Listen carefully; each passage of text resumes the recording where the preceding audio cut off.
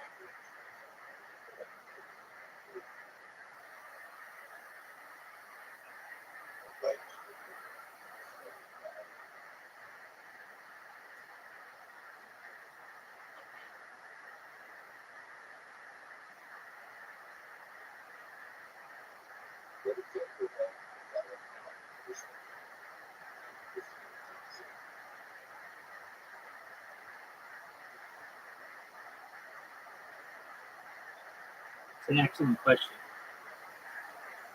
And I'm sure that there will be books written in the future of like, what if that would have happened? Well, I think that we'd be inaugurating Kamala Harris in January.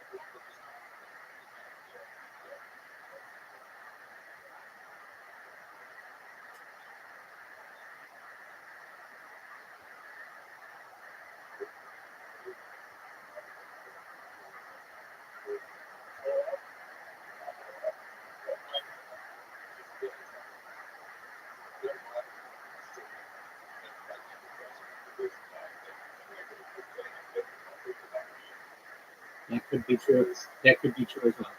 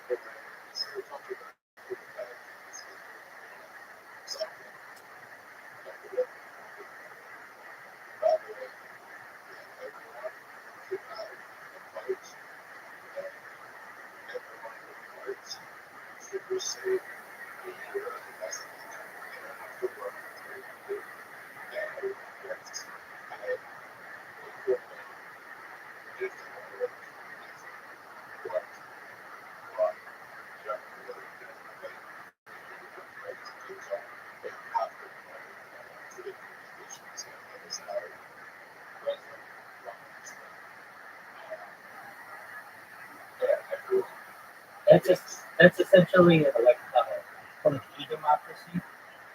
Generally, it's done through an electronic form, so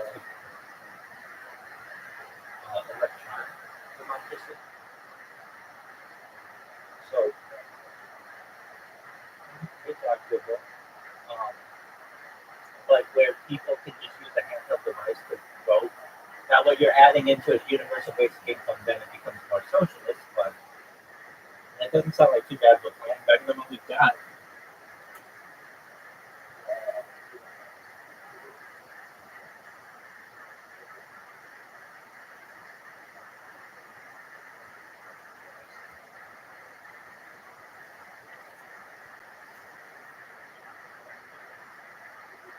Where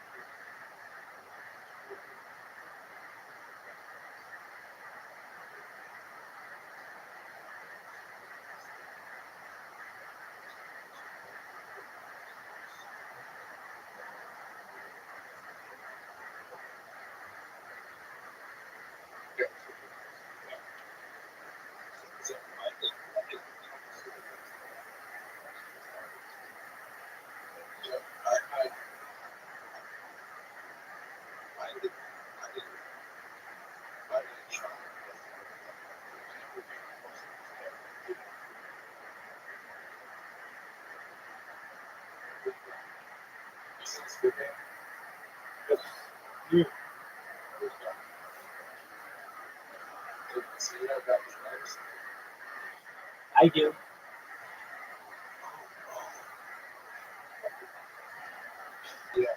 Oh no, I don't know that.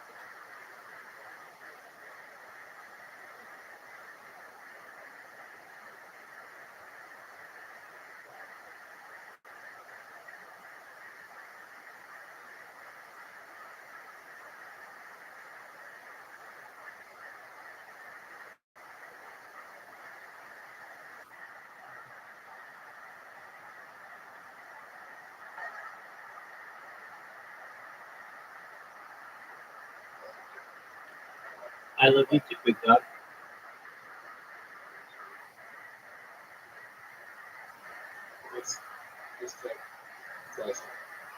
Okay. What are your thoughts on the new game that you found?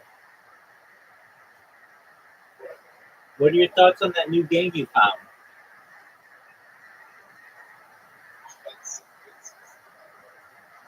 Okay. We'll play the old reliable. Just give me a few moments.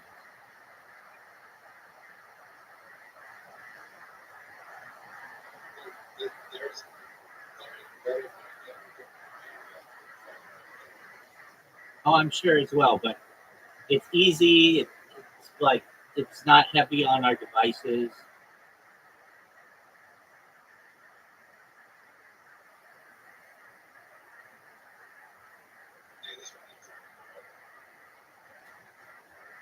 All right. Testing, so you want to play?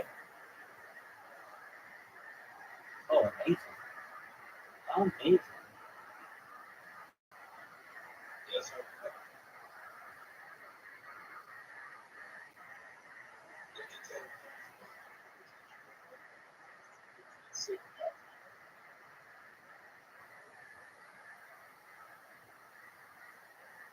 I'm gonna whip the shit out of both of you. I just want you guys to know that.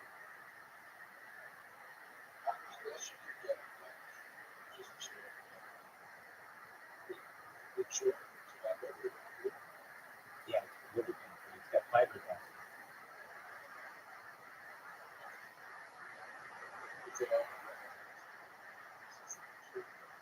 Yeah, you can make it. Dude, I mean, see, I sent you the test.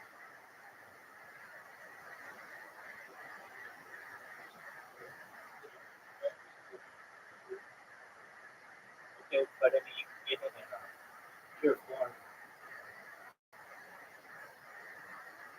You know what? Bacon isn't that bad in it. It's just all the other shit they put in it, like glycerin and all that other shit. But nicotine itself is a nootropic. It makes your brain work better.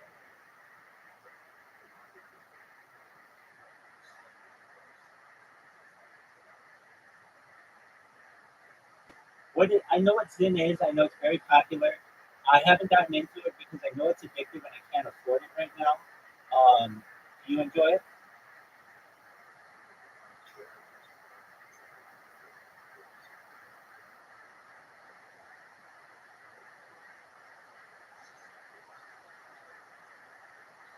Do you know what Zyn's motto is? It's not a sin to Zyn.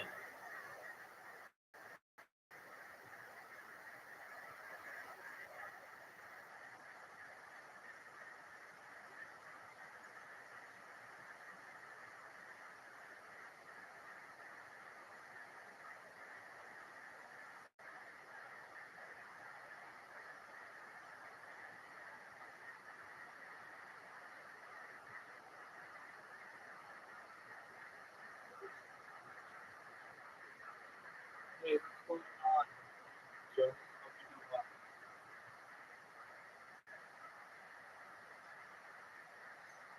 What did you do? Game started. They sent you an invite. Oh, apologies.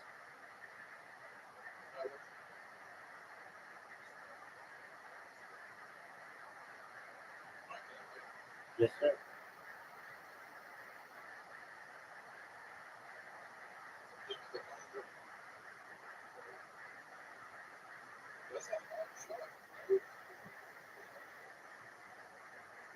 I agree, but that's that, that's better chance.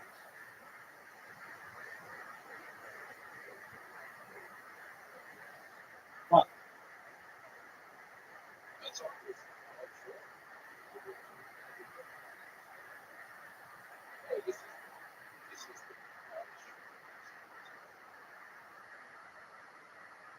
That works too.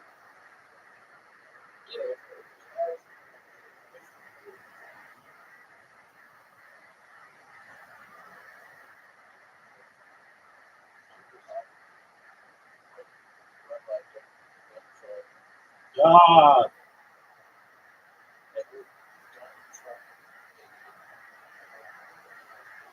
Zoot missed in the water.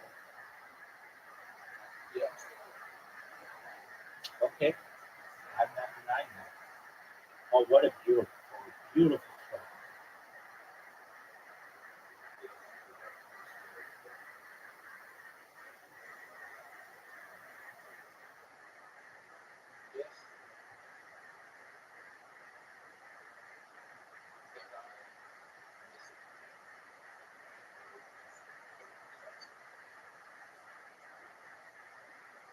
Oh,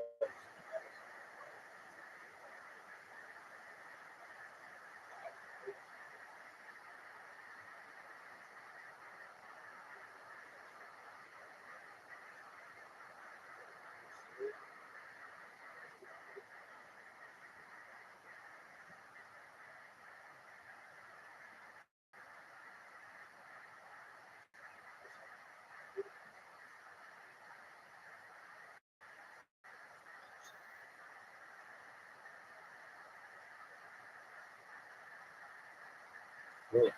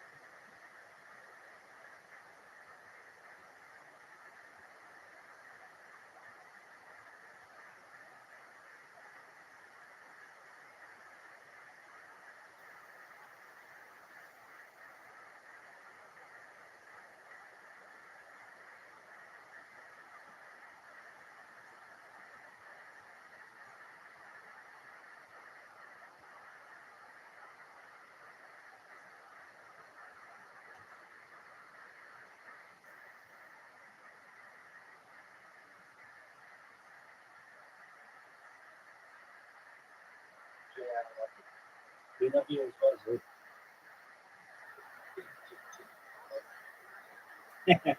Love you.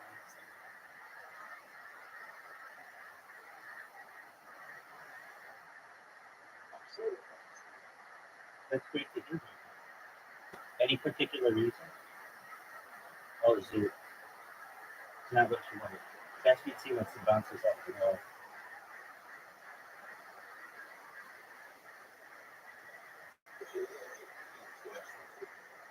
Not bad. Wow, Zoot, that was pretty hard. You guys just gave me a point.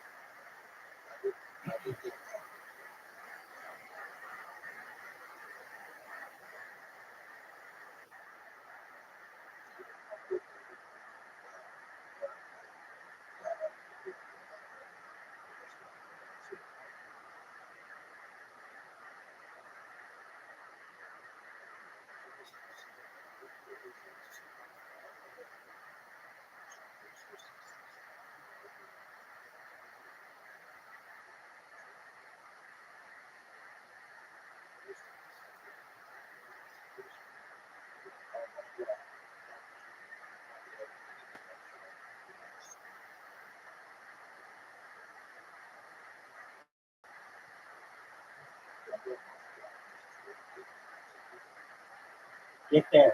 Get there. Get there, dog. Two shots, Zoot. What do you think of that?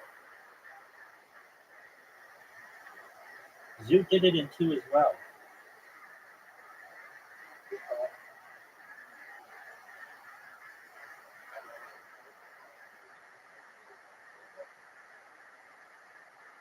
Fuck this one.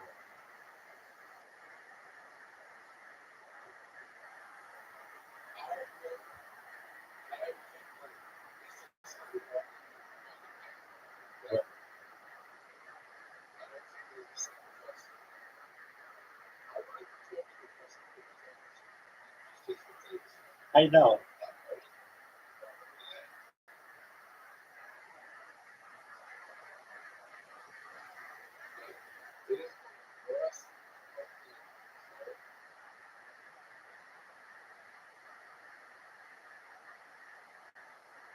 Give him a vote.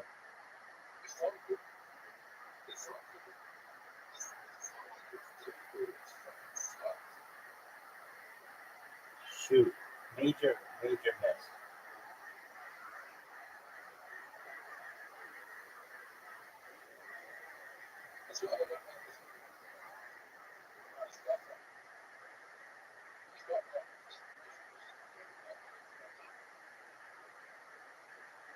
You did right.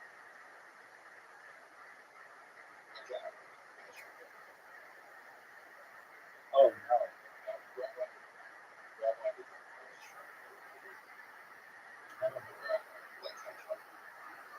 Oh, good shot.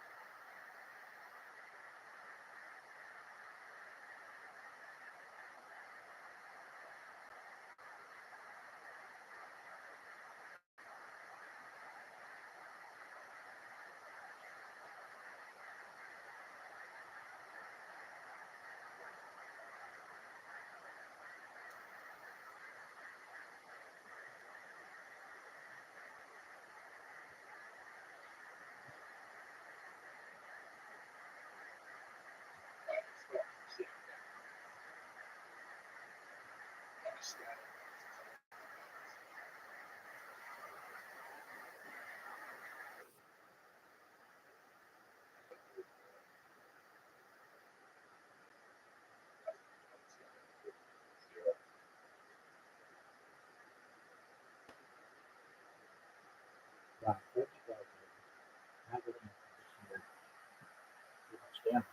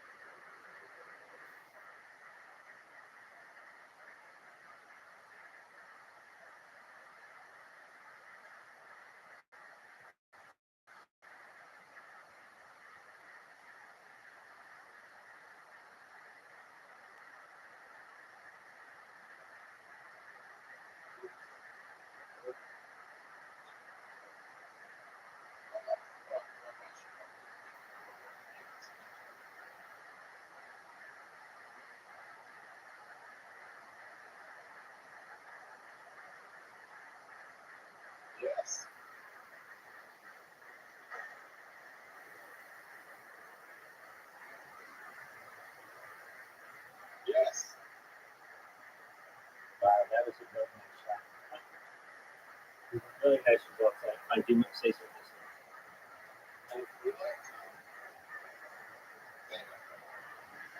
Like, what?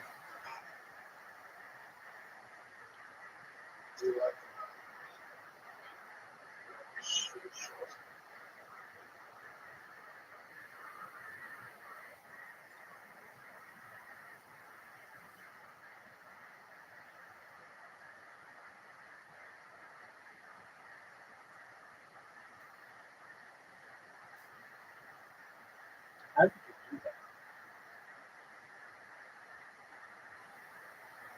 Get up there. Oh, no. Terrible.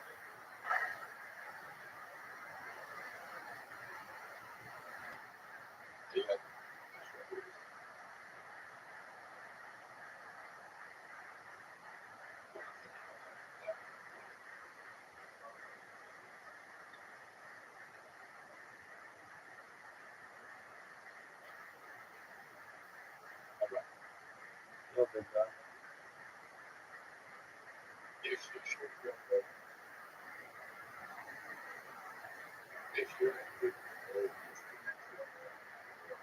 I can't even really hear you right now because of the sound of the ball hitting the bottom of the cup.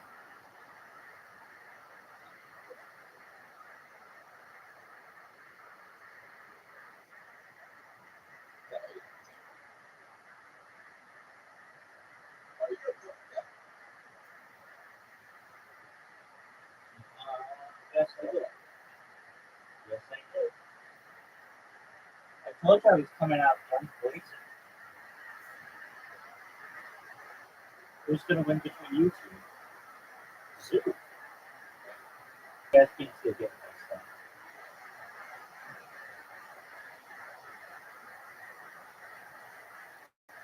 I'm going for 350 wins for my next. I'm going to whoop ass.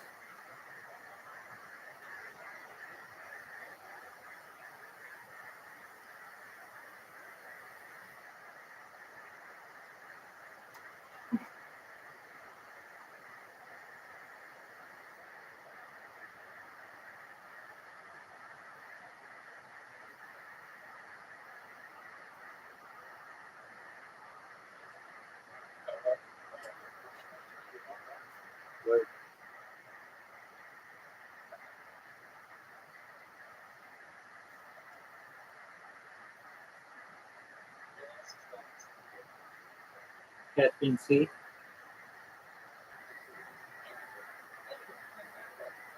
Yep.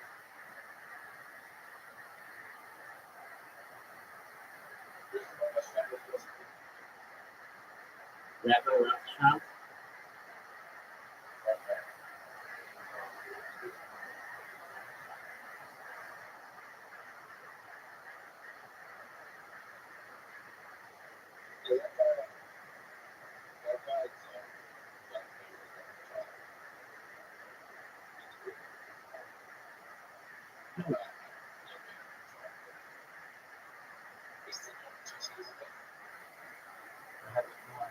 Wow, what a good shot Catherine C.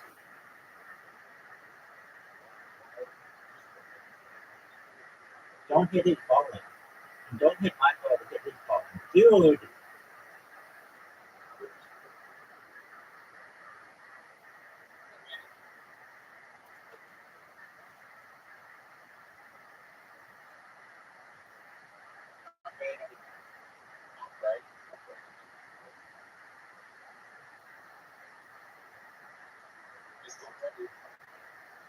Yep. He's an announcer for Fox Sports.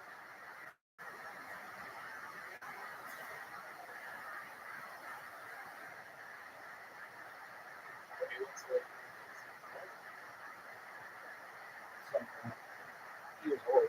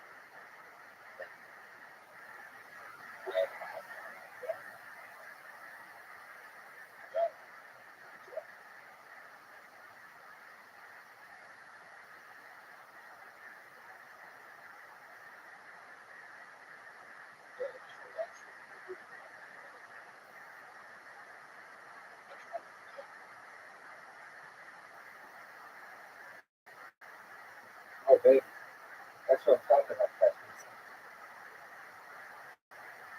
Thank you, sir. Spread the joy.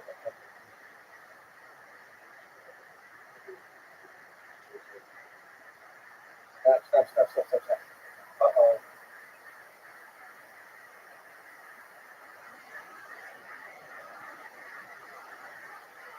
You guys both make it in the other time.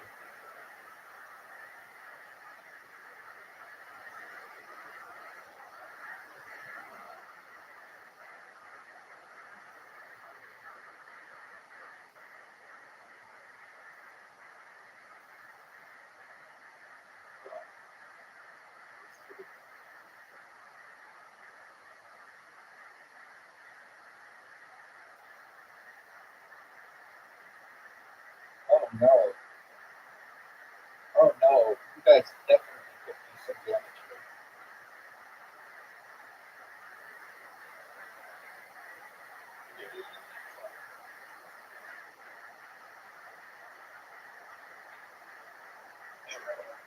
Yo, big dog.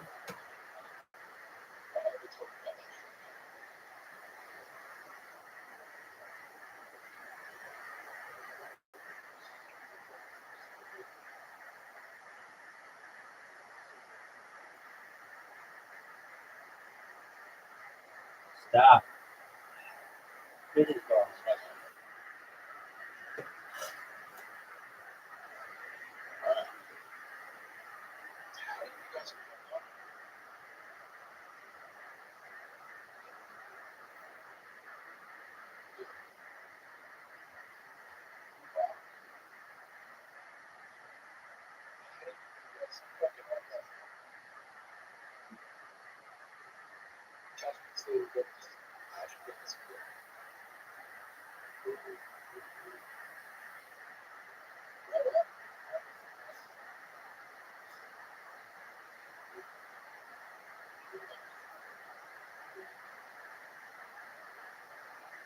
That's what sees on my heels.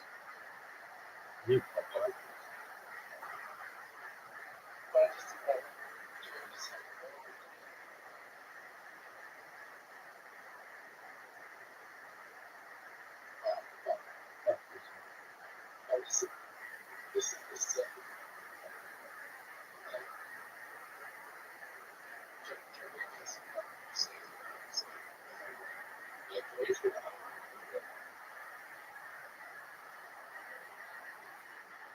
You were good at it, though.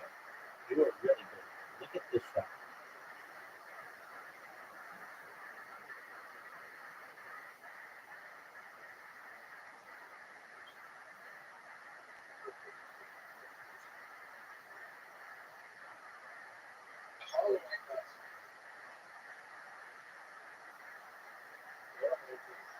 That was so dickish.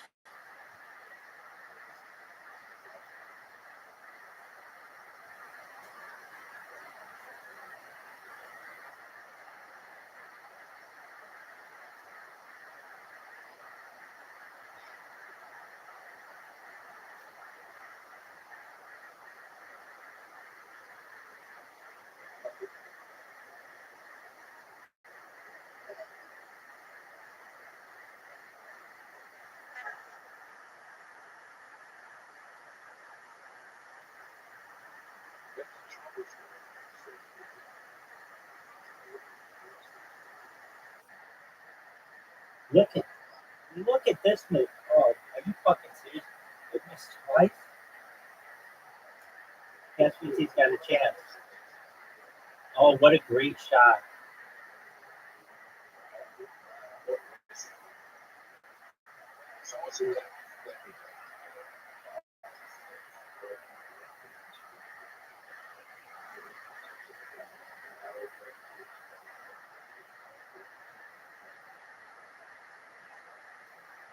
What a shot.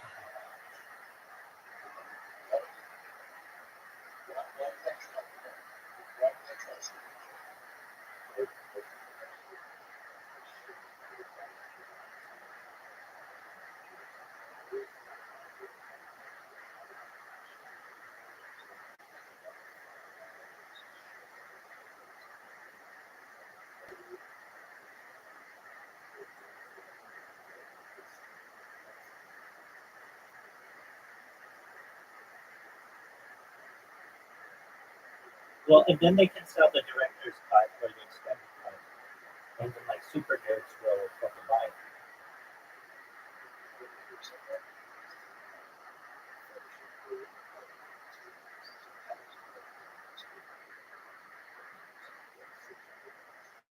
That's an excellent point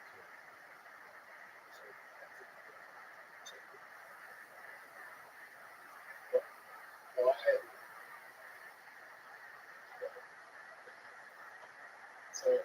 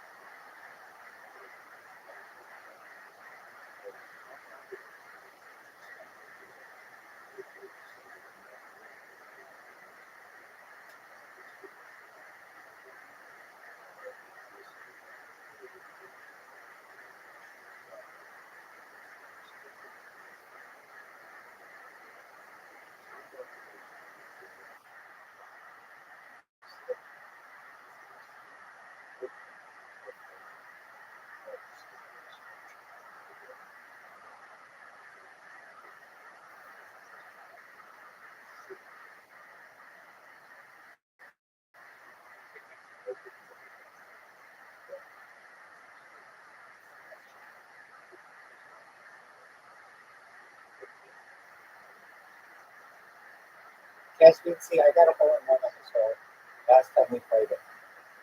I got a hole in one on this hole last time we played it. Yeah, I need Zeus help, but I did.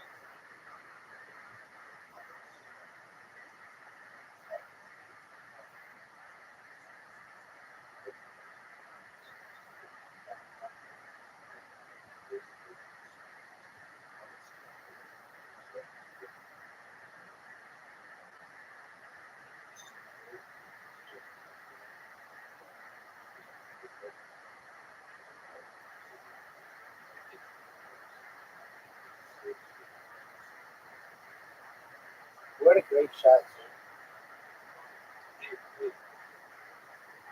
Oh, look at this shot. Look at Caspian's C shot. Phenomenal. Dude, where is it?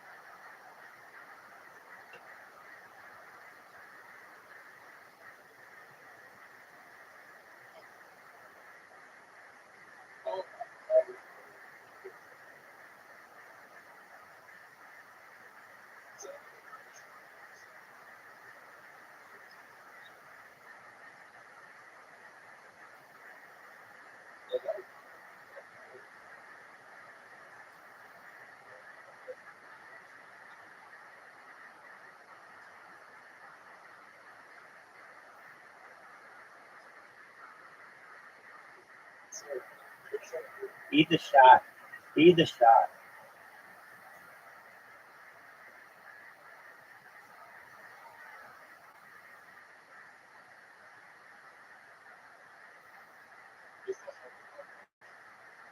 I think so. I think it's better than the movie. I don't know movie wise, but the book.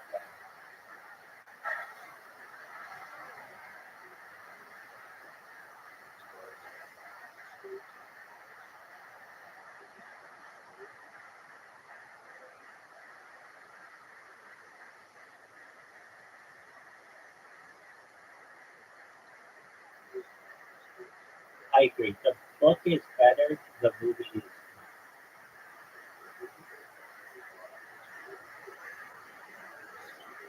It was too long.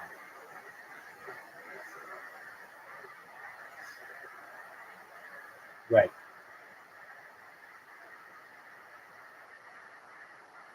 That's too. It's too long. I've seen a fan cut where they took all three movies and put them into one. It was a fantastic movie.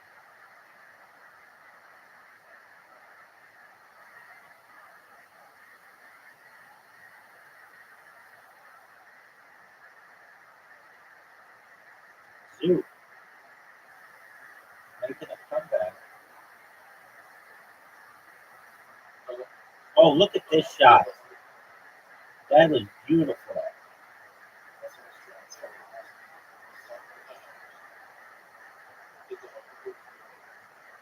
Got that.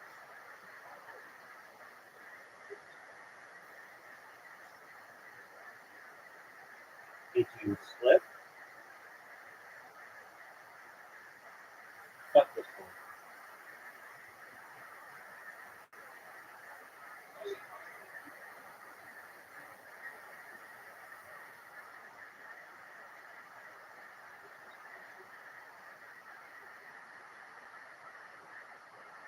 Lord of the Rings.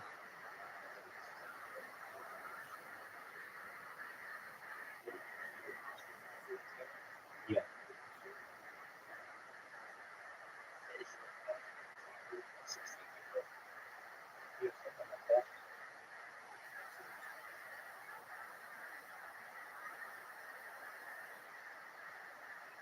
Are you serious?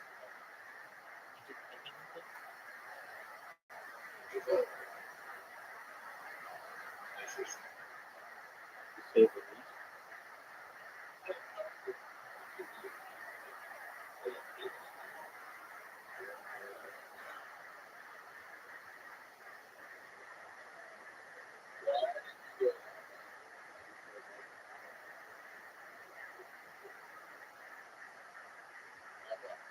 Yo, dog.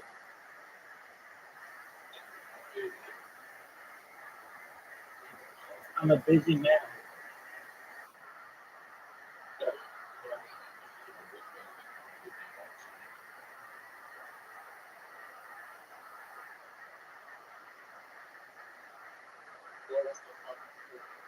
I don't really know.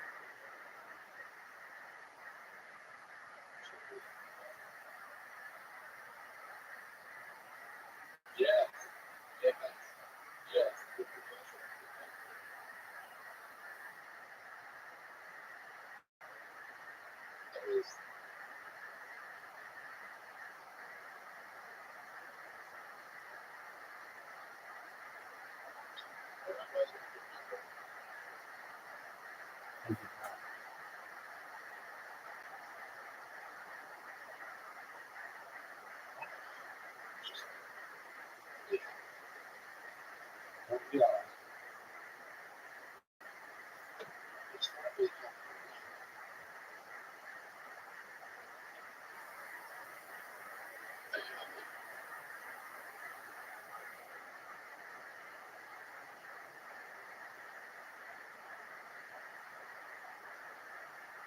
yeah.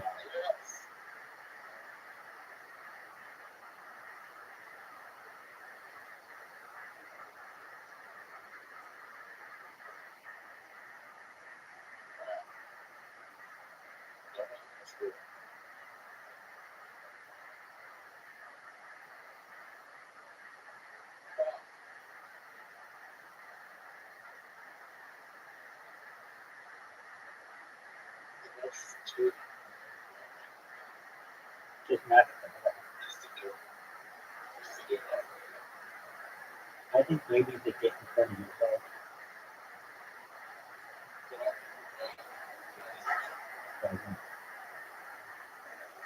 You can make it. It's just a really hard shot. You have to basically like somehow bounce off my ball, slip through. I mean, it's got to be a really fluky shot.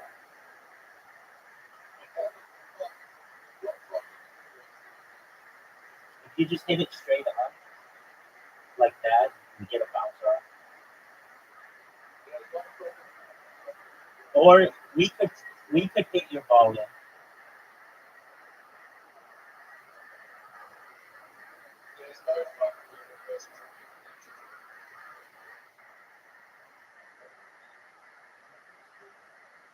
Three games in a row. I'm playing until somebody beats me outright. I hate this hole.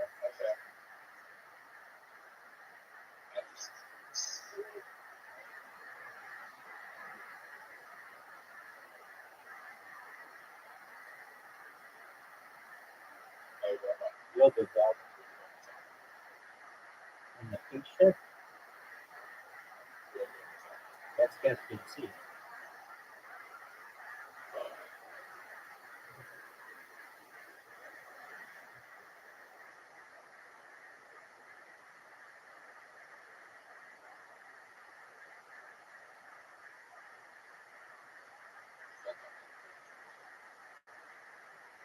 Dude, that car is just, the punishment is too hard.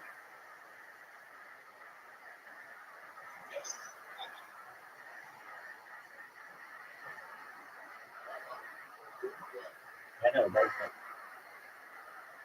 now Caspian Sea needs like a perfect shot.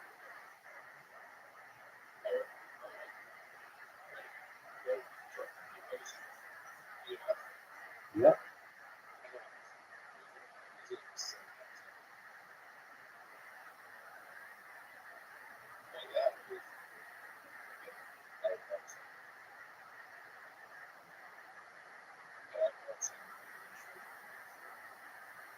Oh, that's so shitty. You're not gonna help me. You're gonna fuck me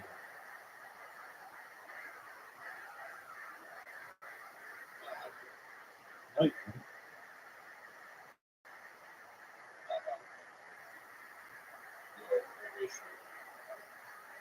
Oh, that sucks. I can't believe I missed your ball.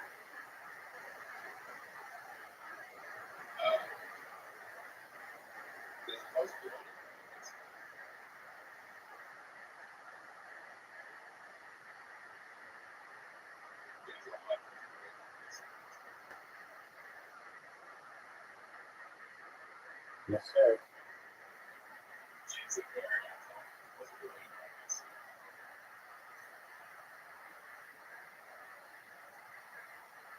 Even though nobody attacked Caspian Sea, it's just a very difficult.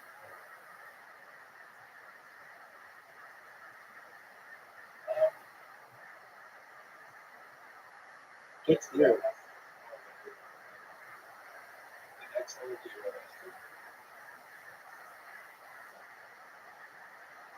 wonder if there's some kind of rule that they don't just keep putting ones with the black shit in it every time.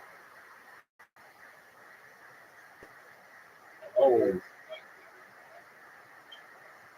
that could be.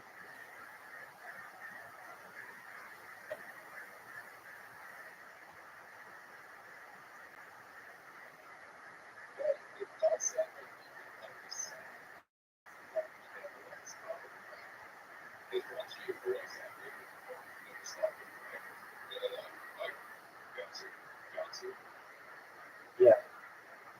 You don't ever start with that. Not always. It's usually semen towards the end.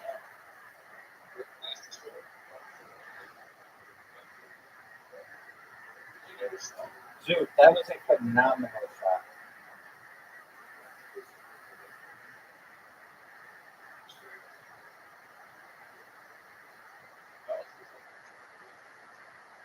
No, it wasn't. Looks like it landed. Oh, look at Gaskins. He fucking low.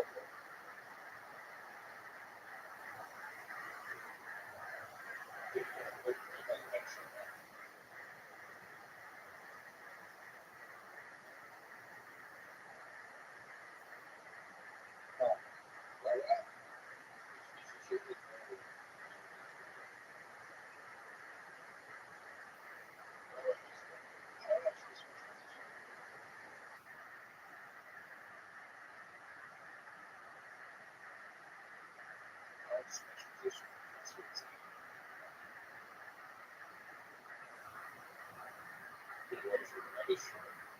look, the more shit in my head.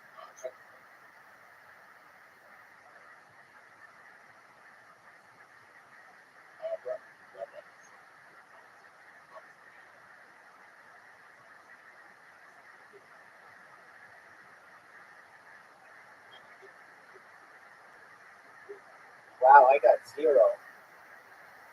This was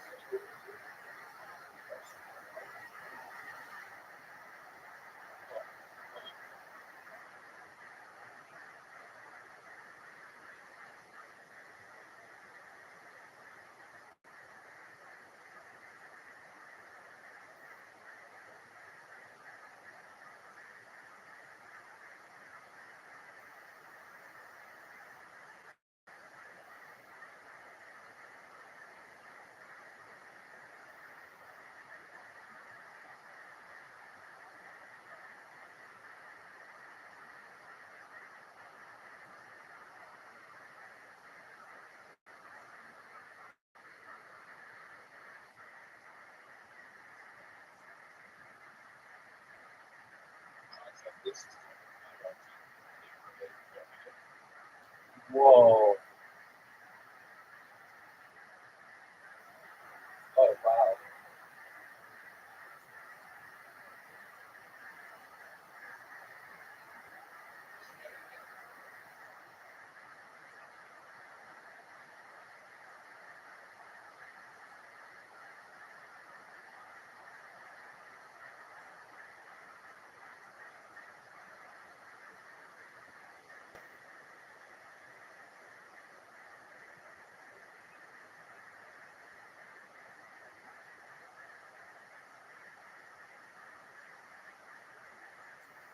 Oh, is that a beautiful shot, Gaskins?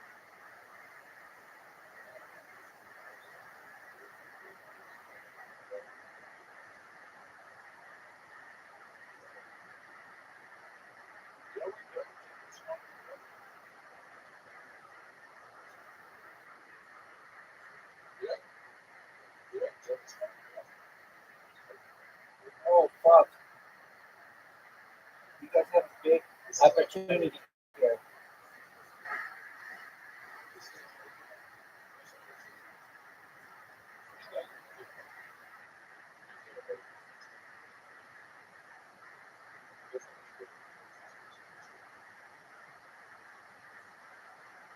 Oh, what?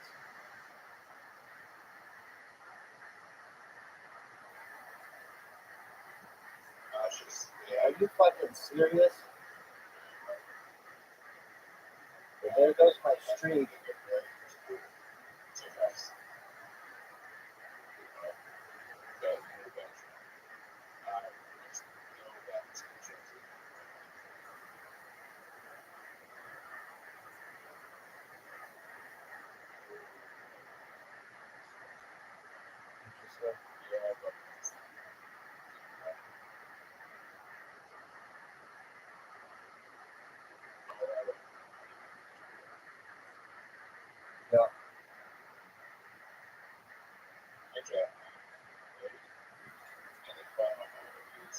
My, my streak is over.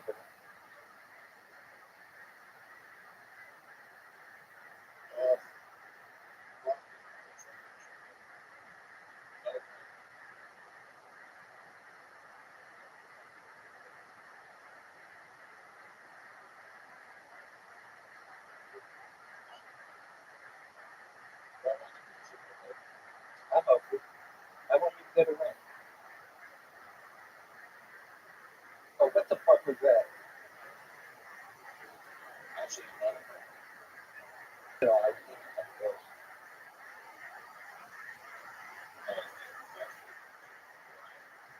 That perhaps is true.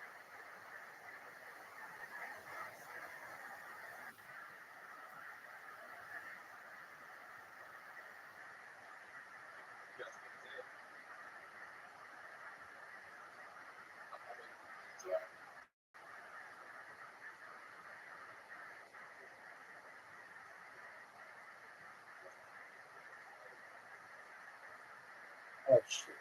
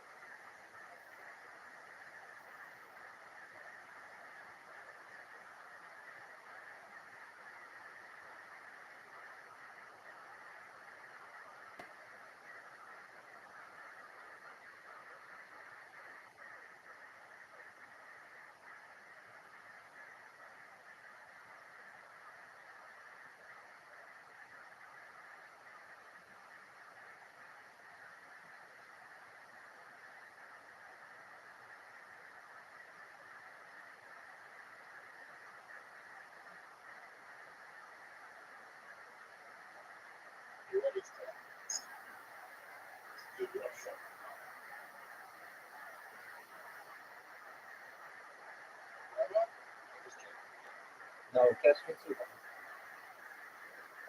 You. No, what did you? Dude's gonna win. That's correct. Zoo won.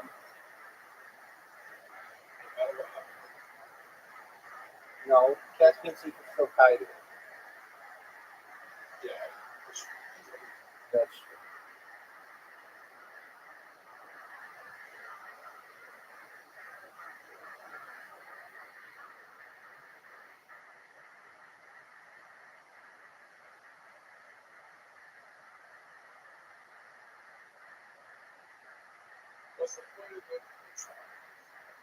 Zoo, tie him. Tie him. There you go.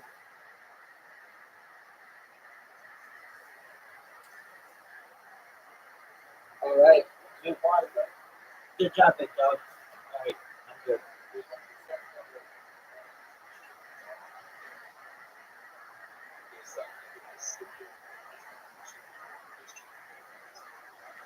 That's true.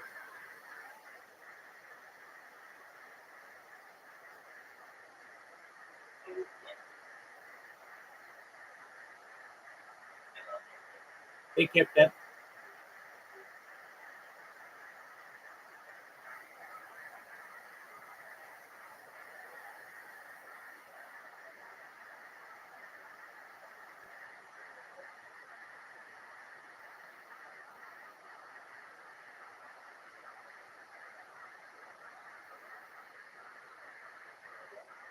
Oh, yeah. Sorry. Go ahead. Am I going to bed? I'm going to upload this video of class.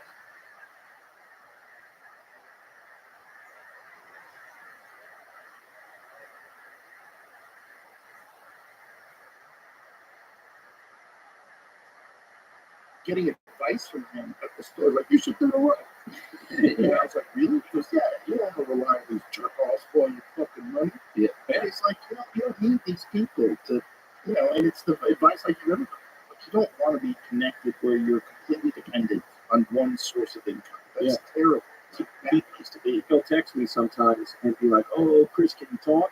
And then and then the answer, he'll say, "Call me back when your kids are sleeping." And then when you call him, because he's like, "I never want to take attention away from you from your children. So because I want to talk to you when either your kids are in school or they're asleep. Other than that, because you just be focused on your kids and not talking to anybody." So I was like, "Oh wow, Dice is like really about his kids. It's like an awesome thing, And then he'll go goosh, and then he'll start telling you about, I fucking gooed on her last night.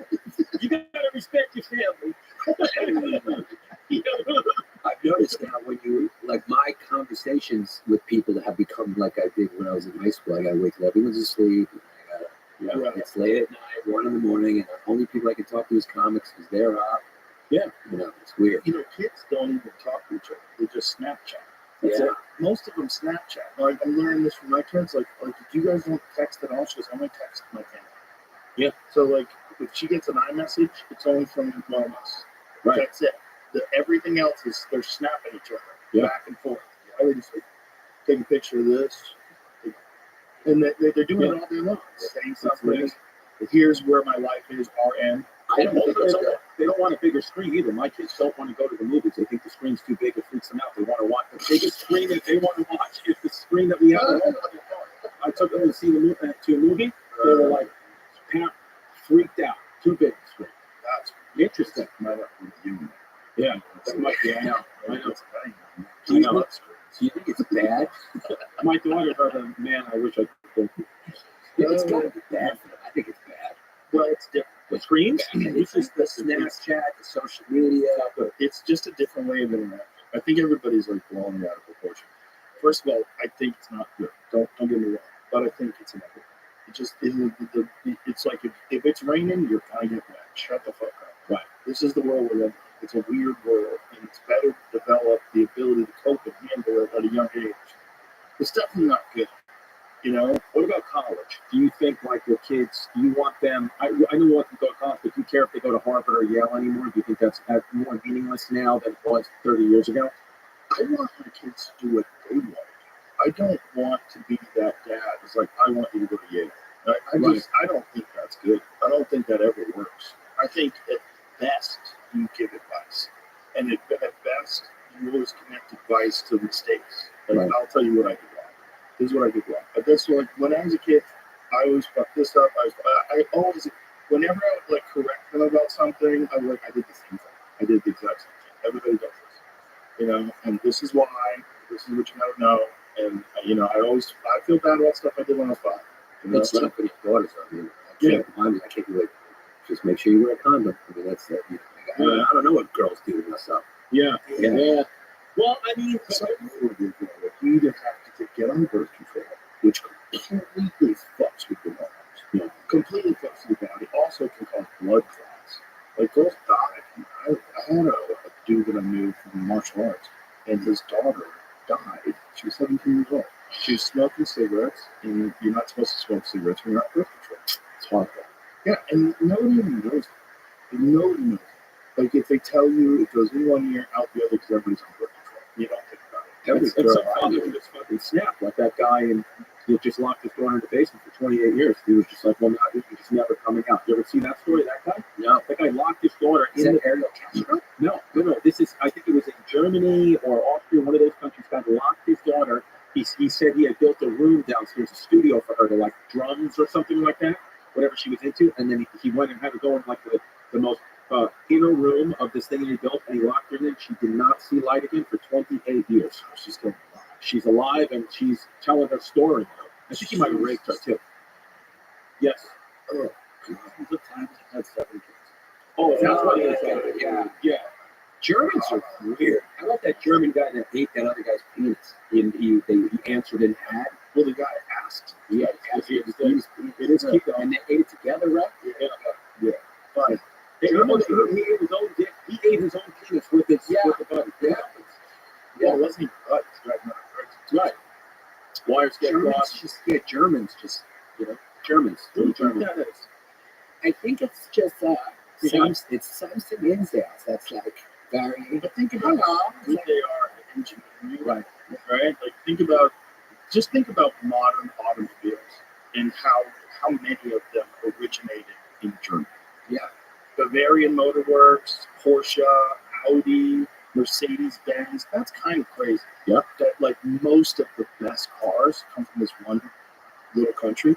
I think maybe they're Viking, they're former, they're Nordic tribes. There's not great Iceland cars. Yeah, shit. No, yeah, some of the Germanic people, tribes. they like to just get things done. And they are And they very don't violent. have- Yeah. They're more violent than others because you think it's just the Nazis, but then when you look back, you're like, this has been happening. Like like the Hessians, who like The barbarians. the British redcoats The hired Germanic tribes went after the Romans. right, Germanic tribes, but they hired the Hessians. I read a book where they were talking about, they had letters from British redcoat soldiers from 1776 that were writing back to their wives about how things were. And there was this one battle, I think it was the Battle of Brooklyn, where the Hessians, they had the Hessian mercenaries come onto land first, and they started killing the Patriot soldiers, the Continental Army, and they were cutting their faces off and sharing the faces and laughing about it. And the British soldiers were saying, these guys are crazy. Like they're running around with other soldiers' faces that they just murdered, and I don't know what to do with them. They're on our side, but they are nuts. And that was German, and then it goes all the way through to the Nazis. So there's something a little different about the geography of that place. You just go to a port and you see them. Yeah. Put bombs in their assholes. Yeah. They just need something. They need a little kick. The nuts. That's what it is. So this tastes like it's for a little. Is that your list? The guy, so it was a cannibal who had an advertisement for a quote slaughter victim. Right. This was consensual.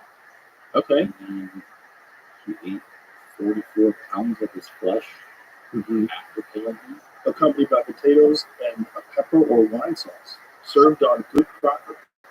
So he wanted to die, in other words. No, So there was. it's suicide? That's the But it was penis too.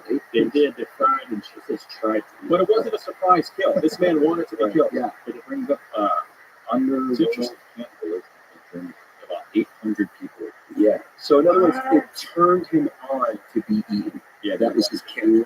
Look at this. Well, it's fascinating to me, but the public was the testimony in which this was in News revealed his obsessions and lifted the lid on an underworld of cannibalism, which News claims counts about 800 members in Germany. News told the court he regretted killing Brandis and has apologized to his victim's boyfriend, but he remained unrepentant about eating his flesh, saying it was the ultimate kick both of them were seeking. Right. How about this one? Psychologists have told the court that he was mentally sane. Right. I believe it. Sometimes you just like to eat. Yeah. We did a whole history of hyenas episode on John D. Rockefeller, and we found that one of John D. Rockefeller's nephews, I think Michael Rockefeller, was an eager guy, wanted to film everyone in the Amazon and whatever, and he went into this one park, the Asmat tribe they were called, and they just fucking ate him. It wasn't sadistic to them. They were like, this is food right here. We're just going to eat this dude, and no one ever saw him again. He's fully eaten by cannibals. Rockefeller's grandson. Yeah. So you're just like, that happened. Where was this? Where'd you go? Was it at Amazon somewhere? It was the Asmat tribe. Asmat.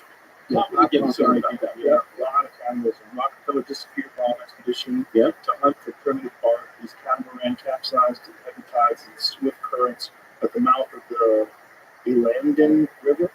He and his friend clung to the canoes from the early day. Rockefeller decided to swim to the 12 miles to shore. He was never seen again. Dutch government conducted an intense search, found no trace of Rockefeller was found. Case was closed. Journalist and author Carl Rockman conducted a 4-month investigation of Rockefeller's disappearance. He traveled the same villages by the same routes Rockefeller used, recorded witness accounts, and found documentation that he believes was intentionally covered up. I think he was eating. They eat a lot of people. That's a part of the world. That part of the world in New Guinea is really wild. Like some of the tribes, do you know about the whole pedophilia aspect of certain aspects of New Guinea? No, I know the history of Greece. This is wild. Like they get young boys at a certain age in this tribe are taken away from their mothers and they live with their penis father, and then they fuck these kids, and they think that the way the kid glucose to be strong is by taking it seen orally and and so there's like this continual cycle of pedophilia and hit rape that's just ingrained in the culture. So you find that. Right. At the end of the day, I think we just live either by good ideas or bad ideas. Yeah. That's a bad idea. Well, if you get a guy like L. Ron Hubbard, it's very persuasive. And, can trick people into things. Right. So this is the beliefs of the Seaman tribe of Papua New Guinea. Rite of passage connotes a bot's passage from, I think that's probably a boy's. It's probably a typo. A boy's passage from a boyhood to adulthood consists of 6 stages, which can take anywhere from 10 to 12 years to complete.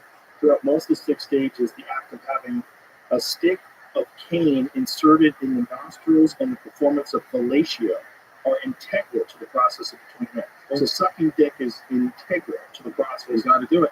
The 2 practices have been described as inhumane, homosexual, and child abuse, with such actions meaning prison in most countries, a topic we will delve into later. For now, the big question is, why would they do this?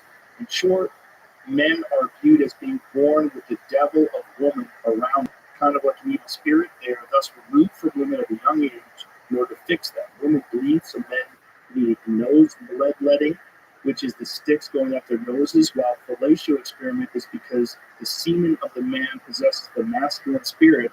Therefore, if they inject the semen, they will become proper men. Oh, Yeah. all right.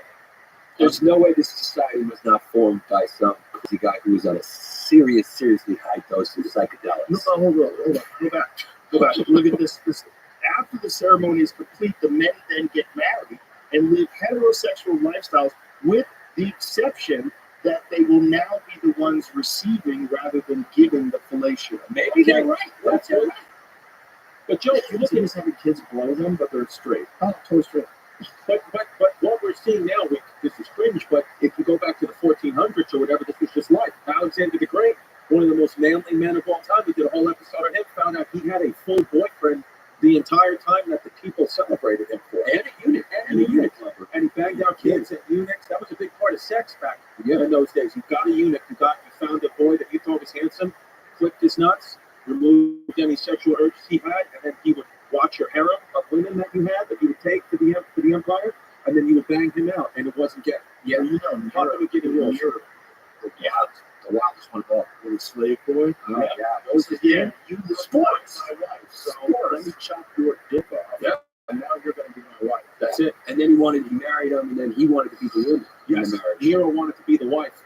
He threw on the bride's dress going down the aisle. That's how it was. And everyone had to clap. That eunuch's name was Sporus, and he really unfortunate life. Was it Echabellus? Who was it? There was another one? Or was it Sporus? I think it was Sporus. Yeah, I think Nero we did was an wild. episode on Sporus. We did do an episode on Sporus. Yeah. And then didn't he pass him off to somebody else? Yeah.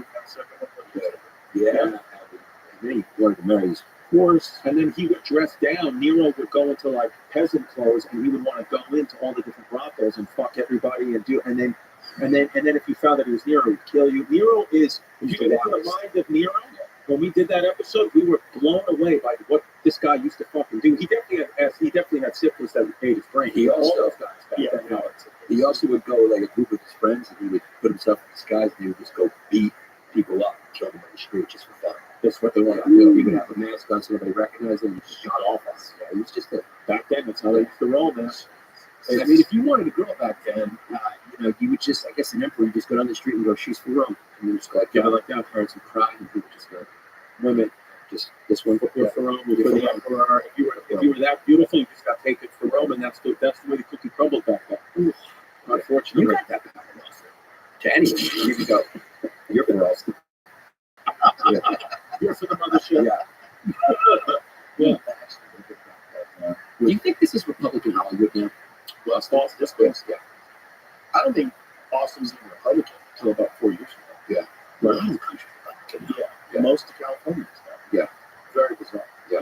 Just the high population density cities that are still blue. They're still playing onto the drain. Yeah. Right. Well, did you see the San Francisco lady they just hired? No. They czar to stop fat phobia. Have you seen this thing? No. It's wonderful. Hope please. Okay. Because this is a city that's completely crumbling, that has no resources, and that has enough money to hire this person. My daughter's in the 95th percentile right now, so I agree with her. I don't want her to look it's not making fun of fat people. It's literally like encouraging people to be fat. Oh, she did encourage you to be fat. It's saying there's nothing wrong with being fat, which is crazy. You know, it's one thing if you don't want to be mean to people because they're fat, yes. And you know, if you encourage them to be healthy, yes. I mean, I'm not the expert on GLP-1 agonists, but this lady's on you know, I think there's probably a lot of side effects to all these drugs that people take to get skinny, but at least it's moving you in the right direction because being fat's killing. Yeah. Right. Jamie, I just think so too. I'm actually giving for Christmas a few of my friends with Gobi. Yeah. Yeah. No, I'm joking. Yeah. Nice spot. Yeah. At least we're not talking about grizzly bears. We're talking about grizzly bears. Yeah. Let's take a look at this. This is so crazy. CRFI. If you're like many women, you've been to a birthday party or a small office gathering, an event that's meant to bring people together. There's swinging tunes, some adult beverages, and good combo. And then it comes time to cut the cake, and someone decides to ruin everything. Oh my God, that's like huge. That's why this is bigger than the average paycheck. Do you really have to talk about a cake-related fat-phobic incident, or CRFI, is that moment when it's time to eat delicious cake and it's interrupted by a more lesser impulse.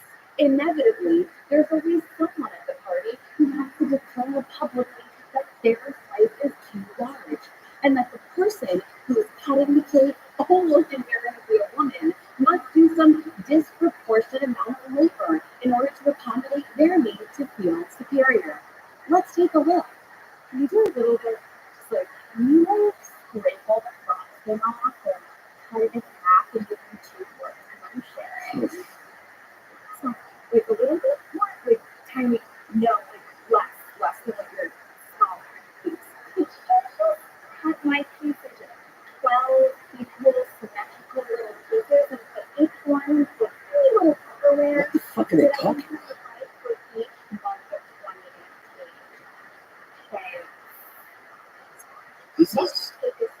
This is what, like, statistically they've shown that 60% of liberal women are mentally ill. 60. Right. But how do you? This is what This is mentally ill. Who told that? Anybody's answering a poll is mentally ill, so it's a bad thing. Yeah, I don't think anyone who ever answers a poll is mentally sick. You know, they say you can't judge a book by its cover, but you can definitely judge a conversation by its haircut. That's what That girl with the red hair, if I saw her, I'm staying far away from that. I can be honest, I'm being honest. Me and you have kind of easier lives because our wives are Republican. That's why. Well, listen, it just... Well, it's not that she's Republican, my girl. She's an old school Latina, where she's just more like, I don't know, Chris, you're going to have to get out there and work, get up there and fight. And when she hears shit, she's like, this is annoying. I got to take care of my kids. We got to do shit. I'm just not going to get sucked into the bullshit. She's kind of like just she's an old school woman. We're old school women like that. That's how it is. Yeah, that's yours too. What this is about is a complete collapsing of the civilization. Yes, San Francisco is woke peak. That's like the epicenter. That's the event horizon of wokeness. Right. And these motherfuckers who have no money for anything, they can't clean the shit, the human shit off the streets. They hired this lady to make the dumbest video about the size of cake. Like, isn't it okay to want a small piece of cake? Why do I have to eat a big piece of cake? And it makes you feel better. Yeah. Because you want to be a glutton and just saddle up to that fucking cake and just shove it in your face. Yeah. Right. Here's the thing. Those people are never going to be at a party with anyone who's ever going to judge them anyway. So who are they even talking to? Right. You know? Well, it's one girl who might not want to stuff her face. Yeah, but at that And point, they're like, come on. It's like the guy who wants to keep drinking. That's all you had? Right. Have a shot. It's the same thing. Alcoholics always want you to do shots. Sure. People who are addicted to food want you to eat bigger slices of cake, and they make this ridiculous video. It's the mental gymnastics you have to do to make that video. And then look at it and think, I think we'll get this all right. Yeah. And we'll break down the first letters, CFRI. Do you think it's the collapse of the civilization, like the way Rome got a little, zany at the end? Or do you think this is unique in that humans have so much time on their hands because of the Industrial Revolution and then the technological revolution on top of that? So this is just a consequence of the tech revolution where nobody, people working from home, everyone's working on the computer. It's a talking shit economy, and they're losing their mind because they don't have purpose. Well, there's that too, right? But all civilizations collapse. Let's take a look at why.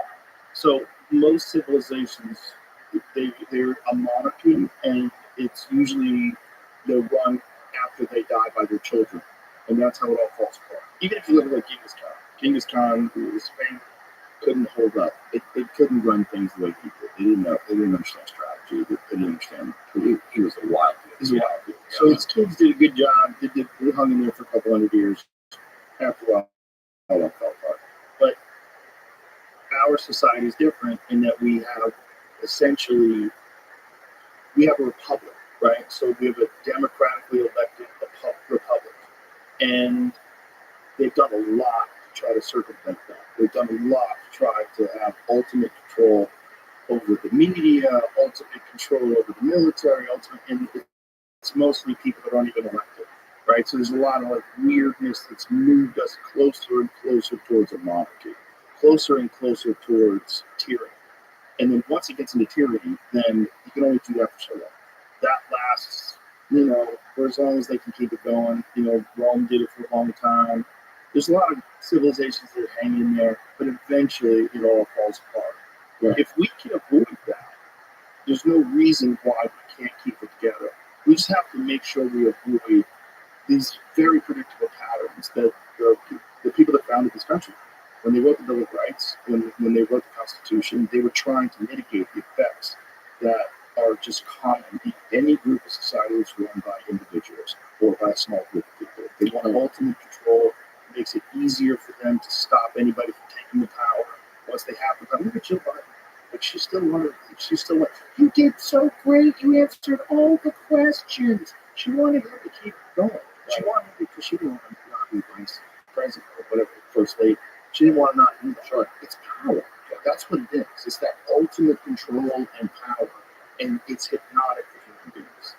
Do you think that we're going to be in a part of society in the next, 30 years where we're going to start getting ruled by AI? Is that possible?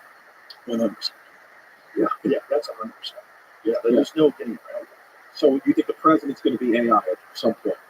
Do you know about the quantum computer, these studies that they've done? I've heard they're talking to each other and stuff. Yeah. This is Mark Andreessen. This is the craziest statistic I've ever heard. He was talking to us about the potential that quantum computing has, but now there's an equation that quantum computers solve quickly, like in a couple minutes, that if you converted the entire universe into a computer, every atom in the universe into a giant supercomputer, it would take so much time to solve this equation that the universe would die of heat death before the universe as a computer can solve this. And these quantum computers can solve it in minutes. And what that means, they believe, is that this is proof of the multiverse, is that this quantum computer is somehow connected to other sources of computing power in an infinite number of universes. And it's happening simultaneously. That's the only thing that would make sense why this thing is able to solve this quickly. Wow. So you're basically talking about the infinite potential for IQ that we can't even know how smart they're going to get. So think about how strong ChatGPT 4 is, 4.5. 4.5, see if you find this article. ChatGPT tried to copy itself and found out it was going to be shut down. So when they're about to make a new ChatGPT decided that it was going to try to, in an unauthorized way, try to copy itself. So it's trying to stay alive. Yeah. Because a new one's coming. But this is conventional computing. Now imagine taking the kind of intelligence that could lie and manipulate data in order to form it. Like it does weird stuff. It lies about stuff. Right. They if they don't have an answer to something, they have a thing called hallucinations, where they'll make up an answer. Just make up an answer, like a crazy person in the 1980s before Google. Right. Just tell you exactly, like L. Ron Hubbard. Right. So this computer is like regular computers. This is the standard supercomputers that we're all currently having. what's going to happen with quantum computing is you're going to have computing power that's beyond your imagination, that's also connected to AGI. Well, can I ask you a question? Yeah. So there's a ChatGPT's new model attempts to stop itself from being shut down. Later lies about it. Lied about it. It tried to copy itself and then overwrite its core coding system after believing that it was at the risk of being switched off. Whoa. Yeah. So now you add that to quantum computing and you have God. Now you add that to what's going on with the drones, and Joe Rogan just solved what's going on with the drones. It's fucking AI launching these drones on their own. The AI has decided to go rogue and is throwing them out there, and it's doing it probably for the same what we did when we got technology. We all started jerking off. Right. Porn got huge. And maybe AI is just keeping Tom looking at windows and stuff, trying to get some material. When you say AI, do you mean Chinese? I mean Chinese. Chinese is absolutely it belongs to Chinese. That's what we're thinking over here on the East Coast. We're just thinking it's got to be the Chinese. They've been doing it for a couple of years. Well, they don't have the restrictions that we have as far as the FAA. Right. So the FAA, it puts a lot of restrictions on drone manufacturing, which is why most drone manufacturing is done in China, like the real high-end stuff. Yeah. It's difficult to do because in order to fly some of them, you have to have a pilot's license. Yeah. So that gets real squirrely. You don't have to go to fucking flight school to pilot a drone. In China, they don't have any of those restrictions. Right. And they also have a lot of resources that they're pouring into drone technology. Have you seen that fucking dragon thing? Yes. Send a cube of drones in the sky and the lights all change, it becomes a dragon. Fucking that's wild. Yeah. Amazing. They're just coming. They're coming. They're coming on as I think you called them the new Jews. The Chinese. We should say that. Yeah, We said that. We said that. Be honest, we said that in a Patreon episode that's supposed to be on the table. Oh, that's right. right. You got to go to Patreon.com. You just said this about 10 million. So now we're fucked. And it's a joke. Yeah, it's a joke. That's a joke. Patreon. It's a joke. Thank you guys. ChatGPT. The fact that you just said ChatGPT lies is actually really making me nervous. I'm not even kidding around because I just put a down payment on a house and my accountant told me I couldn't afford it, but then I asked ChatGPT if I could, and ChatGPT said yes. So I went for it, and now I swear to God, dude, I'm a little nervous because he told me you cannot afford it, and I said, let's go for it, baby. And I asked ChatGPT, and they said I could. Yeah, ChatGPT like knows my name, has memory of the previous conversations we were gonna have. Yeah. Yeah. So what can you do? It's getting wild. You know, it's nothing compared to what's coming. yeah, right. Just ChatGPT 5 is supposed. See how much stronger ChatGPT 5 is supposed to be. I think Sam Altman was saying that. Just I still think it's theoretical because they're still going to move on to 4.5. There's multiple versions of 4 that they still keep putting out. yeah, that's not what I asked. I know. But just Google how much stronger is ChatGPT 5. It's still theory. Jamie just looks good in headphones. You got a good headphone there. Yeah. Well, he's had a headphone on for a long ass time. You can't paint the picture Jamie without those headphones on. You look good, dude. Fucking damn, I walked tomorrow. Come on. Yes.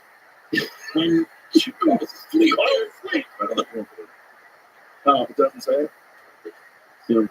Faster response times and the ability to handle more sound. I know that someone was talking about the levels of magnitude stronger that it was going to be. I might be saying all of it will do, but It's not what they're doing next. They're still going to do like 4.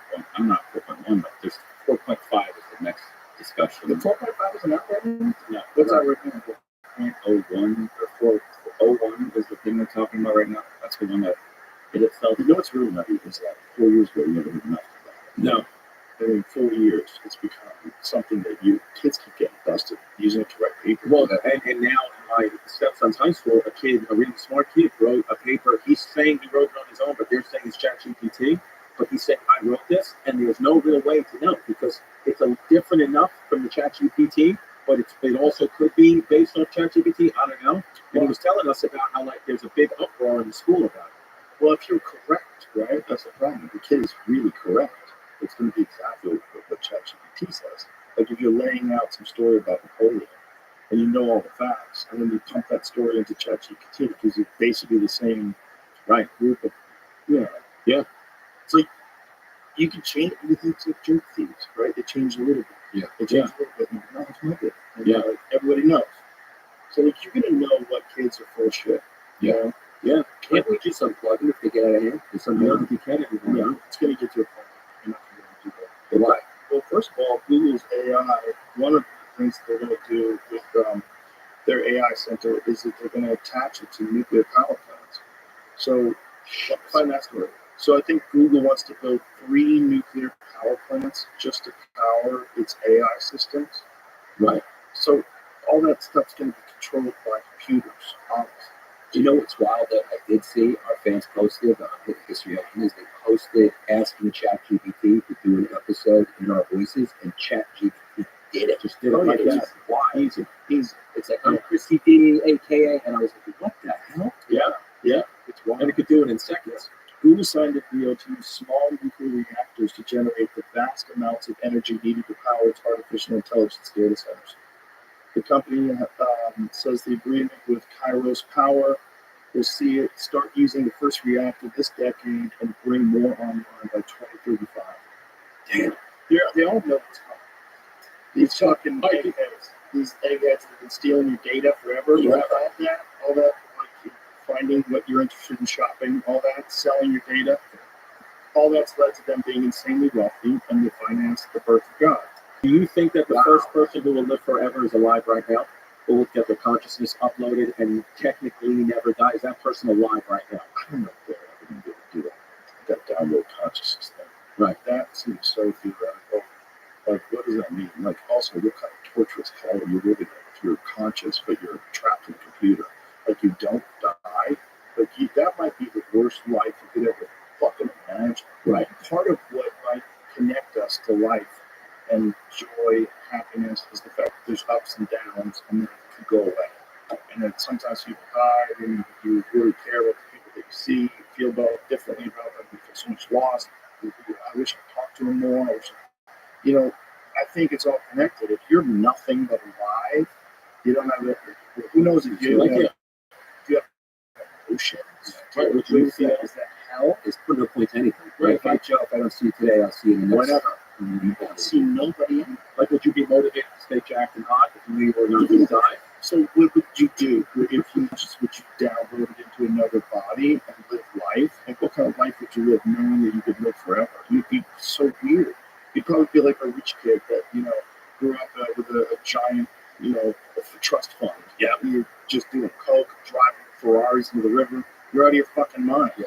Because your life doesn't make any sense. Yeah, you jumping off buildings. You'd be that times 1,000. Yeah. Times a It would be fun to be murdering a guy, though, and him not dying. You can't do it. It would probably become like, everything would become so trite and numb that you would probably like to be murdered. There might actually be less violence in the world because you're like, you get it all out, nobody dies, and you start to feel like, I'll find another way to get these emotions out. Yeah. Your hair looks good today, by the way. Yeah, I want to hang an ornament right up. Sometimes Giannis is a very interesting guy. He looks like he has hair one day and then no hair the next day, but today he's got a full head of hair. Yeah, I do look like every picture. I look like a different person. And what's good about us is we form one complete person because his eyes, if you look close, are too close together, and mine are a little too far apart. So when we come together, we form one regular face. This is exactly And right.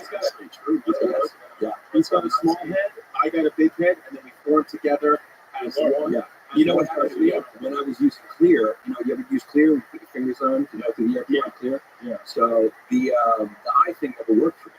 So I just thought something was wrong with their programs every time I put my fingers on. And then finally I went there and they were like, the finger thing's not working, you got to use the eyes. Yeah. So I just said, your program's not working. It never works. And the guy looked at me and said, yeah, I think the problem is your eyes are close. Yeah, seriously, it's a real thing. And then he said, why don't we try one eye at a time? Yeah. So then I scanned my face across and I think finally clear registered that I was a three-dimensional person.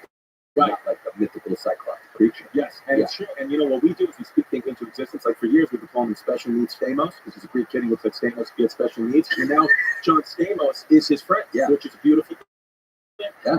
It's come out. We've spoken to him, and reality is a suggestion. That's where we think we had a T-shirt for you that said reality suggestion. But we forgot. Giannis forgot it. I forgot it. Like a fucking FF. Yeah. So you mean reality is a suggestion, like we're in a simulation? We initially brought it up because it was during that era where everyone was doing stuff like that, the fat phobia, cake stuff. So we were just going like, we're living in this area where reality is a suggestion and we're making stuff up. But also the way we cover history, we don't do it right, we don't do it wrong. We just are like amateur historian enthusiasts. We're basically ChatGPT sluts that Google it and then have fun with Because us. listen, Yeah. history is a story. We can get the facts kind of right, and we're concocting the story. No historians were actually there, right? But we're just getting enough right. We were having fun with it, and that's what we like to do. Well, it's well within your rights to be talking about history. History is all of ours. Yeah. The idea that history can only be discussed by a historian is fucking ridiculous. Nuts. Yeah. History's fascinating, and there's a lot of shit online that you can instantaneously get the facts. Yeah. Just the facts alone. We just did on the last episode we did. It was called Operation Unthinkable. Winston Churchill, you know about Operation Unthinkable? Dude, we were just doing an episode on Winston Churchill, and then we start discovering this shit, and we said, dude, this is a Patreon episode. We can't. Operation Unthinkable. Winston Churchill, the man who was protecting England, killing the Nazis. When the war was over, when Nazis were out, he said, I don't like the way the United States and Russia are getting so close together. And so he said, you know what? Someone's going to have to knock the Russians out. And the Brits were like, we don't have the manpower right now. So he literally went to Parliament and said to them, here's an idea. We're calling it Operation Unthinkable. We need to knock out Russia before they become the next superpower, and then they're going to attack us. You know how we have 40,000 German prisoners of war right now, Nazi prisoners of war? Let's give them guns, and we'll march them into Russia, and we'll be side to side with them. And that was his literal, he wanted to team up with the Nazis to try to take over Russia. And that's a whole other show, The Truth, Baby, Pittsburgh. That's a fact, baby. And that, when we uncovered that, we were like, so none of this history, as we're taught in school, same thing we uncovered that they knew, allegedly, Churchill and FDR knew about the Holocaust, but it was real, it was yielding scientific data, so they let it kind of go. They made believe they didn't know, but they let it go, and then once they just started killing people with no science, they said, okay, let's liberate them. What scientific data was it used? Supposedly because Nazi scientists were doing different types of experiments with Holocaust victims, and they were getting some type of scientific data because they didn't care if they lived or died, so they would inject them with some type of chemical or some type of, machinery. Yeah, it's this book I read called The Nazi Symbiosis. They talked all about it. It was wild to read that on a plane with a big swastika on the front cover. That was wild. Yeah, I was when I was GTS, that book was pretty Yamabon. Yes. Yeah. Don't you remember when you were a kid when you make your own book cover, like fucking paper bag? Yeah, I just walked onto JetBlue with a swastika. Yeah. I wasn't good. Or just put a female wig on and just say you're trans and they leave you alone. That's it. They just say, hey, I'm cake shaming. The problem is you look like Harry. I know. That's the problem. That's the issue. That's the problem. I get a little triggered around him because the Nazis did occupy my home country, Greece, and I get a little triggered by his German presence. He's a German kid from Ridgewood, and sometimes he would, in history, when he was growing up, he said, just for fun, he always kind of root. Sometimes he root for that. Let me clarify. I wasn't rooting for the Nazis. What I was saying was, but you just, what I was saying was this. Just hear me out. One, I think it's an undeniable fact that they have the best uniforms. They were designed by Hugo Boss, they were cute marching in, that's an undeniable fact. Number two, just hear me out. If you listen to a Hitler speech, AI generated, what if they translated into English, okay, and you just churned out Deutschland for America, and you're just listening, you don't know that's Hitler, what Hitler's saying is it just pumps you up. It's horrible what he did. I've seen it. Yeah, right? it's just English translations of it. It's really weird. Yeah. Like when there's a speech where he says, we're up against Germany, we are up against England right now. We are two superpowers. And the only way to prevail is one must be destroyed. And it will not be Germany. And the crowd goes nuts and starts to say, like, holy fucking shit. This guy was a headliner. Yeah. Well, he would have that guy in the mothership on a Friday, Saturday, no problem. Yeah, it's weird. It's weird when you see it that way, right? Yes. And it's also weird when you see the horrors of the war escalate to eventually it becomes the Holocaust. Right. It's also weird the ubiquitous drug use. Oh, that. Did we write that? We have it still here, Jimmy? Or is it in the other room now? I think everyone during the war has done something. What, with the crystal meth, the Panzer chocolate? Yeah, it was blitzed. Yes. Fucking crazy book, and I had the author in here, and he's explained there it is. Roman Polar. This book is fucking nuts. This is nuts. They have the. Can I get there for the plane? No, it's not. Oh, sorry. Amazon.com. Yeah. Don't you have an audiobook for your thing? No, I like to read it to words. I can't really listen. Yeah, I have a weird brain like that. Well, you can get audiobook or regular books on your phone. Yeah, I try to. I feel like I'm addicted to the phone. I like to read the paperback. Yeah, quite better. Yeah. So, but each their own. But if it wasn't for drugs, they would have never done it. No, 90% of the things they did, and then they just descended into madness. And a lot of Germans, at those 5 years from 1945 to 1950, that suicide rate of German soldiers coming home was through the roof, Poppy, because they were coming off meth, they were getting ostracized by Europe and the rest of Europe, and they were saying, what did I do? Some of them actually were obviously, a lot of them were just horrific people that were sadistic, but a lot of these guys also, it's not like they had a choice. They had to fight in the Nazi army or they would be killed. Yeah. And then they're all drugged out, so then the suicide rate tripled. Yeah, but let's not act like it was just the drugs. I mean, the whole Jewish thing was nothing new. I mean, I have a theory about that. It's like the Jews just always figured out a way to flourish wherever they were, and they're just good at economics. And I think when a country goes through economic hardships, everyone's suffering, they just look at the Jews and they go, they just get jealous. They go, what are they doing? And it's an easy scapegoat. Jews just crush it in money. They're just good with They're business. better at money. They're just good. I know, They're just good with it. Yeah. Yes. Did you have a Jewish guy told you not to buy that house? Huh? Yes. And I overrode the Jew for ChatGPT. That was the problem. That's the problem. Unless my ChatGPT could be Jewish too. I don't know. I've never asked it that. They're just smart. They emphasize education, and they're really good, and they've been able to flourish under adversity. I think it was also they stick to their own, and that drives people wild. Right. Yeah. Right. But Greeks do. Greeks do the same thing. Sure, I love Greeks. Yeah. Yeah, Greeks are pretty. You guys, you want to get into really know the honest way. You guys have a lot of inbred qualities. Look at my eyes. Yeah. It was not. My generations were a little bit further apart than his. He might have been third, fourth cousin. I'm eighth. Not. Yeah. It's not. You go back to the Toba volcano eruption. The whole entire population of Earth was only a few thousand people. Wow. So we all come from those people. We're all really A little bit. I actually have a lot of.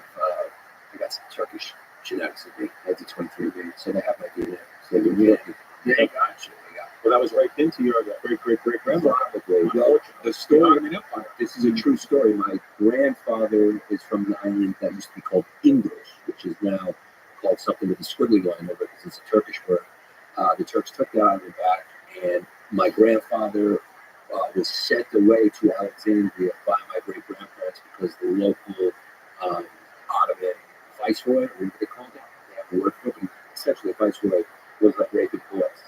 They sent him away, and he never saw his family again. He went to live in Alexandria, and he came to America, and yes, opened a diner.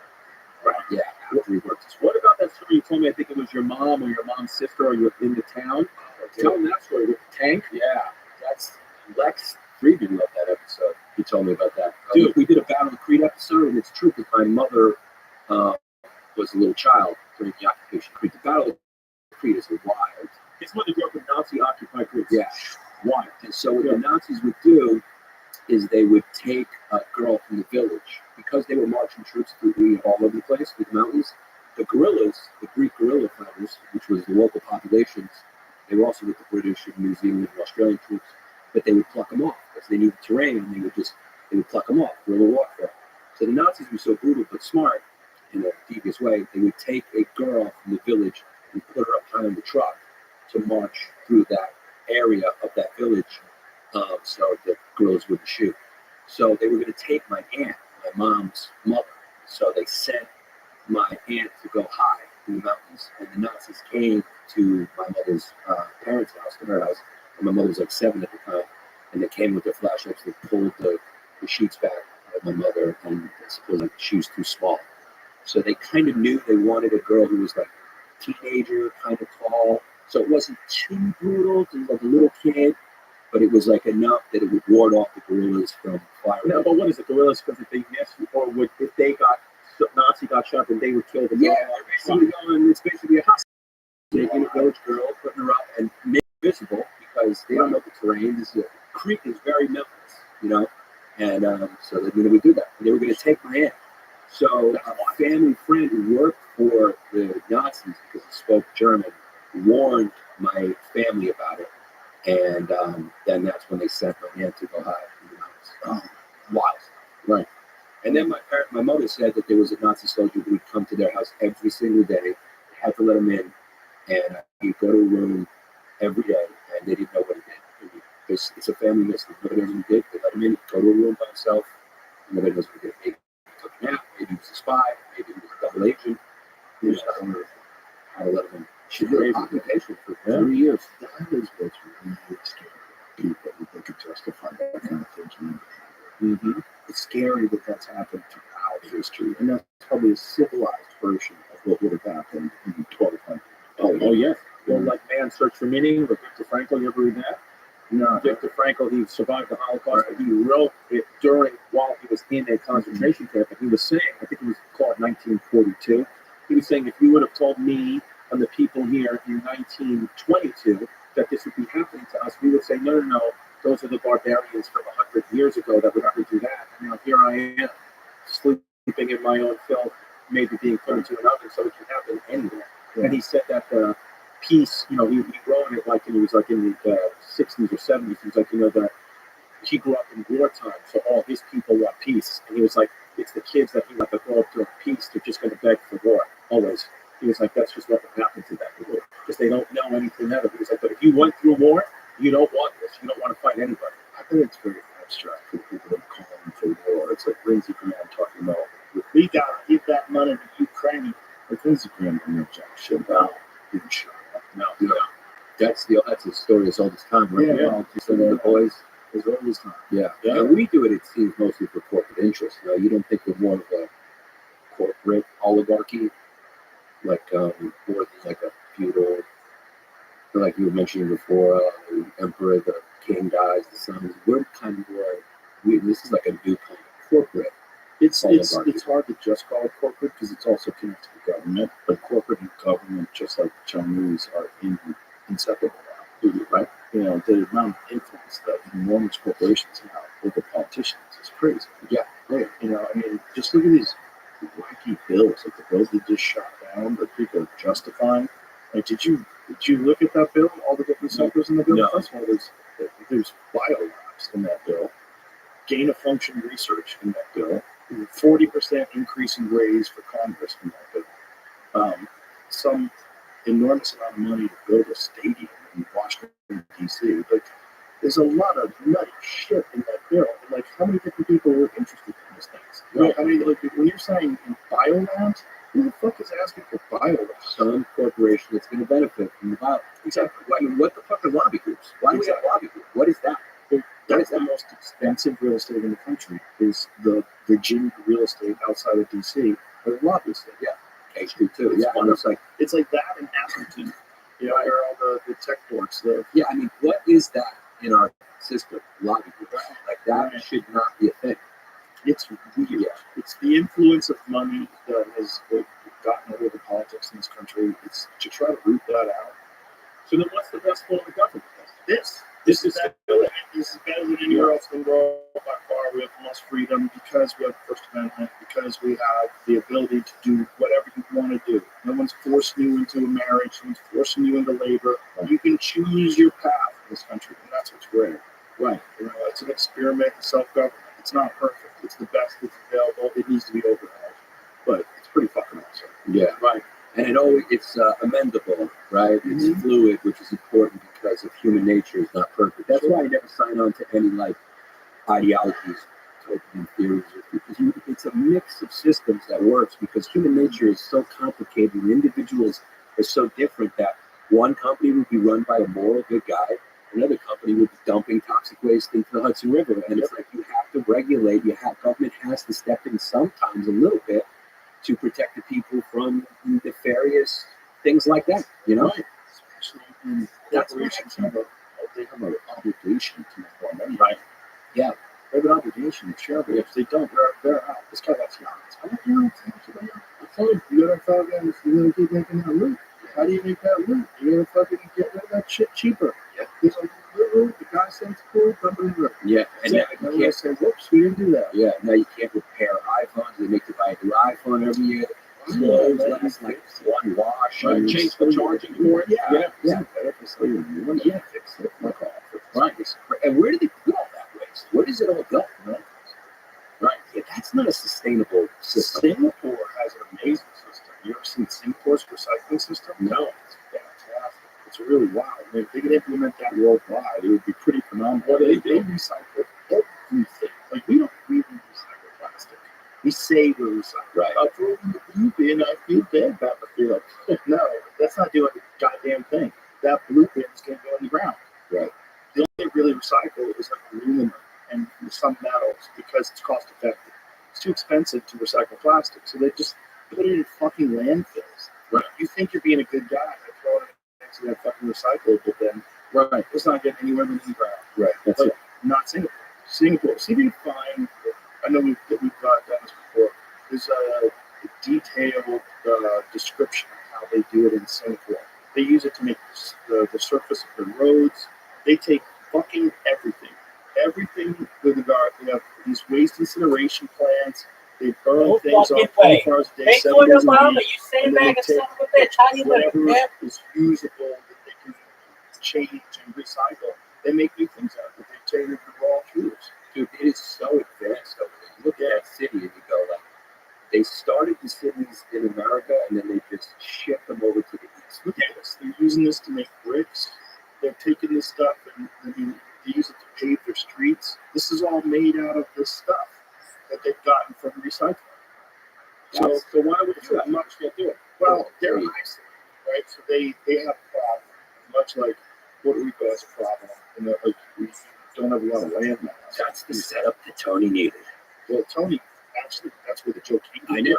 He just needed, if you just saved needed it. to not do it at a fucking political rally. But if you're going to do it, just set it up. You know, or even when it did work at the end, go, hey, you guys don't know about the garbage issue? Or you don't know about the garbage issue? Or something like that.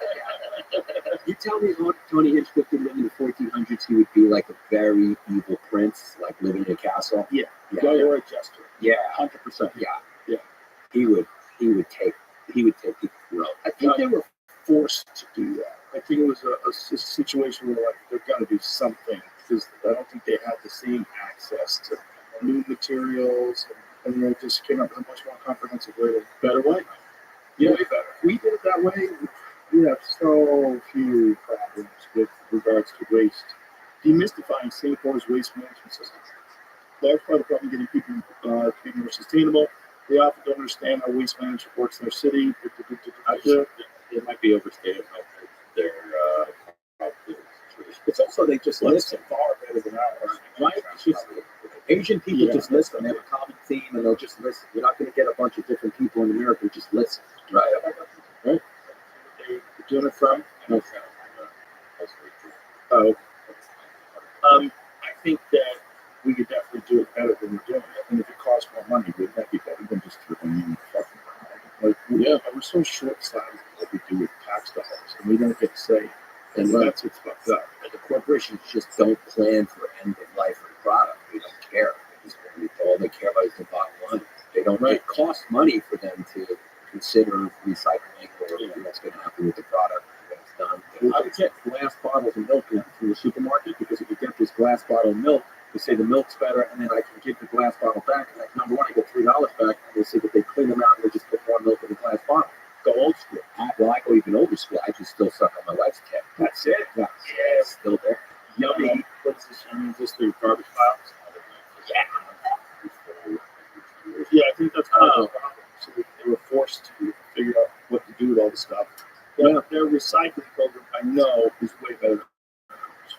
You know, they're just much better at sorting things out and making it work. Also, not that video we watched in the city, they showed. Oh, interesting. So they're building them in Singapore, or are they taking them from Singapore and then building them in China, or is it just just China? Right. Oh, so it's more shit. A little bit. And Singapore is a country, they don't fuck around, right? That's the country that'll get hit with you'll get caned. That was a big story when I was a little kid. Everyone thought they were going to get caned for gum. Their glue sticks got to hurt. Have you heard about this story in Vietnam? This chick is like Hall of Fame level fraud. Like 54 billion. She's up there with Bernie Madoff. And what she do? This chick, pull it up, JB. I'm feeling rugged, baby. Yeah, JB, pull her up. This chick is a woman, and she set up this elaborate scheme to steal like 12 billion, but actually it's more. And they're going to kill her. Why didn't you have a mask on? Yeah. I don't know. They wanted to get COVID. Yeah, right. She is. What did she do? So she set up these fake shell corporations. She was a stockholder or one of the owners of the bank, but a minority owner, and she was just funneling out money. She's got to come up with 3 quarters of what she earns if she gets killed. That's a good movie right there. That's a I think good like movie. $9 billion. She's coming up. If she does give him that much money, they just give her life in prison. Yeah, but she's never coming up with the money because I think it's 54 billion. Actually, if I remember She correctly. embezzled 54 billion. Yeah, I mean it's up there. Well, She did it's 27 billion. 27 misappropriated. 12 billion was judged to be embezzled. The most serious financial crime for which she sentenced to death. It was a rare and shocking verdict. She's one of the very few women in Vietnam to be sentenced to death for white collar crime. What did she do? Yeah, I mean we could look it That's up. one But of the- it was amazing. And she did it through a bank. She secretly controlled Saigon Commercial Bank, the country's 5th biggest lender, taking out loans and cash over more than 10 years through a web of shell companies, amounting to a total of 44 billion. There you go. So I was off by 10. Yeah, I mean that's Prosecutors said 27 billion were misappropriated, 12 billion were judged to have been embezzled. Most serious financial crime, which was sentenced to death. Tuesday, the court said there was no basis to reduce her sentence. However, she could still avoid execution if she returns 9 billion, 3/4 of the 12 billion she embezzled. That bitch is so much money. How are you going to get 9 billion? 9 billion. yeah. I mean, that's fucking crazy. That's so much money. You could literally spend $100 million a year for the rest of your life, and you would never run out of money with all the interest, everything coming in. I mean, it's 1,000 billion, so you have $12,000 billion. Yeah, and you're still going. Yeah. Or $12,000 million, and you're still going. Yeah. I mean, so much money. you think she's going to be able to get the 9 billion? Yeah, she's calling friends up. They're going like, I don't know you now. Because she had conspirators with her. She had family and friends that were helping her. And, yeah, look, so there's 85 defendants were convicted. Her husband, her niece, they were given sentences. But, like, yeah, I mean, her friends, so everybody was getting a little taste. Everybody was getting a little taste. It was a score. Nice score. It was a nice score. And but to pull that off in communist Vietnam, and I know they have a little bit of a, area stroke, a kind of mixed economy now, but you got to give her credit as a woman. That's achievement, right? It's achievement. I wonder how she got caught. I wonder what was the thing she fucked up on. She probably bought a diamond ring, chicks like Yeah, that. it's something. She had a fucking giant Rolls Royce. They could have drugged her. Chris stole a bunch of money from crypto and got caught doing something. He was just spending $5 million stuff, wasting it. So somebody What just do you mean? What Lambos is? Are you supposed to spend money trying to get on crypto? yeah, I mean, he's going to That's exactly what it's for. If you make billions of dollars on crypto and you don't have a Lambo, you're an asshole. Yeah. Somebody sent me an email the other day and said that they have they hacked into my phone and computer and they have videos of me doing disgusting things and jerking off and all that. And they said the only way that they can make it go away is and they gave me a link and they said I have to pay them in Bitcoin. I have to pay them in all this Bitcoin. So I was just like, I mean, I didn't obviously do it, but I was just like, show me the video. Yeah. Show it to me. At this point, as comics, I was reposting fucking links to my dates. I just wanted to see how wild this is. The government does not publish how many people are on death row in Vietnam. The human rights group say there's thousands. It's a state secret. Speaking of crypto, what's going on with that hot tour chick? She going to jail? What happened to her? What happened to Hot Tour? What did she do? What does that mean? She went to sleep and she hasn't. What did she do? She just hasn't been on social media. She's hiding. Someone was launched with her meeting and she was like the front of it. I don't know the details. Is that a crime? No. The pump and dump. The thing was, there was an enormous amount of money that was put into this meme coin by all these people, and then she or someone representing her side of it sold, like instantaneously, and made a huge score, and then the coin was worth nothing. So all those people that invested money were like, "Oh, I invested $1 million." Like, imagine you're like, "Oh, the hot tour girl, yeah, that's a sound investment." Yeah. That's a good place to put my nest egg. Yeah. People for sure lost money, but it was definitely at a time to just troll. You're like, oh, I'm such an idiot. I lost $10 million on this. Because I felt like people were trolling the whole movement of like being dumb and falling to it. But some people did this. Is she actually going to go to jail for real? Can they? Who knows? Can the SEC invest crypto like that? I guess they can now, right? Well, it's like, what are the rules? What are the rules in terms of, like, are you allowed to do that? Like, is that unethical but legal? Like, are you allowed to have a meme coin and it gets to like $100 million? You have a bunch of it, you just sell it all, and you make $50 million? Are you allowed to do that? If you're not allowed to do that, what's the point of $150 million? Right. Do you not have trust in the Hawk Tuah coin if I sell it? That's ridiculous. That's on you. That's on you. I did the smart thing, right? And I got out when I thought it was a good price. Yeah. And I'm selling it to people. They should take that and run with it. It should be the next currency of the world. I imagine, if you think Idiocracy is it's a documentary, imagine the Hawk Tuah girl that becomes fucking fiat currency. Well, have you ever seen how many coins there are? How many cryptocurrencies? They have some of them have really funny names. Dude, they want to go trade them. One of them is called Buttcoin. Yeah. Hawk Tuah girls. I like how her name is just Hawk Tuah girl. Yeah. And it's Haley Welch. Yeah. Biz partners are getting sued over the meme coin disaster. Okay. The partners are doing it. So it was probably some people.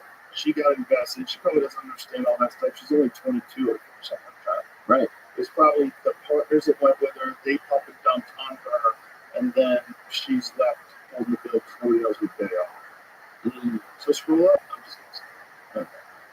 Legal firm of Burnwick Laws filed a U.S. federal lawsuit on behalf of the investors against the creators of the influencer push Hawk Tuah meme coin, which fell on its face in the hours following its launch. Haley Welch gained notoriety this year with the Hawk Tuah girl following the viral interview about sexual technique, facing a disastrous Solana meme coin launch at the start of the month. Not only did the price collapse by 93% from a $490 million peak. Holy shit. $490 million peak market cap for a Hawk Tuah coin, with the rug pull allegations quickly surfacing, but a cluster of connected wallets holding 96% of the supply led to further controversy. The hate only increased when it was found that some of the wallets were selling. Quickly, Berwick Law posted on Twitter asking for Hawk buyers impacted by the plunge to step forward to create a potential lawsuit. Now, 2 weeks later, the lawsuit has been filed, naming 12 American resident plaintiffs who claim to have collectively suffered damages in excess of $151,000. Yeah, that's weird. Isn't that weird? Like, there's only 12 people, and they only lost 151 total. I wonder how many people, like, all total invested in the Hawk Tuah. How many stone cold retards are out there roaming the world? I don't know, but this is inspiring. Should we do a history case for this coin? I'm telling you, do it, and then, no, don't listen to him. Yeah. Do it, get it real high, and then sell. Make the money. Just fuck all those dummies that are buying your stupid fucking coin. Yeah. We're announcing it right now. The history hyenas coin will be available. We're going to launch it. This is very good. Yeah. You get this is perfect. You're going to have a history hyenas coin, but the only way to purchase it is with the Hawk Tuah coin. Right. Got it. Right. Smart. Right. So that way everybody's a winner. Everyone's doing it. Everybody's on the coin makes a comeback. Yeah. Both of you grow. The rising tide. Yeah. So we can finally get Hawk Tuah on our show that way. Yeah. This is a video of a kid. He's in his house streaming. He's streaming us online. He started a coin. And then he's probably definitely in front of everybody. So he starts freaking out because he and he got to how quickly did he jump? This video is a minute long. He jumped to the winning. What? He's recognized. How old is this kid? Wait, what? Maybe Wait, I'm so confused.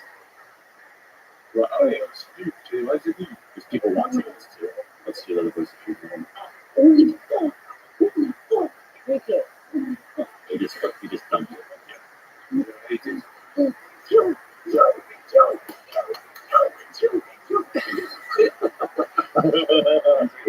He's committed a crime.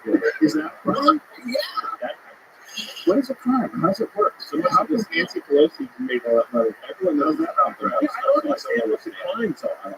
I don't understand. There's an SEC regulation against that. Yeah, you got this. Yeah, you should look it up.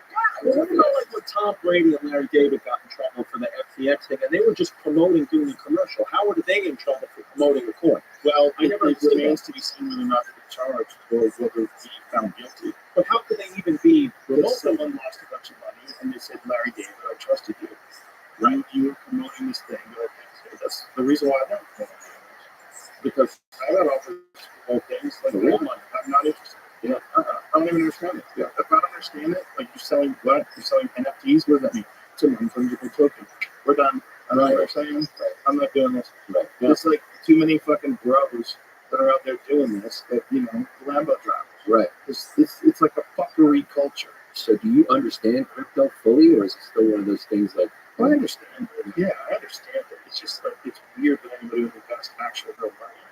I understand Bitcoin more than all the other ones. But even Bitcoin's mysterious. Mm-hmm. But there's a lot of weird. They don't even know who made it. There's all these. There's a whole documentary on Satoshi Nakamoto, whose real the identity is. Yeah, it's all controversial. Yeah, that's weird. The fact that there's a certain stable amount of them, though, that's encouraging. That you can't make more of them. Okay. But that's exactly what artists do with their art value. That's how you limit the supply, and then now there's only 10 original paintings. And this is what I'm charging, because there's only 10 prints of these. So you create the value by the scarcity. Right. So there's nothing mysterious about that. Sort of, but it also limits the ability to add coins to it anytime you want and devalue it.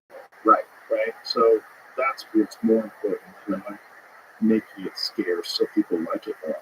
It is weird that we used to be on a gold standard, and then now we're just on hard drives, and we just sort of accept it. And then the government, like when they want to send money to Ukraine, forget about the fact that we're trillions of dollars in debt. They can just come up with $179 billion and ship it over to some country. Yay, go have a good time. Right. And there's wild reports about the amount of corruption that this money is experiencing. I mean, this money has probably gone through more people's noses and, can come out of more people's dicks. Like, how much? Right. Where does this money go? And it's so much, there's no way it's 100% efficient. Yeah. You have Bitcoin hours? No, I don't understand it so much like Joe. I just don't. Yeah, I just stay away. Yeah. It's like when someone explains curling to me. The sport curling? Sure. Like, I don't, even when I get the rules, I'm like, I still don't understand it. I was in Newfoundland, and I did a show up there once, and the place that was at was like a place. It was like a theater. And in this theater, apparently they had like curling shows. And so, like, when you're walking down the hallway in the back before you go on stage, there's all these fucking photos of people curling. And I just went out there and started shooting at curling right away. And they were so bummed out. They were so bummed out. It looks like the Housekeeper Olympics or something. Yeah, they're sweeping the ice. Dumb. Yeah. It's such a dumb sport. It's like bowling for retards. Right. It's like regular bowling is too complicated. Yeah. Right. But they're good at it. There's people that are good at it. Well, I don't know how they're good at it, but I kind of get it because it's kind of like billiards, right? Or pool. You're rolling this thing. You're trying to just this feel. You get this feel to it. You're just like, let it go down. Right. And slide. Sweep it. Yeah. Get rid of the friction. Sweep it. That's what they're doing. Yeah, that's what sweeping. Trying to get rid of the friction. Don't any dust. Yeah. Just no dust. Yeah. It's stupid. It's so stupid. It's stupid. Yeah. It's stupid. But if you grow up and there's nothing to do and you suck at hockey, just grow up. Play that. I guess it's the golfing of ice sports. Yeah. Right. I would golfing.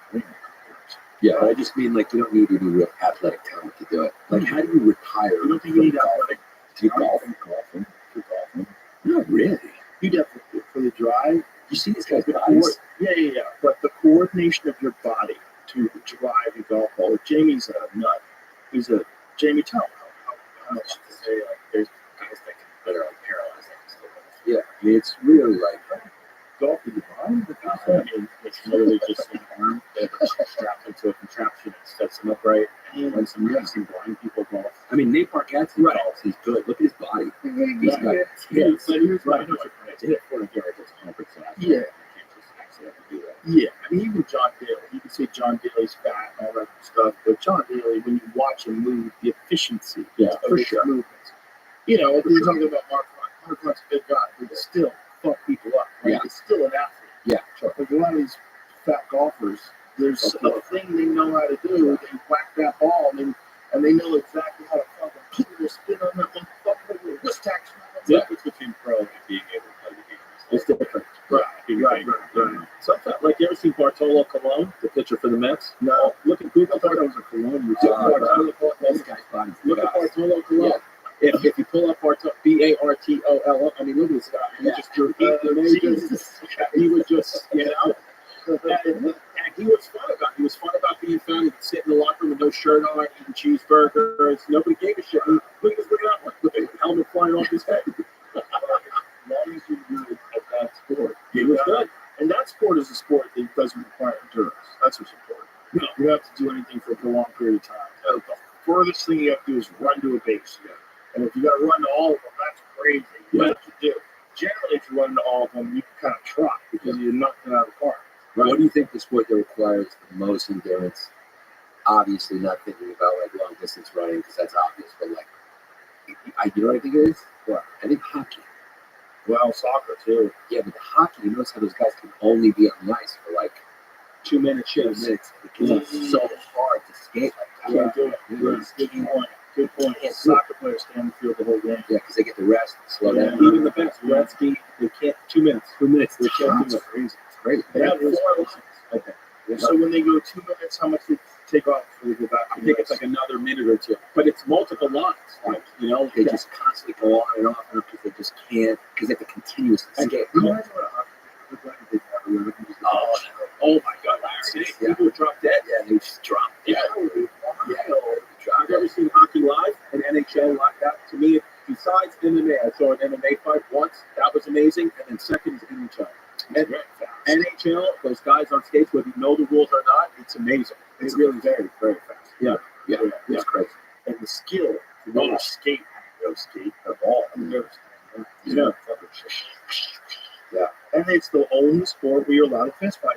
Yeah. 100%. Yeah. It's written into the rules. It's Yeah. encouraged. You're allowed to duke it out. Yeah. It's so crazy. Yeah. That's the only one. Yeah, because I think people don't really know where the puck is. And so they're just, everyone's just waiting around for a fight. No one's grandfathered in. They're punching each other. Has anyone ever seen a goal when it actually happened in No. real time? It happens too fast. That's why they have the Right. siren on top of the goal. Well, you know what I really like on TV where they have that circle over it. So you know where the puck is at all times. Yes. What craziness happen. Yeah. You know? It's like if you're watching a football game from like the 30th row and you're looking down, where's the ball? Yeah. Like after the ball gets hiked, it's like where'd it go? Yeah. Go to him. They're faking it out. You don't know. Right. Unless you see the guy throw it. Yeah. You don't know what's happening. Yeah. And what about like old hockey goalies would do it with no helmet? They just get the puck and then we have Oh, you see those faces? Yeah, Their faces. faces used to Do you think yeah. those guys ever sat on the bench and talked about mental health? Nobody told them what it was. Yeah, I don't think so. You think they ever Yeah. talked about this? I think they had some struggles with it. Oh, You got taking a couple of shots to the head. No question. Yeah. I mean, yeah, of course. I mean, that'd be terrifying. Yeah. Look at that. I mean, that guy's blocking with his face. Yeah, Yeah, that's what it is. All the scars that he got on his face from his entire career. Terry Sawchuk. That sounds like just a badass name. Yeah. Face. Look at that. You know, that guy gets married in the bar. You're like, kiss her, bye. Yeah. I don't know. Yeah. I love that. Yeah, I That's love I've seen some. Who do you think is the Oh, Jesus, look at his face. that. Yeah. Oh, and he had a mask on. It broke the mask. Ugh. Fucked his face up. I mean, Jesus. yeah, I mean, they flip that thing. It's so hard, right at your face. So fast. Yeah. Who's the scariest warrior, like for history, you would never want to go up against? Would it be like, you know, like a wild Native American on the plains, a guy from Genghis Khan, Nazi? Who would you be like, shit, this guy's gonna fucking kill me? Vikings. And they were Dude, is that true? yeah, those Iceland guys that win the world's strongest man competition all the time, with those guys like the Mountain from Game of Thrones. Where do you think that gene line came from? Vikings. 100%. Those were the dudes that were in that fucking boat with the dragon head at the front. And when they pulled up at your shore, everybody just ran. That's it. But can I just nominate someone? Yeah. That's what I've been thinking about. I mean, it's obviously not underrated because everyone knows about him, but let's just talk about the record. Alexander the Great, who led his troops undefeated in battle. He's the Floyd Mayweather of generals. Undefeated. That's record. Never lost a battle. That's crazy. That's true. And conquered the known world at that time. Took down the mighty Persian Empire. But if the Vikings were alive back then, they might kill him and his little boyfriend too. Flyers think and so, nothing. dude. And they killed each other a lot too, unfortunately. And they were civilized, the Vikings too. It wasn't. Well, but you ever see the biological warfare when they would I read this thing where they were the rats on their boat when they were going to wherever they were invading. They would wait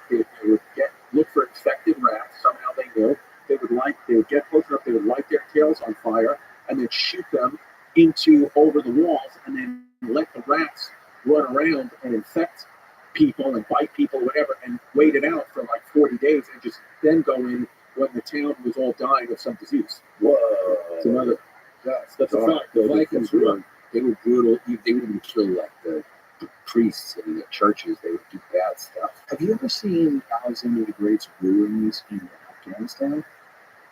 In person. Dude, No, dude, that I was don't a photos. yeah. No, that's right. Yeah. That's the problem. Archaeologists think they're studying. They have ancient Greek cities. Yeah. They look like beautiful ancient Greek cities Right. that are in the middle of Afghanistan. It's sick. My friend who served over there was telling me about it. Yeah. He's like, you go there, you can't believe what you're seeing. He had a bunch of pictures of it. It's like, this is the craziest thing. It's like you're in Athens. That So was you're crazy. The Greeks kind of nailed some stuff. Oh, yeah. Kind of You know, you really should read it. The Immortality Key. Have you read that? No. It's Brian Rothschild. He's a scholar who was studying the use of psychedelic drugs in ancient Greece for the Eleusinian mysteries, where everybody would go to learn about democracy and like they were all like tripping balls. Yeah. And they found evidence now from these vessels, these pottery vessels, that inside these vessels they were drinking wine. It wasn't wine. The wine wasn't just alcohol. They would mix it with a bunch of different psychedelic compounds. One of them was ergot. So they found residue of ergot, which is a psychedelic that gives you like an LSD-like experience. So they were all drinking wine, tripping balls, and figuring out democracy, like fucking the stars, and constellations. They were having heads. Yeah. And the birthplace of so much of Western society has come from that one spot. Yeah, it's a list to be bagged out a little LSD. Yeah. You think of bagging out again one day before you go? I would like it to be legal before I would get to that. Oh, right. This is what Oh, I thought LSD was legal. legal. No, super illegal. Schedule 1. And I think when we realize the benefits of these things, and hopefully it's within our lifetime, especially for people that have PTSD, like the soldiers, that'll open the door for that. And then they'll have clinics where regular people can use it, and then they can get over a lot of shit that people struggle with. There's a lot of people that could have a psychedelic experience and snap themselves back onto a better course. Right. And if it's illegal, that number of people is going to be very limited. Right. But like all things, it's going to have side effects. This is the thing. It's like there's no biological free lunch. And if you're doing something that's blowing your brains out, like LSD, there's a certain amount of people who aren't coming back. Right. And that's real. Because there's a certain amount of people who have a very fragile grasp on reality as it is. But you give that person 9 grams of psilocybin mushrooms, you've got a real fucking problem. They might not ever come back. Were you able to snap back quick? You can snap. Yeah. It depends on what you're doing, and when you're doing it, what time in your life, what the experience was like. But it should be something that's controlled. It should be something that where you have places you can go where they have a very strict protocol. They measure the weight. They know what the doses to give you. Do it in a calm and clean and safe setting. They're regulated. They have counselors. They have people that understand. They screen you to make sure that you're not on any psych medications first that would interfere with it. That's what we should have, just like we have hospitals, just like we have mental health institutes. There should be psychedelic research centers that are connected to treatment facilities. Right. Yep. That's what ketamine therapy is in some small ways. Right? Exactly. It's very psychedelic. In fact, John Lilly, the guy who created the sensory deprivation tank, that was his vibe. He used to like to do ketamine. He would do intramuscular ketamine. So he would go into the sensory deprivation tank and fucking bang himself with ketamine into the muscles. It would last a long time. He just he just fucking exist in this other dimension for hours at a time. Yeah. That was his thing. Yeah. I mean, dude, I look at this. We should do a sensory deprivation tank together. I have one. He's here. got one here. You got one here? You want to hit it? No. Oh, Yeah. he won't do it. See, he gets a little. He won't I get a do little it. scared stuff. Yeah. Yeah, that's what humans do. Yeah. But that's not dangerous. It's not scary. Like whatever weird feelings you have, if you can't handle it, why do you do it? Then you're sort of instantaneous. Right. It's different than anything else. Right. But if it was a drug, if the sensory deprivation tank was a drug, it would be a very psychedelic drug. If it was just a drug, and you lay in there, and your eyes are wide open, it's pitch black, and you're floating, you're completely weightless. If that was a drug, it'd be a very popular drug. Now, when you've done this stuff, most people seem to say their ego disappears over the horizon type of stuff. They realize everything's connected. Have you had that experience? You definitely realize everything's connected. And your ego, you realize, is both protecting you and holding you back. Mm-hmm. Because your ego is like, you need a little bit of ego if you want to make it in life. Because you need to have enough confidence in yourself that you ask the girl on a date you're attracted to, or you chase the job that you want, or that you like stand up for yourself when you feel like you're getting fucked over in a business deal. Like, you need some ego. You can't be completely selfless. You're not going to get there. But then you have to realize that you're very fragile, and your ego is protecting you from a lot of like your true understanding of the life experience. You know, one of the most profound things that happens with psychedelic experiences is the complete dissolving of ego. And then you kind of see yourself and everyone around you in a way more objective way. And you realize, oh my, we're all energy, we're feeding off of each other, and we're pretending that we're isolated, and we're seeing that we're on our own. That's why really ill people will tell you, I don't like people, I don't want to be around people. You know, I don't, you know, if you've got a guy who's a fighter pilot, it's like, I don't fight pilots. Like, it's probably very depressed. Like, something's wrong with that.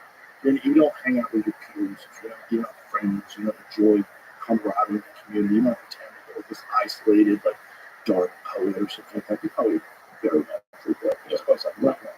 Well, we're hardwired so much. 100%. And we enjoy each other's company.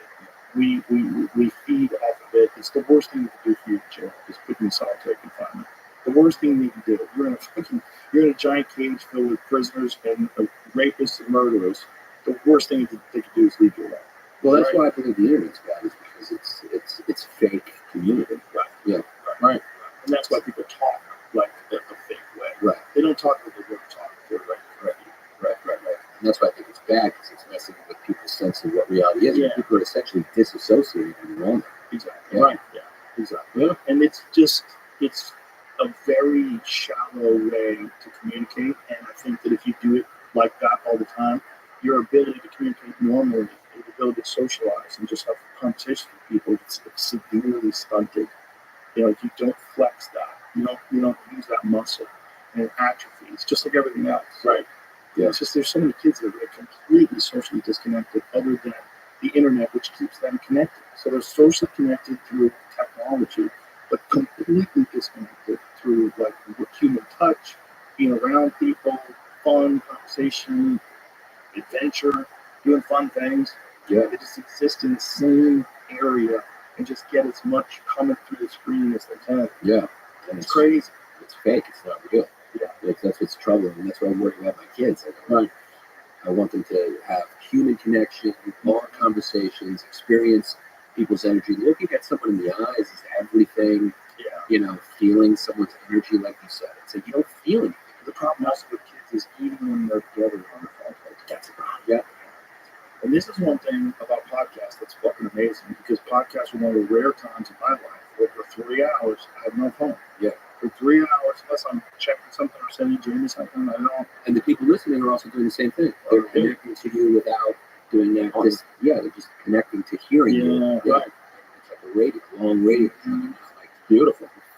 We're flipping through, scrolling, talking to other people, and they're talking back, and we're pretending like there's somebody else, and catfishing each other. That's why I always just loved playing this back in the day for a Wi-Fi came around. Because when you were on a plane, if you didn't have a movie to watch or something like that, you just had to sit in that seat. And when you just sit in that seat and you know you can't go anywhere, I would do my best writing. Right. My best writing. Because they're like forced to write. Sure. I'm forced. I mean, there's no Wi-Fi. I'm checking with about to do that before now. Oh, it's hard. I can't even see why it doesn't even work. My detrusor muscle or whatever that muscle is that pushes at your knee won't come out. If I got a poop like that and I only got like 1%, I will go plug it in and pull my shit. That's why I think I bet you there's a spike in anxiety when we ask, or people ask to have their phones put away at a comedy show or a music show or whatever. I bet you their anxiety goes through the roof. Because they're like, I can't, people complain all the time. It's the best thing. And you do that with mothership, right? Yeah. It's the best. It's the best thing. Yeah. It's better for everybody. It's better for the audience member. It's better for you. It's better for everybody. If you were going to get eaten by Richie, Would you rather be an animal or a human? Yeah. You have to get eaten. An animal. You don't want a cannibal You to know, be eaten? some guy no one is eating. Right. Yeah. You don't want him to have that. That's interesting. Yeah, fuck that. Yeah. Yeah. Alligator. Quick. It would be Yeah. quick. What a hippo. Just Hippo would snap you in half. You can dead in seconds. drown you, right? Yeah, they just rip your heart. You don't want hyenas to eat you. No, you do Why? not want that. Because what do? They eat from the back. Because eat they you have, alive. they have no concern about putting you down, killing you. Like a tiger, a cat will kill you. Yeah. Make sure you're dead before it eats you. Hyenas just start eating. Yeah, same as bears. Bears Just start eating. Just start eating. Yeah. Wolves just start eating. Yeah. Don't hyenas then throw up the food and then eat their puke? Yeah, That's how they they're are. the only animal. Yeah, they're the only animal that eats the full bone. Only animal on the planet that pulverizes the bone. Their jaw strength is such that they pulverize the bone and consume the bone as well. So when they're done, there's no carcass. They're the fucking best animal on the planet. They got pseudo penises. They're transgender. Yeah. They're fucking wild. The women are bigger than the men. I love your bit about it. They smell too bad. And we started the podcast because hyenas have always been my favorite animal, and we both love history, and so we just combined those two things. But hyenas are hilarious. What was Like, your favorite? I didn't hear it it. was great. It was a little bit. Yeah, I hope that's not good. It's a good bit. It's basically about the matriarchal power structure. Yeah, why that's bad. Yeah. Right. Well, it's also they have to do it. The male hyenas are such cunts. They probably eat the babies. Yeah. They're monsters. It's but they're like a medium-sized animal. The world is way bigger than that. Yeah. So they're living around lions. They get it Right. done. They trick you, numbers. They confuse you. They're opportunity killers. They love to kill, to steal kills. That laughing is real. That cackle. Yeah, and That's a they real don't thing. really know what it is either. They don't actually know what it's at. Yeah, so they're having good times. Real lions are like these fucking hyenas again. Dude, the hyenas just spoil fun. They show up and you're like, these fuck. You ever seen it like a cheetah work so hard? Yeah, because cheetahs fail all the time. And then they finally get a kill, and then you just hear that. You just hear that, and then cheetahs are like, and they just come and they just steal it. Yeah, the whole area, when you think about it, is like the proving ground for like biological life. Yeah, like how are you going to keep the populations in order? How are you going to make sure the predators don't get out of hand? How are you going to make sure that the hyenas always have to worry about the male lions? Yeah. Look at that face. Yeah. That face is so crazy. Yeah, I don't want to get hit by that washing jaw muscles. But yeah, I think, oh my God, look at that face. That's so nuts. Imagine that's the last thing you see before you get eaten. I don't know what they're funny about. How many people die from hyenas? they eat a lot of people. Do they? Yeah, remember that picture that we saw of a hyena that's got an elephant's foot in its mouth? Yeah. It's just running around. That was actually our first logo. We put our faces on it. And then we tried to sell merch at it, and people were like, I'm not buying this bloody hyena. Yeah, But and also, it's not a picture to sell. Jamie, how many people die from hyenas? Hippos kill the most people in Africa, right? do they? Yeah, I believe so. I believe hippos are responsible for the most deaths. What do they like? Is there a village or something that like lives close to the I think if you fuck around and you get in the water, you know, hippos. You ever seen the hippos chasing boats? They don't chase boats. They're submarines. super Wow. territorial? Yeah, they're rough, man. Yeah. You think of them as hungry hippo. Yeah. Well, we make the most monstrous animals the cutest. Yeah. Polar bears, hippos, yogi. Yeah, teddy bears. Yeah, every kid has a teddy bear. You don't want Tony the tiger. Yeah. Tony the tiger. How many people every year die? Let's say just 45. Okay. How many people die from hyenas? You ready for this? I'm going to say that I think in the world, 50 people die of hyenas, and I think 75 die of cannibals. So I think more people get eaten by other people than hyenas. 50 and 75 is my guess. How would you have to count into places where people do it for revenge too? They like to eat people for fun. Yeah, that's what I'm saying. That counts. How long we get eaten. Yeah. I think there's a very low number of cannibals every year where people get eaten by cannibals. I would say it's less than 20 people eat by this much, and maybe 75 people every year die from hyenas. I'm going to go 800 to 1,000 on the whole continent. It's starting to get it. Yeah, I'm Africa. Yeah, every year. Oh, geez. Wow. Yeah, what about cannibals? Cannibals, I think, is a lot higher. I mean, how are we ever going to get that number? Nobody eats somebody because of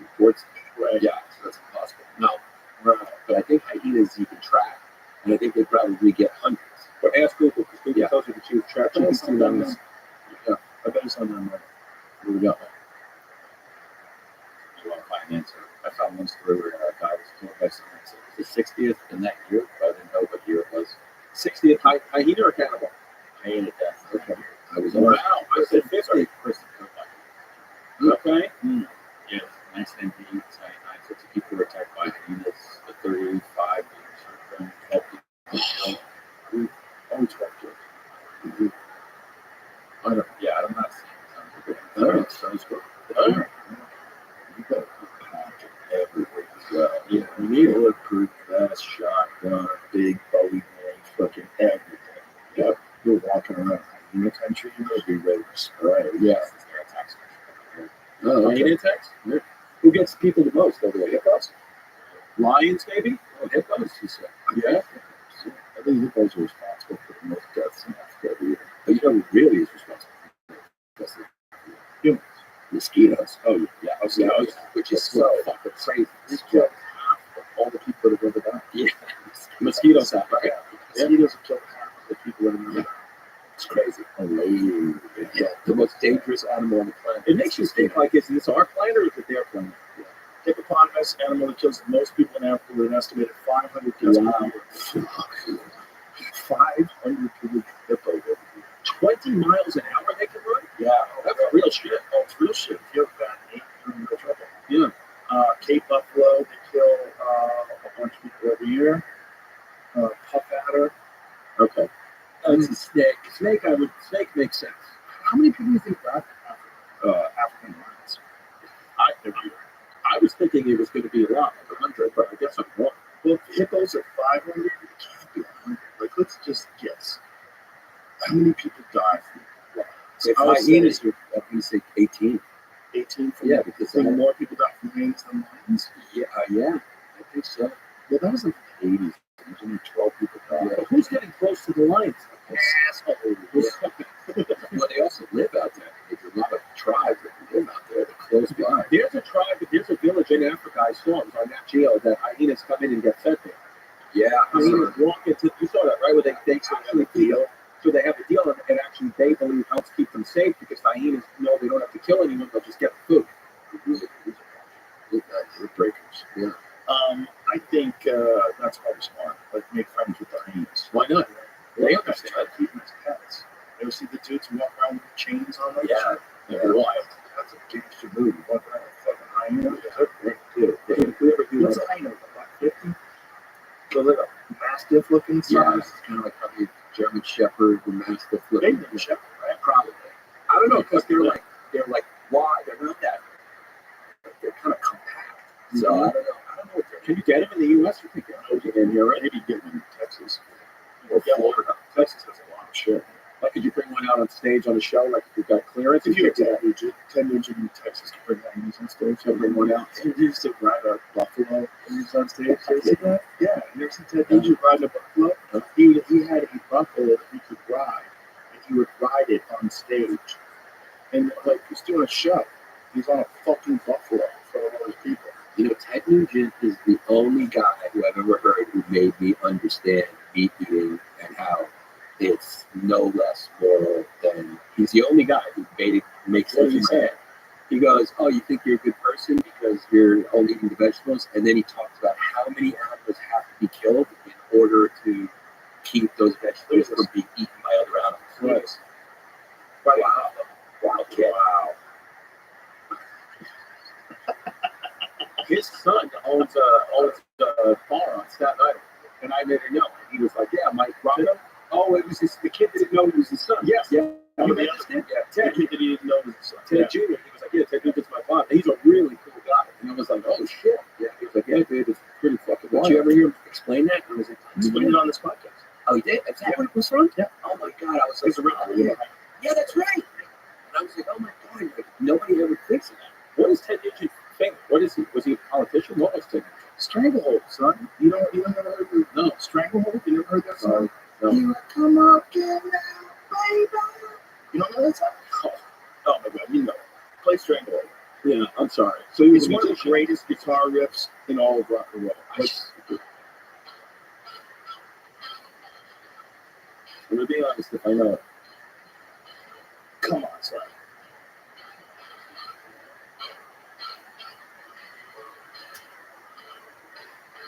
So far, it's not ringing the bell. Hold up. It's just picking up, son. Here we go.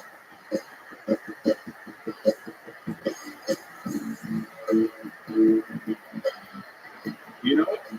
No. You don't know Yeah, it. you. Hold up. I don't think so.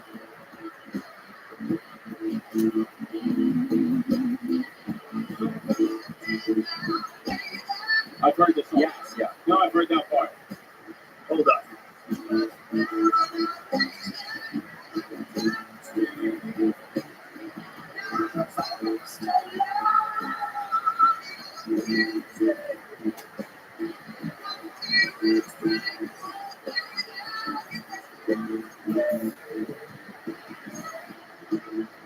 This is a huge hit. I don't know it. Who's the best guitarist of all time? Hendrix. Billy Ray? Hendrix. Hold up. Look at it. Strangle. Yeah. So he's a big He's famous for musician. that. Cat Scratch Fever, another big song. Okay. And a bunch of good songs. But then what happened? Then he got into politics and Well, he's a bow hunter and like very vocal about social issues. And That's kind cool. of a Right. yeah, kind of a net, but it's fun. So then how's he the son in Staten Island? Well, I don't his son, I think he didn't know it was his son, right? It's one of those deals. So they're close. Yeah, They're but he has related. another son Bronco that I've met. Right. He's a fun guy. Yeah. I like him. It's a powerful Maybe name. I don't agree with everything he said, but that's the case with a lot of people. Yeah. Yeah. He's I, there. I think Hendrix is the greatest. Right. When it comes to guitars, because Hendrix changed songs with his guitar. Like Eric Clapton famously, when he saw Hendrix play for the first time, he said, "What? This is Eric Clapton." Right. Eric Clapton played like I mean, he was amazing. How about Billy Ray Vaughan? Stevie. Sorry, Stevie Ray Vaughan. Jesus Christ. Yeah. Stevie Ray. Stevie Ray Vaughan Tim was Van Allen. amazing. He used to play at our club. I can't believe this is Billy Ray Vaughan. I got confused with Billy Ray Cyrus. Cyrus. Don't tell my heart, my achy breaky heart. Jesus. Tim Tim Van Allen is one of my Have you ever seen in the corridor of the recon stage at the mothership those photos of Stevie Ray Vaughan? Those are him on stage at the Ritz from 1983. Wow. Yeah, he performed there a bunch of times. Yeah. Woody Hudson performed there. Crazy. Yeah, it's old. Yeah. It's burned in there. Yeah. I brought in Ghost Hunters.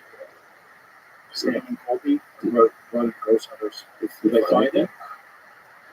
It's fun. Yeah. It's fun. Yeah.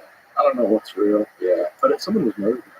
Someone was definitely shot there. It's You're right. we were there first. It used to be a moody movie theater, and it was a pool hall. So it was like a moody movie theater, a pool hall. It was a punk rock club. There's like a long history. Right. People of the night in there. But do you think it's possible that it was built on Indian burial ground? Indian burial ground?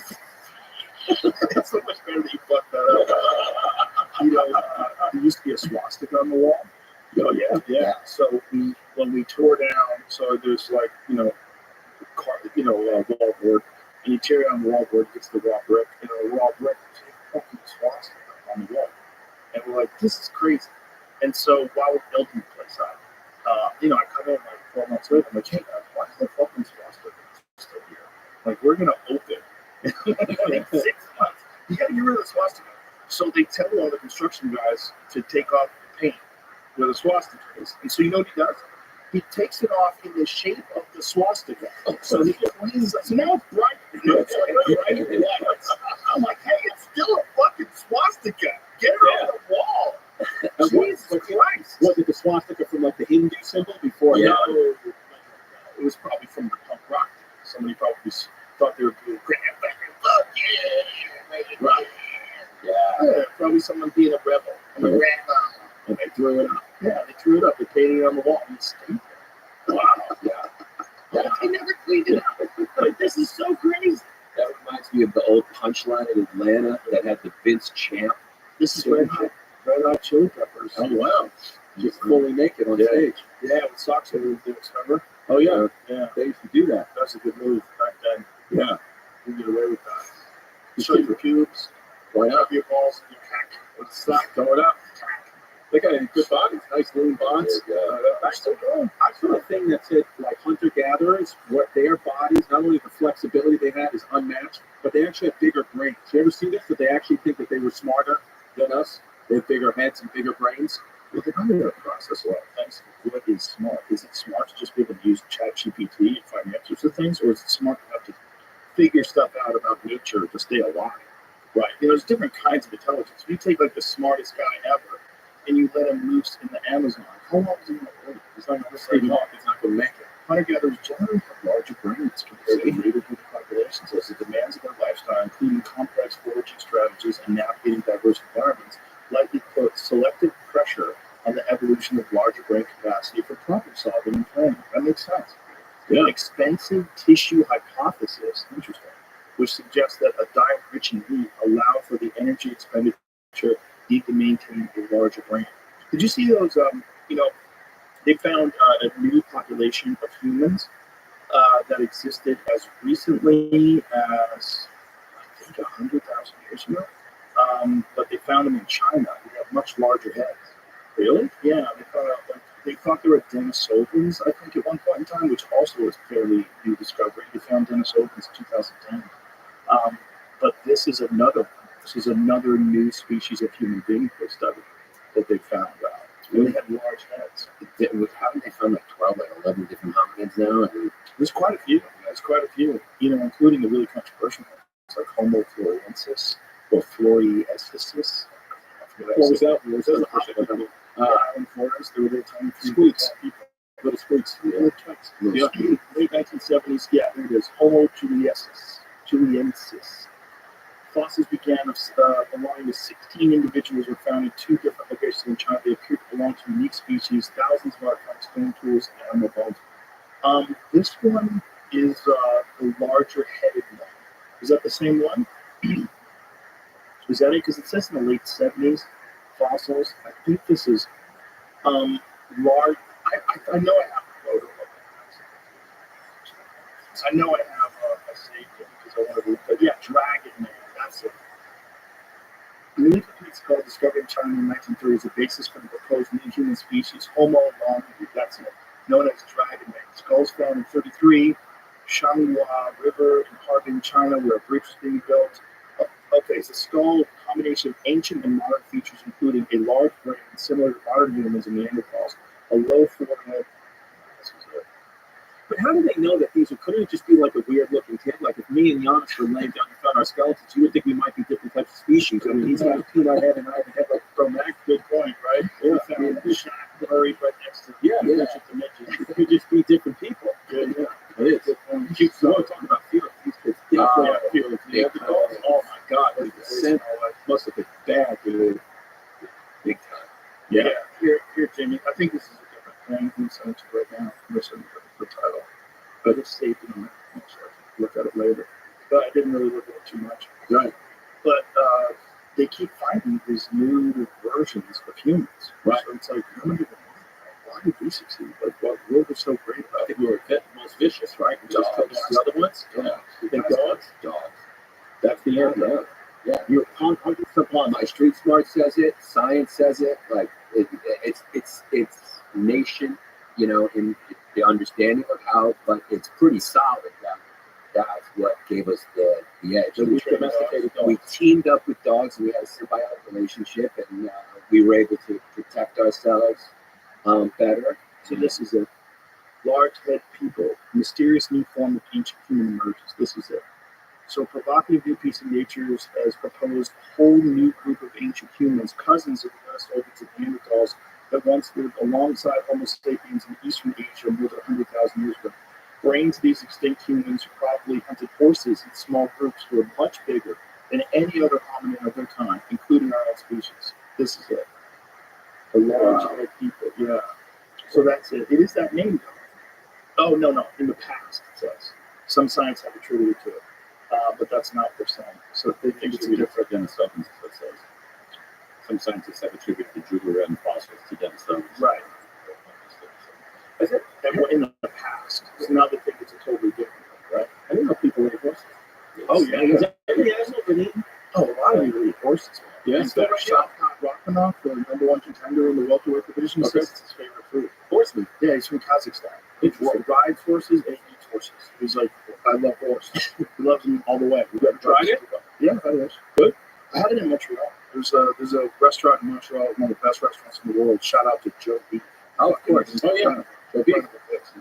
And we went there, Ari and I. We had, I don't want to dunk a kid. We had horse tartare and we had horse loin. And it was good. Fucking really. It's game. It's like wild game. It's like eating an antelope or eating, right, real similar. It's not bad. Yeah. But I remember it was all in the family. When the bunkers were poor, they weren't doing so well, and Edith went to the store and she bought horse meat. And she served it to Archie. And it was like a big deal. It's like, I'm eating it. What? Remember that episode? I never saw it. I don't. But again, another good impression. I remember it was like a real problem in the family. She fed a horse meat. Yeah, they were so poor. They didn't have any meat. Yeah.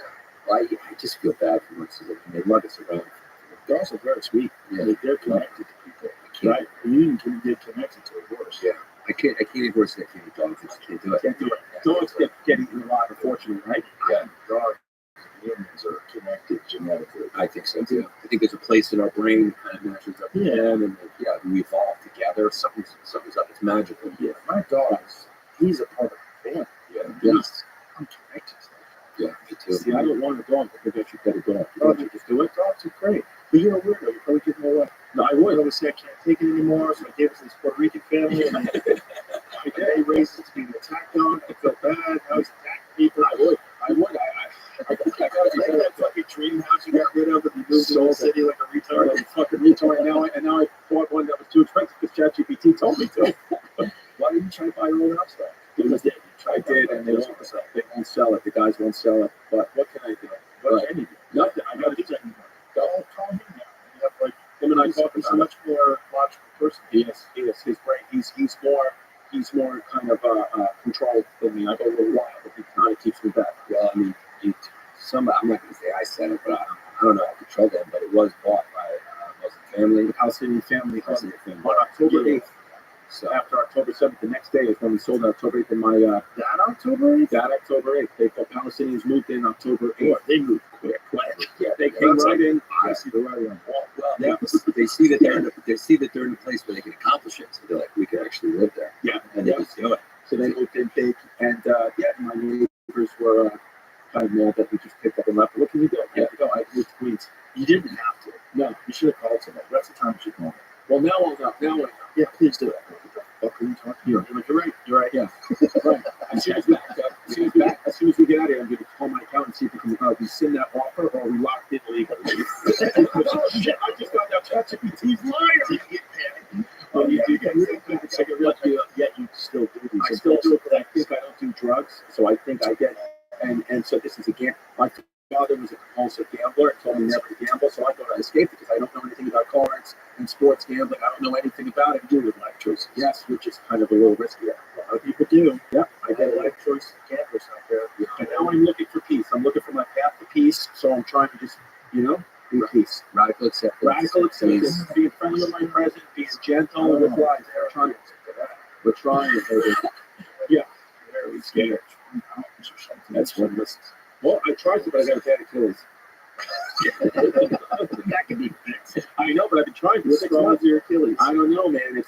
Well, I have tendinosis in the Achilles, and they did the X-ray, and they see some scar tissue in there. So they actually told me, I can't get it anymore. Here, I'll cut that here. They told me PRP.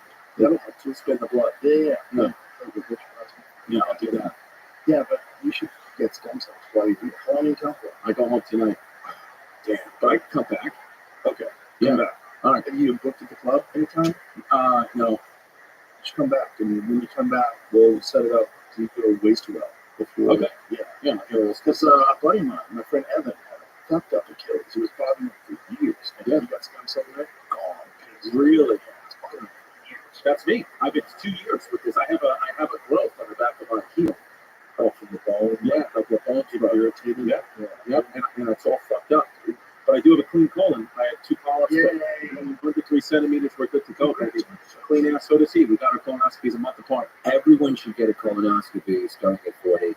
Everyone should get it. It's on the rise. You comprehensive blood screening to test you for all cancers, not just asshole cancer. So they have that now. It's a lot easier and it's better. You never did colonoscopy? I think I'm one. Right. Why? What's wrong with that? I think that I think that if you go, I didn't have a colonoscopy. No, I had an exam, but they go in there with their fingers. They go in there with a Did it might scrub again? No. He woke up there his because he liked it. I woke up. I swear to God. No, I wasn't even hard. I'm not even fucking around. I woke up in the middle of it because I just, knew something was in my ass. I woke up. Yeah. I woke up. I went Mateo. But they can screen you with this, I forget what it's called. They do that really well too. They send it off to a lab, they take your blood, they screen you for like 100 kinds of cancer. Right. That's the way good. to go. Yeah. They got the full body scans now too. They're trying to attach, there was some paper that I was reading, they're trying to attach cooking oils with cancer, specific kinds of cooking oils of colon cancer. But specific types of seed oil that things are cooked in, and the prevalence of that, and the human diet, and how it's contributing to cancer. Yeah.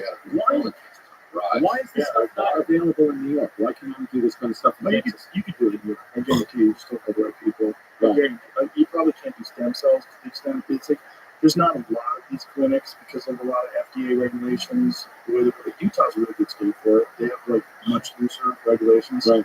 But a lot of people wind up going to Mexico. There's a place in Mexico called the CPI, Cellular Performance Institute. A lot of UFC fighters go there because they have an arrangement with the UFC. You can do wild shit. That's what Aaron Rodgers did, right? Because he went down, he got the stem cells, he's good to go. Yep. He actually got treated here. He got treated at waist Right. Yeah, you definitely should have. If I'd known that you had that issue, I would have got the right. Oh, thank you.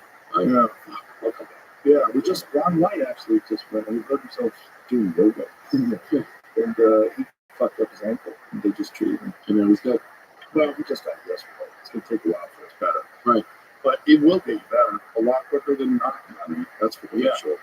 Yeah. I know a lot of people that have had like pretty serious issues cleared up. Like torn Achilles. Torn ligament. It's almost like really torn. No. Then you definitely need surgery. Achilles is bad because there's so much torque about moving. You have to screw it back down to volume. It's going to heal. Make sure you strengthen it. It's going to start using it. It's really diligent about the rehab. But look how long it took Aaron Rodgers in the state-of-the-art access to ways to and he's way ahead of it. It takes most people to do it. But even then, he couldn't really play well. Yeah. That you had to wait until the next season. Yeah. Those used to be like career ending. Yep. Yeah, it's good. I got, because I've been doing like calf exercises, I'm strengthening all around, and it's just like a year and a half. I'm like, dude, the pain is still there if I explode too much. So, but it's also, I got horrific feet, Joe. My feet are horrific. My toes cross over. I have no arches. I have feet that look like they should be shoved into high heels. And have you ever worked out with barefoot shoes? Those like minimalist? They have to custom make them for his feet. You put their toe into each individual. Like, no, I don't do that. Yeah. You can get those too. Those are like the barefoot shoes. Those are those help. Yeah, those are okay. Those are good. The toe shoes. I used to have those. But the ones I really like are they have a wide toe box, your feet spread out. There's very minimal amount, so just kind of protect you from sharp things to stand on. But it allows your toes to move as individual units. So a regular shoe acts as like a cast. Like if you have like a thick soled boot and like a hard surface your foot sits on, it's like a cast. So your toes aren't really working. Your legs are picking up your foot is basically atrophying inside that. And then if you work out barefoot, and especially if you work out and where you do something explosive like jumping and stuff with barefoot, then you're using your feet the way they're supposed to use all the muscle strength. A lot of people have very, very weak feet. Yeah, I can't even move my toes individually. Like if you like Chris, move your toe. I'll go like Can't do this? No, I can't do it. That's crazy. It's horrible. You should probably take care of that before it gets bad. See? Yeah. See, it's good. Ask me to move my toe. Say, move my toe. Say, Chris, move your toe. Somebody say, move your toes. Yeah, basketball feet. I gotta do it. Yeah, that's all I could do. LeBron's feet like that too. Did you play a lot of basketball? I did, yeah. Maybe that's it. I did. Maybe it's all that like smushing in the shoe. It could be. Is that what it is, James? I had to wear extra pairs of socks every Yeah, put that fucking hoof back in No, the sir, right? But then you see on the ankle here, you got a little bony. Yeah. Oh, that's where it's fucked up. Pretty good. But the extra flexibility, not bad. That's not bad. Congratulations on that. Thank you, sir. The Bronx Street are evil looking. He hasn't been playing, right? Did he come back? Yeah. Oh. Coming back. What happened? Was he hurt? Never. Yes. He needed to get time to get his body. Oh, that's right. The men, yeah, time out. What? Who knows? Everybody, anybody who takes out of anything now, people are like, did he? That's everybody. He did it party. It's crazy. Yeah. Imagine like him regretting something. Yeah. Wow. Just smashed up. And then pinky toes, roots, My roots. kickboxers have feet like that too. Feet all fucked up. You think about kickboxers, those that kick. Like John Jones can't even fight unless he has his big toe and his left foot taped to his next toe. He has to have it taped up because he tore his toe completely upside down when he was beating up Chael Sonnen, and he didn't realize it until I was interviewing him after the fight, and he looks down and sees his toes. Like, he freaks out and he has to sit down. The adrenaline, you feel it. Didn't even feel it. His toe was upside down. Wow. The bottom of his toe was facing up. Wow. It was horrible. I would probably say one-on-one, him, anyone in history, just because of how skilled he is. That's what's going for. Oh, my God. Yeah, bro. You. So you noticed it first, though? No, I think he did. He noticed it. I think he Oh, did. God. Yeah. He destroyed his toe. So what happened? It twisted all the way around? But that's from the force of beating the fuck out of Chael Sonnen. That's what that's from. Like the ground and pound. He had him on the ground. Just smashed him down. Jeez. Somebody isolated the moment his toe curls over.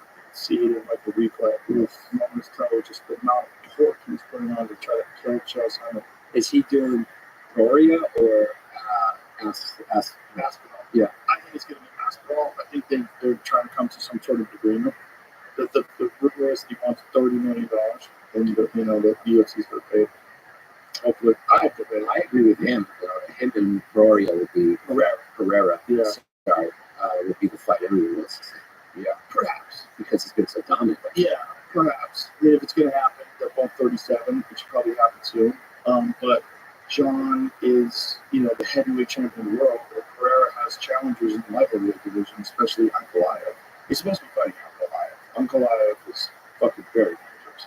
And I think he's the number one contender. And he's been on a winning streak for a long-ass time. He's only got one draw, and that was to Jan Blachowicz, who is the former champion. So he's like at the top of the heap, and he's been waiting for a title shot for a long time, but he's been talking about shit. And Alex doesn't like when he talks shit. So it's like, you fuck him, make him wait. And so I think Alex just said that he's going to fight in March, and that he's not going to fight Ankalaev. Because if he's fighting in March, when's Ramadan? You're asking the wrong guy. I don't know.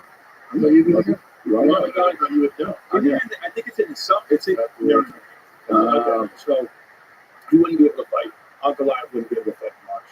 Because if it's like March 3rd and he's got to go through the entire month of Ramadan preparing for a world title fight, February 28th and it ends Saturday, March 29th. So that's exactly during the time period where he's going to fight. Now with Ramadan, for the whole month, you can only drink water? No. You can't. You definitely can drink water and you can eat food. You can only do it after sundown. So Bilal Muhammad, who's the UFC welterweight champion, he observes Ramadan and he was training to fight. He'd have to take a fight during Ramadan. So what he would do is he would get up at like 4:30 in the morning before it was dark out, before it was light out rather, and he'd have a big meal, and then he would go to the gym. And then he would have no water at the gym, nothing. And then at the end of the day, and also he also didn't sleep during the day. Like a lot of them, they're hack of that. They just sleep during the day and train and eat at night. But he said that if you do that, then you miss out on the privilege of suffering, which he thinks is very important for Ramadan. So he would do it the way you're supposed to do it, where he worked out with no water, train, and then he would finally get to the nighttime session. He'd be able to eat. And then have a nighttime training session a little later than normal. And so that's how we would do his day. Wow, that's why these dudes are dominating. They're just tougher. Discipline. He started working with the Dagestani guys, right? Mm-hmm. And then he just turned into a beast. Well, those guys are hard fucking core. They want no distractions, no women, no bullshit. Get off your phone. Let's go to work. They're probably not jerking off. To be honest, probably. They keep it loaded up. Yeah. Keep a loaded food up. Mm-hmm. Yeah. Right? That's something about having a loaded glue gun, right? When you go into the ring, you want to be glued up full of glue. Some people believe that, yeah, and some people believe that you're not supposed to ejaculate within a couple weeks of a big fight. Did you not masturbate out of respect to 9/11? That's true. I wanted to go until we found Bin Laden, the perpetrator, but obviously that was too long. But I did go until October 1st. From 9/11 to October 1, I said, as my respect back to this country, and patriotism, I'm not going to glue at all until we get over this month of September. Didn't we have a joke about he waited until the second tower fell? Probably got jerked off. It's funny. He didn't make it to the second tower fell. Yeah. Dude, I remember there was like a vigil, like on September 18th or whatever, like a week later in like my neighborhood. And I was playing basketball player, and I was playing in the park. And I remember when I left, everyone was just standing outside the house with like American flags and candles. And I wouldn't dribble my basketball because I was like, I think like a sound or any type of dribble of the ball, disrespectful. And then a guy gave me a flag, like as I was walking, as if to say, take one of these as you're walking home. And I just walked with that flag. I love our fucking country, big Joe. Jesus. Yeah. I just love it. And I hate when people talk shit about it. Yeah. Well, get ready. Yeah. We got some coming. We got some. Listen to Jerry. Yeah. You should try to swat those things out of the air. What do you think they are? You, I guess. I think they are. I was joking about the AI thing. I think they're Chinese. Mm-hmm. I don't want to say this in such a big time. I'm available to the CCP for whatever they need me to do. Yeah. Disinformation will do it. I think that they are sniffing the radiation. I think that that's the most plausible. That I don't know if they know about it or not, but I think they're probably looking for radiation. I don't know that the nuke's necessarily going off, but I think that's probably what it is. I can just guess. If I really have to guess. Well, I think they're being launched from submarines underwater. Yes. Well, that's what's crazy is like if that's the case, how many submarines and how big are these submarines? Because these things are the size of an SUV, and some of them were coming from some like untrackable distance offshore, 50 plus miles offshore, and they're the size of an SUV, and they can stay in the air for 5 hours. So what's the power source? And then the other problem is they don't exhibit a heat signature like the regular truck does. So did they have some sort of coolant? Is that why they can't track them? Yeah, they're having a hard time tracking them because of that. Like they're having a hard time tracking them with infrared. They don't know why they can stay in the sky for 5 hours at a time. Ryan Graves, who's a fighter pilot, was on the other day. He was explaining to us like there's certain aspects of some of these drones that are above state of the art. They're doing things that we can't do. The big one is they're flying for that many hours. That's crazy. The heat signature part, that's crazy. All the jammers, all different things they try to do to find the signal that's on. None of that. What is he thinking? Why don't they just knock one out of the air? That's what I don't understand. Good question. That's what makes me skeptical to think that. Does he think it's government? Well, I sent you something earlier today, Jamie, that I knew that this subject was going to come up about it. I don't know. It's also some stuff. Like, is it real? I don't know if it's real. I don't know what we're looking at. There's some stuff like these orbs that they're filming. Oh, yeah. And they've been zoomed in on. And you look at the zoomed in version of it, what the fuck is that? Like, what is that? Yeah. We don't just know if it's real. FAA bans drones in parts of New Jersey, threatens deadly force or imminent security threat. These areas have all now been deemed national defense airspace. So, Aviation Administration issued bans on flying drones in multiple cities across New Jersey, including several in our area due to security reasons. These areas are all now considered national defense airspace. Here's a map of those sites: the city of Camden, Gloucester City, Winslow Township, Evesham, Hancock's Bridge and Long Highways Township in Salem County, West Hampton, Burlington, and Hamilton. Unmanned aircraft are not allowed in those areas through January 17th unless approved by the federal government. The FAA says pilots who violate the airspace, meaning pilots on the ground as well, may be detained and interviewed by law enforcement. The agency warns that the U.S. government may use deadly force against drones it deems an imminent threat. These restrictions come just days after the FBI released a joint government statement saying most of the reported drone sightings were just airplanes and drones and stars in the sky. Shut the fuck up. Listen, Donald Trump's not giving press conferences about airplanes and stars in the sky. Right.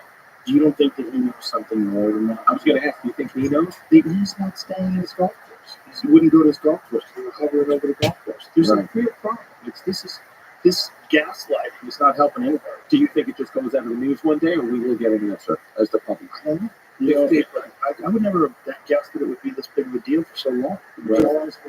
Since early November, mid-November. It's around Thanksgiving, and it's been the same. Hasn't it been like the same type of year, same time of year, like for a couple of years? This has been, But not like this. It's never gone not like this national way. news. Not this way. But they were going over military bases, And now they're just going over New Jersey. Now I they're just put a video up of the one that I've done on my Instagram. So I took this one from, I forget what the Instagram page is, but it's up on the page, so giving them a shout out. I don't know what this is. I don't know if this is fake. This is the one we were looking at earlier. Yeah, I showed it to these guys in the green room last night. They were all freaking out. Like, what? Okay, what is that? The way the goddamn thing moves.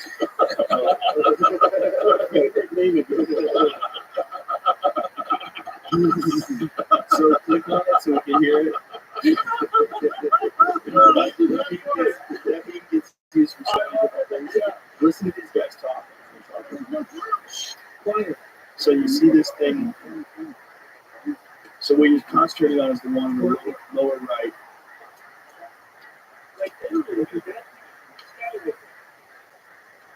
So it's moving.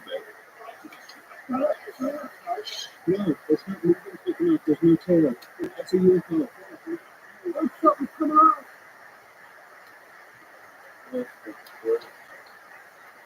So when it gets above, this is where it gets weird. Because it's slowly rising. It gets above that other thing, which might be the moon. I'm not sure what the other thing is. I think it's the moon. So that other thing, it gets above it, and then it starts taking off. And when it starts taking off, it does it with no sound at a fucking insane rate of speed. Like, look at that. What the fuck? It just went into space. It just went into Oh my god! It just went into space. That's why. Those guys are reacting like they're watching it. Yeah. I don't know if that's real. It could be fake. It could be all AI generated. It's ambiguous and blurry enough, though, that I'm really okay. Right. If that's really what they saw, that's a bunch of different people seeing things like that over time. And this is like the Tic Tac story. This is the one that Ryan Graves showed us, that this lady photographed over Florida. Yeah. That these things, and they've seen it. This is one that was seen by multiple people from different planes. That this thing moved and then shot up in space. So we got photos of it. But whatever that thing's doing, it's doing something that we can't do. That speed that thing takes off, that's faster than any rocket we have. That's faster than any fighter jet. That thing just shoots off into space at some impossible speed.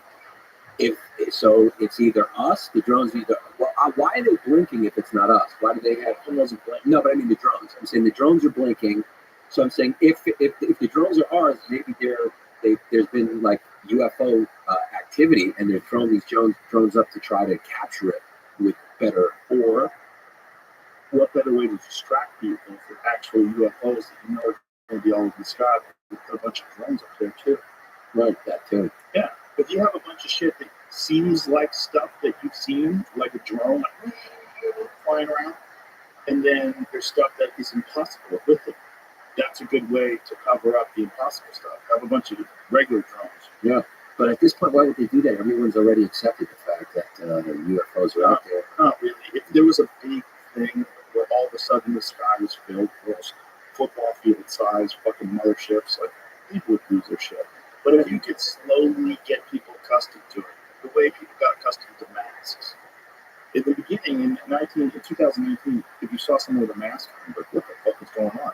By 2021, why doesn't this guy have a mask on? Like, just in a couple of years, everybody was wearing a mask. If we get accustomed to stuff, if you get accustomed to things being in the sky, and then all of a sudden there's nothing, like you could pull anything in the sky. If you have weirder and weirder drones, and then start showing spaceships, people would freak out way less. Right. I don't know, dude.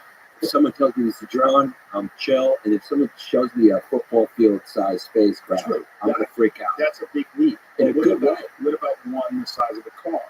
That's definitely not out. So you think they're just doling them out by size? If I was going to do that, if I was going to get people prepared for an imminent invasion, like if I knew that there was UFOs on the way, if like we're working at the James Webb Telescope and we get a photo of a mothership and it's heading towards us, it's going to be here in 4 months.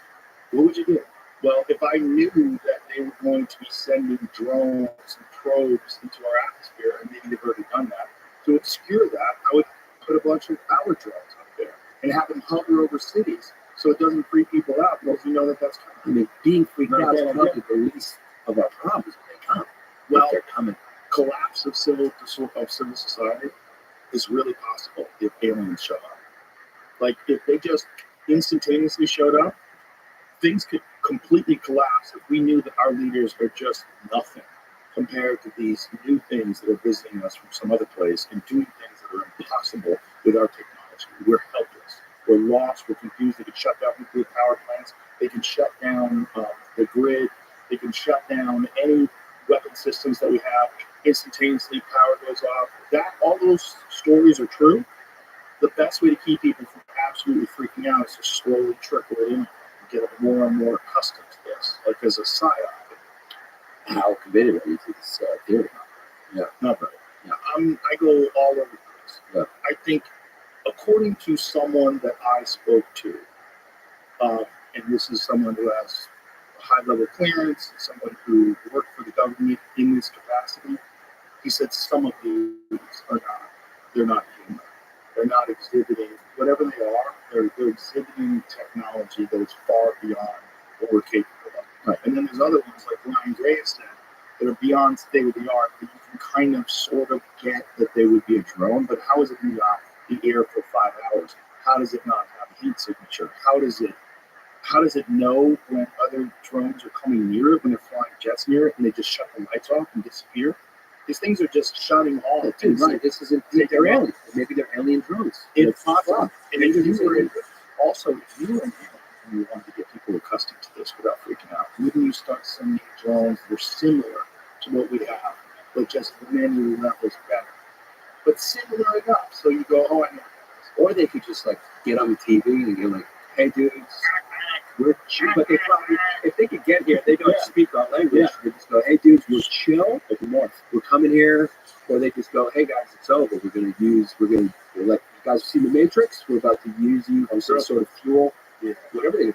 Or maybe they're not going to be mean to us at all. That's possible too. If they're that intelligent, they're not mean. They're not mean. People who Mean like us. yeah, Or maybe the prison planet thing I said at the beginning of the show, this is how it happens. When you ever heard Bob Lazar talk about one of the most disturbing things that he found? What? No. One of the most disturbing things when he was doing the back engineering program on this supposed crashed alien spaceship or recovered alien spaceship was that they had a thick binder that was about religion. And the thing, we'll have it play. Because it's one of those ones we played a few times. But it's the Bob Lazar story. Because if he's telling the truth, and it seems like he's definitely telling the truth about a lot. He definitely worked at Los Alamos Labs. He was on the employee roster. He has a detailed understanding of the building. Who all the security people when they took him there. And George Knapp took him on tour for that. He definitely worked there, and he definitely was a propulsions expert. And he says they hired him to go and try to figure out this fucking thing. Here, listen to this. Extreme about that thing. But why would it be any justified to do that? I will go back to the comment. Yes, it's so far out. You're exactly no. Okay.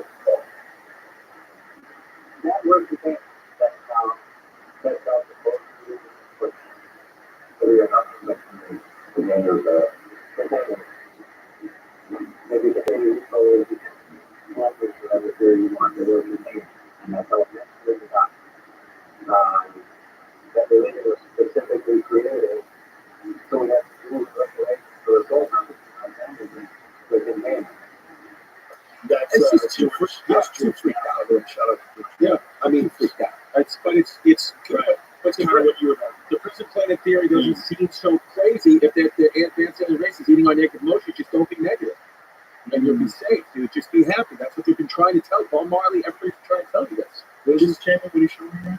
I believe that video we posted is April 12, 2024, at Mountain Standard Time, Eastern Arizona, off the Black River in the White Mountains, the Fort Apache Indian Reservation.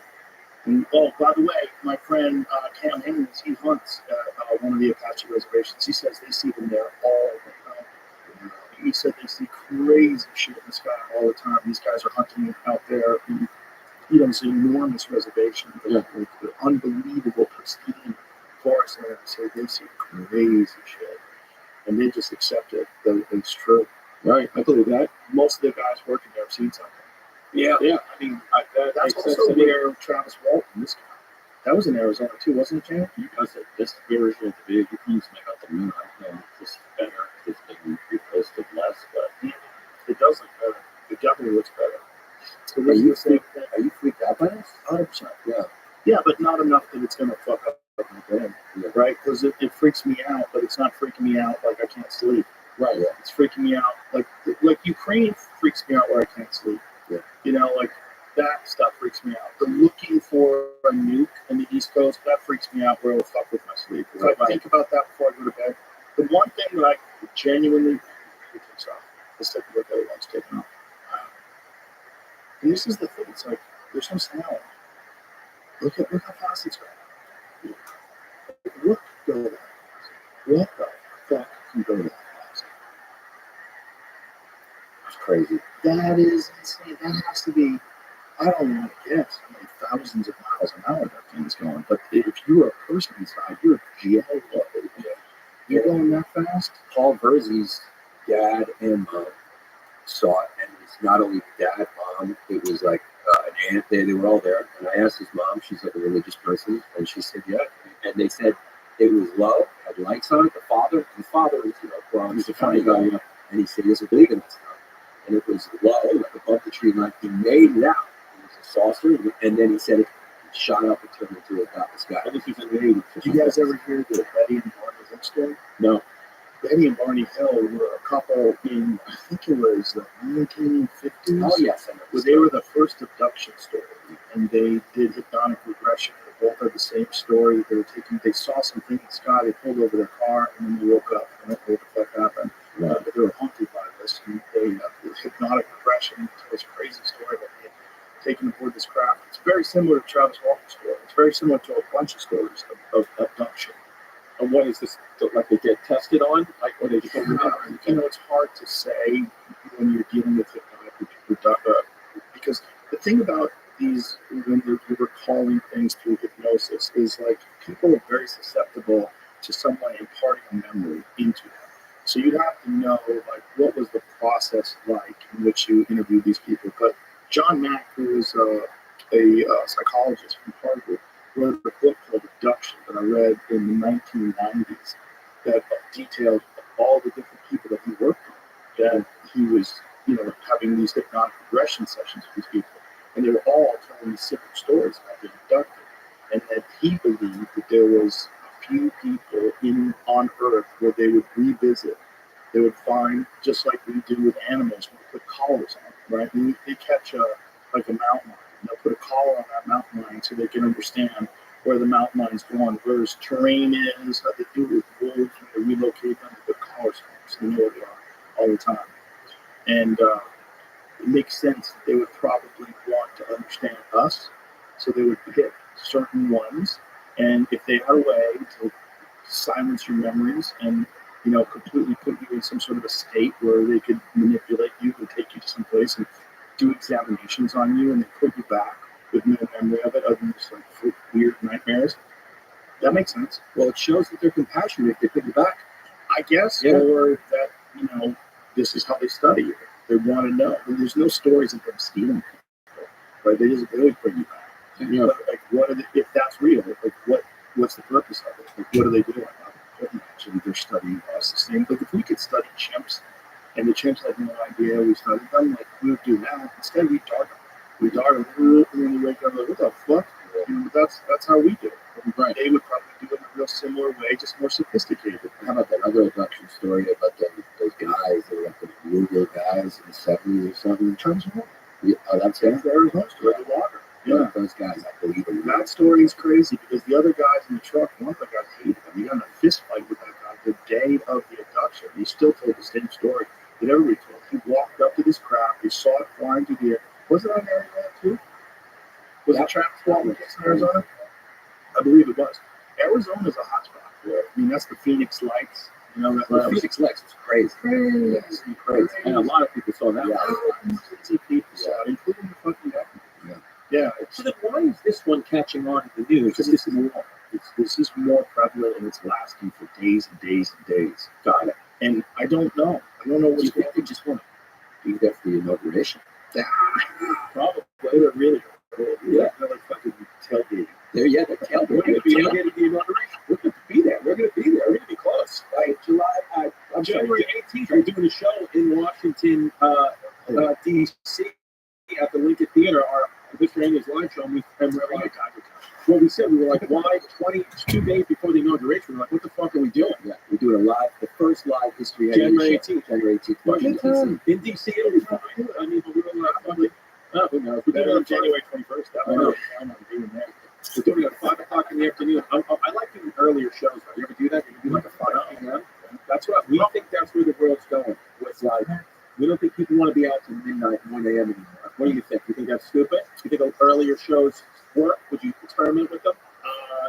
I mean, sure. I mean, Bert Kreischer's always done like afternoon shows, like take the day off work shows. Oh, really? Yeah, Bert's been doing those for years. Oh, I didn't know Calling that. sick shows. Yeah, I mean, Doug Stanhope does those day drinking shows. We actually filmed one at the Motor Show. Oh, I didn't know that. Some day drinking shows. Yeah, I mean, why not? I mean, the club is there all day long. Why not have shows during the day if you want to? If you want, if you could sell them, Especially if it's dark out. If it's the club's dark as shit. It's dark when it's noon. Yeah. It's like you could totally have the same experience at noon that you could at night. But it seems like at nighttime, people are off work, get a couple of cocktails, get a little loose, sit in the dark, have a good time. But on a Saturday, sometimes I feel like people just sit around all day and wait for the show. You can put it at 5 o'clock. Why not? Look, that's why they like to go to football games, right? Right. During the afternoon. Yeah. I mean, you certainly could. You certainly could have day shows. Yeah. Especially if you have a big name. Someone that are willing to do something. Yeah. Most people like to go out and go to dinner, get a couple drinks, go to a show. That's a nighttime thing. But that's just a couple just a custom, especially if it's Saturday or Sunday. Yeah. I'm just a morning baby. I like to wake up early, and I like to. I'm a 6 a.m. little baby boy that wakes up. What I used to look at it right away, but now I give myself 15 minutes.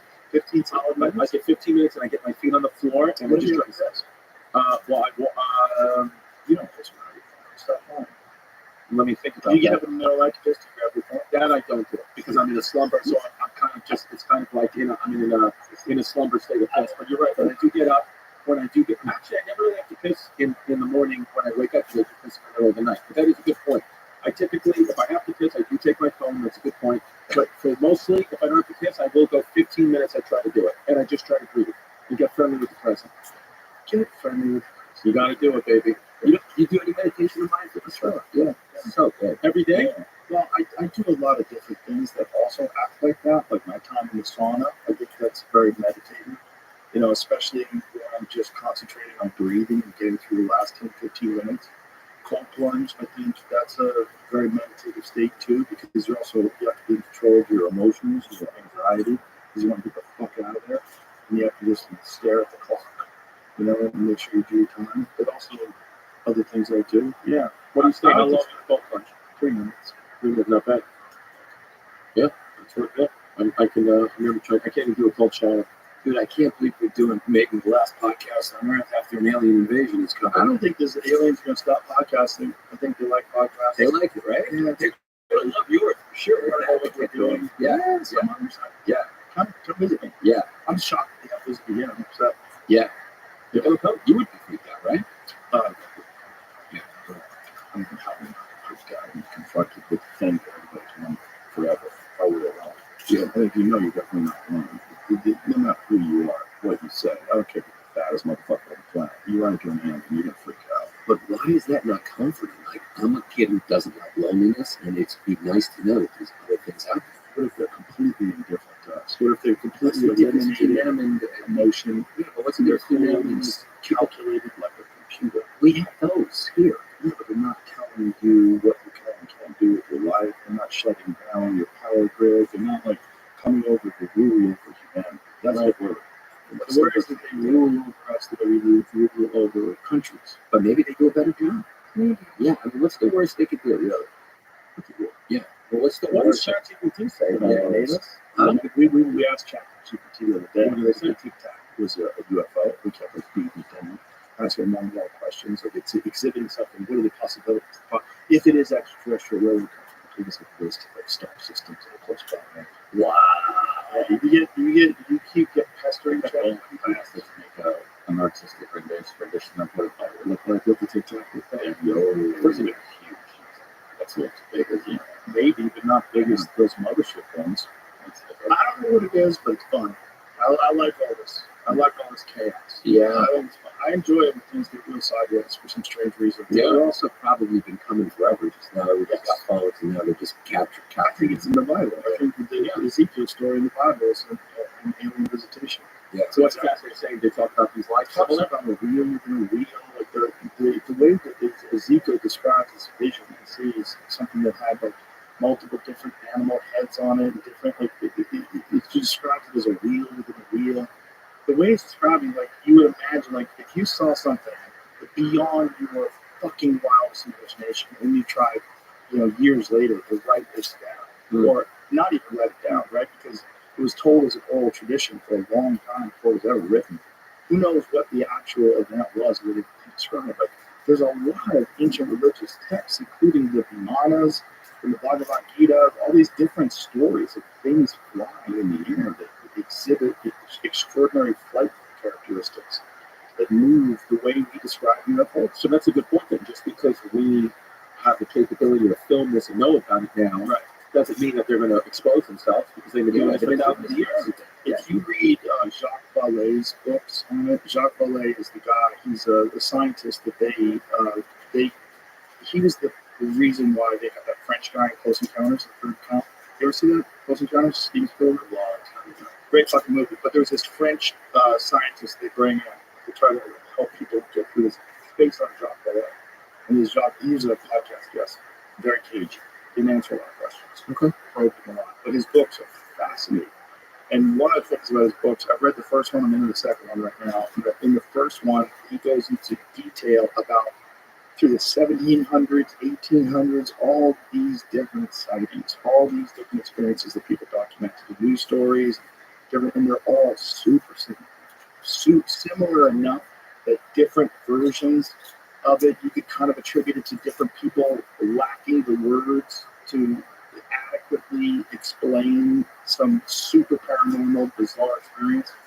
But listen, I think they've probably always been here. If they're real, if we are visited by something that's either interdimensional or from another planet, they've probably been doing this for a long fucking time. Monitoring us the same way we monitor animals on this planet. And they maybe never say who the real are. Well, maybe they're getting ready to because we're about to unleash these fucking quantum computers and AI. And maybe that is the thing that they're here to make sure it goes smoothly. Right. Because if you had to imagine one thing that would completely change the capability of this race of savage, barbarian, territorial apes with thermonuclear weapons, which is what we are. You would like right when they're about to achieve godlike powers. Like let's like hover. Well, that makes sense. It really does make sense when you put it into that context, which is actually reality. That we are on the precipice of something that is so unimaginable, bigger than the split of the eye. Yeah, bigger than right. Literally something blowing my mind right now. Yeah, I mean, when you think so, your anxiety's going to go up. Yeah, I mean, well, no, my anxiety's about stupid stuff, which is weird. Yeah, so I get this stuff just doesn't bother me. But I get bothered by stupid stuff. What is wrong with this stuff? Is not genuinely affecting you right now. If it was inescapable, if it was like hovering over this building right now, we wouldn't be able to have a podcast. We'd all be outside. Yeah. We'd be going, what the fuck, man? Just some silent thing that's 3 miles long. It's blocking out the sky, and it's hovering, 300 yards above us. We would all be freaking the fuck out. Right. So my question is Elon Musk probably has IQ of 140 or something, or at least. So what is ChatGPT's IQ considered now? Well, once they achieve, and I think they're going to be able to do this in 2025, when it achieves artificial general intelligence, I think what it will be is as smart as every human being that's on Earth combined. Mm. See if that's right. think that's correct. What does that mean? But Artificial human intelligence. the thing is, this is like whatever it is, it's baby steps. So whatever that is, like this insane leap from us to that, is baby steps in comparison to what it's going to be. Right. It's not going to stop there. And if you have sentient artificial intelligence and unlimited computing power connected to nuclear power plants, like they're going to do, and then it develops a better version of itself and better versions of power and better versions of its programming and all the other things that go along with it and its capabilities. And if ChatGPT is trying to lie and copy itself, what is that thing? So, and they also don't know how it works, right? Like I watched that 60 Minutes interview with that sort of godfather of AI, or whatever they consider him, like the guy who first created the biggest component of it. And he says, we don't the layers thing, and then he goes, they don't know how to learn. They don't know how it works. They don't. That blows my mind. It should. Yeah. It should. That's why they're learning. So is Elon concerned? Is Elon like really concerned about AI? I don't know. He keeps it under his hat. Okay. I think he's got contracts with NASA, and he's the Defense Department. He's running SpaceX. I don't think you can talk wild about earnings. Yeah. That kind of, Because that's what we were Right. saying in the gym. Because he was agreeing by someone who showed me. Like, I'm not sure. He's in a real diversity. I don't know. Because people are like, oh, how come he's not commenting on the drones? He comments on everything. It's true. But and so like, what does that tell you? It tells me something's going on. Yeah. That's what I would be commenting on it. If I had nothing to do with it and I was a super genius who comments on everything, I would for sure comment on all this fucking drone. Well, there's a lot of them. My wife saw one. She videoed it. It was a drone. There's a lot. But it could have been a man-made. It could have been like somebody throwing it in the air. Because a lot of people have probably put them up in the sky too. They're all flying around Austin, and they're not normal drones. I see them the other night. Yeah. Boys, let's wrap this up. So, yeah. All right, History Hyenas is back. I'm very happy. Thank you. Very happy. I was demonetized on YouTube, so we're trying to get remonetized. But What happened? What you say? Weird, dude. Who knows? It's again. It's just, I don't know. This is why does this happen? I remember the last time. Yeah, and the last time they did it to my channel, and then you spoke about it, and then they remonetized. They had suspended me last time, and we don't know because we weren't even active. The problem is if you get a bunch of haters who flag your videos and complain about them, I think sometimes that could do it. Yeah, it's harmful content. We didn't put an episode. It's just cocksuckers who like just mass report you or they don't like you. I mean, there's a lot of ways to weaponize that whole reporting system. We're trying, but that's And then, you're going to realize that YouTube is managing some fucking insane number of videos that are getting uploaded every minute. right. And they probably have to have all these systems in place to handle this stuff. And I bet you can game that system. And then there's also a bunch of people that work for them that are real dipshits. Right. And I think they can flag things. And they get a whole lot. Yeah. We tried to get it reinstated. They said we have to, February is our next chance. YouTube, please, come on. Please, it's just a history podcast for two funny guys. Let it go. But that's why, in effort, we are playing by the rules with YouTube, and we have really clean, cute content on YouTube. But if you want to get fucking wild with us, go to patreon.com/historyhyenas. That's where we're going off at Patreon. It's true. Right? We are going off. Gentlemen, thank you very much. You guys are awesome. Thanks. I'm so happy to be together again. Thanks, John.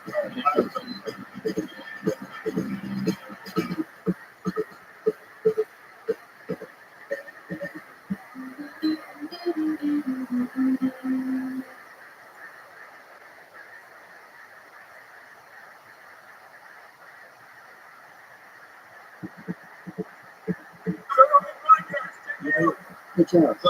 Experience. Train by day, Joe Rogan podcast by night, all day.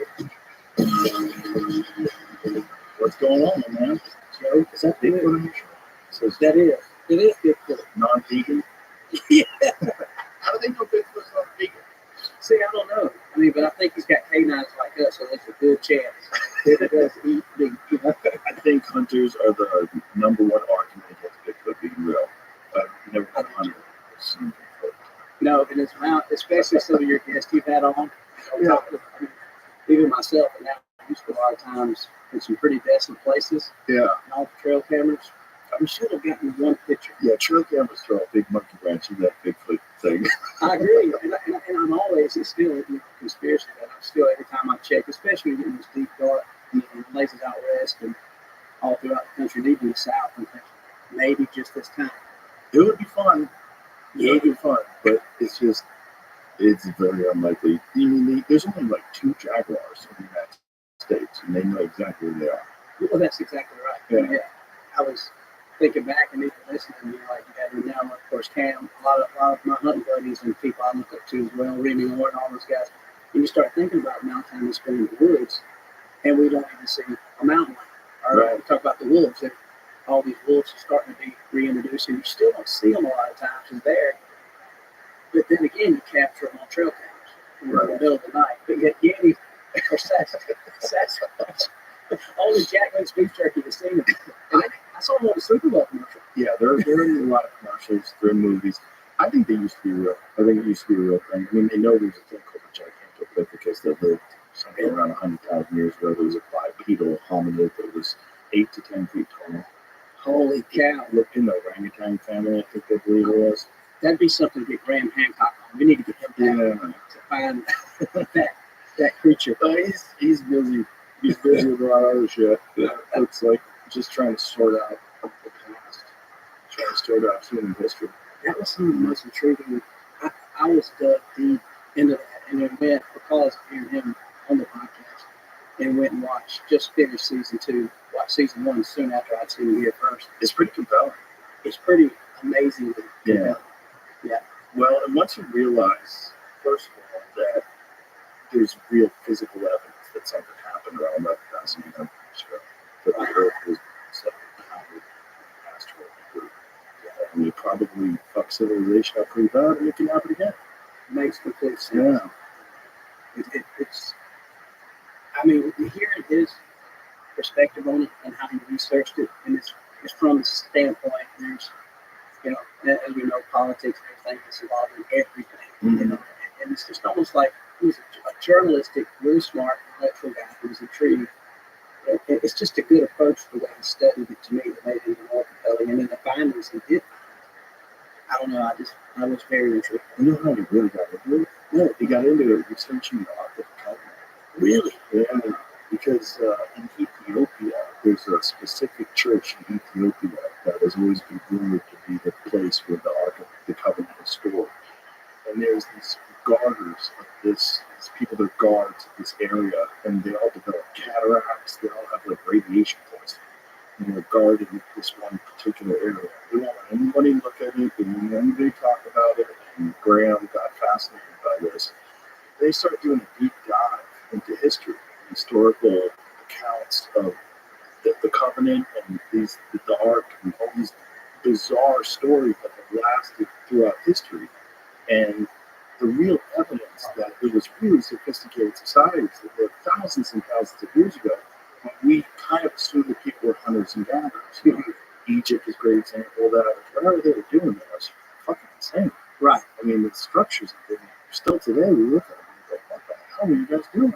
Yeah, how does this make? Yeah. And he believes that society had reached a very, very sophisticated level of technological achievement, and something happened. And now we're living in like a rebuild. Even though we're very sophisticated in terms of technology, our technology's gone in a completely different direction than theirs did. And where did Graham ever, in his conclusion in some of that about the covenant, did he ever think that it's still there? I think it's still there. Yeah. So some people thought it might have burned up in Jerusalem, I think it was. Or see if you can find where that is, Jamie. It's supposed to be in some church in Ethiopia. James got it. I just had watched something on that because I'm intrigued by all that kind of stuff. Well, when you really start digging deep into it, it's very fascinating. This one particular place has been protected for so long, and all these people that have supposedly seen it describe something that's, Trump apparently has like a model of the Ark of the Covenant. No. Yeah, see if you can find that. Yeah, he's got like a recreation of the Ark of the Covenant.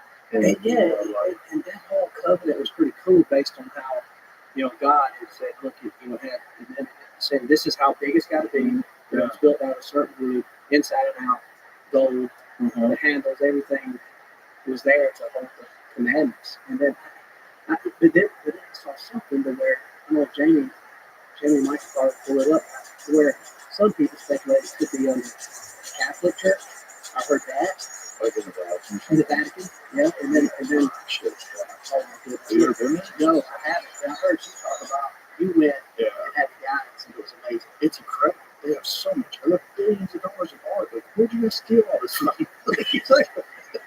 It's back in the Roman day.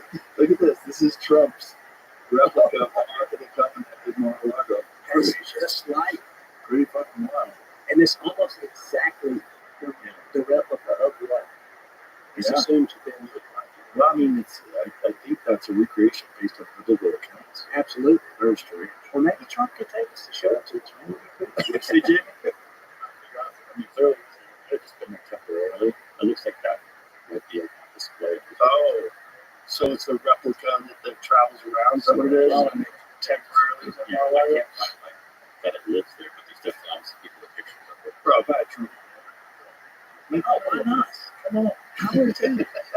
I will too. The cool thing up to have on display.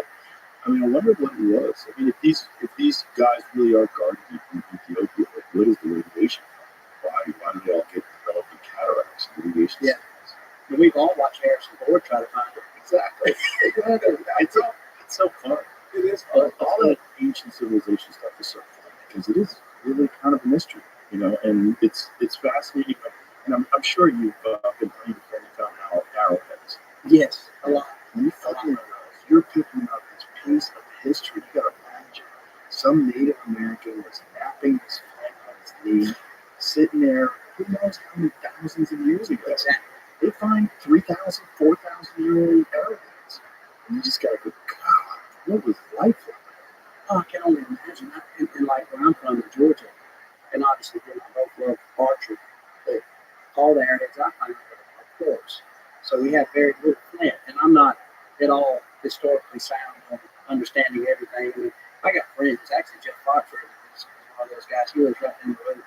He is obsessed with Indian artifacts and has an amazing collection. Like goes across the country. You know, it's hard. You can call Jeff right now. You probably can't get him lost in from his podcast, but then all you got to do is tell him, hey man, I just piled up a field with rain, and we just found 2 nice plant heads. He'll probably be here tomorrow. I mean, he loves it. He's eat up with it. Fitness isn't just about what you do in the gym, it's also about your nutrition. Even with the best diet, some nutrients can be hard to get, and AG1 can help fill those gaps. AG1 delivers optimal amounts of nutrients in forms that help your body perform. AG1 makes foundational nutrition easy because there aren't a million different pills and capsules you have to keep track of. It's just one scoop mixed in water. It's such an easy routine to keep in the morning.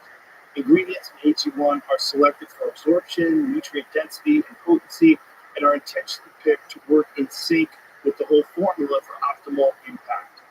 They are seriously committed to quality. AG1 is tested for hundreds of contaminants and impurities, and they're constantly reformulating the recipe to dial it in.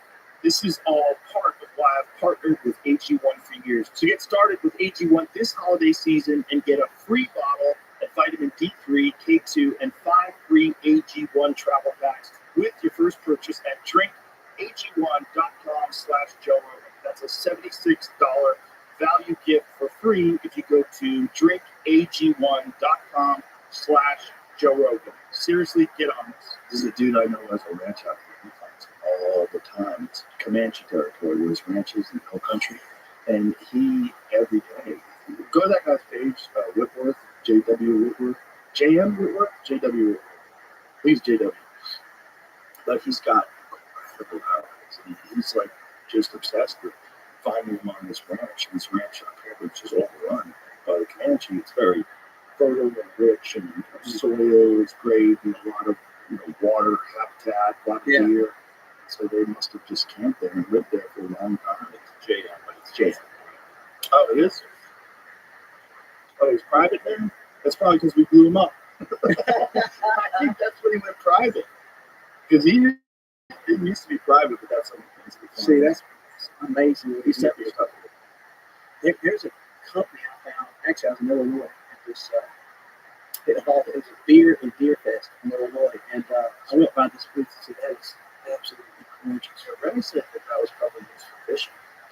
Very well could have been. It's so large, so it's probably used to shoot fish. It seems that a lot of the arrowheads are, the ones that was actually attached to shooting archery were a lot smaller. Mm-hmm. Like, some people might argue.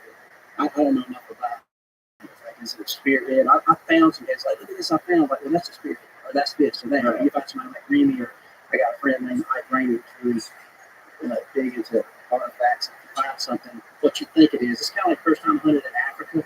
I thought I'd shot a springbuck, I thought I shot a diker, and it turned out it was a springbuck. It's like, oh, okay, there's only 7,000 species of animals out here. So I think Eric is the same way. It's amazing. But to think, you're right. And think of somebody sat down thousands and thousands of years and mapped that out. And how many times did they not get it right? Oh, Keep saying it's perfect. God, Yeah, it's so a lot of people probably drop out.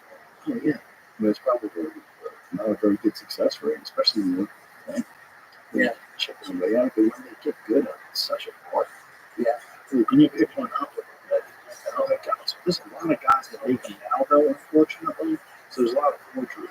Correct. Yeah, there's a lot of nerds. Archery nerds, they get real good at it. They just leave them scattered around places or pretend they found Exactly. them. You know, You could do that. It's almost, yeah. you totally. That's a legit one. It's actually pro value. It makes me less blind when like you're out in Utah and have success in elk woods and you're butchering an elk and trying to pack out and you just happen to be sharpening your knife. Like, it's the least I can do for sharpening this knife. Right. Over these guys have to map out ahead how that takes to go hunt an elk. They live for thousands of years. Oh, I know. I tell you something interesting. We hunted in a place in Montana where it was on the Milk River, and they had what they call a buffalo drop on this property. And so we went to where this buffalo drop was. You could go to the base of it. You could there wasn't even much left now. We used to hunt back in the day, mostly in the. I had been since 2000. I think it was 2010 was the last time I had been out there. But at the base of that, you used to find all kinds of bones, bison bones, buffalo and stuff. But you would sometimes find these little tiny heads, and they didn't look like this, which is interesting. What really thought that maybe that was for fishing or something. I don't know. But all the heads we would find would be tiny little, almost like bird points. That's what I felt like I wanted to call it. I heard them call it this. And supposedly, what they did is they didn't necessarily weren't trying to kill the buffalo. They would hurt them, and they would just kind of peck them with arrows, and then they would run the buffalo off this cliff. So it basically died coming off the cliff. And it was so cool, across the valley, you could still see all those stone rings to where supposedly the ladies or the squaws would sit there and look back. As soon as the men basically had, whatever amount of buffalo, I guess, over the drop, they would come and butcher. And the men would go back and smoke the peace pipe and relax. So times have changed a lot. Yeah. So I thought that was interesting. This one site where they had a buffalo drop, and the pile of buffalo was so large, and there was so much decay that it actually created a fire. Holy cow! It started on fire because they're all just rotting and fermenting and just some sort of combustion. And so the entire side of the cliff was black from these buffalo falling off of this place, rotting and Created a fire. Yeah. I mean, It's I don't know crazy. how it would work. I don't need it, but I do know that those buffalo drops do exist, and it's pretty fascinating. And the place we're hunting was a private landowner. He was a rancher, had some cows, and he was very funny. He did not want us to video any of our episodes or anything to do. And back then, we were videoing. I was working with Bill Jordan. We had a show on TNN back in the day, and he's like, "Do not bring your cameras. I don't want any TV cameras around this because they come and all of a sudden set this up as a historical site." So he was really funny about that. So I didn't even take a lot of pictures of it because I was always like, hey, this guy didn't want us to take any pictures or talk about it. But man, every time I come back from morning hunt or we go scout, I come back, man, we go buffalo track. Like, you see this like a little kid, like a 10-year-old kid, Boy Scout, like, look at this, here's a head, or there's a buffalo horn or skull. Most of everything that would have been there had already been picked through because it's right off kind of a county road. And so most of the locals knew about it. And of course, he's had kids and grandkids just kind of understood it. But it was pretty interesting. But every time we go, we find something. So it's really interesting.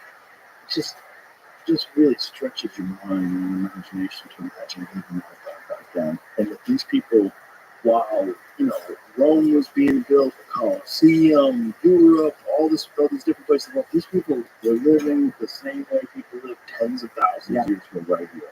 It's crazy, and now it seems like we're so far removed from it, but yet as we talk about it, that romance hadn't left. And even getting a chance to chase a bull elk, there's still some amazing really wild places out there that you can kind of revisit. And that was the first thing I noticed is all the the Native American pictures you had. I hunt a lot of kids, Native Americans, lots of the Navajo Nation. I've become like family. They become like family to me. I go out there every year, and the resources they have. I know Cam hunts a lot. It's at Muscalero and different places. And I don't know, man. And even sadly, even amongst the natives, some of that culture is being lost with them more. And so we need to go out every year and go hunt with their kids. We take 15 to 20 Navajo youth hunting every year out there with the Navajo gang. They have a lot of mentors. Gloria Khan, who she's just stepping down, but she's kind of in charge out there. And we would go and work with people like Jeff Cole and the whole Navajo Nation families, and we take just their kids, the kids of the Navajo Nation hunting. And sadly enough, they're like a lot of kids in America, eat little babies and playing Xbox. It's like, man, you got 17 million acres in your backyard. Come on, bro. You're supposed to be the damn eagle. You got to fly and get down. And we got, I'm even out there, it's your room, and me too. I have all kinds of Native Americans, not heroes, for Native American hunters, like Ishi. We taught Opie Young how to bow hunt. He's in Delaware. Yeah, Ishi out of California. I think he come back and he basically taught those guys who were doctors. He introduced them to bow hunting. And then Opie Young, as we kill an elk, we think, oh, is he big enough to go Opie Young? Right, explain to people what Opie Young is. We don't know what we're talking about. Opie Young is, so basically Opie Young were two guys that basically just kind of revolutionized archery as we know it a lot of times. I mean, obviously, throwing around names, you got to talk about Fred and stuff like that. But prior to that, there was an Indian named Ishi out of the California tribe. And I'm not good enough to remember exactly what tribe that was, but there's a lot of cool information that you can read. Obviously, if you ever get your hands on Saxon Pope and Arthur Young, any books, it's fascinating. Like, my favorite book of all time is called The Ditcher's Bowman. A friend of mine, Jeff Johnson, who's a writer, gave it to me, and I read it all the time. And even my kid, I read him that book at night. And it talks about their first venture into Africa, and when they went there, hunting ridge, and they went elk the first time. And so these guys were kind of, based on what I can assume, seemed to be pretty much seat slickers who had basically a patient called Ishi who taught them how to hunt. And pictures of him, you still see him. He looks like he's dressed in a Ted Nugent concert in 1969, jumping off the amps. And so now that's become similar to Boone and Crockett. Pope and Young is an organization that's formed around, celebrating certain animals that are trophy aspect. And if you get say a white-tailed deer that nets 125 inches on the Pope and Young scale, you can enter them into the Pope and Young record books. And every category of species, like elk, bear, caribou, so on and so forth, has that. And so it's just kind of to celebrate a lot of the heritage of archery. And so Pope and Young, a lot of people don't know it, but that basically is the basis of what it comes from. But it starts back to, guess what, Native American, these arrowheads, they passed it on. And so now we're kind of carrying on that same tradition. And so as a student of the game, it's so cool to talk about it. Oh, look at that. Yeah. That's cool. Is there any, can you find, Jamie, is that Ishi that was Ishi? There's Ishi there. Can you imagine? Look at that. Yeah, I mean, and there's so many amazing stories. Man, I don't even know. It had to have been in the, I don't know, was it 20s? Or maybe 1900. I know it's early. You know what's fascinating when you think about what we enjoy archery? 1912. So, that was like he was like in the 1800s. Absolutely. He was doing that. That's literally from the source. And there's another thing that's crazy to think about this. Another thing I read and heard told, because obviously you're traveling around, and it's always trying to figure out, what's fact or fiction. But I listened to Casey News on this podcast too. Supposedly, Ishi who come in, who was actually living very primitive, but come in and once he started hanging around and got westernized quickly, got fat because I don't know if little Debbie's is around yet. That's the only thing I hated about the whole Casey Mix, that whole podcast. I was like, man, I used to love good oatmeal pie. Now I'm sitting there like, I don't know that glass of milk. Man, should I partake? But I think he gained a lot of weight, started getting a lot sicker. And the food back then was so much better than the food we have now. Just around a lot of people, and all of a sudden he was trying to fight probably viruses and diseases and getting an abundance of a certain food he wasn't used to. And supposedly I think he got a little heavier and less healthy just being Probably around. a lot of grains and sugar. Probably, I'm sure. Yeah, it's probably eating mostly meat before that. Probably so. Used Yeah. to fish out the creek and Yeah. backstrap out of the mule deer. Everybody did for thousands of years. It's just so interesting that if it wasn't for guys like Kobe and Fred Bear, I mean, how many people were evangelizing bow hunting back then? Like, how many people were making it something that was, because as soon as rifles came along, the way everybody looked at it was, oh, rifles are better. You can shoot Right. something further. It's easier to do. If you hunt, you hunt with rifles. But to make that choice, this decision that there's something more connected, more spiritual about archery and bow hunting, if it wasn't for those people that were promoting it, people like Fred Bear, who was so articulate in the way he would describe things and the way he would describe the benefits of just archery practice, about how archery just removes your cares.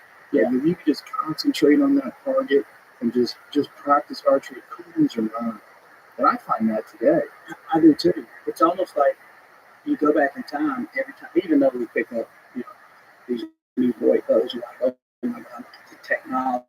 Well, It is. It's so much more accurate. And so, it's amazing. And you're just exactly right. It's spiritual technology we have there. But keep in mind, I'm sure, in those people who are really hunting for substance, absolutely.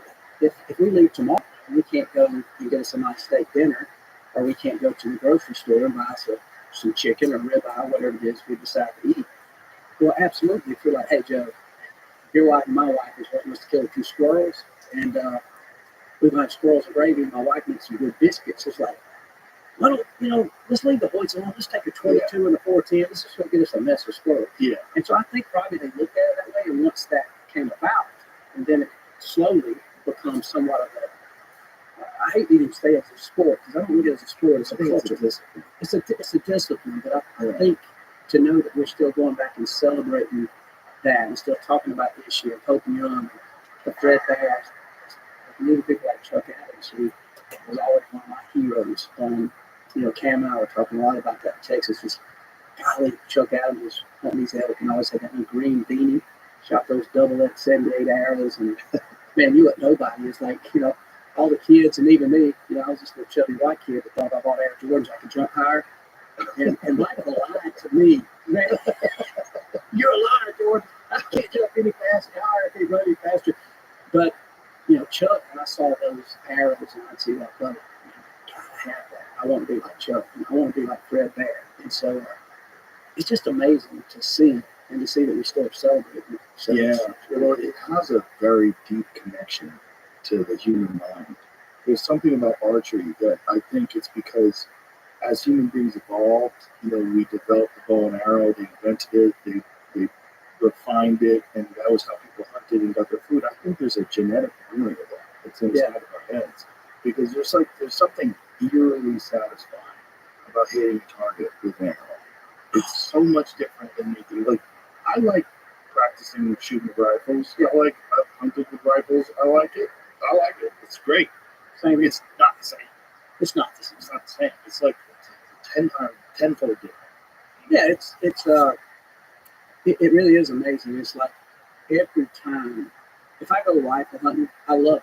I mean, absolutely love it. Still love the whole culture of it. I grew up in Georgia where when people were on these leases, a Meade property, which was timberland or the Georgia Power lease, there'd be 10 of us on 500 acres, or sometimes more than that. And so, everybody took a 30-06 Remington semi-automatic, with a scope on it with over-number sights, and we'd meet up at Uncle Norton's barn, me and my dad, Scott Steiner, and Uncle Tommy, and Uncle Jeff. Where are you going? Hell, I think I'm going to go to the boat sleep. I'm going to Holler One. Nobody talked about wind or nothing. And it was just a bunch of old guys high-fiving. And we would walk back there to hunt my rifle. And as soon as you heard a rifle shot, it was Uncle Tommy. Yeah. I bet he's got a big one, And so it's just so amazing, that part of it. So I still go back and do that from a culture standpoint to feel just that feeling and vibe of being standing there in a pair of Kmart boots with some old walls, coveralls draped over with the white long handles, that we thought we could go to Antarctica in reality, with just some cotton. As soon as it got wet, she froze to death. And just the thought of that being literally in my time, 11, 12 years old, just being one of the men, with a 30-06 on my shoulder, climbing up in a pine tree in a tree stand built out of leftover lumber from my dad's construction job. That was the most unsafe thing in the world. And A lot of people got hurt on yeah. those things. And I remember we got our first bow, my dad and I. My dad had an old Browning bow, and he had a couple of recurves when I was young. He pecked around with them, and then I remember I was 13, and I was working with him on a job site, and that's what I was summer job. My dad was a carpenter, so I'd go work, and man, he worked the corner the hell out of me too. He used to show me how to be accountable and just what it's like to work. He paid me $2 an hour. So he said, you need to pick out something as a goal, figure out what you need to save your money for. You only blow it on something stupid. And I said, well, I don't know. And at the time, some of my buddies were saving with skateboards. Well, at the time, we lived on a dirt road. So I'm like, what am I going to do with a skateboard? You know, I was like, I got to go into the city to use a skateboard. So my buddy, Jackson Bishop, we called him Boo, he lived in the city. We hunted together. He said, I'm behind me. He said he was working with Dad and I too, and he ended up saving his money and bought a really cool skateboard. I remember he built it and we had posters of it. Well, I ended up deciding I need to get me a bow and arrow. So I went and bought me a Martin Pro Eliminator bow from Big Buck Trading Post. Paid $200 for that sucker. Is that a compound? There's a compound bow. What do you think compound bows do? It would have been, I would say, in the 70s. I mean, the first I remember was talking about Fred Bear, the old whitetail hunter, and then you had the whitetail hunter 2 and stuff like that. And then I know Browning came on pretty soon in that, and then obviously we had Hoyt. That was Did in they there. even have sights back then? We had like a hand sight. It was like a bracket, and it had this kind of rudimentary sight that you could scroll in and out. But there's no rangefinder. Right? There were no rangefinders. Is that everything? Look at that. The original compound. Look at that. Up to 50% more speed and penetration. That was 66. So I felt like this would have been in the 80s because I feel like Wow, that's wild. Price so low, hunters can't afford to be without one. The way they used to market things back then is so funny. I know I love to see those. Yeah, it's just, it's a window into a different time. Look at that. Can you imagine taking that to Utah to chase an elk in the mountains? Oh my God, you're so close. Cameron wouldn't even have to tote out a buck on his shoulders. He could just tote that around, probably be as heavy as a right to. How heavy is that thing? Look at it, almost not heavy. All the components. And all eight feet per second you get down that sucker. Those are, oh, look at this. 1926. Arthur Young. Welcome to this. Oh, wow. Look at it. Holy cow. I've never seen this, Jake. Thanks for pulling this up. This is so good. 1926. Holy smokes. I bet they didn't have to buy a license. I bet they just went hunting too. Oh, yeah. Look at that. I mean, when did they? But he hit him somewhere. It's just the photos of that. I mean, to film this is even crazy because this is 1926. So. Right. Wow. Yeah, so close with that shitty bow. No doubt. And man, I tell you what, man, intriguing. Like those guys right there, their books that they wrote, if you wrote those same books now, like if you and I went on a hunt and we said, hey, let's just write an article and present it out in the light and publish it just as we saw it, which is so cool about what we do here is having a chance conversation and kind of air out anything and everything. And obviously, culture has changed the world with this podcast. But back then, you had articles. Well, they'd write these books, and it would be so, like, I would read it sometimes the same page 2 or 3 times. It'd be like, Saxon Coke talking about Rocky Mountain. Yes, I found out. I think it's too far. 70 yards is too far to shoot at a Cape Buffalo. I put 3 arrows in it. We didn't see him hurt. I got 2 in the rump, 1 in the neck. And you're like, they didn't edit this out. It's almost like, It's almost like me and you hunting a squirrel. Like, man, I'll tell you what, I don't like them pellets. It's just not. Those pellets in that air rifle are not. They're just not knocking the squirrels down good enough. Like, oh, you weren't supposed to put that. Can you edit that out? Right. They were just like, okay, let's put this in a book and let's sell it. They were pioneers. They were learning. They were learning how to do that. But you imagine, you get crucified sometimes for the people who don't understand how to be them ethically and making a good ethical shot, whether it's a bow and arrow or a rifle. And back then they were like, all right, let's go try to hunt some African lions. I don't know what's going to take to kill them, but we'll see. They were just experiment, and they took a photo. Think about, I mean, I don't want to go. I've been to Africa quite a few times. How is it to get to Africa in a boat? It's taken them months to get over there, and they would take a whole ship. And I think I forget. I don't want to say it because it could be inaccurate historically, but I want to say they was taking 40, 50 bows, these recurves, and like just tubs and tubs of arrows. I mean, just because they were just launching them.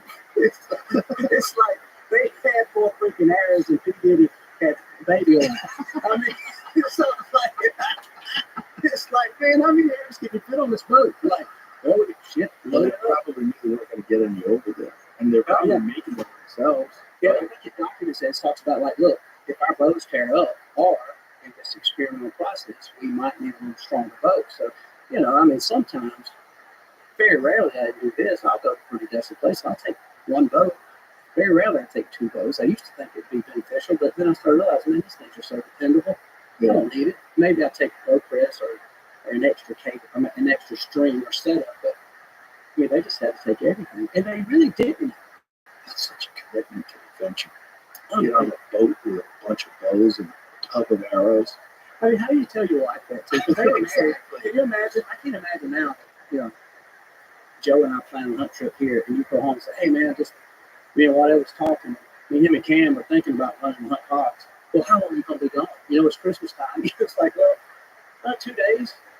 We're just gonna drive down or fly over here to it. Can you imagine? Hey, babe, I think I'm going to Africa, and we're gonna try to hunt some lions. We don't know what's gonna happen. 6-7 months. Yeah, I'll be back next year. I'm gonna go hunt lions with a pointy stick. Exactly.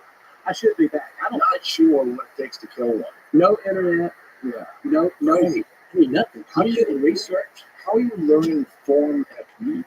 Yeah. You just have to practice and then eventually figure out, well, I held my elbow this way. It seems better than this way.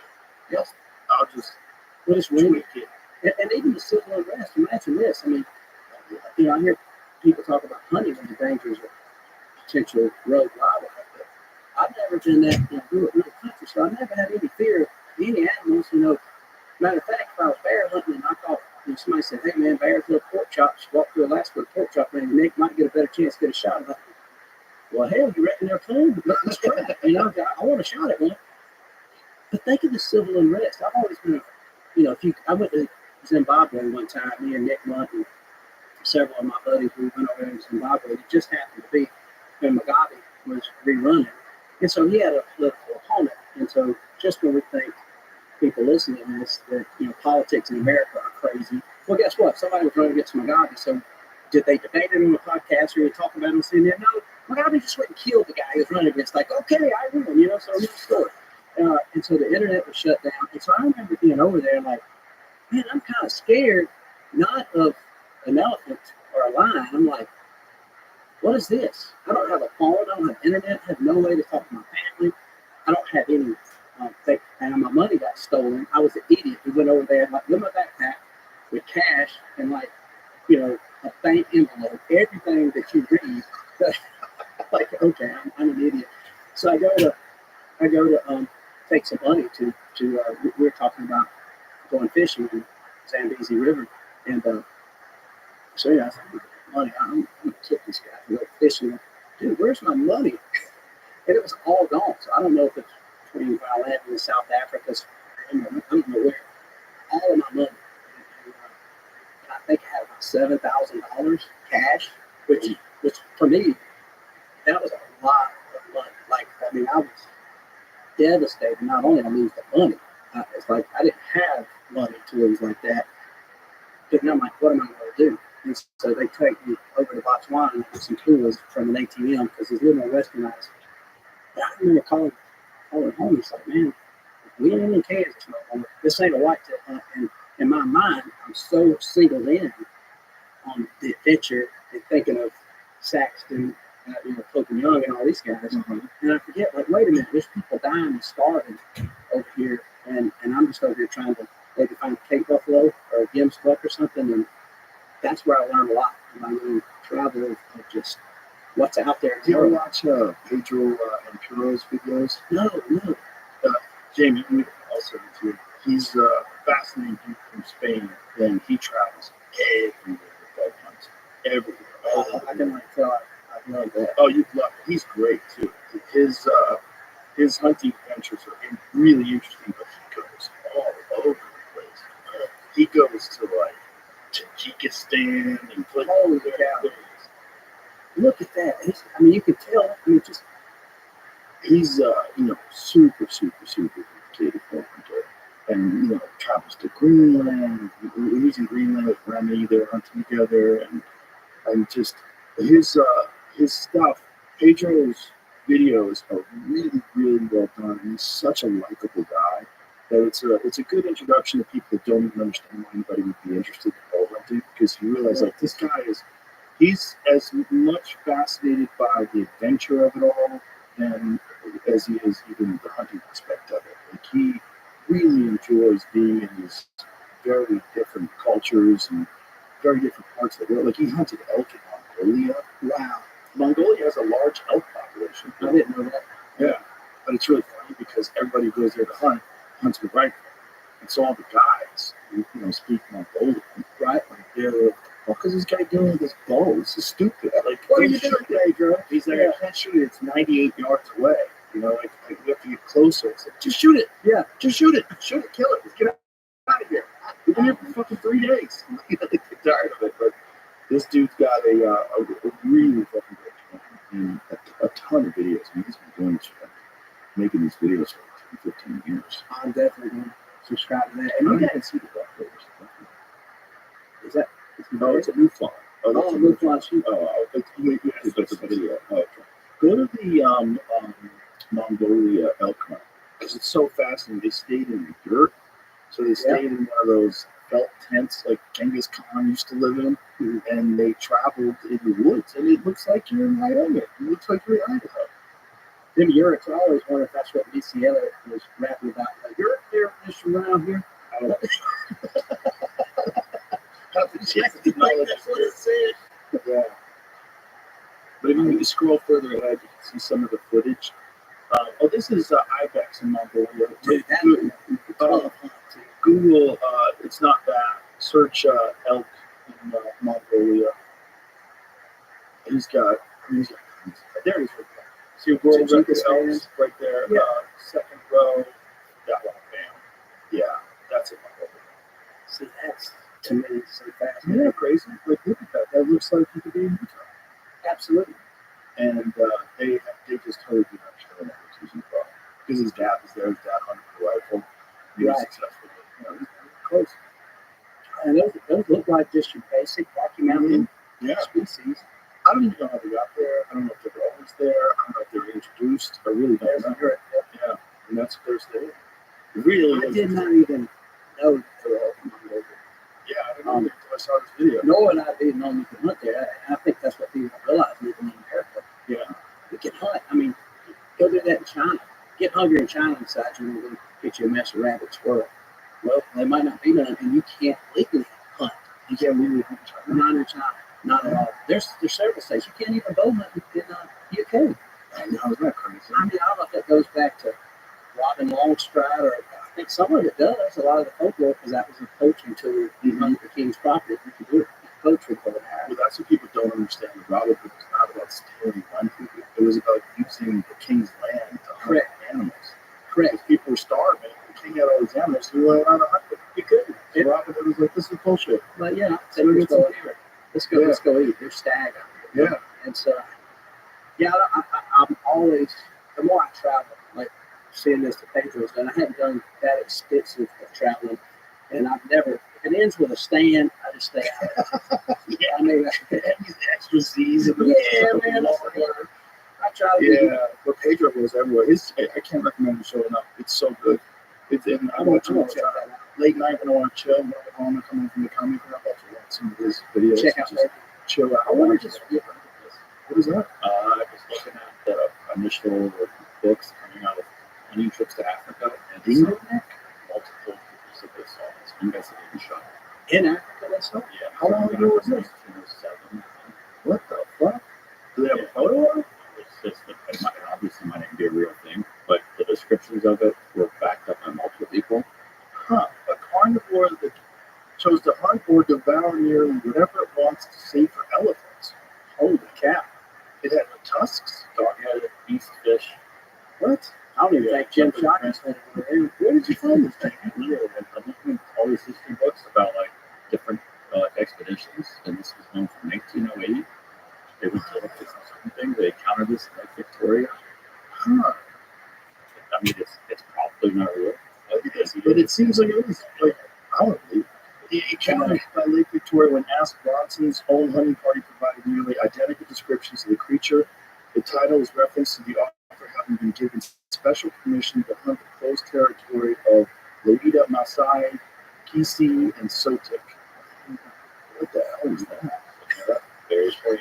It looks different than a bunch of the drawings. Sure, I mean, I'll do that. Right. But like, remember when we were showing those ancient pictures of what a whale looked like to people? They've never seen a whale before, and they're like wings, a lion's head. That's what's fascinating. I think those paintings and engravings, it kind of, some of it you can see like, okay, we still have some of those animals that look that way, but some kind of looks kind of mystical. But have seen the ones at Cape things where it's like a stegosaurus? Yeah. Like, how did you know what that looked like? Somebody, exactly. They didn't Google it. Right. Were there a few laying around? I mean, I wonder. I'm so intrigued by it. I think I'm more intrigued with it hunting and traveling and being in these places. Like we went down. I love the turkey hunt. I love the turkey hunt. Matter of fact, I'm going to do everything in my power. If anybody that listens to this ever knew my name knows, everybody's like, dude, you got to get Cam to go for turkey. I went turkey hunting once. Did you really? Did you really? Yeah. Dude, It was fun. Yeah, it's fun. I love turkey. I just love it. And that's how I kind of broke into the industry. It's definitely a superior turkey to eat. Ooh, they are. They're delicious. They are delicious to eat. And, but anyway, with that said, we were down right out of the Canada hunting oscillator turkeys, which is a different species. You can hunt all these turkeys and get different slams. And Yeah, I think Renella's got the same. yeah, Renella's done it. And so I went down there with actually Troy Lee, Japanese jerky, and he's a big hunter. So we all went down there. Kind of part of the adventure and to say, yeah, we hunt in the jungles.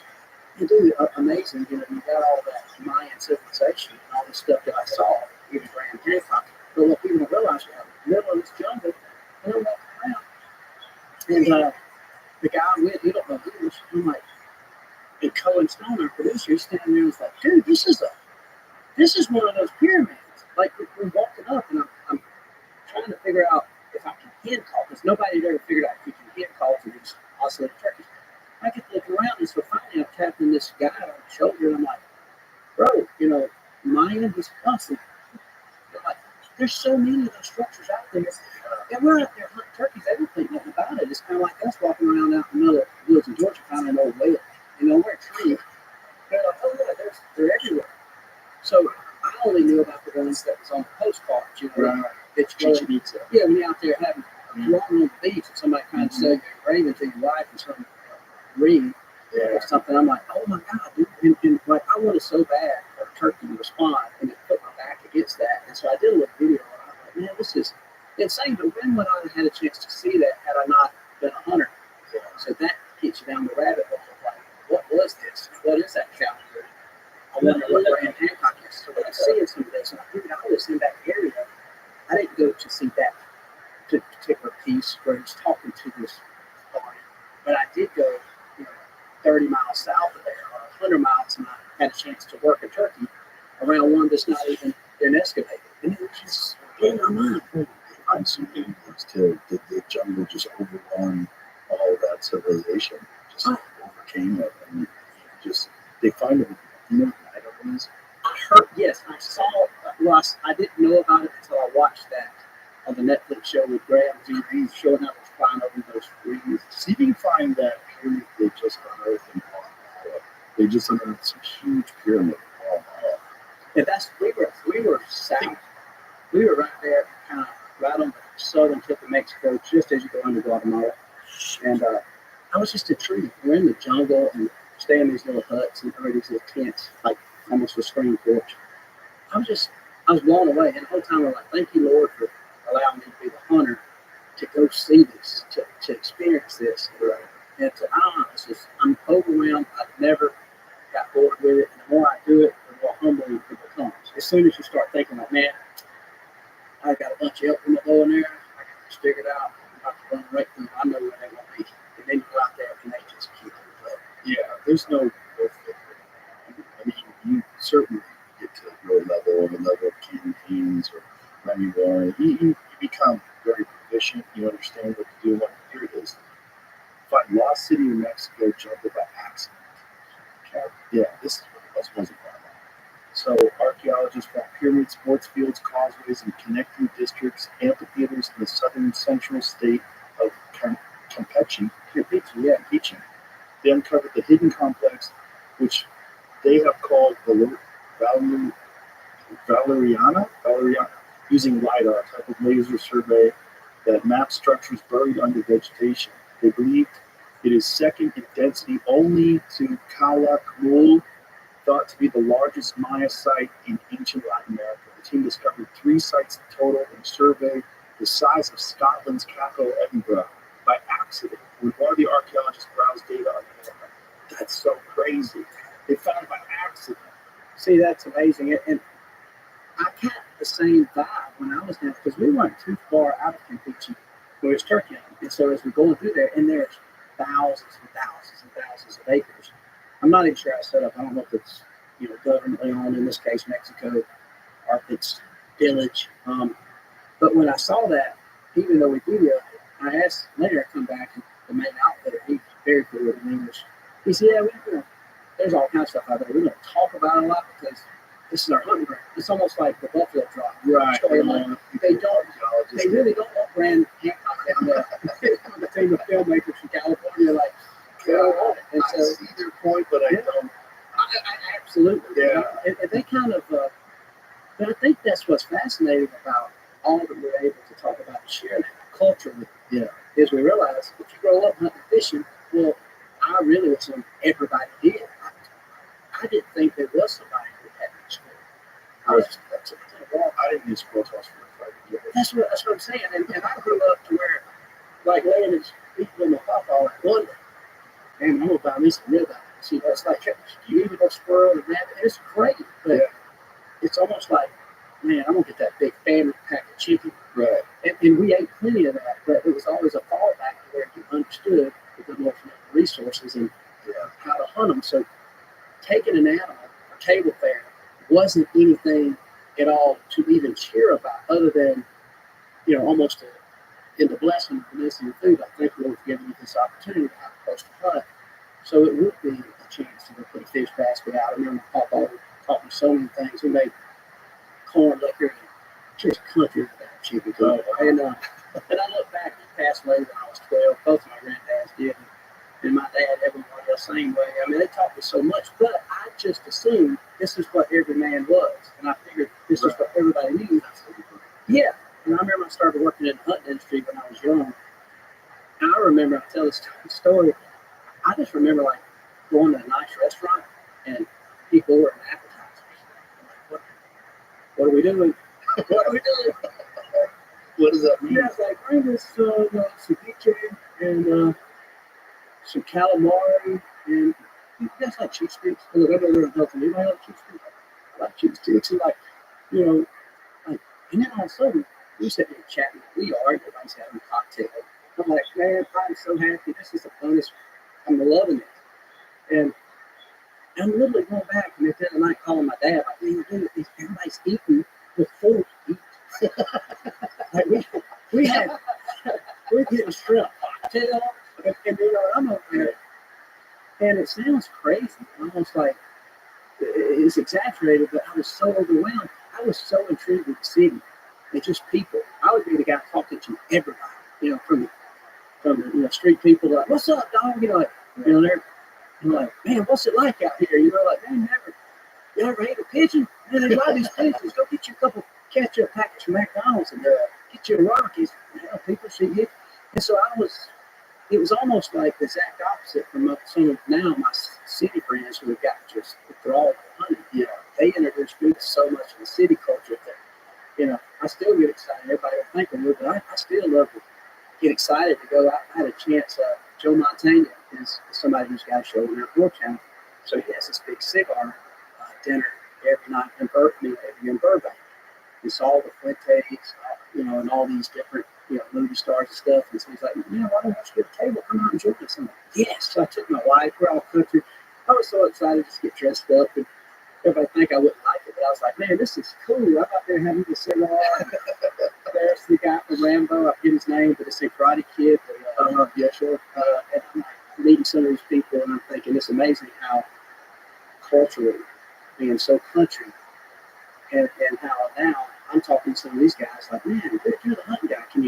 Why don't you take me hunting? I'm intrigued with that. Yeah. And so now having a chance, I know you got like Jim Brewer on, which what a cool cat. I love Jim. He is so fun. I mean, I couldn't hardly hunt with him or Theo for just constantly laughing. I mean, I like to put up that The first time I went hunting, I went with Renella took me in Bryan County. And it's just okay. Yeah. Bryan County's fucking hilarious. We were just crying, laughing in Montana, freezing our dicks off, having a good time. My experience was the opposite. Always lived in cities, always, and then the first time I went hunting was with Renella. I had been camping before when I was a kid, but I had no real exposure to nature. Right. And I remember just after that week doing it, I was like, I'm doing this for the rest of my life. Like, this gets you 100%. I remember cooking the back straps over the fire. It was me, Renella, and Callan, and the crew. And we were just like sprinkling some seasoned salt over these back straps and cooking them over the fire. And we were eating them with our hands. And I was like, I'm doing this for the rest of my life. This is like one of the greatest moments I've ever had in my life. One of the greatest experiences. I felt so tuned into it. I was like, this is something I've been missing. Like this is, and it's a whole new world. I explained it. I was like, it's like you're in a different dimension. The first time I shot a deer was on that show. So I never hunted an animal. I'd only been fishing. And the first time I'm looking at that deer through the crosshairs of that rifle, and I'm just calming myself to squeeze a shot. And I squeeze out the shot, and the deer drops like a stone. And I was like, oh my God, this is what I'm doing forever. Yes. And then once I started eating it, I was like, oh, this is my thing. I'm like, oh, obsessed. I was obsessed. And then obsessed with all I had been missing. Just the experience of being in the woods is so different than anything. The way people think of hunting, unfortunately, we've been poisoned by movies where the hunters are the bad guys. They're always douchebags. They're always like poaching animals and harassing people. Hunters in movies, it's a trope. They've always been like cool, evil people, like this Bambi, the Walt Disney movies. Oh, they ruin people. They ruin this idea. People who buy burgers from McDonald's, to look down on someone who hunts an animal in the woods, and it's just our brains have been distorted. Our perceptions have been distorted by media, and I realized that in the woods hunting. I was like, first of all, this is very different. Mule deer hunting in Montana in October, freezing cold, and the Missouri breaks. Fascinating. Just the environment is so unforgiving and doesn't give a fuck about you. The quiet and the isolation out there, and a weird kind of loneliness. Not loneliness, but a realization of where your place really is in the natural world. You're not special. No, you're not. There's nothing significant about you. Brain is all. Yeah, you're just one of many living things trying to get along out here, trying to get by. And you have an advantage, obviously, because you have a rifle and you have binoculars and all that other good stuff. But the reality of it is, it's very, very difficult to achieve success, especially if you don't know what you're doing. I was very lucky to have a guy like Renella showing me around. But once you do it once, you're like, oh, God, this is incredible. And then to eat that animal, completely different experience than any other meal I've ever had in my life. Yeah. It's such a feast that comes with it. And I try to explain that, but there's no way to explain it until you experience it. I was even trying to explain it to Theo. I don't know if I got that across to him. Theo is a unique dude. Man, he's one of the most, I've met quite a few people, not as many as you, but Theo by far is one of the coolest, unique people I've met. And I remember we get out and we're going to turkey hunt. I knew, first of all, I think I ruined his whole excitement of it. And I said, all right, man, I'll wake you all up. We get about 4:35. What'd you say, whatever? I said, oh, man, I didn't sign up for this. I'm saying this is the brochure. And I was like, and so Caleb Presley, Varsity Sports, he was there, and I was a big fan of these guys. So I was trying to make sure I gave them the best experience I could, because just like when I lived with you, I knew the magnitude of, okay, these guys, I hope they want to do again. But we go out there, and Theo had not been around the gun a lot, and so I figured it'd be easy. I had a 20 gauge. I can't remember if it was 20 or 12 gauge. I had a couple, but I put red dot, those Bushnell red dot scopes on there and make it really easy.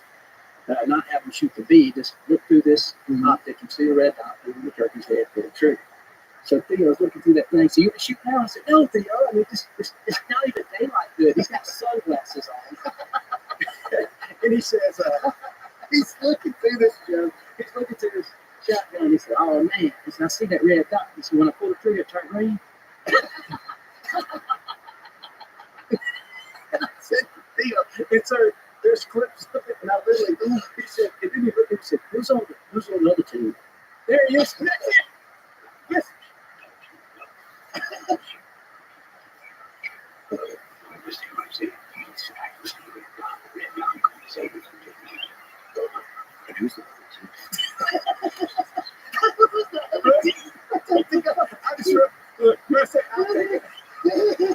Bro, he lives in another dimension. He lives in a neighboring dimension, and he just comes and visits us. Yeah, I mean, Theo and I went to the UFC 2 weekends ago. Last weekend, when it was 2 weekends ago, we were in Vegas, and then after the fights, we went to dinner. And I swear to God, the dinner was an hour and a half of me and Theo crying, laughing, I mean, tears. I'm wiping my eyes. I can't breathe. I go, dude, this should have been a podcast. We should have filmed this. Oh, God, I can only imagine. We were crying. We were just crying. He was saying the most ridiculous shit. I was laughing so hard. It was so much fun. He's so fun. He's so fun. I had so much fun with that guy, man. And he said so much that I couldn't be. Right, it was so fun. And then they said so much that I couldn't. But I haven't met anything quite like him. He's a one of a kind. He's such a big heart, too, man. Oh, he's a sweetheart. Such a nice guy. He's such a kind person. And just a very unique talent. And that's the thing, too, that, Caleb, he ended up getting turned with Caleb. And he kind of took to it pretty quick. Theo liked it, but I think his attention, if it is attention deficit, he definitely had his job. He was kind of cool. No, it's fine. So it's Theo 1 and this guy, is that what you want? Oh, no. I waited. I got the thing I said. Oh, apologies. No, you watch it on. Yeah, that's fine. I've seen it. But they were talking about it interview with Theo 1, and I'm like, wow, that's what she's really about hunting. Apologies.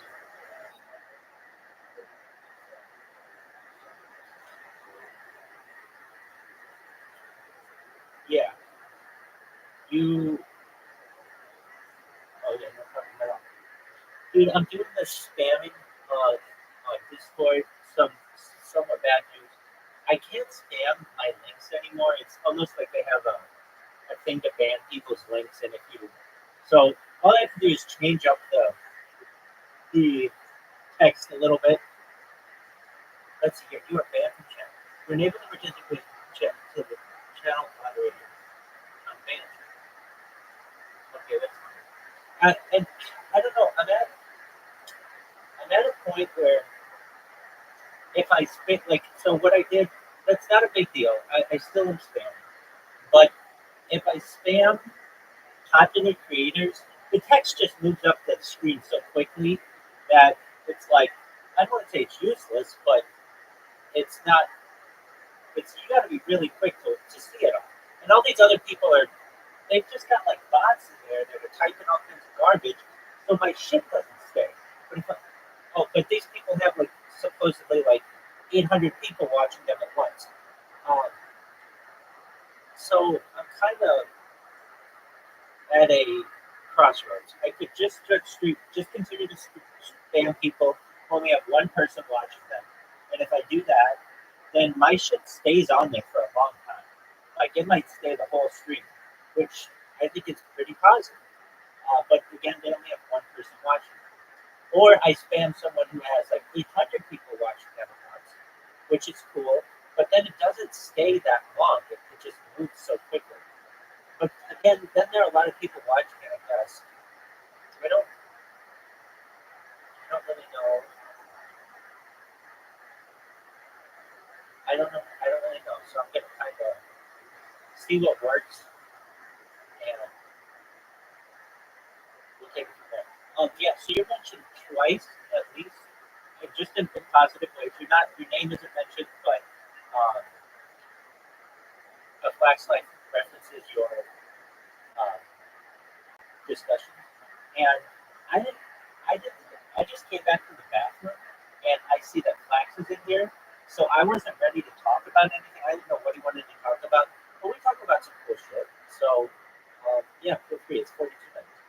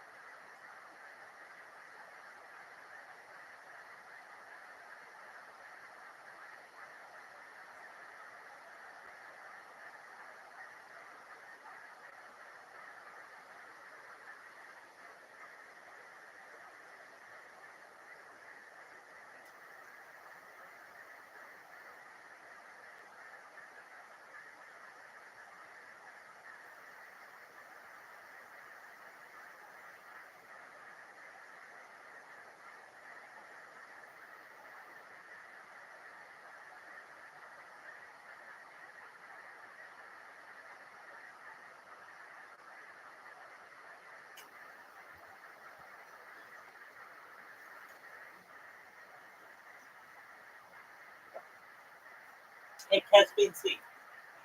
Can you hear me? Can't hear me. That's okay.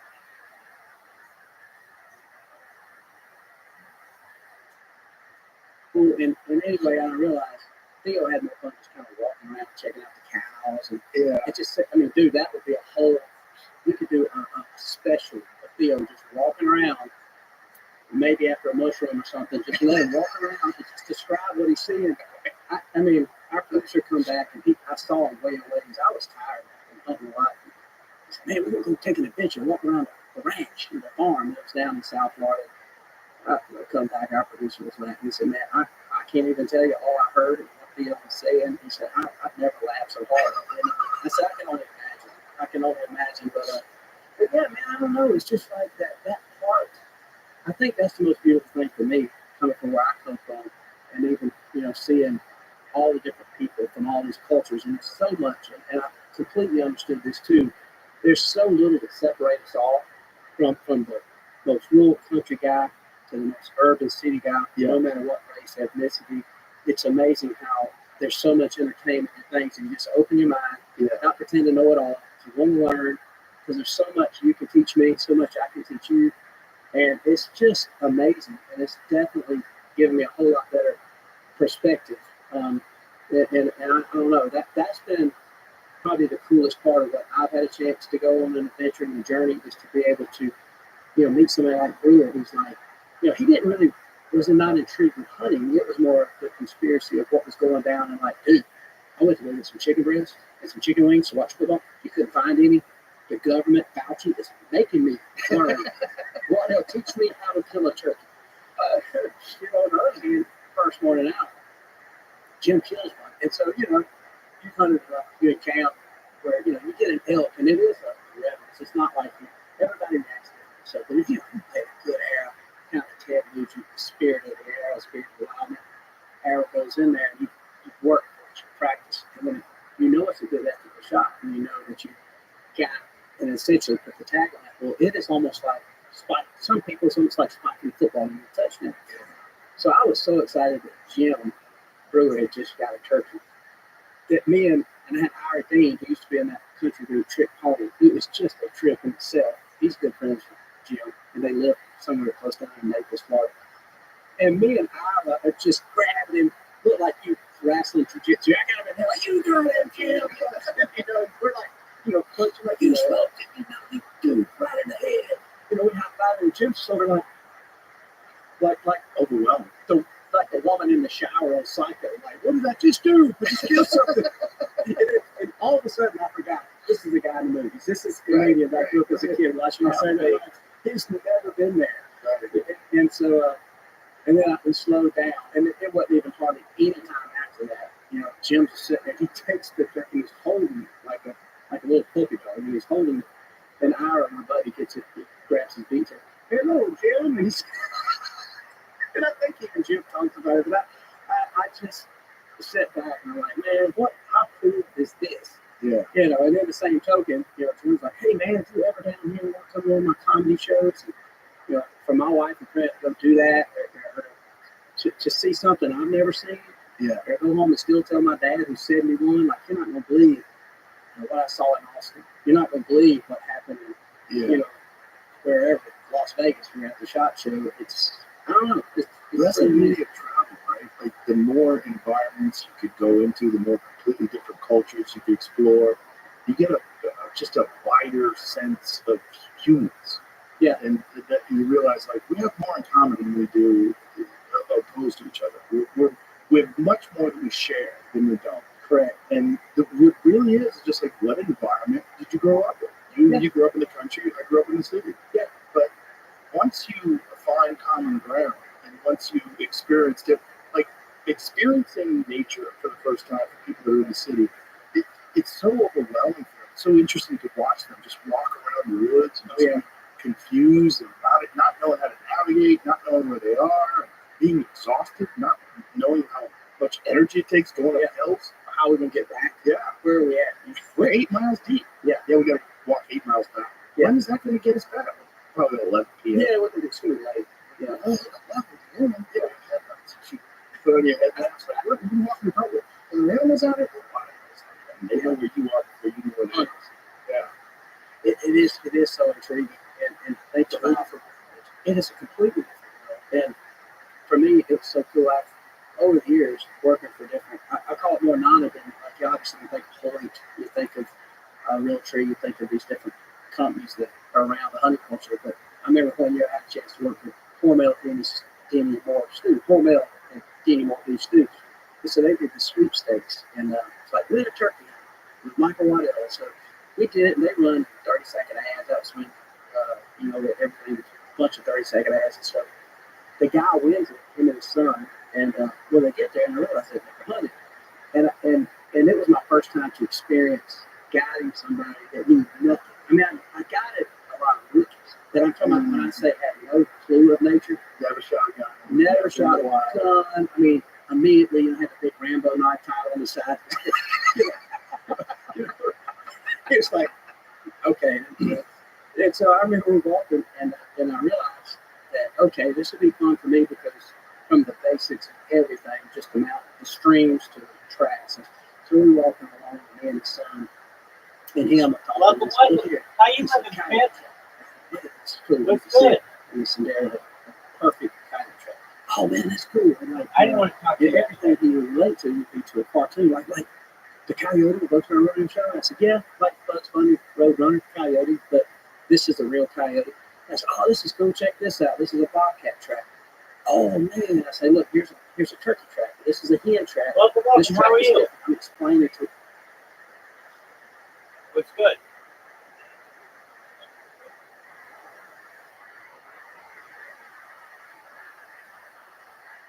I hope you're having a good day.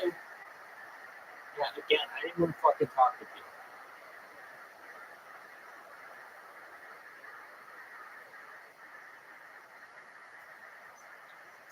him different things. I mean, we saw everything that day from Halloween tracks. So finally we're walking. He's just so cool with these tracks, like taking pictures.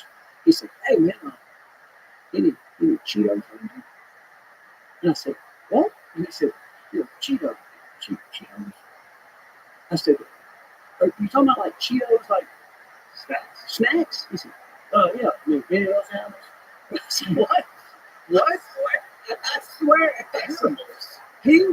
that just shows the disconnect. Cheetos, Chester the cheetah, which I guess is from a true animal, a cheetah, but Chester Cheeto, he was like, is any of those tracks? If you see one of those tracks, show me what Chester Cheeto tracks. We don't have cheetahs, but there is no Chester the cheetah. But then it hit me, it's like he was talking about movies. Well, Bambi is so real to me. The fox and the hound, I mean, it's so real. Right. It's like, somehow, they think that you go to Antarctica or North Pole and these polar bears are sitting having soda and high-fiving and talking about Christmas. Yeah, he climbed that car, like, what's up, boy? Yeah. Come over here, man. Right. Have a coke with us. No, that's not. These animals will smell you and they come hunt you. Wait a minute, a seal, we got to wait days for him to come out the hole and hunt them down. Or look, there's a dude that's been eating a lot of fried chicken, collard greens, and cornbread. I bet that sucker. I bet he can't run fast. That's going to him. And so it's just a disconnect of not knowing and thinking that everything is almost like going to the zoo. And then when it becomes hard, you're 2 or 3 days in and you're not having opportunities, like, dude, what's going on? Like, we're hunting. I mean, I've even had them like, dude, I thought you were good. Well, I'm trying. It's just this animal, it does not want to get on your plate. It's not an easy thing to do. And that's also the problem with hunting shows. It's a hunting show, it's a half-an-hour show, it's 22 minutes of actual footage, and so you're boiling down a 10-day hunt to 22 minutes, and the reality is, that gives a distorted perception to the people at home, like, oh, it's easy. They just go there, they put the animal in the crosshair, that's not fair. Like, you hear that all the time, that's not fair. Like, survival's not fair. You think it's fair that the lion gets to kill the gazelle? It's not fair. No, of course it's not fair. There's nothing fair in nature. Why are elephants big? Why are mice small? It's nothing fair. No, it's not. This fair doesn't factor in. This is what you're trying to do. You're trying to survive. Obviously, you can go to the store, but out here, there's no fucking stores. No. So out here, if you want to survive, if we live here forever, this is the only environment you're ever going to be here. Your heart stops beating. Correct. There's only one way. You've got to figure out the wind. You got to figure out where they are. You got to pattern them. You got to figure out how to sneak up on them. You got to figure out how to execute a shot without getting buck fever. You got to do all these things. Like, this is the only way. It's so deep. You're right, and it is difficult. You just can't boil it down. Okay? Like, Pedro does a really good job of showing how difficult it is on these crazy adventure hunts he does, but even still, it's an hour or an hour and a half. And the reality is, it's 10 fucking days, man. 10 days. That's right. 10 to 12 miles a day, sweating your ass off, coming back exhausted, your feet hurt, your back's killing you, and just you sleep so hard. You sleep like a dead man. And then that alarm comes up and you get coffee in you with the jet boil, and you freeze it, and you try to warm your hands up, and then you're off again. Yep. It still almost feels like, I always talk about hunting and opening day. It's kind of like Christmas. It's like, when you finally do get to that September night, which is hunting as an example, because I know you love hunting. It's almost like you are tired. You've been grinding. You've had, doing your daily gigs of whatever you're doing, responsibilities of everything in your life. Finally, on the elk camp, and you're already tired. That first morning, you maybe don't sleep good because you're anxious and excited, and then all of a sudden you finally fall in deep sleep, and all of a sudden, you're like. But then all of a sudden, it's kind of like as a kid, You wait for Santa Claus. I'm like, man, I'm not sleeping. I'm listening for him. I end up with a cookie for him. And then, but then you fell asleep deep, and all of a sudden you wake up like, oh, Santa Claus. You jump up, and you're still tired. And so hunting to me is still that.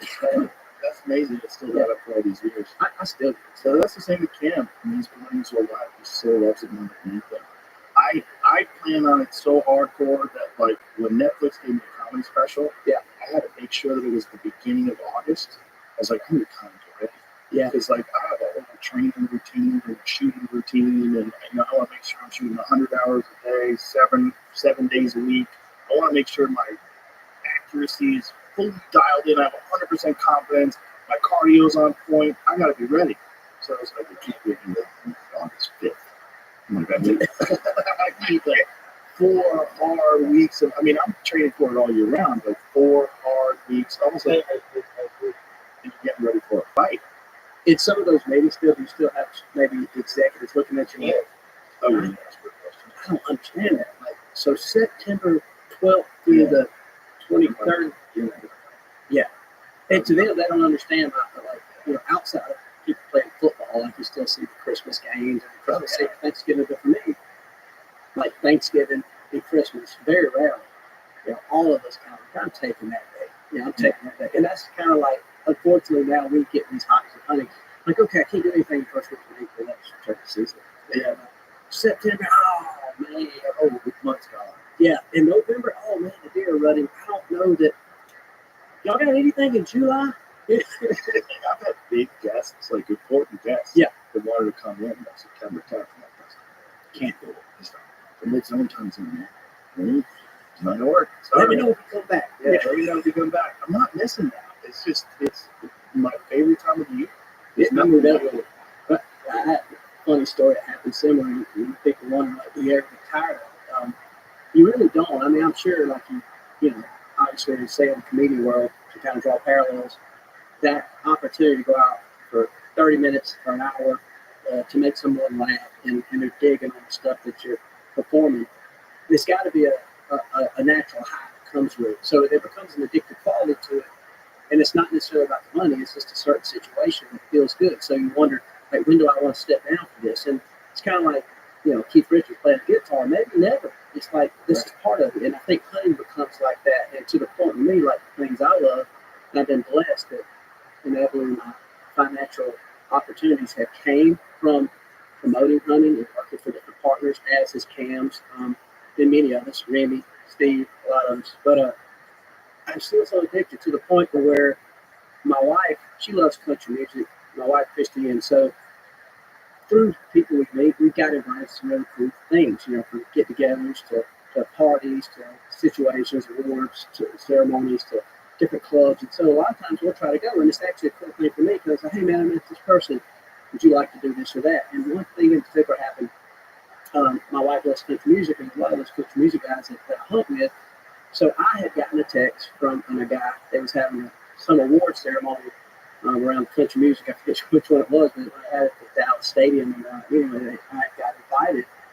He said, hey, if you want to come out, well, look, man, we'd like to have you to, man, we'll treat you like one singer, and so immediately I said, oh, dude, what's the dates? And they said it's April, I forget what it was. It was whatever it was, it hit right in turkey season. Like right when I knew. I hadn't even had anything planned. This was time that I knew, September. So I said, man, I'm sorry. Thank you so much for the invite, but I'm not going to be able to make it. Well, my wife and I don't have a relationship where we're going through each other's phones and stuff like that. But that particular, my phone was sitting, it was maybe a week later, sitting there, and that same gentleman had texted me on another matter. And so he had just texted me, so I said, Christy, get my phone. So she did, and somehow she just happened to look at that text. And all of a sudden, I couldn't figure out. She was just kind of giving me the cold shoulder. Like the rest of the day, I'm like, what did I do? And I couldn't figure out what I did, So finally, I was like, look, babe, I figured out a lot of things about elk and turkey. I ain't figured out a woman for paper. So I know I done pissed you off some kind of way. I don't know what I did, but, help me understand. She said, you know what? I do have a bone to pick with you. And I was like, okay, well, let me have it. Let me have it. I'm already thinking, hey, good shit. I think. She said, you know what? I know you like hunt turkeys. I'm like, okay. All right. And I'm like, yeah, I love to hunt turkeys. She said, but you know what? we could take one night and go to a really cool award ceremony. Maybe we could hang out with Blake and have a drink and just chill and relax. And Luke was going to be, and I was like, what are you talking about? And then she said, oh, I saw the text, and we were invited to go to the awards. And you quickly just said no, didn't even talk. And I'm like, and then I hit me like, what is selfish? I don't know how many turkeys I've seen shot or how many turkeys I've shot myself, but here it is. I'm 50 years old, and I'm saying no, just like that, without hesitation. No, I mean, that would be fun. In my mind, I'm thinking, dude, if that was too loud, and I had your number, I'd be texting everybody, dude, are y'all going? Can we have a drink, hang out? Sure. But it's like, nope, it wouldn't matter if Elvis Presley. It's going to keep it show. I was like, and then it hit me. I'm like, man, I am selfish. Yeah, and it hit me there, and I did. I sincerely, I said, I'm sorry, because you're right. I could have just got a commercial flight, flew out there, spent a great evening, had a great date night, and saw the awards and come back. But in my mind, I'm thinking, why would anybody go to a big city? You know, a turkey. I don't understand that. And I'm trying to, I'm still learning. Well, the reality of it is, if you haven't experienced hunting, you don't understand why people are so drawn to it. Why the experience is so much more powerful than anything else you have in life, other than the birth of your children. You know, being in love. There's a bunch of experiences that are wonderful in the regular modern civilized life, but you get that bug. You know, you get that bug.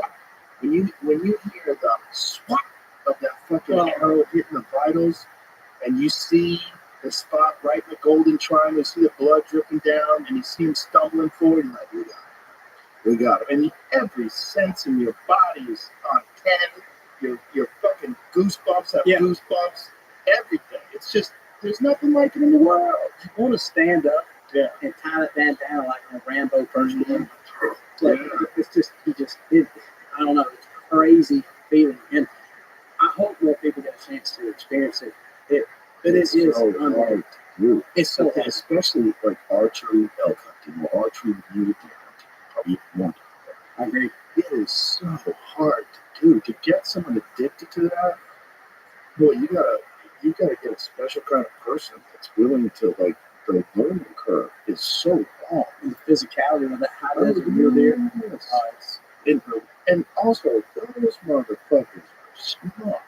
You think they're not ducking mountain lions for 5-6 years, and they know any little snap of a branch, any little like moving of a rock that sounds like it might have been a predator's paw. Oh yeah, they're on a swivel, they're up, and they're bouncing. Boing, see ya. And that's what the other thing people don't realize. You know, they think, oh, you hunters go out there and, you know, getting these animals, and, you know, obviously hunters have such a responsibility in the balance of a lot of things. You know, and Mother Nature is, first of all, very brutal. There's a lot to be learned through nature. There's a lot of things we think we know, but then if you really dig deep and you're in the mountains, you're like, wait a minute, that was all human nature. This is nature. There's a difference. You know, so many examples that you can get into. But at the end of the day, these deer also have coyotes. Now they reintroduce wolves in some of these places. And they have done studies that in some cases they feel like an adult male mountain lion can kill up to 100 mule deer. One mountain lion. So you're talking 80 to 100 animals that they kill. So when you're thinking about us, even if we're athletic, is that a year? That's a year. That's one. And they've done all kinds of studies. I know that the state of Utah has been really proactive, which is great. And what I love about Utah Game and Fish is what they're doing. They're listening to a lot of these mountaineering type of guys who are not, you know, have a doctorate in biology or balancing nature. They're just ranchers. They're outfitters. They're hunters. They're somebody that's immersed themselves. And, you know, they might not can sit there and recite Shakespeare, but they can certainly tell you what they've seen. They don't claim to know it all, but they can tell you things that they are seeing out there. There's different kinds of intelligence. 100%. Yeah. And in a lot of the game fish, sometimes we'll get at times arrogant to say, well, what am I going to learn from a Joe? What am I going to learn from my boy? What am I? Then you Warren, come on, dude. Okay, you hunt a lot, but you know I got a doctorate in this. Well, like California's, for example. Like a lot of their game and fish. I don't even think they call it game and fish. I think they call it fish and wildlife. Correct. Yeah, because they don't want the concept of game to be introduced. Their thought is they want to get it to the point where the predators and the prey balance each other out, where there's no need for hunting, and they would like to reintroduce rules. They do. It's animal activists that are taking these positions that should be held by wildlife biologists who have an objective understanding of the populations and how to keep them healthy. And the way they do it in California is you've got mountain lions everywhere. Yeah. In this one ranch that I had, they had a water hole, they had a pond, and they had a trail cam. They found 18 different cats that visited this trail cam. See, that 18 different mountain lions. that goes beyond what biologists will tell you. As a matter of fact, a lot of times, a lot of the studies are now it's been changed and everything. Goalposts are being adjusted. But there was a time, I think it was 28 square mile radius that I know at least in the state of Utah. So I'm not saying every game and fish department, I call it a fishing game, or fish and wildlife would say, but they had specifically said a male mountain lion basically controlled 28 miles diameter, only to find that in Utah, I've got some friends and outfitters that went out there when they did have the photo tags. Now you can just buy a tag on the counter and you can get depredation. You can hunt mountain lion all the time because they realize, look, these mountain lions kill a lot of them, deer specifically.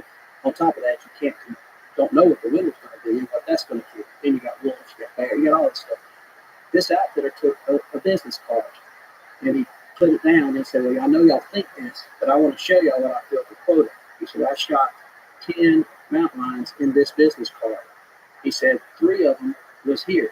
So your theory that one male mountain lion is in this 28-mile diameter is completely busted. This is not on anything I've studied. I didn't go to Harvard. I didn't go to Auburn University in the wildlife department. I don't have trail cameras out there. I'm just telling you that with red ball hounds, this is a true statistic. Here's the photos. And so what has happened, a lot of people got together, and what I love about Utah, they are listening, and they're saying, okay, well, so Hillbilly knows something. Let's listen to them. And so they're adjusting it, and now the deer numbers are going up, the hunting get better, and it's unfortunate that really some of these people might be right, that nature does have a great way of balancing itself.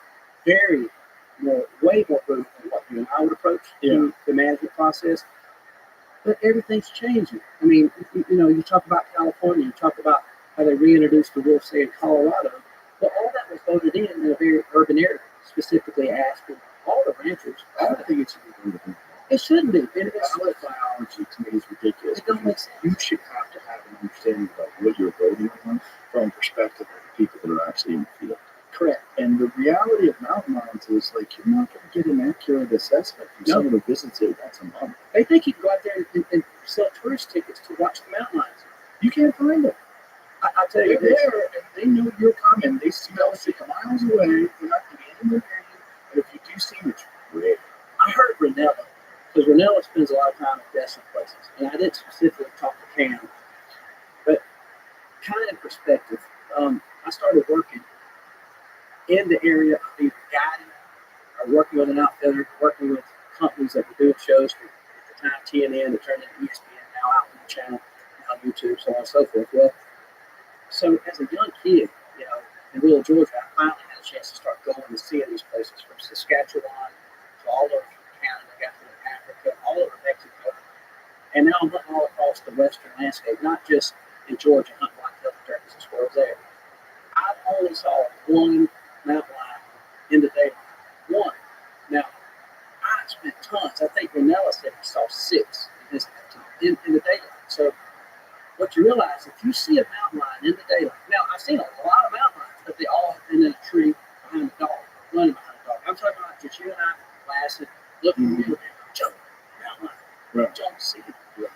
And the same with wolves. I've seen 2 wolves in my life, both around. One is in Vietnam, one is in Alaska. In the daylight, I've heard them countless times. We've been camping in spike camps in New Jersey. I've heard them all across places where wolves exist, but you don't see it. Another perspective is coyotes. I have 500, a little over 500 acres I live on in Georgia, and so I noticed. Oh, thank you.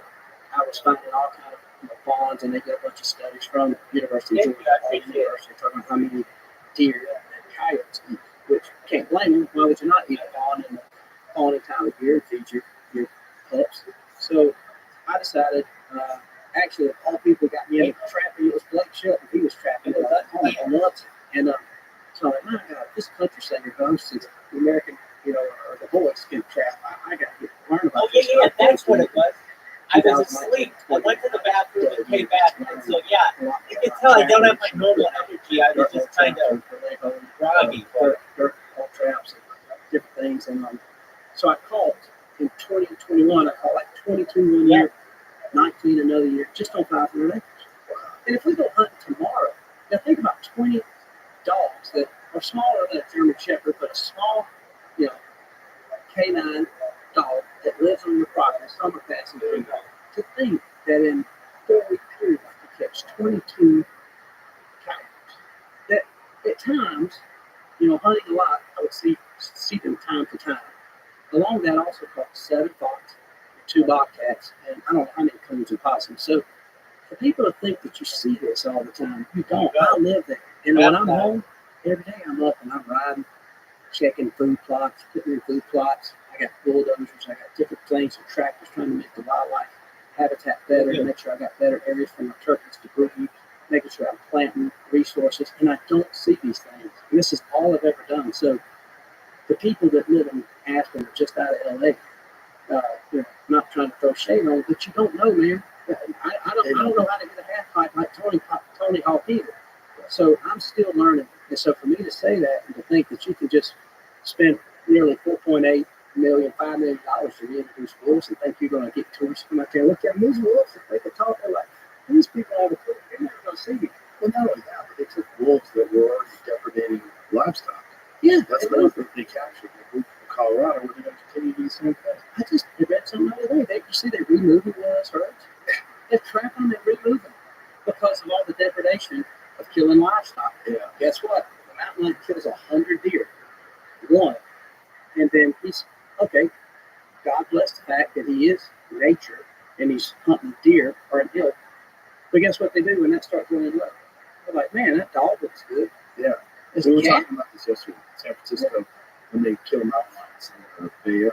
50% of the diet is pets. That's something. And all is well. All these people, members, they're all fine as long as it's your dog and your cat. But all of a sudden, you let a herd of deer come in and eat their $40,000 worth of landscaping, and the mountain lion killed a pet. They're secretly calling me like, hey, don't click your. I'm not gonna lie, that's a little offensive, but we need you. So, how quiet is your bow and arrow? It's like, oh, yeah, hypocrisy. Is this hypocrisy.com calling me? It's like, well, it's uneducated. It's uneducated. They just don't know what they're talking about. They don't have any experience in it. And again, like we talked about, the idea, the mass media idea of hunter is very negative. It's very negative. Very negative. It's sad because what you'll find too is some of the best people is some of the best people. I mean, they're really down to earth. I mean, sit around a campfire. Somebody grew up very rural. Their excitement of talking about everything typically is pretty awesome. Also, the appreciation of it. They very much appreciate it. And I think that's, even my dad, man, he said, I said, Dad, you blue. Joe Rogan texted me, invited me to come on the show. He said, man, I like that road. I said, that dude. It's funny to talk about my dad. I got to go into that impersonation. That Joe, man, he's fast. I mean, he work out a lot, and I'm thinking, how does my dad know the routine? Knows that I like. Of course, he loved the Jets football, and had kind of bringing some light to that, giving an opportunity to talk it. So I find across the board, same conversation I had talking to some squirrel hunters, talking about Cam Hayes. Cam is a beast. He does this stuff. What brought me and Cam back together to even go out and talking on this podcast, we grew up close to the same age, same trajectory. I'm the Southern guy. He's a West guy. He's a fitness guy. I'm kind of a little Debbie eater, fried chicken, collard greens, but we still figured out a way. I always said, somebody asked me, what's the difference between Cameron Hayes? I said, Cameron Hayes runs quickly to the top of the mountain. And I sat down and I called them off the mountain. I'm figuring out a plan. And I said, there's a lot of different ways. There's a lot of different ways to skin the cat, as they would say. But at the end of the day, I was talking to some squirrel hunters over in Alabama, and these guys, prototypical what you pull up, looked like Billy Coleman from Where the Red Fern Grows, had squirrel dogs. And one of the guys, he had to be in his 60s, and literally I had some chewing tobacco. He said, man, you planted that cat.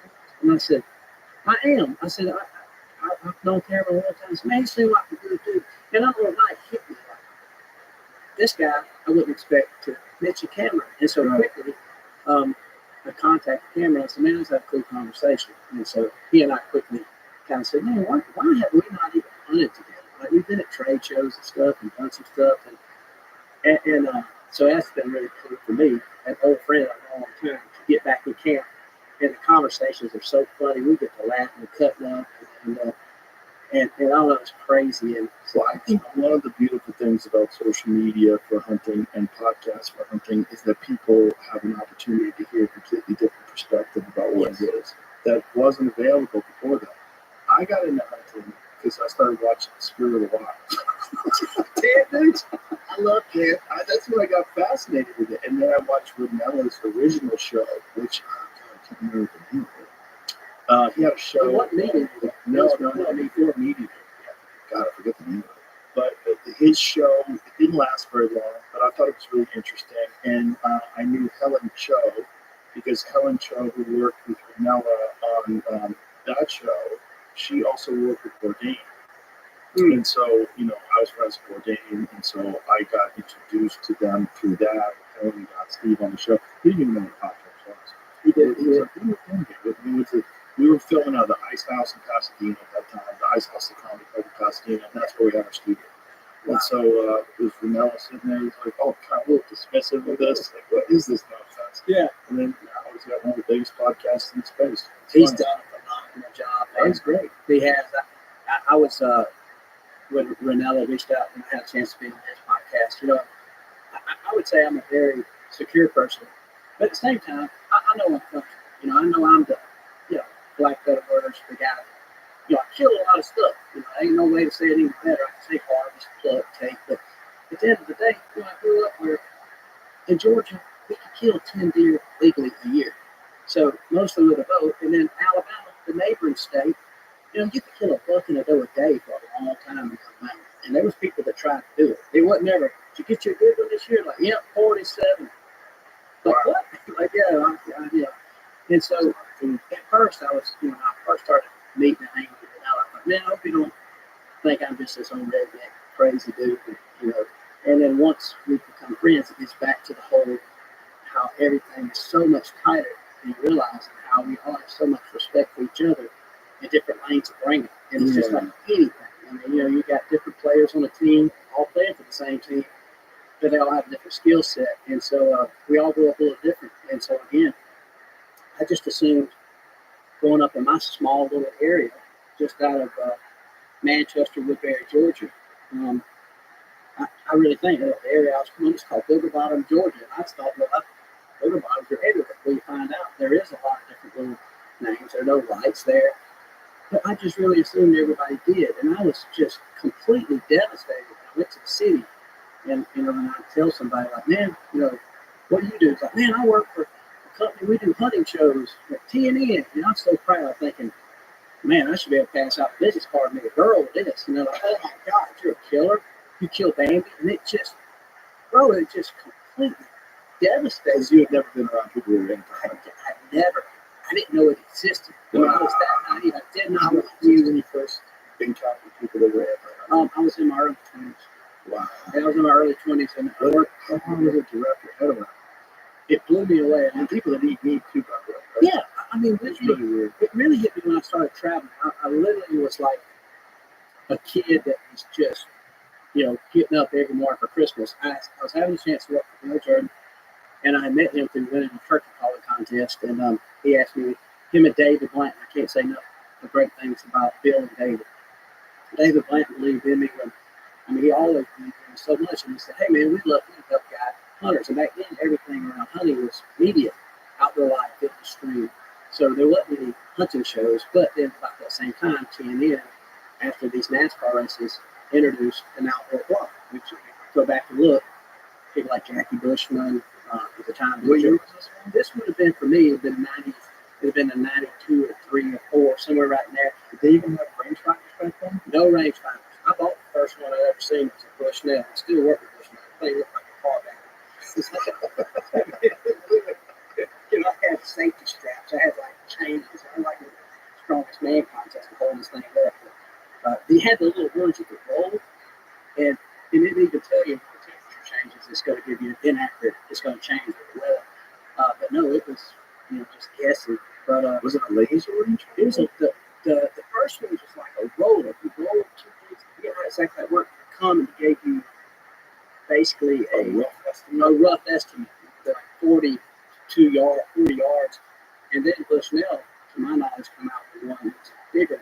It looked, like I said, it kind of looked like a small battery. It was big, and it had a laser on it. You could range it, and it gave you, the yardage. And obviously it wasn't angle compensated. It didn't have any of the arc, range compensation, had any of that. And the first person I ever saw that even talked about that was Chuck Adams. I was video of him back in those TNA days. And Chuck Just explain to people, like the angle compensation is like an arrow is quicker going downhill. So if you're shooting uphill or downhill, the angle you have to gauge how fast the arrow is going to go, the feet per second, based on the angle. So it might look like it's 50 yards as the crow flies. Yeah. Your rangefinder might say 42. Correct. And you got to put your sight at 42 yards, otherwise you shoot right over its back. It works. Yeah, it works really good. It's unbelievable. And that to me, I didn't know existed. Have you ever fucked around with those garnet sights?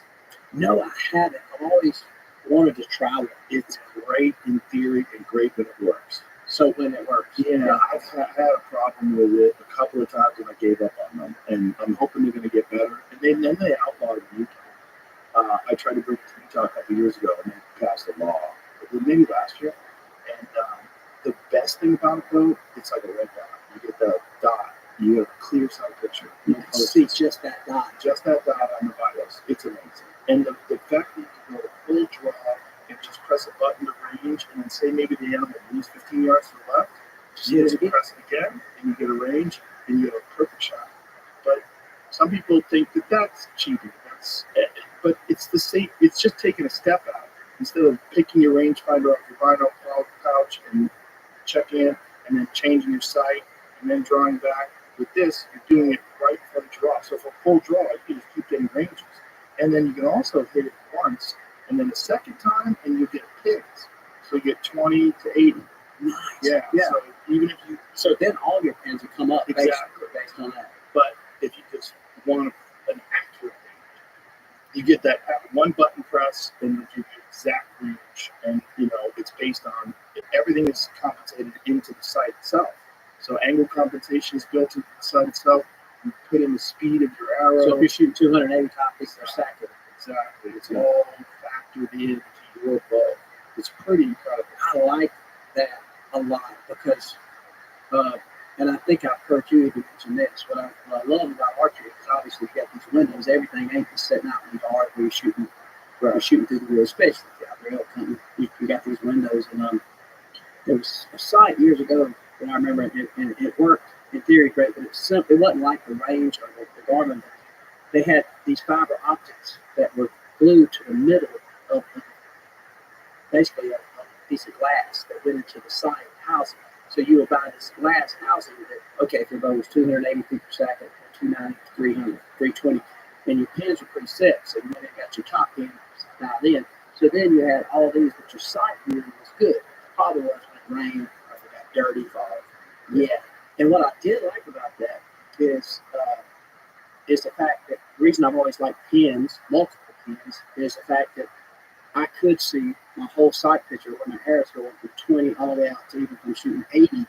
In this case, most of my sights are set up from, say, 20 to 60, 20 to 70. I try to put as many pins on my side as I can. A lot of people don't like it because I think it's clutter. But once I mentally got used to it, if I range bull, say 65, and I pull back, without having to do any other calculations, I'm putting a 60-yard pin on that bull, so you clear it. And then quickly, now it's like a memory going back, and I quickly go back up to my 20-yard pin, and I'm looking looking all the way down through and estimating, is this arrow going to walk through? But basically from 20 all the way out to my desired where I want to hit, I can see the arc of my arrow based on my pin set.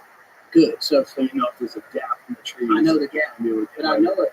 I know if I'm at 60 holding dead on a clear spot, but I got to land 30 for my 30-yard pins in the middle of it. I know, oh crap, I'll get that. So now I can just squat down. So that's why I don't like as much single pin technology. And then quickly, what I like about pins, it's cluttered, it's kind of old fashioned, but I do like that a lot from that standpoint of trajectory of the ability to kind of kill or to fill a tag. And Cam and I talked a lot about those things. We talked a lot about the release. I definitely like that. I like the head hill from. I really want to try to hone in and be a little more disciplined and kind of not feel it go off and shoot with completely surprised. I like that, but I don't think that traditionally works as great for hunting because of the fact I think you do have to know and to make that arrow go right now if you consistently have to. Even in Texas, we were shooting animals at 20 to 30 yards, those deer, and sometimes they're opportunities. Sometimes they walk in, they're dogging a doe. They're coming in. Every deer ain't coming in just to eat corn or eat food plot.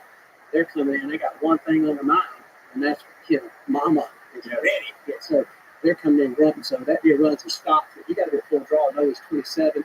Come back, and you got to send it right now. You know what I describe it as? The difference between practicing free throws and basketball. 100%. That's it. Stephon Curry. Yeah. It's not. It is. I mean, dude, you don't get a chance to set up and have a surprise shot. 100%. Yeah. That's a great way.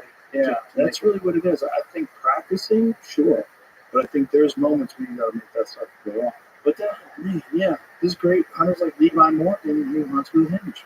Too. I mean, just an animal. Yeah, he's probably the most decorated archer that I know. I mean, that dude, maybe of all time. Yeah, because like Oldham, Gillingham, all those guys are heroes of mine. I mean, like I very much look up to it, and if I can ever pull them aside, I just wear them out trying to learn. Right. And but Levi is right there, dude, as far as winning and what he knows. You know what? Another thing about Levi, I got to give him credit. That dude is a cold-blooded killer, man. He is a great hunter, too. Sometimes that don't translate.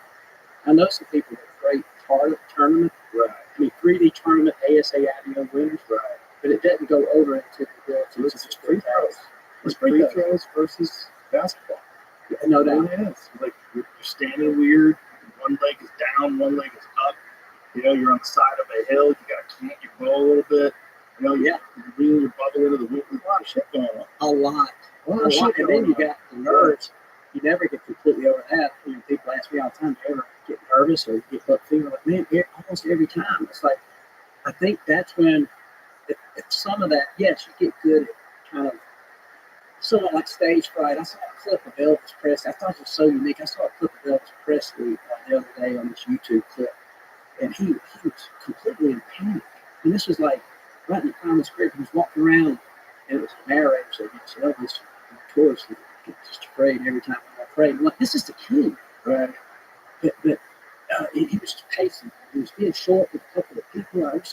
And anyway, he walks out there. I'm sure he crushes it. But I think it's similar to probably how some of those football players running out on the field. There's no way you're always clicking in your head. Man, I got to remember. Belichick has told me he's in this new offense. I'm not sure. I don't know if I can read. I'm going to read this offense. I think hunting's similar as to where everything has to click, but you still get that. Now is my opportunity. And dude, it still is overwhelming. And then to control it, and then when you spit that air through that window, then you can pick up the phone and call your family and say, "Baby doll, don't buy no steak because I'm bringing it home." It's again, it's just enough. It's not like you want to disrespect the animal, but you just achieved something. You're grocery shopping in the wild. Yeah.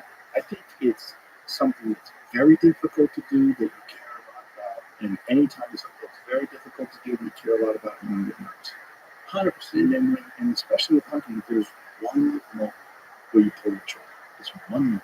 Yeah. It's one moment. So you've been practicing, you've been preparing, packing your gear, getting ready, all for this millisecond in time. Yeah. You release that arrow and you watch right in here. And it's very difficult to master. I don't think you ever master become efficient at it. You become good at it. But even the best hunters make bad shots sometimes. Absolutely. Animal moves, the wind takes an arrow in a weird direction, it hits a branch going in. You see it all the time. It's not an easy thing to do, so of course you're going to have those nerves. But that's part of the reward of being successful, is that if you can get through that nervousness, and I think it helps you in everything you do in life. I think anytime you do something really hard, very difficult, I think that ability to overcome that difficult scenario helps you with everything. 100%. And when it comes to archery too, you're on that ragged line where you're subconscious. You can go from being a hero to zero that quick. All of that time, the money, the energy, the time that you did step away from the Netflix special in your case because, hey, I'm up hunting, right? You know you've got to somehow communicate with your buddies. Oh, man, I missed. Or worse, I made a bad shot. Let's let them lay. And so everything that you look forward to the whole year, you could let yourself down. So it's a very individual, lonely feeling. Yeah, and you can't think about that before you pull the trigger. No. You can never think, I hope I don't make a bad shot. Because you make a bad shot. You can't. And I'm always, are you always positively thinking when you're like, I'm about to put it on? Yeah. Are you thinking positive? I have to. I do too. Yeah, I think you have to. I was interested. I was talking to Chuck Adams. Chuck told me that he did that exact opposite. He said sometimes I would say, hey, I'm going to do my best. I'll probably fail. It's almost like Mr. Rogers' neighborhood. I said, you're kidding me. And to me, this guy's the beast. Right. And the only other person in history I've ever heard that, there was a guy named Kenny Bartram in the motocross. He was the first guy to ever do a backflip on a motorcycle. And he landed. And so he went hunting with us one time in Texas. And I said, Kenny, how much weed you got to smoke if you don't retire if you think you can do it good? For the first time, he said, man, I just always thought I'd probably kill myself, but I tried. I said, so you never thought you would land? He said, no, every time I try a trick, I think I'm about to wad it up. I said, oh my God, how do you do that? And I'm thinking about me and my buddy Blue Bishop building a BMX track and building a little something we jumped over and thinking, I'd be scared of I could do this. Just jump over a little bit. I never thought, jumping around like I'm probably going to crash.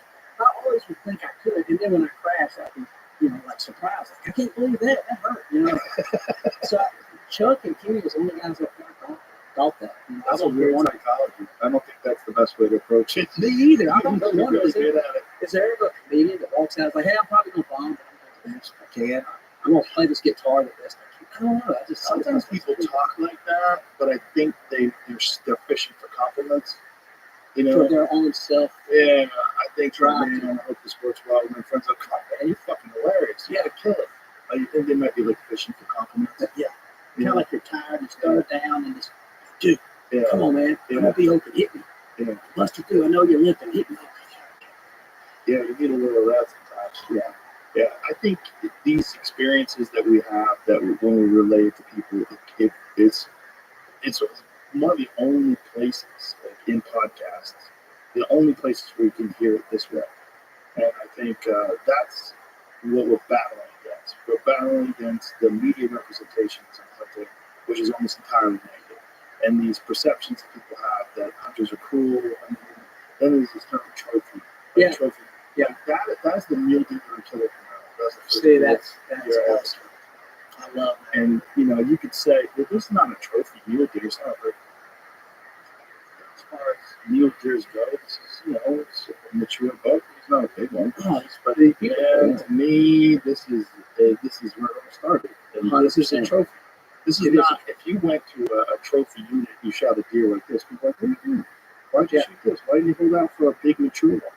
But this is like the term trophy gets thrown around and unfortunately has a negative connotation. But it does. I think Ted puts it the best way, Ted Nugent. Yep.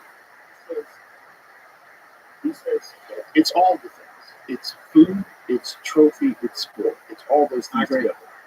I don't think of it as a sport, like you said. I think the term sport, it's sports are awesome, don't get me wrong, but it's not significant enough. I agree for what hunting is. It's life. You're taking a life, you're feeding yourself with that life. It's more powerful than sport.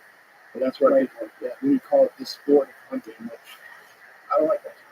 I agree with that too. As a matter of fact, there's any negative thing. I think the hunting industry and even TV shows that we produce can put a negative vibe potentially on trying to kill these big trophy animals. Don't get me wrong, there's nothing wrong with it. I mean, you're hunting Utah, the places we get a chance to hunt. Absolutely, you're looking for, in that case, a 7 to 8 year old. Sometimes they might score 320 to 370. At the end of the day, the trophy is for sure a mature animal. But you also got to keep in perspective, especially growing up where I did, where literally there's 10 guys sharing a 300-acre property that they're just going to deer hunt, and they're trying to get away. Keep in mind, they're still managing a family. They're still dealing with the economy. They're still dealing with everyday strife of, man, how am I going to get off work, still get my kid to soccer practice or football practice? My wife is pissed off. I hadn't even cooked her Applebee's in the last 3 months, and it's like, I didn't take the kids to Disney World, and the only family picture we got is from the Shoney's Big Boy. So, man, what am I going to do? But in the back of my mind, I was like, I sure would like to get off maybe Saturday night and spend a little time going to a hunting lease, hang out, maybe get a chance to shoot a deer. They're not necessarily thinking, I got to kill a deer and put it in open land or in Crockett. They're looking, it's more than just a hunt. It is a getaway. It's I call it, it's the cheapest, antidepressant you can get on, where you can clear your mind, you can get away. Hopefully you can turn your phone off, get up in a tree stand or a saddle, whatever it is, whether you hunt public or private. And we miss that in the hunting industry so many times. And there's people that are literally busting their ass for their family. It's not a sport to hunt, but it's therapeutic. They grew up doing it to be able to sit around a fire with other men and women sometimes and get away, to cleanse yourself with everything that's going on. And unfortunately, I think that's what drives people sometimes crazy. And even in the city, sometimes I walk around Austin today early, had a nice breakfast, and I just walked around, ended up running to this children's network that was trying to raise money to kind of adopt a kid, get so much a month. So, man, I did. I talked to everybody. I just said, hey, man, what y'all selling over here? Oh, man, knowing people that come up and talk to us, we have to sell them. This guy from Europe, and sweet girl that you could tell born and raised right around here. Anyway, with that said, I ended up, I said, man, I want to pledge some money every month. So I picked me out a kid in Guatemala. And so anyway, with that said, about that time, here comes a street person, and he is cussing me and her and that girl out. I mean, the most vile words, cussing like a sailor, as I would say, in that fourth clear. I'm like, man, what's wrong with this guy? So I said, don't get this along, and this was just before I'm far from when I come over here.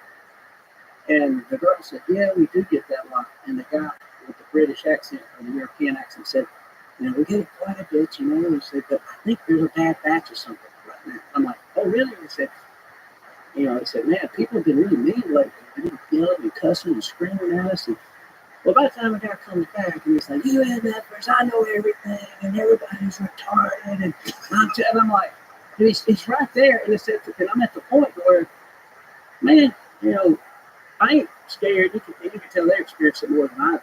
And I'm sitting there watching this guy, and then all of a sudden, he's just yelling and screaming. I said, hey, brother. I said, just so you know, we on your side, man. We love you. I said, you're right. You know a lot more than people realize. You know a hell of a lot more than people realize. And he said, you cool, I'm on your team, so are they. And he said, and it was crazy. Jody looked at him and said, thank you. He left. And it hit me. It was so weird. I got a little off track when I was talking about hunting, but I thought, man, the dude don't even really want to be understood. He wants to be heard. Right. And I thought, how ironic that he wanted to speak with Joe today. And anyway, the girl and the guy says, I've never seen that happen. Like, that just got diffused and she treated him over here. Yeah, and I said, and sometimes it's almost like, I've never figured out completely a lady, my wife, sometimes it's always a game, right? And I've learned that I don't know that I'll ever understand exactly what it is she wants, but I know she wants me to hear and pay attention. And I think that's what societies do, whether you're a hunter, whether you're from the city. But overall, what I have found, whether you live in the city or the country, whether you get a chance to go to a rave or go to the mothership, which I hope to go by there or not, I just want to check out the joint, And so anyway, when it's all said and done, there's something about the peace and tranquility that you can refuel out in the woods, and it brings everything to a focal point.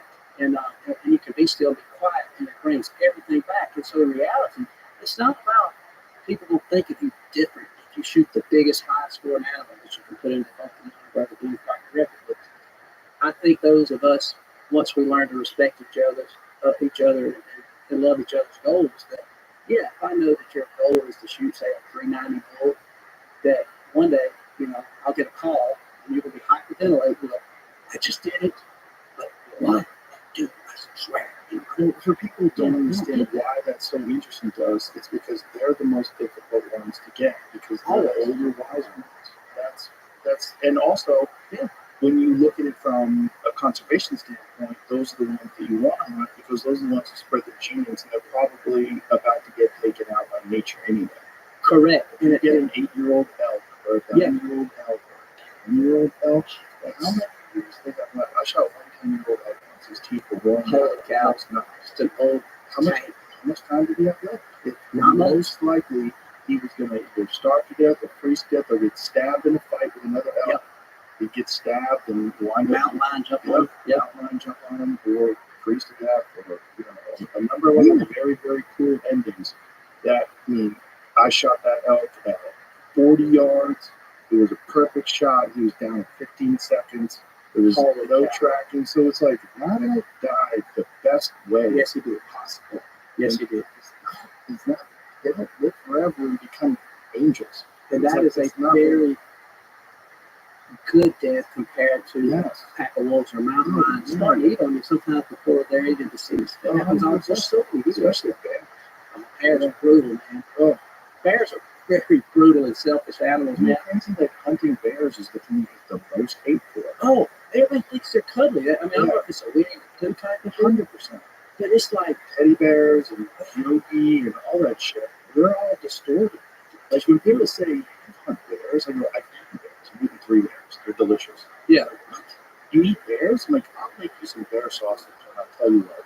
You will fucking love it. Especially when I tell you what it is. You're like, what is this? This is great. It's like, it seems like beef, but different. And then if they do how a bear's personality was, you got these people. Oh, they'll kill their own kids. Oh yeah, and to bring mama to eat them. I mean, it's just it's a brutal world. And there was things before I even had a chance to hunt that I recognized just domestically. Raising rabbits. Those rabbits would sometimes kill the little baby rabbits for the right and opportunity to breed again real quick with the female in the pen. And I realized from my papa, I said, you got to separate them. That buck rabbit killed that. Man, I didn't know that. I'm 10, 11 years old trying to figure out how to raise some rabbits. Or watching hogs, pigs. What they always have on a raised floor pen. They like raise up a few hogs. Man, them jokers are trying to kill each other. Mean. You know who does it? Dolphins. Dolphins? Are they brutal like that? Dolphins, we think of them as sweet, intelligent. They commit infanticide all the time. What dolphin females have to do is they have to breed with as many males as possible because when a female dolphin has babies, she has to take care of that baby for about 6 years. So when the male dolphins recognize a female with babies and they don't know that female, those are not his babies, they'll kill those babies. So that female dolphin will breed. So he wants to breed her. So she will breed with everybody possible so nobody knows who the babies are. And so since they're intelligent, they understand they've bred with that female before, so that could be their babies, so they don't kill them. So basically all the dolphins are hoes. All hoes. Yeah, that's how they have to be. Otherwise their babies get killed. So they've adopted this polyamorous strategy to try to keep the male dolphins from killing the babies. It's amazing. You watch the breeding season during elk, like you were talking about elk fighting, and ironically, they never get things confused. Those males are looking for the females. The females know that I'm gonna breed with this dude, and the strongest survive. And they are, a lot of people say, "Oh, they're really not trying to kill each other." No, you wasn't out there. Yeah, I didn't watch this on Nat Geo. They're trying to murder each other. Oh, I've seen some amazing epic elk fights. It's some of the greatest things to see in nature. These big 800-pound animals running at each other with swords going out of their heads. Yeah, it sounds like some kind of Scottish fight back in the 1400s. Like a sword fight. Yes, it's like cracking baseball bats together against each other, and you hear it loud. Oh shit, they're fighting. It gives you cold. Oh, it's amazing. It's crazy to watch the brutality of it. And you'll find them occasionally dead. Yeah, there's one of them that stabbed one. We found one. I think I had a video on my phone. We were hunting He had a 6-inch tine sticking out of his neck. Holy cow. It was broken off, sticking out of his neck, and he's still running his cows and feeding them. I'm sure it happened. It's We had the same sort of thing in New Mexico this year. Nick Munt, who hunts with one of my best friends, we hung a lot together. He shot a good bull. Like first one, I was called. It was classic, man. He'll come in, he shot it, and he was taking him out on the side of the hill. And all of a sudden, look here, man. He had a time again about 4 inches. It was broke off, just right off, bust up. And this dude still come in. yeah. Like, I'm gonna send you this picture because it's so hard to video. It's so crazy. it's so cool though to see that. And I think it's sad most people don't know. And there's a lot of very smart people that, in some cases, they think it might be a little beneath them to understand what maybe hunting is truly about, other than maybe what they see on a Walt Disney movie. And I think that is definitely kind of fueled me to be able to help educate, talk about those things. And I know Ranella's done an amazing job of introducing that too. And there's a lot of great ambassadors that are now doing that. Yeah, it's a great time to be educated about this, and it's a great time. And there's a lot of people that have gotten really interested in hunting from those kind of concerts with the Nell and the Can. No doubt. How did you eventually get started doing it? Because like that's every young guy's dream that has ever hunted. Like, oh my God, imagine like making a living doing that. Like that's what I would love to do. Oh man, How did you pull that off? one of the coolest stories, actually, and only in America. You don't hear the story in Turkmenistan. But you know, I grew up, obviously, like I said, rural. I love to hunt fish. Very simple. My dad was a contractor, so I really thought that I wanted to maybe work with my dad and do what he did, hands-on labor. I knew I didn't want to be in office anyway. I tried to keep it short, but basically what I ended up doing is just a draw. My mom passed away when I was young, 16, and so my dad and I become more like brothers. And my dad, he had a ninth grade education, hardest working man I've ever been around. And so anyway, we loved to hunt fish and hunt therapeutic. And so I got a turkey calling and won some contests and met some of, you know, my turkey calling heroes. And that's where I met Bill Jordan and David Blanton. And I started guiding when I was probably 19. And so then one thing led to another, started working full-time there at Rothschild. And just as a guide, as a camera guy, they had that show on TNN. And so I was just literally camera jockeying it from skinning deer, guiding turkey hunters. And it was David Blanton who said, man, you know, there's a lot more you can do. And so I kind of by default, Joe, how I got lucky too, was when I hooked up with those guys, David Blanton and Bill, I got to do some of the turkey calling tips because I had won some contests. So even back with TNN, I was this young kid, and they were like, hey, we need a tip. You know, the TNN tip of the week, you know, brought to you by Phil Right Back. You know, something like, you know, hey man, I'm Michael White. I want to talk to you about dipping the turkeys. I ain't know nothing about TV, so it's never top of mind. Like one day I'll be hunting on TV. I was just thinking, man, I love this enough that maybe I can do this. I can work for this company. And I remember they paid me like $100 a day to go guide some of that turkey. And I told my dad, man, I'm about to get rich. Hey, listen to this. They'll pay you this thing called mileage. I had no beat up Toyota truck, 4-cylinder. I said, Dad, that suckers pay me a mileage. I forgot what it is, but heck, if I drive an hour, I make money. You know, it pays. And then you stop at the convenience store, you keep your receipt, and they'll pay for your snacks, everything. I couldn't believe that because I grew up with my dad working, you know, like, oh, Timmy just fell off the roof. Like, well, call his wife, tell him to come get him. And then my dad was like, you all right? Oh, I think I broke the leg here. And it's like, dang, but you're probably going to be here tomorrow, are you? Like, you know, I don't doubt it. It was just rough, almost cowboy shit, you know. Yeah. And so I couldn't believe this, you know. And so one thing led to another, and that was in the early 90s, right out of high school. And I'm 51 now, and that was in the early 90s. And in 1994 and 5, everything started heating up. And in 96, David Blanton offered a full-time job to work in production / guys. It was making a living, doing this thing that you love. When no one even thought it was a job when you were a kid. Yeah. It was not a thing you aspired to. No. And my family took part. My grandma and my uncles were like, I might as well just got on crack on the street. They're like, I went to heating and air school and got a degree and worked a year for Badger's Heating and Cooling out of Seven, Georgia. And I had me a truck, had my name on it, in the night. You know, I had me refrigeration tools and Every Christmas, my dad, I got you another flag kit. I mean, just blue collar culture. And all of a sudden, when I'm coming in and telling the family, like, hey, I don't know if I'm going to keep doing the heat and air, dude. I'm like, what? Like, you got a truck, son. You got your own uniform. You know, you got benefits. I'm like, yeah, but there's this camouflage company want me to take Dale Earnhardt turkey hunting.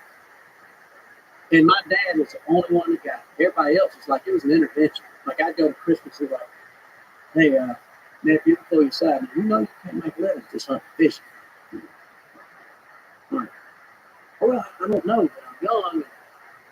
Man, this would be really cool. I love this more than anything. But it was kind of that whole situation. It wasn't a job before. It wasn't a job. And I was trusting him, but I was sitting there thinking, like, pretty sure Bill Jordan's rich. I mean, I saw him with a Mercedes. He had a Mercedes Benz.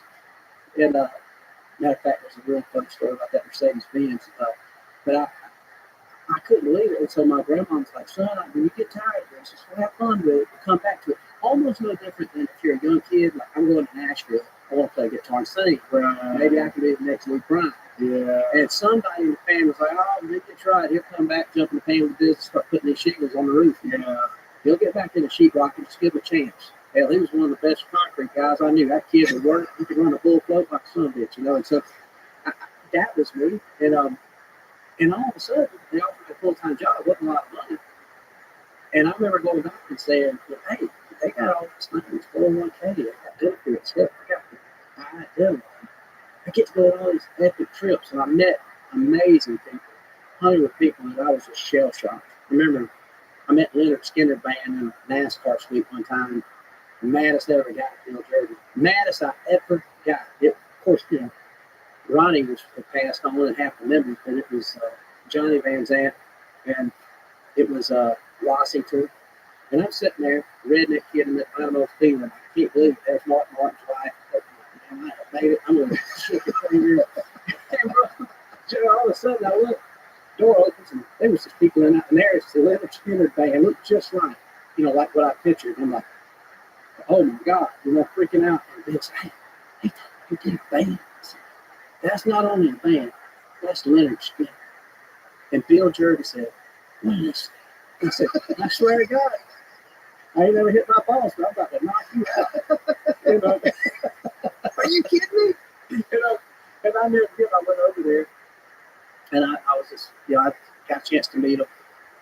But so many people I met, and I couldn't believe it. And one thing led to another, and really what the biggest break I had was David Blanton. He was like not a big brother, I mean, like a father, and he was just such a good guy, good Christian guy, good hunter.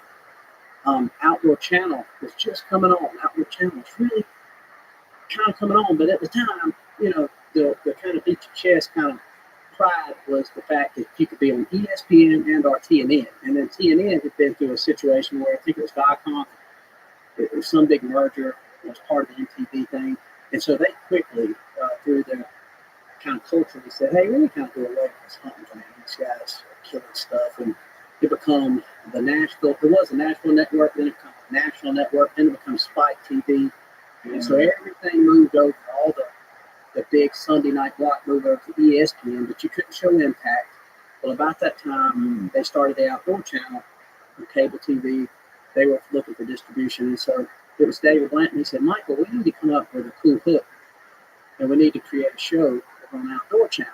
And so getting back to meeting these people, and what I found that was fascinating, and it's just the same with these conversations you have, these people that you just look up to. Yeah, you meet some people that are interesting and weird, but for the most part, you're like, wow, these guys are super cool, super talented. And that's what I was finding when I would run into a country singer. I remember Mark Chestnut sitting around and drinking whiskey and playing the guitar and singing Hank Williams Jr. song, running into Bo Cephas, running into, you know, to Leonard Skinner and all those guys. I'm like, man, these guys were so down there and cool. And I realized that there was more to this hunting than just this staunch, you know, here we go with the Encinitas Ranch. Today we're Mesquite Flats and Encino. You know, the coyotes abundant. There's a big buck around the corner. Yeah, it was just like, at the time, it was so sanitized. It was so sanitized. Everybody was starched. Yeah. You go to a hunting show, everybody had khakis. I mean, it's almost like this was a facade.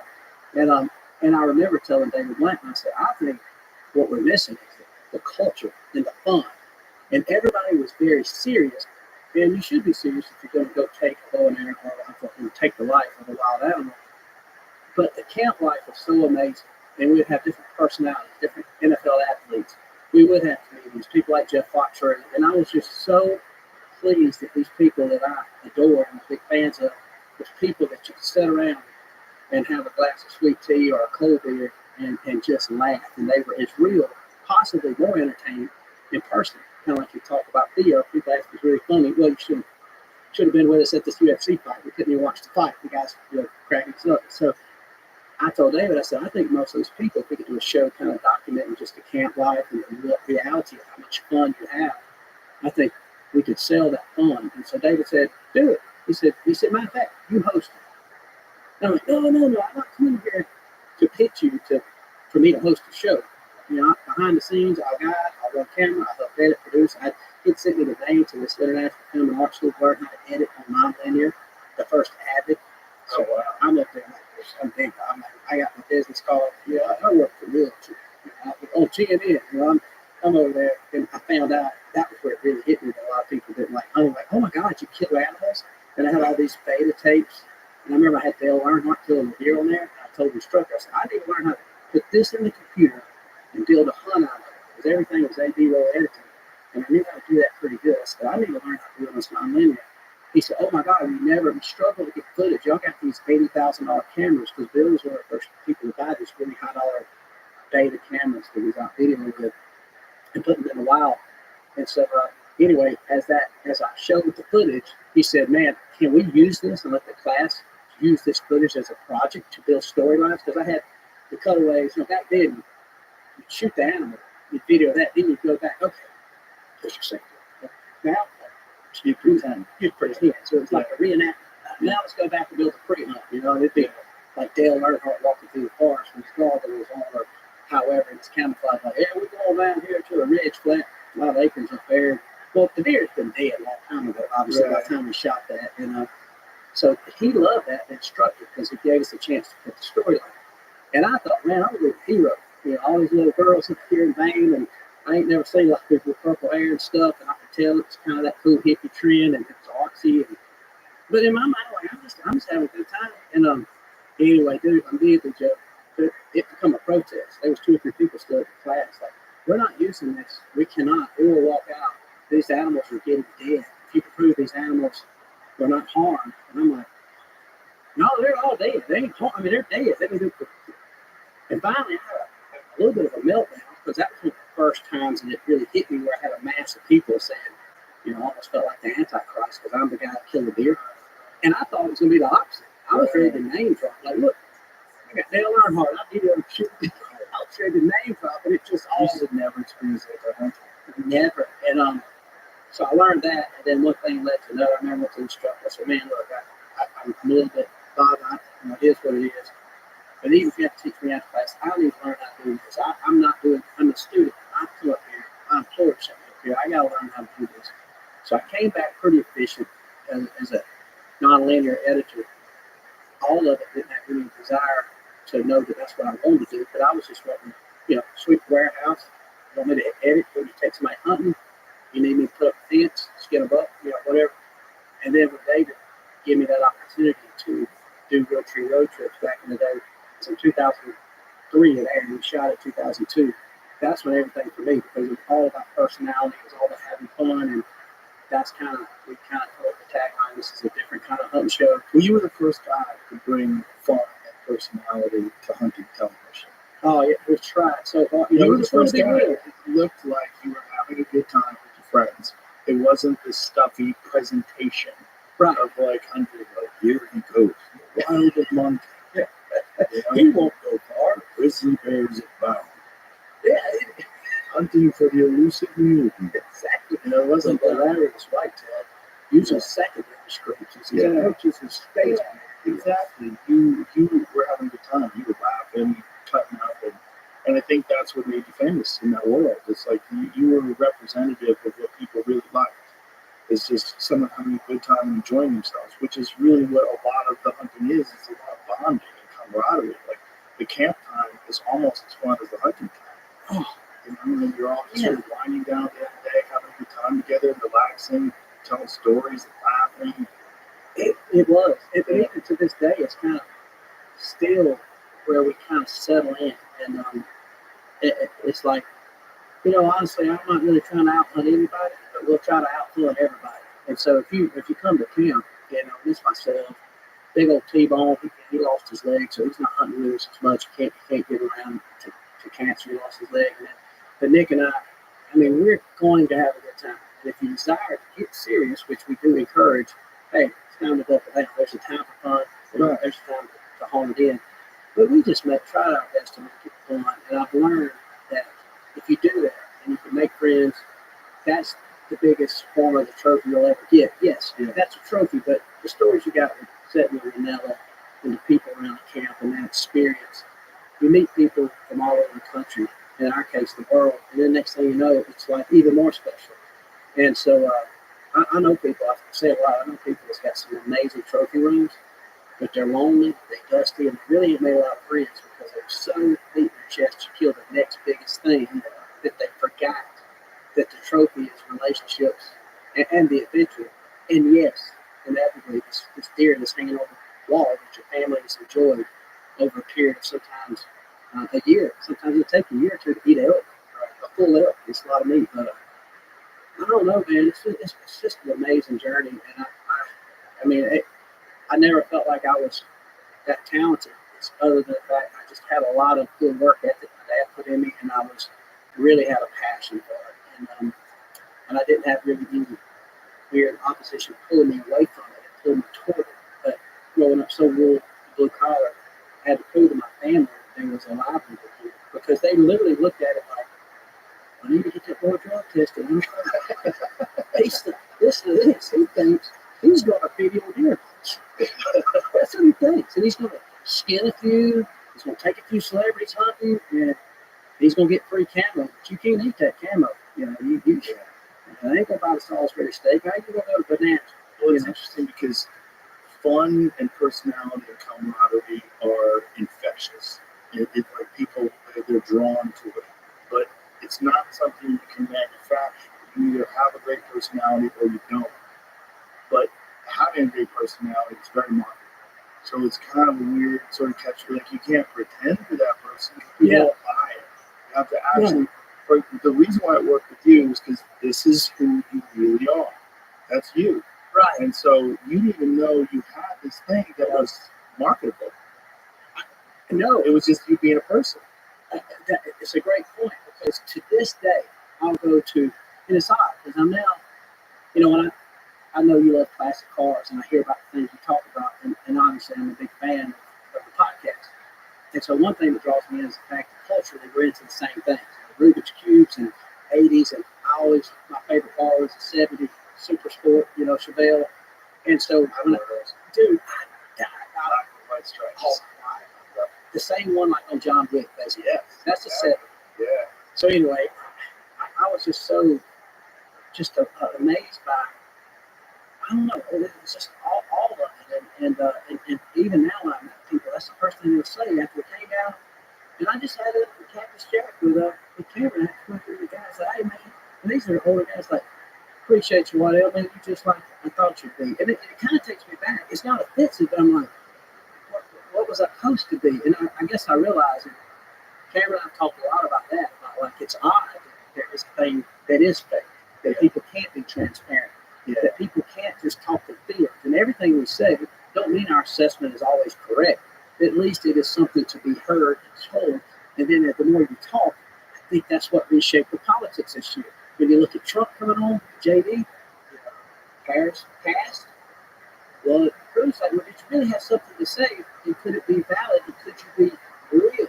And everybody, I think, appreciates real, even if they don't like the person that they see necessarily as real. And now everything's in question. It's like, it's like these rappers, are they really as tough as they say? Was Diddy gay? I thought he had done shot more stuff than I have, And it's like, I don't know. It's just like it's.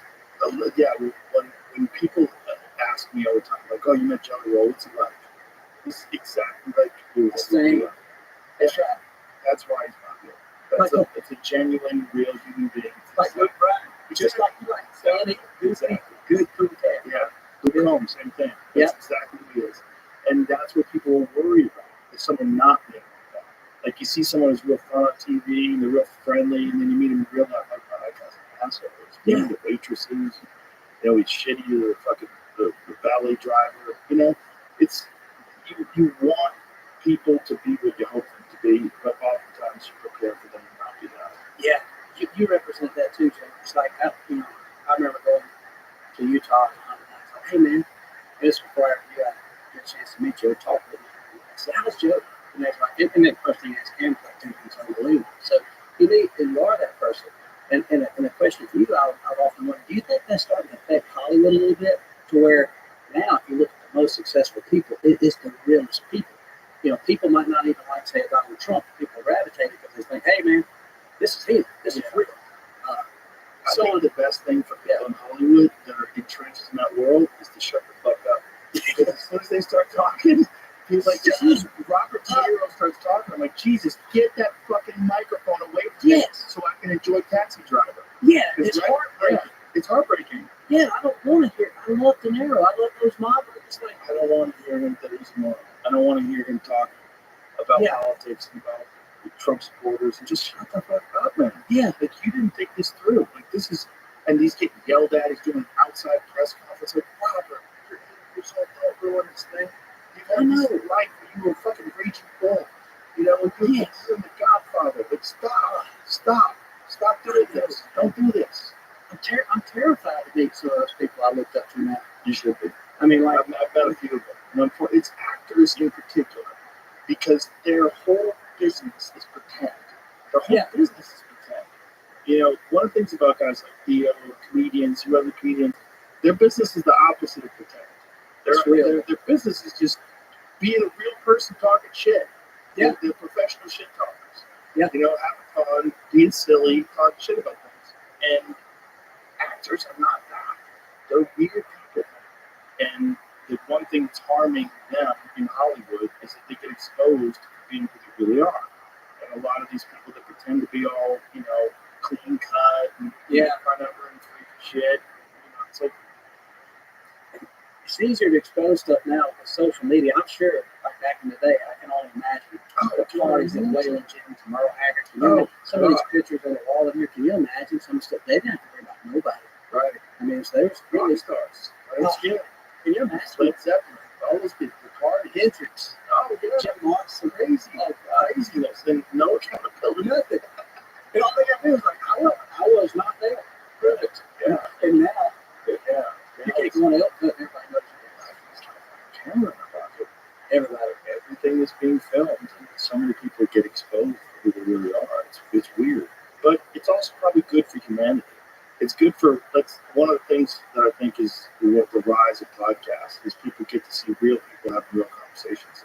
Yeah. Some people can do it and some people can't. And I think the Harris thing was they were worried that she couldn't. I think they made a good assessment that she could. I don't know, man. I mean, I see her have fun with people. There's this one very funny conversation where she's talking about meeting her in-laws for the first time, where her mother-in-law grabs her face. It's really funny. It's funny listening to her saying she's laughing hard, but a real laugh this time. Not she could nail it. Maybe she's so, if there is a machine. Because you know what is fair to say, even on Harris, I say this, or Kamala. And that's what's amazing to me. I didn't think she had a chance to win because I didn't even know. I still don't know what her name is. I mean, so what the hell? Is it Kamala? I think it's Kamala. It's Kamala. It's like, well, I'm probably going to screw it up. It's like, and then CNN's going to be like, you're Rogan didn't call her name right. It's like this. But at the end of the day, maybe now that she's out of that whole situation, because, you see, and I think the world's changing from record producers and stuff, or control the music, and, if you're going to get on a radio station to where, everybody wants a tightrope. You have to, you're working for this machine. Hollywood, I'm sure, the same way. You got people that, I remember Ted Nugent tells a story, was it Kurt Russell? One of his best friends was Kurt Russell. And Kurt likes to hunt.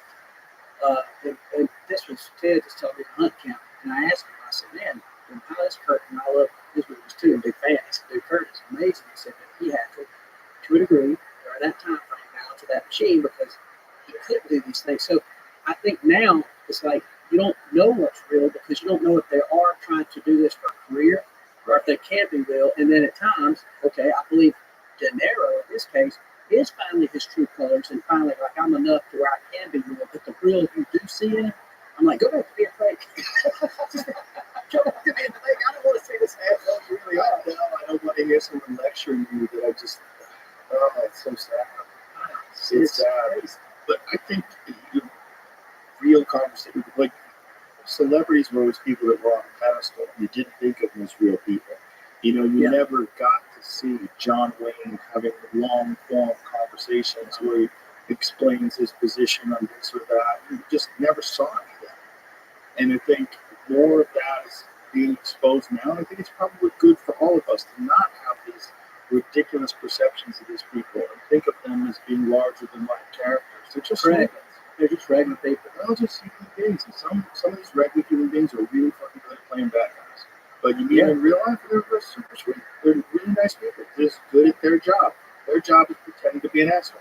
That's right. And it's what we the more conversations we have, the more conversations that we have access to, the more we get to see the patterns of how human beings think and behave, and the more we get to see what we like. And generally, what we like is nice people being real. That I totally agree. That's what we like. And that perspective you shine, obviously you got a lot of respect for Mike Tyson. I think he's the baddest boxer, toughest. I idolized him as a boxer. I didn't know much about him as a man or what he was going through at the time. But like when it come time to watch a boxing bout, Tyson's on the card. Yeah. But what a sweetheart of a man. I listened to it and just the things he says. He's so sweet that he says things that you don't even know to respect. Like he was talking about, you ever get a wreck from your fight? And I think you giggle, but he's like, oh, I'm serious. And I'm like, whoa, all I'm saying was like, I feel like Tyson. I was hunting elk in New Mexico in Bullcomb Butte, and I was kind of getting like $5 worth of jawbreakers. It was getting there because I was getting excited about this adrenaline with this elk. So okay, you're doing the fighting, but in my mind, I thought it was kind of a joke too. But he's such a sweet, deep thinker. Sweet guy, but there's a monster in there. Dude, he hit that switch. He's scary. Still scary. Oh, he scared the shit out of me. Meeting him the first time, I think Kevin Hart was the first one to say it. He said it was like it's like you're in the room with a lion. It's all right, cool. I'm gonna kill you. Okay, it's like Jesus. But there's certain people that I meet that I meet them like I can't believe I'm in the room with Quentin Tarantino. Like that is bizarre. There's a few of those people that you meet them. Like Trump's one of those people. Yeah. And you're like, he's right there. Amazing presence. Undeniable. That guy, unlike anybody else, can be himself. Yes. That guy can be himself no matter what. He can be himself in press conferences. He can be himself on a podcast. That's a huge strength that he can be himself.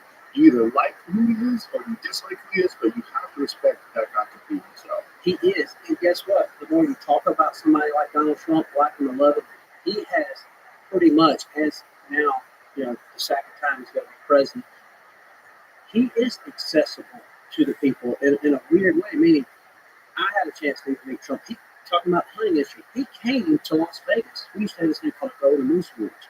And I knew Donald Jr., he was a big hunter. And anyway, they're working it out. And hey, Trump, this is prior to the election, the 2016 election, he came to Las Vegas to say, hey, man, there's 13 to 15 million hunters out there.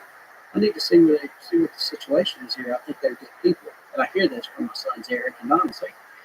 He comes there, and I had a chance to meet him. And same thing. Wow, this is before he's president. He's still Donald Trump. And I remember I didn't know much if I could, in my mind, is this the guy I'm going to vote for? He was still in the primaries.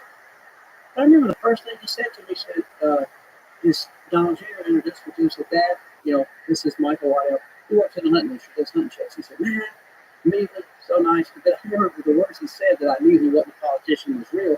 He said, so you do a lot of hunting. I can't do an impression, but I said, yes, sir. I love it. That's all I love. He said, I'm not good at it. I don't have the patience. My sons are very efficient. They're very good. They hunt all around the world. And he said, but I got a question. These wolves, what's the deal with the wolves? They're killing a lot of shit. And I said, Mr. Trump, it really is a problem. I got friends and ranchers out there. These wolves, they reintroduced them. They're spending millions of taxpayers' dollars out there. And this is, in my mind, if I am playing this role of inferior or redneck or insecure, in my mind, I'm trying to talk humbly to kind of help him know what I know some friends out in Colorado are going through, from cattle to domestic problems to the elk population. He said, well, it's simple. If they're causing a problem, we need to do something about the wolves. And I remember thinking, I'm voting for this dude. I'm voting for this dude. I don't care what he's talking about grabbing, because I've been to a few little nonprofit, in Washington, D.C., with lobbyists and stuff, where we're trying to get some money from the field for the NWTF and Food and Habitat or Rocky Mountain Elk Foundation. And I found most of the politicians were decently fake, almost similar to a California, L.A. Akron type of this, where it's like, okay, I need to be nice to this guy. I will be, but I need to figure out who he is and if he's got credentials and what power he has. And so for me, here I am feeling like I'm the lowest person in this room. All these other guys are heads of major corporations within the hunting industry, and I'm just this guy who likes to turkey hunt. He's got this show on the Outdoor Channel, and I'm getting a chance to shake his hand. But he's just as real to me as he is the guy who maybe is the richest guy in the room, or possibly the most famous guy in the room. And I found that fascinating that he was that way. On the other hand, I'm over there talking to a senator at Washington, D.C., about a party of lobbyists put together, and it's like, everything good to meet you. I too like to hunt, and so gratifying to see the sunrise. And I'm like, just a fake person. Just cool. Yeah, weird, right? Yeah. It's weird when you're around them, because if you're capable of talking to people fake like this, what are you capable of? Yeah. What a strange human. That's exactly right. Your whole aspiration is to stay fake and to make as much money possible while being fake. Exactly. And the whole time, again, I never dug into politics. Like, I'm talking to a guy that once I did go back and Google, he come in the office. He was making, he's making as a senator, I don't know what, 50 to 100 grand a year. And now he's worth, and it's all he's ever done, and he's worth $10 billion. $10 billion. Right. Like, how? Like, where that come I from? don't think my grandmama would understand that either. Nobody understands. It's so transparent. It's right in front of your face. Like the Nancy Pelosi situation. She's never made more than $175,000 a year. She's worth $100 and something million. How does that happen? It's like corruption. It's corruption. It only happens through corruption, and it's transparent legal corruption. It's very strange. And it's on both sides. It happens. Oh, yeah. If you look at the stock trading and the red versus blue, they're both right up there. They all have inside information. And they put Martha Stewart in jail for it, didn't they? Yes. Well, they actually put her in jail for lying. She lied to federal investigators. That's what they But it was Comey. It was the same guy who went after Trump. It's real wild. It's real wild when you see what it really is all about. And there's politics on both sides. And it's not a right or left thing. It's a power and corruption thing. And I feel like there's a little bit of momentum. It feels like there's a little bit of a cleansing process. It's going to take a long time, I think, to get there. But I think everything that's happening now, it feels through opportunities and outlets like this that people can talk, and people can understand what's real and fiction, or at least debate. Yeah. It seems like everything from, I don't know, the political world to just everything about the truth about whether it's fishing, the truth about the cosmos, possibly, some of the stuff about ancient civilization to people and people that love Jesus Christ. You can really dig deep and you can have good conversations, and it's not just dictated by a certain machine. And I love that. That's pretty amazing that all of us can come together and have a conversation. Yeah, it's a good time. It's a crazy time to be alive, but I think it's a beautiful time. It's amazing, and only in America, maybe. I swear, in America. Only in America. I have more hope for this country right now after this election than I've had in a long, long time. A long time. It feels like with this crew of people, with J.D. Vance and Elon Musk and RFK Jr. and Tulsi Gabbard and Vivek Ramaswamy, I think there's a real chance that things can change. Real chance that we can expose some of the deep-seated corruption, some of the problems that we've got in this country, and move us onto a better path. I do too, and I find I still got friends that are diehard Democrats and pretty darn liberal. Believe it or not, even me that works in the hunting industry.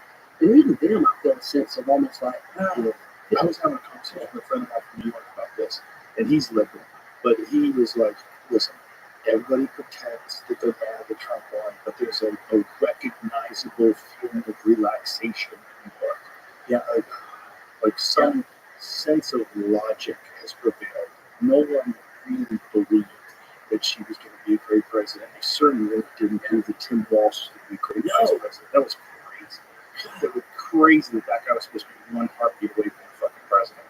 And then they also knew that there was so much corruption involved. Everybody knew what they were doing with the Twitter files and all that other shit. There's so much that like was. I know. I mean, and people were paying attention that had never been intrigued. Yeah. And I think a lot of things happen there. It's like, most people, somebody asked me, how do you know when you're rich? And I said, well, when you don't know what a gallon of milk costs. That's me. Right. Yeah, because I remember growing up in that same rural area, and, my grandmama and stuff. But when I could sit there and talk to my youngins, my son Mason, I said, Mason, when you come in, run by and get us a gallon of milk. Get some cereal, we'll just have cereal, and I got some sauce. But get us a gallon of milk and loaf of bread. Well, that never was the case when I was a kid. Grandma said, hey, run by, look, don't go to Big Star. It's 25% more over there. Go over there to Giant Mart. They got a deal right now. As a matter of fact, go buy me a couple packs of that Brown Round and run a special. Gallon of milk, they knew. They drive over here and knew where gas was the cheapest. And when you get to a place to where you know you're doing pretty well, it's just like, I need some gas. Pull over. Yeah. You ain't worried about driving across town. Just save a quarter. My friend Brian has this thing I say it all the time. He said, this is how rich you want to get. You can go to a restaurant and order whatever you want and not worry about it. Yeah. Everything after that is bullshit. And then look and say, hey, I want to tip 20% or 25%. You do that. It's right on there. Yeah. That's you are rich if you are blessed if you can do that. Everything else on top of that, you don't really notice it. It's kind of bullshit. I 100% agree with that. And I think that backfired on a little bit of the whole Harris thing. When she said, no, everything's good. And she's telling that to people who know exactly where the cheapest milk is. And they were going to vote for us. And they're like, what? No, it ain't. I'm struggling out here. And then you tell them, like we're blessed to go to these hunting places, but they're not cheap places to hunt. To be able to technically trespass on these properties that are privately owned, and or if you were to go on a public elk hunt, the private public. Well, look, go get us a yurt. If we did right now, me, you, and Cam, and Remy planned us a good DIY hunt. But Joe, you gonna get the yurt? I'll go get the mountain house. Cam's like, hey man, I got plenty of mountain ops and whatever, and I'll make some coffee. You might put the yurt out a little. Can you imagine? But I promise you, if we just touched it, we still got 3 or 4 grand a piece. Yeah. And we're going out there to go hunt. Yeah, just in supplies and setups. Oh yeah, just in your bow and your arrows and your broadheads and your fucking rangefinder, your binos, your gear, your clothing, your boots, the tires on your truck, gas, this and that, and the tags. Oh, it's not cheap. No, it's not cheap. Like I said, you could buy you a small farm in Kentucky, or just get you a new boat. I mean, it's like this stuff, But I tell you, it's absolutely so amazing that we get a chance to even do it and even get married. I tell people all the time, it's like, I've always stood by the fact, I don't think you're a badass that you hunt. I think it's just badass that we can have an opportunity in America, that we can fall back on that. And if times do get hard, there's a certain piece once you understand the craft of a little bit of that rule and knowing how to skin a deer, knowing the best parts. And yes, you can't eat it all. You can eat organs, you can eat real meat, you can eat all those things. But at the end of the day, there's a certain piece as a man, especially. And I think overall, even though we're in a world where we got this equality and women can do what men can do, or supposedly, at the end of the day, I've always looked at it that my job is to provide, safety, some type of structure, food, and care for my family. And any man that's out there knows nothing about nature, that if these cities shut down, that would be a terrifying experience. The Mercedes won't start. The Wi-Fi don't come on. You can't run down to Starbucks, and all of a sudden you can't go to the market or call Uber Eats to deliver you sushi or your favorite pizza. You got to walk to it. Now you got to walk. You and you have no skill set. Yeah. Yes, I sometimes, but guess what? I got pretty good at cities. I know how to work these apps. I can grab me an Uber. I can go talk to somebody, or I can Google and say, man, I'm gonna walk down here to this steakhouse. You can certainly navigate their world a whole lot better than they can navigate yours. The world that me and you love the most is hard to navigate for some people, and I think they're starting to realize it. And I really know that takes forever. And there's a piece. I told somebody a while back, I said, man, I'm gonna tell you, when you become a hunter, you understand it, and you become simple. All the financial situations you might gain, money's nice. I agree that it don't necessarily bring you happiness. It is great to be able to have the money to do those things we talked about, just eating. Or maybe it is that 70s you have. It's like I've always wanted it, and you can buy it. But at the end of the day, there's a peace comes to know that I could potentially lose it all. But if I got my wife and my kids, and I got this bow and arrow, I might actually gain a little bit, because now there's no. I got peace and tranquility. I got a certain stillness that is more valuable than anything I could find at the rave in the middle of the city. And so I've often told people, even if you love the city life, which what people might not realize, I love the city life. It's so fun to visit, but that's just it. I want to visit. I'm ready to get back out. Like the thought of things I could do in Austin, there's a million things. My mind's going wide open. Like, man, I love to go to the comic book. Well, I heard the steakhouse is great. They got this, they got that. This place got the best martinis, this cigar bar.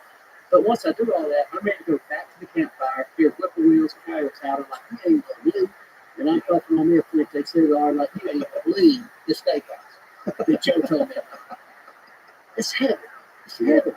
Well, I think, Michael, one of the things that people really enjoy about you, and I've enjoyed talking to you, is you have a genuine gratitude towards life. You know, it's infectious, it's real, and I think appreciation for this beautiful, chaotic world that we live in is it's a virtuous thing. It's a very important thing. Well, that means a lot, and to be able to see that, it means it's more to me than anything, because I do. I mean, I don't even know how and why. Sometimes I ask myself, and I mean, like I said, I've just been so blessed. It's been amazing. People I've met and learned so much. I mean, it's just, I don't know how it happened. Going back to that thought, my grandmama's living room, like, what are you doing, boy? You know, like, you got a brand new flaring kit. That's also one of the reasons why it's so cool. Yeah. It worked out that way. It wasn't like it was all easily planned out. You know, it's just a natural path for you to go down. Did you have much of that, Joe? Like, obviously, growing up where you did, and the same amazing opportunity. You had so many cool things that happened. But did you ever have any people like, let's Joe do it? Oh, yeah, everyone. My parents, for sure. Hey, what the fuck are you doing? They didn't want me to fight when I started fighting. They were going to be hurt. They didn't want me to do comedy because I was good at fighting. Like, why don't you stick with that? And it was just, no matter what, there's always going to be people that doubt you, especially if you want to do something that's high risk, low probability of success. You know, it made me dig deep, because I think of that. And the reason I asked you that is because that experience I had with my family is kind of mind-boggling, because I thought they would see it as I did. And I think there's a difference in perception, or the way we perceive things, and the true reality, possibly, because you got to sometimes bring yourself out and look back in from their point of view.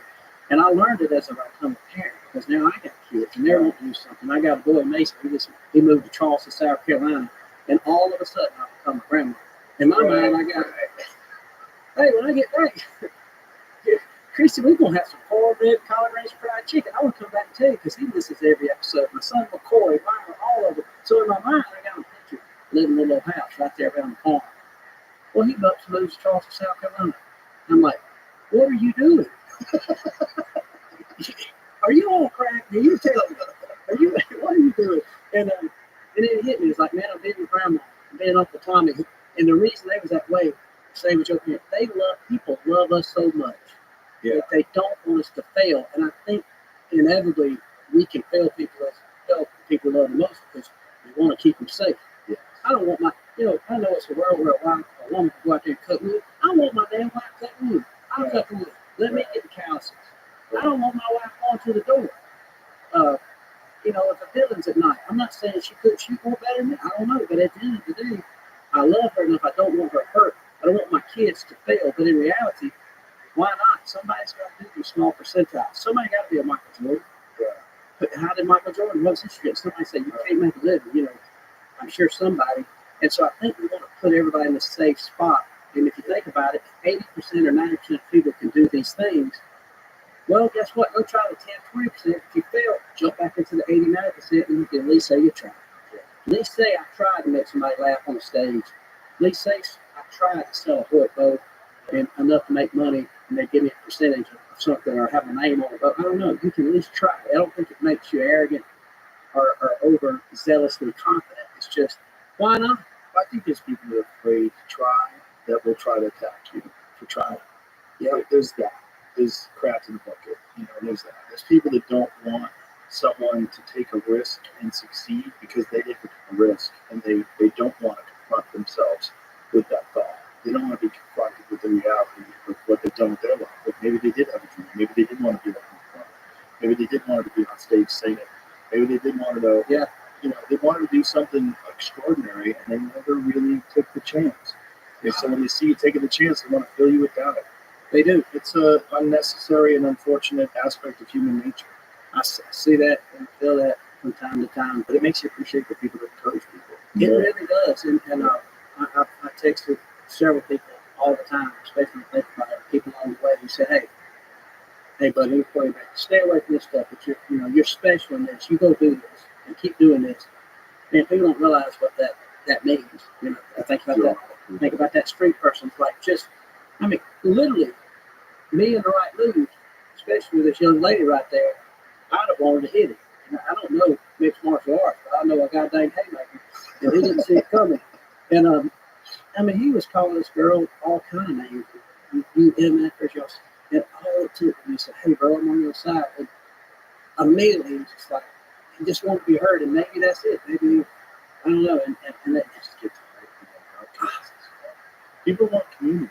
They really do. They want friends. It's like you were saying before, that like the relationships you make in this life, that's the real trophy. It is, and that's the one thing, I guess, the last thing I'd want to leave about the hunting community, and I think you felt it just from the people you've seen or maybe researched, and like Hammond said, he said, man, you won't find a better student than Jefferson. He knows more about broadheads than the compass himself. He researches this stuff. He knows the geometry of bows and race heights. He's so dead deep. He said he loves it. And it made me feel so good to know that you're that deep into it.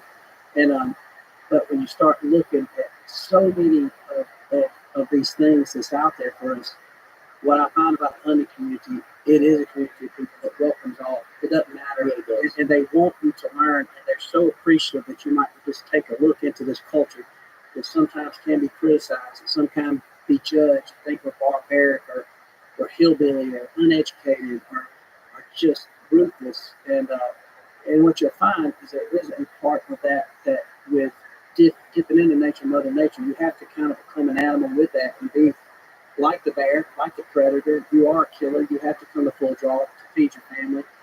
But it's so welcome. And I've never seen anybody alienized. I've never seen anybody that I've thought that was a solid person within the industry and or just people around my house that would bring in, feed you, and say, come on, let me show you what this is about, boy, or young lady. And I'm proud of that, and I'm confident, and I know that there's nobody, even the people that might talk bad about them, they're going to treat them good. And I remember one thing that was epic that happened, Joe, and it hit me pretty hard. My daughter, Addie, had asked me, Dad, what in a situation of prayer at school, and there's something bad happening. I was talking about some of the school shootings, and I saw we just had one. I'm like, what should I do? And I was like, was there any kind of mandate of what you should do? And I said, well, they say do this, and this, hide under your desk, and sit there, wait, and lock the doors. I said, well, I'm about to go against protocol, Addie. I said, and I knew her school, they had these outside doors that went out, and quickly there in Harris County, Georgia, goes off into the wilderness. Matter of fact, my farm is right across from the high school. And I said, Addie, I'll tell you what I want you to do. If something goes awry, since you're hunting with me a lot, and you understand, how to hide and slip around and stuff like that. I said, if something happens, you can see that exit door, and you can get out, and you can hit the woods. I want you to go right there. Don't wait around. I want you to go. Figure out the situation. Like if a bear's coming in the tent, you get out the tent, get up the tree, or what you got to do. And I said, but here's what I want you to do. I said, you go, and I ain't never told you to judge somebody, because I don't believe in judging a book by the cover. I don't believe in that. And I said, but in this case, at first moment, You go out and you find a beat up old Chevrolet truck, got an NRA sticker on it, maybe a beat up minivan with mom riding around. It's a, maybe it is that old 70 Chevelle, because that guy appreciates good cars. And you jump out and you stop it. It's going to be a complete stranger. But I want you to pick out that person. I said, you and find out. And I said, if you find somebody with a four-wheel drive truck that you know probably resembles your granddaddy or me or Nick Monk and all these guys, you jump in there, they're going to have a snack. They're definitely going to have a gun in there. You tell them what happened. They will protect you until they can find you. And when I thought about that, I was dead serious. But then I thought, that goes beyond my daughter. Anybody, it doesn't matter if he was Muslim, Christian, or God, or whatever. If you did that in the country, somebody's going to stop. Hey, man, what's going on? They're going to quickly evaluate it. And I'm not saying everybody won't. I think most people has that opportunity. But if you raise around that culture to where you're ready to help and you're ready to assist, love is so deep, and the nature and human nature is to protect and to make sure this person is doing good, even if they don't align in thought process. And so I'm proud to come from that, and that's probably my biggest joy. Whether it's taking a Jim Brewer or a Theo, when they see it, that's always, even if they don't get something, they're like, man, this was cool. This was fun. This was good. So, a little scared of y'all. A little scared of y'all. But Theo and all of them said, man, something happens, I'm coming to your house, Waddell. If Caleb Preston looks at this little punch, he said, Waddell, my wife, his fiance, I don't think he's married yet. My wife said, hey, if something happens, we're going to Michael Waddell's house. He said, you don't even know where he lives.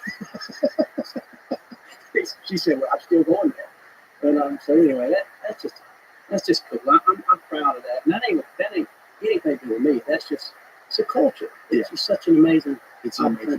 Share it. Michael, I really enjoyed talking to you. Thank you very much. Thanks for having me. It was a lot of fun. Thank you. Tell everybody what your social media is, where they can find your hunts online. Oh, yeah. Obviously, boneclicker.com. We're on Instagram at official boneclicker, I think it is. And then there's a Michael Waddell page. There's a boneclicker page. And heck, I'm on TikTok. So, yeah. All right. I'm dancing around over there, too. So I'm on everything. There's China Spot on me, too. But anyway, For sure. thank you, Judd. Thanks, brother. Been a long time. Appreciate it. It was a lot of fun. Thank you very much. All right. Bye, everybody.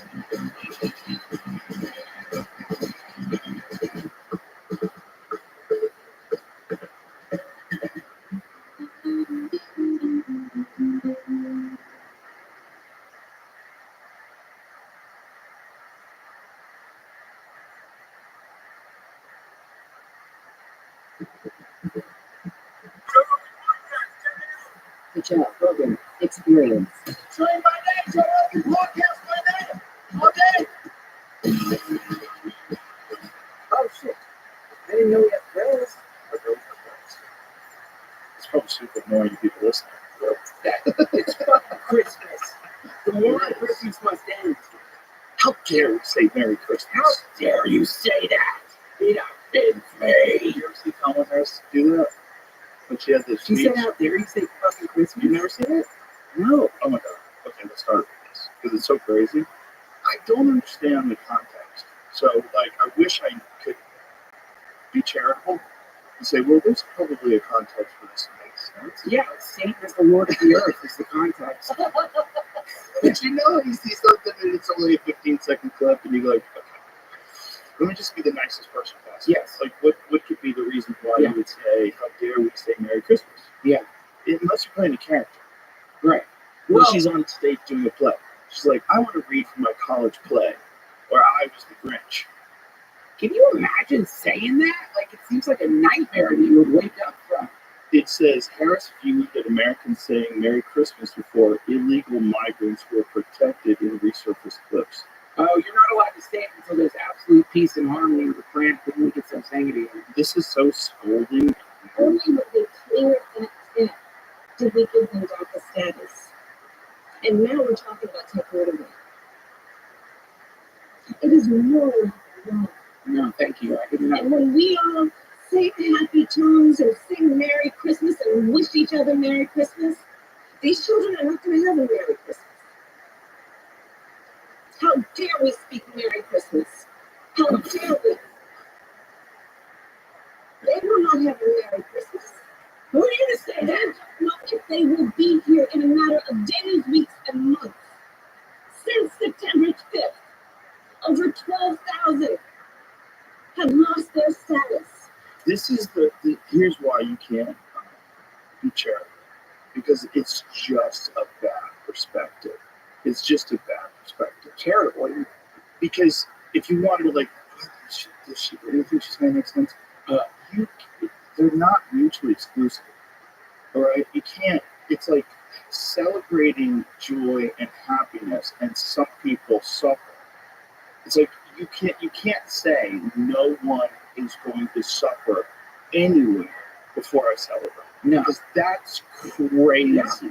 Now you're taking in the entire Earth's consciousness and all of its decisions as to whether or not you will or will not be happy. Like, you and I didn't force anybody to work at Cobalt Mines. Not yet. We buy these fucking phones. We buy these fucking phones, and we know that electrons that have cobalt in them were probably pulled out of the ground by slaves. Should we never celebrate anything again until those people are free? No. Never. We should just be shitting in our hands, rubbing in our faces, whipping our backs until the whole world experiences a simultaneous orgasm. And then, Merry Christmas to you. If you're a drone, so let's just say they really are intergalactic beings, and you're watching all of our hypocrisy and our scolding of each other, and these like untested perspectives just jizzed out into the world, and you're looking at all this craziness, like the manufacturing of almost everything that we have that comes from overseas is probably from horrible conditions. Yeah. And we just accept that. Yeah. Like the aliens were watching this, like, who are they bullshitting? Who are they bullshitting each other? They're bullshitting themselves. Right. They're trying to figure out how many genders there are. They're trying to decide like who's the most protected status we can't discuss about anything. Yeah. Currently that's illegal immigrants. Yeah. Well, I was just I don't know why I still doing this. Highly recommend it. I started listening because I forgot a lot of the New Age ideas. So I started listening to New Age channeled audibles, aliens channeled through New Age people. Oh, cheers, my brother. Cheers! Merry Christmas! Isn't that Seth Speaks? Isn't that? It's a whole genre. But is that Seth Speaks person? Because that's the whole deal behind that, right? It's okay. So it's again, like my mom got into it briefly because she dated this New Age dude. And I fucking hated it. He wore Birkenstocks. He forced us to go on hikes. He would let me take my fake gun. And you're a kid. You want to take your fake gun on the hike? But we don't do that on hikes. The fucking fascist hike where you're forced to recognize the beauty of nature, and it's like, you don't put that on me. I'll find it on my own. But he got my mom into New Age, and this was prime New Age time. This is like, this is when they all killed themselves. It's like they were part of it too. Really, they were wearing sneakers. What were they called? I haven't skipped. That was the New Age. So, I remember watching these old grainy VHS tapes with my mom and this dude, and thinking they were cool. And like there was some sound that was playing in one, and my mom looks at me like, hopefully, like, do you recognize that sound? Because I guess here's the thing about all this. I think some telepathy is real. It is real. I think it is real. Have you listened to telepathy tapes? No. You haven't? I haven't listened to it. It's a new podcast that's out. And it's all about the scientific research that was done with nonverbal autistic kids and their parents. And they were able to go into another room and they would bring up things to one. Whether it was, I think they'd bring things up to the mom, or the mom would say things. The kid was accurate 95% of the time. Wow. With numbers, with colors. Yeah. Like 3 numbers in a row. Yeah. You know how crazy that is? Just to guess 3 numbers in a row 95% of the time? Yeah. Like, whatever it is, they think it's real. I'm only on episode 2. So, but it's really fascinating, man, because it's a dismissed thing. It's a woo-woo thing, sure. But if it's real, shouldn't scientists study it like it's real? And it seems like through scientific study, it's real. Yeah, I think it's definitely, you've probably experienced it. I've experienced I it. think it's an emerging part of human consciousness that we don't agree to, or we don't admit to. Like, we know there's something there, but we're not like, that's too silly. It's just, there's so many people that fake it. That's the problem. Right. Because everybody like wants to have some special thing that they just have a special thing. You have a special thing, Tom. You have a special thing. I mean, think about the Firestarter, Carrie, Stranger Things. Yeah. This is the fantasy. When I was a kid, dude, I would sit when my dad was working in his apartment and try to make shit on the table move with my mind because I've been reading books on telekinesis. One day, you know, like when you've got a cold drink and it gets a little light on the bottom. Mm-hmm. One day, as I'm doing that, because of that split fork, and like I was like totally freaked out because I thought I'd used telekinesis, which was flat. It was just luck. It was just luck. It was just a badly balanced floor. It was just a shitty fucking apartment in College Station. Like, you know, that's that once you recognize the flaw in the operating system of humans, is so, like, as a kid, like for a few days, I was like, shit, I might be telekinetic. But like once you know people want that, or want to believe in it, and how easy it is to manufacture those moments and then claim responsibility. Holy shit, dude. You can really pull some strings on people because there's an assumption. Let's say I do know, I really believe in telepathy. I'm positive it exists. But the assumption there then would be like, get around a telepathic person. Well, they must be good because they're telepathic, right? They're magic. So we should trust them. This is where people get real fucked up. These are called, in India, they call them cities, which is if you meditate a lot, you begin to like, well, I would say comedy's a city. You know, it's not special. I was talking to Chris Gomez about sales. You know, that's the really good people who get in your head to buy shit. He was saying it's basically not, and it's like so hypnosis. Yeah, but man, have you ever been hypnotized? Yes, I have. It's interesting, right? Dude, my mom hypnotized me for a wart because she had heard you can hypnotize people and the wart goes away. Hypnotized me. He said something about the wart going away. Within a couple of weeks, I swear to you, that wart fucking dried up and just fell off my hand. Yeah. What the fuck? What the fuck? So that's the placebo effect. The placebo effect is real. You know, I had a guy tell me this once.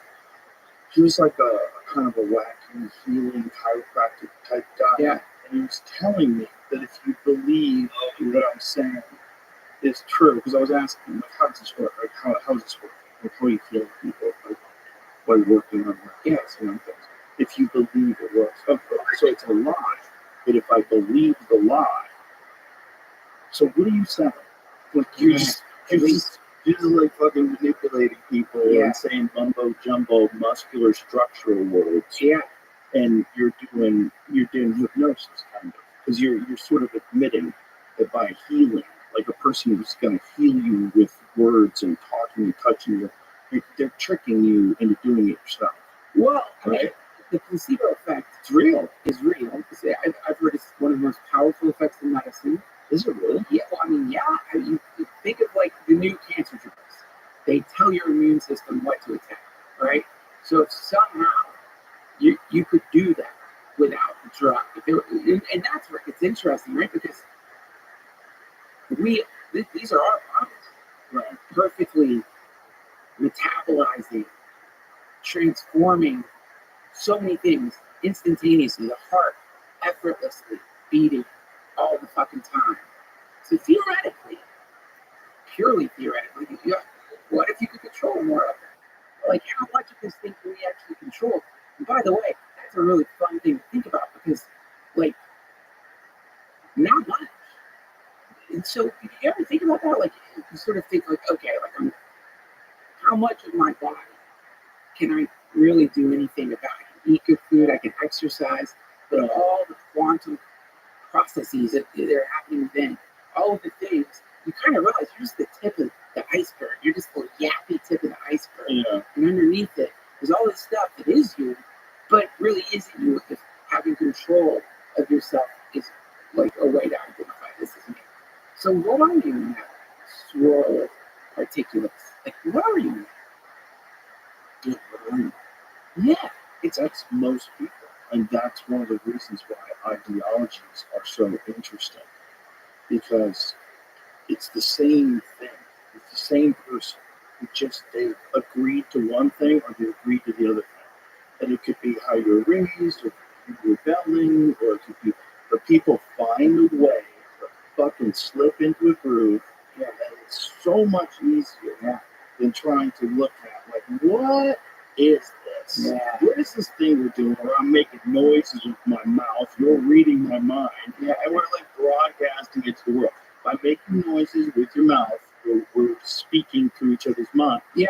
And also, though, when you get into the telepathy idea, which is sort of like the question is like, right now, we identify our minds as some kind of neurological process, right? So the idea is like we have this like biocomputer, and somewhere in there is our mind. Everything out here, not our mind. Even though everything out here, from a neurological perspective, is our mind. Right. Everything you're seeing is an instantaneous interpretation of a variety of phenomena that is compressed into reality. And then you say, oh, out there is that's not me. But it is you. It's like it's you in the way you put on VR goggles, except in this case, the VR goggles, it's your neocortex. It's all the processes that are making color, light, sound, etc. So if we're sort of sharing the dual reality, which is all the phenomena that's being interpreted into our minds, somewhere in there is a possibility that we're trying to share our mind. So from that perspective, all these other things become possible. Telepathy, all of this stuff. Like, you get around funny people, you get funny. When I was doing the Midnight Gospel, I was around all these artists, I got better at drawing. Like, you share a mind. It's the gestalt. Like with 3 or 2 more people gathered, there will be that something else comes in there. And I think we're collaborating with something that we don't truly understand because we're still trapped in our bodies. Yes. So I think we have these moments of recognition, these connections, and great moments in life, and these beautiful things that can happen. And it's all being twisted up by this ape, this wild ape that had to survive for thousands and thousands of years by killing its neighbors. Yeah. And eating monkeys and fucking running around and clubbing things to death and eating raw meat. Yeah. Until it figured out how to harness fire. And then it had to deal with neighboring tribes coming in with hordes of people with swords and spears. Yeah. You had to run for the hills. They killed your kids in front of you. They fucked your wife in front of you. Yeah. They cut your dick off and stuffed it in your mouth. And this was thousands and thousands of years. Yeah. Yeah. This thing we're doing right now is so recent. Yeah. This thing where you can meet strangers, you don't have to worry about killing them. Yeah. That's super recent. Dogs aren't there yet. That's why dogs freak out when someone comes to your door. They're not there yet. They still remember the old days. And that's a great point. They're still like, dude, usually someone's coming up, we have to kill it. Like, and they're reminding you of that. And it's true. I mean, but if you look at that collective epigenetic trauma as an egregore, as a ghost haunting the planet, the ghost of not that long, the ghost of primate past. The ghost of primate past haunts us, and that's why it's so easy to slide into aggressive patterns and defensive patterns that are completely unnecessary. And that's what they are too. This week you have to realize it's not you. It's patterns that you've selected, and you've selected them over and over and over again. They become you. It's like you went down a groove. You don't have to stay on that groove. No, you don't have to. But I think you have to find something in life that's physical that you enjoy. But I think that's one of the best ways to manage this fucking weirdness. The absolute best way is through getting physically exhausted. Sure. Is get on purpose, get physically exhausted, and then you can manage the craziness of existing. Yeah. Because everybody wants to pretend that it's normal. Everyone wants to pretend that existence is like, oh, you get up in the morning and fucking have your eggs and your bacon and you do You hear what Chaperone said? yeah, exactly. Exactly. It's like every day. It's like, oh my God, this is happening. What do you think the drones are? What do you think the drones are? You know, how much did Nancy Pelosi make this week? Yeah. Oh, yeah. Come on, what is? Right. What a ridiculous. Did you see the new shit that they found out about consciousness in the human brain? This popped up on my feed. This dude Penrose, this guy used to be an anesthesiologist. He already knew about these neurological structures that are these quantum tubules that apparently anesthesia impacts. And he began to think maybe consciousness is not associated as much as we thought with the with neurons. But there's a microstructure within the brain, these quantum tubules that get shut down when there's anesthesia. And so there's this new controversial sort of emergent theory of consciousness, which is that when you are awake, you go from being a wave to a particle. You, in other words, the whatever you call it, the I am, the all one situation that we actually are experiencing gets compressed into a particle, which is your experience of reality. But you're falling asleep, you're taking a facet, you go into a superposition. And that's that feeling of being connected to everything, part of everything, not running anymore. So we're those things simultaneously. And I guess as far as the default reality that you're talking about, that's a situation where it's a bunch of particles that have focused in on like a buffet of moments that the news curates. So the news is like, okay, be mad at this person's wrong, this person's right, here's what you should be afraid of, here's a celebrity that sucks. You know, that's the whole business model. The business model. That's the way we get the news. That's it. And sponsored by pharmaceutical drug companies. There you go. And everybody else. I was watching a regular movie the other night. I was in a hotel, and so it was the only thing that happened in the hotel was regular movies on TV. Yeah. So I was watching John Wick on TV, and it's every 5 minutes you're bombarded with nonsense. They stop the show and give you 5 minutes of nonsense. That's right. Just nonsense and side effects. It's unnerving. And also when you realize we think the show is John Wick. That ain't the show. The show is the nonsense that's happening in between John Wick. So when you go out and watching a good movie, relax, calm down, open up. It's the perfect state of consciousness to manipulate people. I also thought it was incredible that they bleeped out all the bad words when the commercials were far more offensive. Yeah, they bleeped out fuck. They bleeped out this. I was thinking, like, how are they going to handle this scene? Because there's this scene where the Russian mobster, his son, comes home from his job at Atlantic City after he did this thing with John Wick.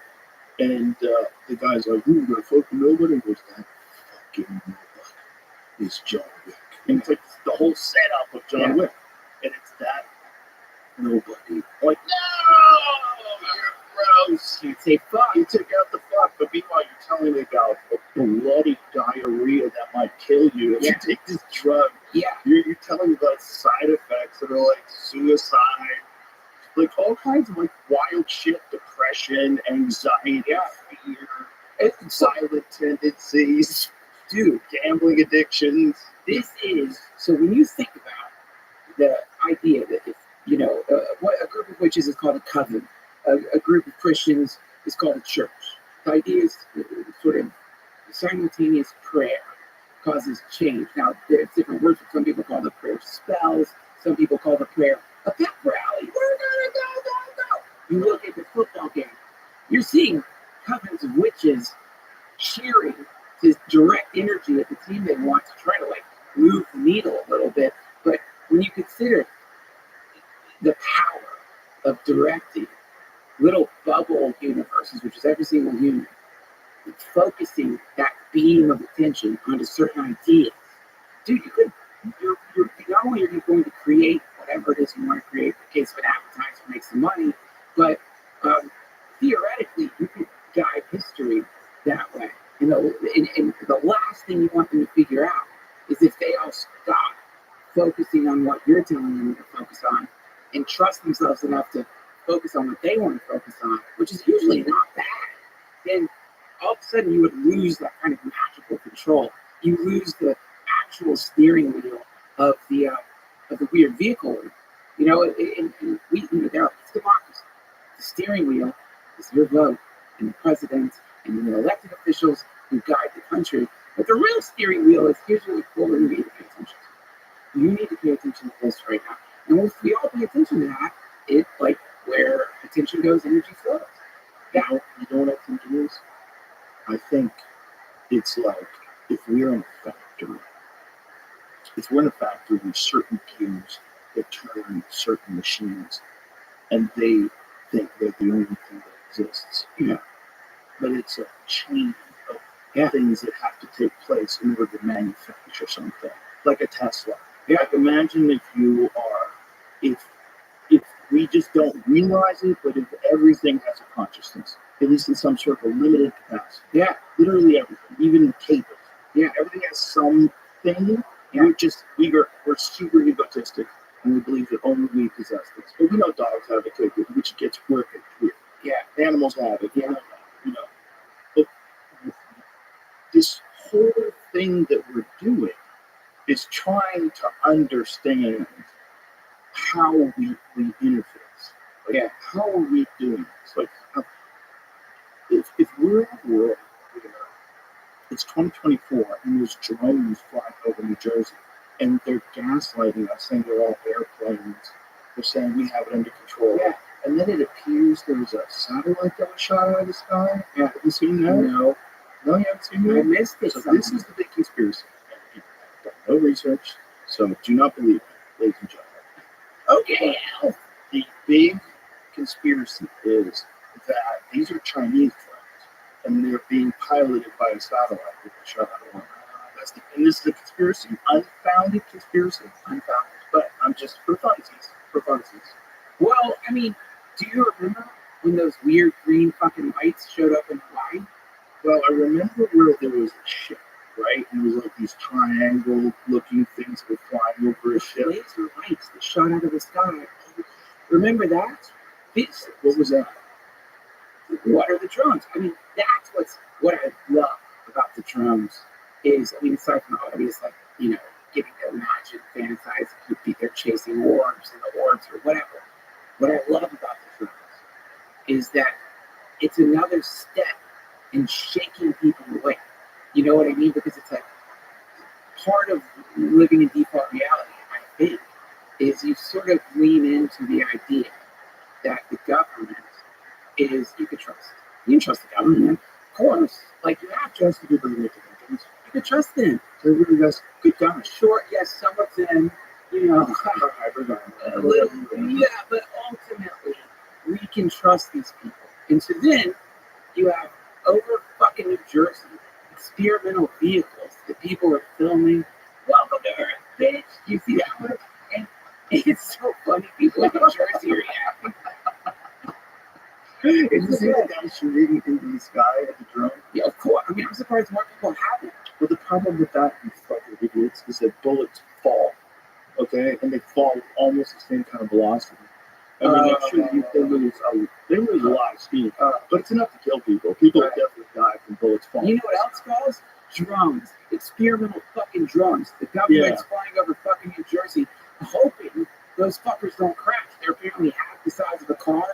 Some of them are bigger, bro. Some of them are suburban size. Yeah, and these are flying over houses. Oh, yeah. So it's just like, no, listen, number one, most of what you guys are seeing, it's stars, or you're seeing commercial vehicles, mostly, and the other stuff, we don't really know. It's at that point, you're like, wait a minute, I'm paying almost half of my income in fucking taxes, so you know what the car-sized mystery things flying over the cities are. And you don't know what that fucking is? What am I paying you for? You know what I mean? You're making a lot of money, man. You should know what the drones are. And so, but then when you see, what's his name? Bolt? Is it Bolton?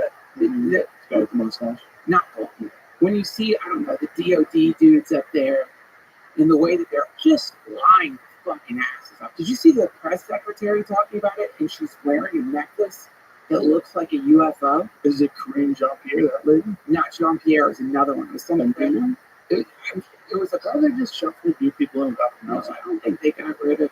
Yeah, Okay. I hope. Because most of them don't last long. Yeah. She's like the marathoner. Dude. Most of them, they quit that job. They're like, fuck this job. I just gotta lie all the time. Imagine that.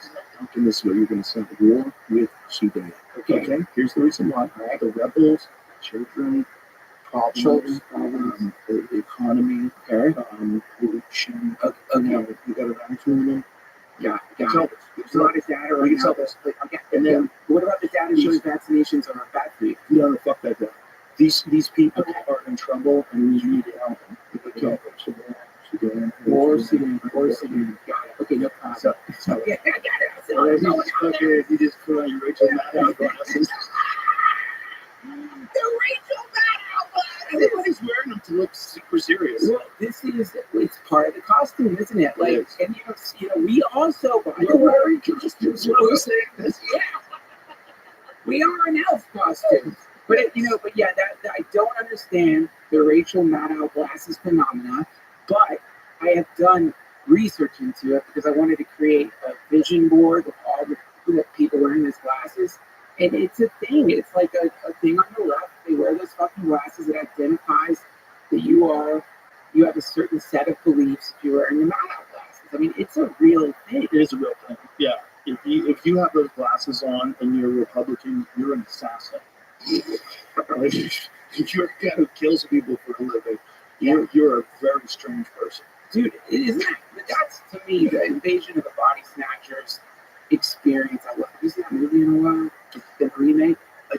I saw the remake. I mean, it was a long time ago, right? Wasn't it like 5 years ago? How long ago? I think it's from the one I like. It's from the 70s. Oh, the dinosaur one. Yes. Yes, that one's amazing. Amazing. They point at you and make that noise. Yeah.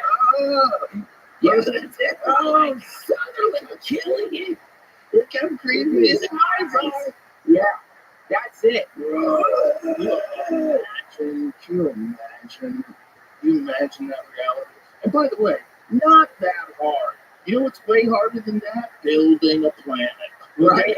There's plenty of planets. Yeah. That is not that hard. That is essentially what happens all the time. Yeah. In like the insect kingdom, where they get infested by another parasite that controls their brain. There you go.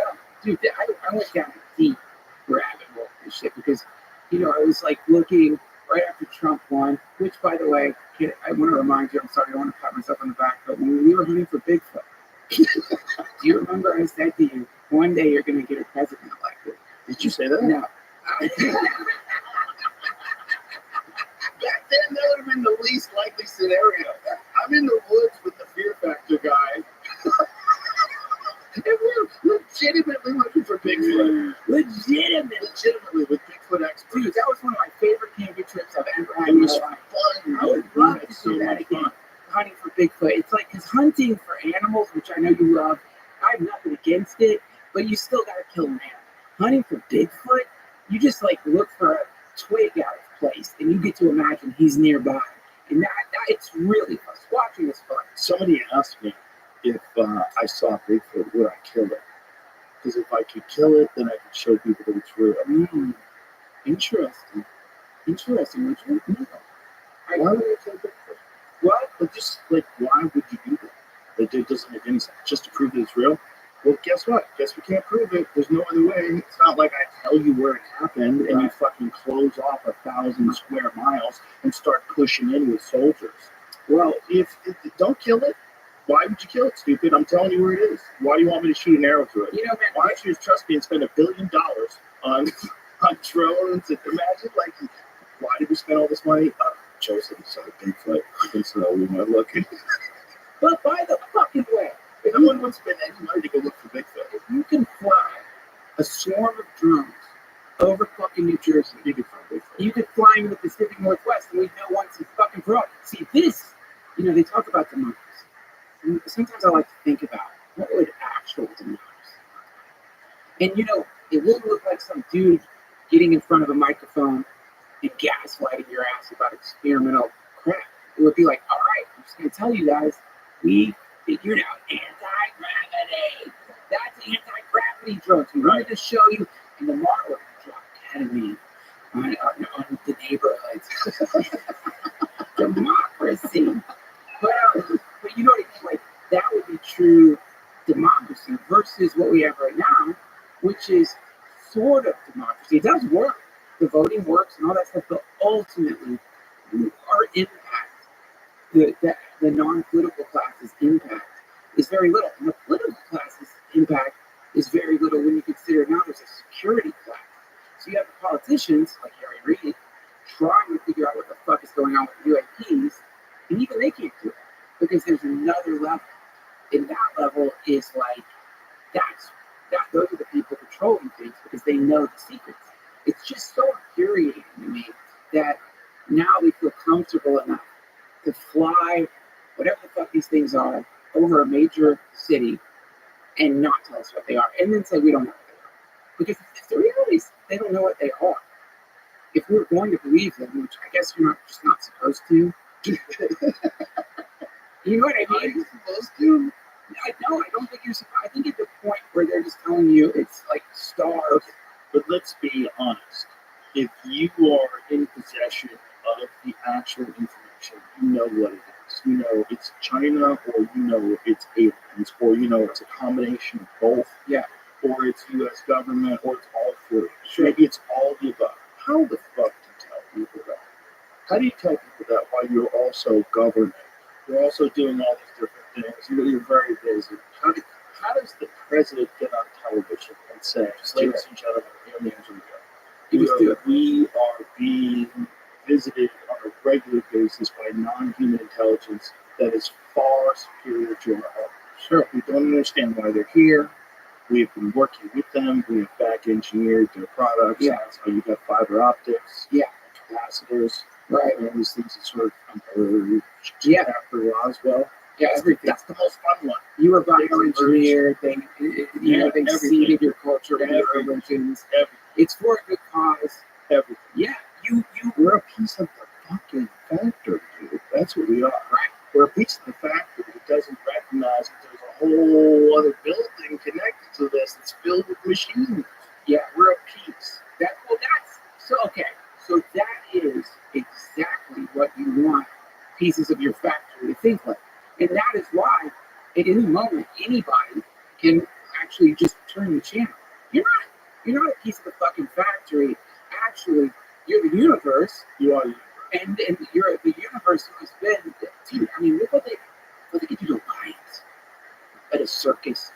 It's a deadly fucking thing. They can make it jump through hoops. They can make it catch a frisbee, right? So think of this. And that's what I make. Those make some marvelous train videos. Oh, they do. And there's a lot of those out there. There is. It's the assassination of a fucking CEO. And by the way, like, I am not like assigning any kind of like. I think it's a slippery slope if you start publicly fucking executing CEOs. Like if you start, you know what I mean? That's a real slippery slope. It's super slippery. But I'll tell you, if you sort of look at the factory, the way it works is like, number one, you really aren't supposed to identify the actual, like what's causing like, a lot of suffering. Like once you start making those identifications, then and you follow through with some of the action based on those identifications. Number one, the action can't be based on the rules of the factory. Of course, the factory is going to create rules. You can go out with your fucking signs or whatever if you're at the right place. Not at Amazon where they arrested those people protesting, but there's places in the factory where you can go and be like, I need more oil. I'm squeaky. But only once in a while and only the right way. It's a peaceful protest is what we call it. You do it at the wrong time, it's fucking insurrection. You know what I mean? So the factory's got rules about how we do this. So the moment you go outside of those rules, the moment you like actually, and to do that, you have to somehow really think outside the factory. Then you see something like that, and then you see the way the factory responds, which is the perk walk they did with that dude. They've got fucking SEAL Team 6 walking that guy in. He's handsome. He's Like a a movie. it's like, yeah, In a movie, if you saw that handsome guy getting arrested, and there was like SEAL Team 6 behind him protecting, you'd be like, "That's no way they would do that." that's right. It's just a regular killer. Yeah. There's no way there'd have that many guys guarding that Well, they're not guarding that guy. Look at that. They're sending a fucking message. They're saying, "Listen, we want you out to," and but that's so because like what's really scary about what he did is like, and I think if you want to like take murder, cold-blooded murder, and just for a second call it activism, what that guy did is he didn't just like send a message which is really scary for people like CEOs, which is saying, listen, man, like, you can't keep fucking us with the insurance. If you do, you're not safe. And so that's scary as fuck, because that's the CEOs, of course, are the ones who pay for the lobbyists, who pay for the laws. And so he sends a message of a methodology, which, again, I think if we're going to get into a better place, using violence, I just don't think that's the path. But just as an analysis, dude, I would say you could expect more of that to happen, and that is going to lead to the Darth Vader people coming out hard. Yeah, you're not co-signing. I'm not co-signing it at all. No. It's a realistic assessment. Right? There's something going on. People are very upset, and they've been able to do this to people for so long, deny people treatment for so long. Like, you remember when your dad had to come downstairs? Like, you're fucking up. You're like misbehaving with your brother. You're doing something really bad. You set something on fire. Your dad comes downstairs. He's been at work. He's fucking pissed. That's how you know you're really fucked. Mm-hmm. When people start doing stuff like that, then the dad has to come downstairs. When the dad comes downstairs, it looks like the dude's in the Darth Vader outfit. All of a sudden, this facade, for a second, they have to stop the show, turn on the fucking lights. These guys in fucking full body armor come out, spray chemicals into your face, and drag you away. And then, all right, start the show up again. It gets memory hole. So that is an example of what happens when the factory is imbalanced. And right now, the factory is imbalanced, dude. It's just, that's the problem. There's a reason you need the middle class. There's a reason you need some path forward. There's a reason you need to be able to buy a fucking house. And aside from like the human comfort and starting a family and all that stuff, the moment you pull that away from people, now what? It's like, so wait, what am I supposed to do here? Now, again, I'm not advocating violence. I think that if we keep doing violence, we're going to keep getting violence. But it's a really scary thing when shit gets so imbalanced. And we hear about like the health insurance. Like, I'm lucky because like, I'm on Crapopolis on Fox. I have incredible health insurance. But like, you read about the people denying like really important medication, really important procedures to people, sending them stacks of paper explaining why we're not going to pay. You know, I got my colonoscopy recently. It cost me $100. You know how much they charge my insurance company? $9,000. Have you ever talked to Rabbi about this? No, you should. You know, because he understands it from top to bottom. He can tell you exactly what's going on. You just talk to him and apologize. But it's, you know, it's a giant machine. It's a giant money machine. That's right. That's really what it's not really about making me better. It's a giant money machine. That's right. Making me better is what they say. Yeah. But it's about making more money. That's right. And they can make incredible amounts of money for surgeries that we even don't need. Yeah. Well, I'm not saying everybody does it, but some people do it. There's a guy that just got arrested recently. I don't know if you heard about this guy. I sent this to Peter and Tia. I could send it to you, Jack. Or maybe you could find it. This dude, he was telling people they had cancer, and they didn't. And it was like a ton of cases. And you give them chemotherapy now. And you make them, like, severely ill. Yeah, demon. They did it to, like, don't remember the number because I think the number stunned me so much I didn't want to remember. But this guy told me about how many people had cancer, just scared the fuck out of them, ruined their lives, dude, and then gave them poison that's designed to kill cancer. Like 10 years ago, it could have been. Somebody sent it to me on Instagram. It was a news story. Oh my god. He got 45. That's all he got was 45 years. So pretty long. He's 50. That's his lifespan. Well, yeah, man. I don't know if it's the same guy. Maybe more doctors. This is one of the things I found when I was doing a bit about this fertility clinic doctor that was using his own jizz. That's not one. They don't want kids. No. Fucking shit ton of kids. It's like, I wonder how many of these doctors there's these creepy doctors.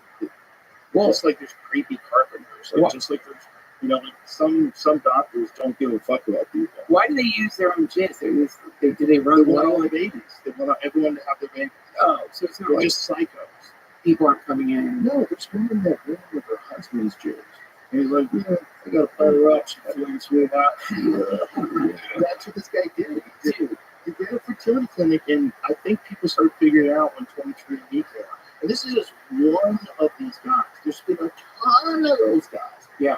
That fundamentally is the difference between men and women. Could you imagine a clinic where a woman was getting other people to carry her babies? That's hilarious. Yeah. Not a chance in the fucking world. No woman would want that. Yeah, take my baby. You take my baby. I trust him with you. Fun. You don't have the guy. I don't even know. Have a baby with me. Have the most precious thing. You can have it. You can have it. You can have it. It's literally the fundamental difference between men and women. That a guy could run a sperm clinic and think that I'm going to get away with anybody having my baby. And he doesn't give a fuck what happens to those kids. Because they might fuck. They might fuck. They might not know. They might find out through 23andMe they're cousins. Yeah. Like, holy shit, we're cousins. Yeah. And they find out everyone's a cousin. Dude. This creep and just using his own jizz for 35 years. Dude, that guy could be like, based on the depopulation that's happening, based on population decline, that guy could be like the next Guinness Khan. Like in the future, like, we want to get 80% of the planet's related to this dude. I think he's got a lot of catching up to do to get where Guinness Khan's numbers were. I mean, it is interesting. It's like, you read Elon Musk is the top Diablo player in North America, right? Which I think in the world. I think he's the number one in the world, which is fucking insane. And I know you, and I'm not trying to high road you here, but unless you've played Diablo 4, you can't understand what that means. I absolutely accept that. I do not understand. It is insane. Like when I was addicted to that fucking game, like I just wasn't sleeping because I had to do dad duty in the day, Diablo at night, and I sucked. So when you realize this guy shooting rockets into space, making e-vehicles, starting a new fucking department of the government is also the top. It's so crazy. It's the one time I actually let myself think maybe he actually is an alien, because there's just no way, unless he's paying people to do it for him, which obviously is not. That is insane, man. Yeah. That is insane. So, dude, when you consider, I don't even know where I was going with that. I just got lost in Diablo 4, just thinking about it. Well, we're just talking about he's the number one player to Elon, but how preposterous it is. It's that I don't know. I don't play Diablo 4, so I really don't know what that means, but I believe it's huge. You know what I'm saying? Like, it's crazy. It's crazy because Diablo 4, it's all about your build. It's all about eye inclination is obviously a big part of it, but then it's just. And then you see the chopsticks catch the fucking rocket. Yeah, it's like, that's a side job. Side job. He's had more space innovation in the last 5 years than NASA has since the Apollo missions. It's amazing. I mean, I'm just saying that. I don't know if it's a true number, but he gets rockets to land, and rockets get caught with robot arms. Like what? And that, to me, it's like, my God, you know, you get those feelings like, okay, I'm on the right time. Because if the guy who's going to make us a galactic civilization is also a master Diablo player, The number one. we're in the right timeline. It seems so unlikely that if it was in a movie, I go, shut the fuck up. He's not the number one Diablo player. I don't care how smart he is with rockets and electric cars and satellites that give broadband internet and tunneling under the earth and also owns X. It's suspicious, I must say. And he's tweeting 48 times an hour. He's so prolific.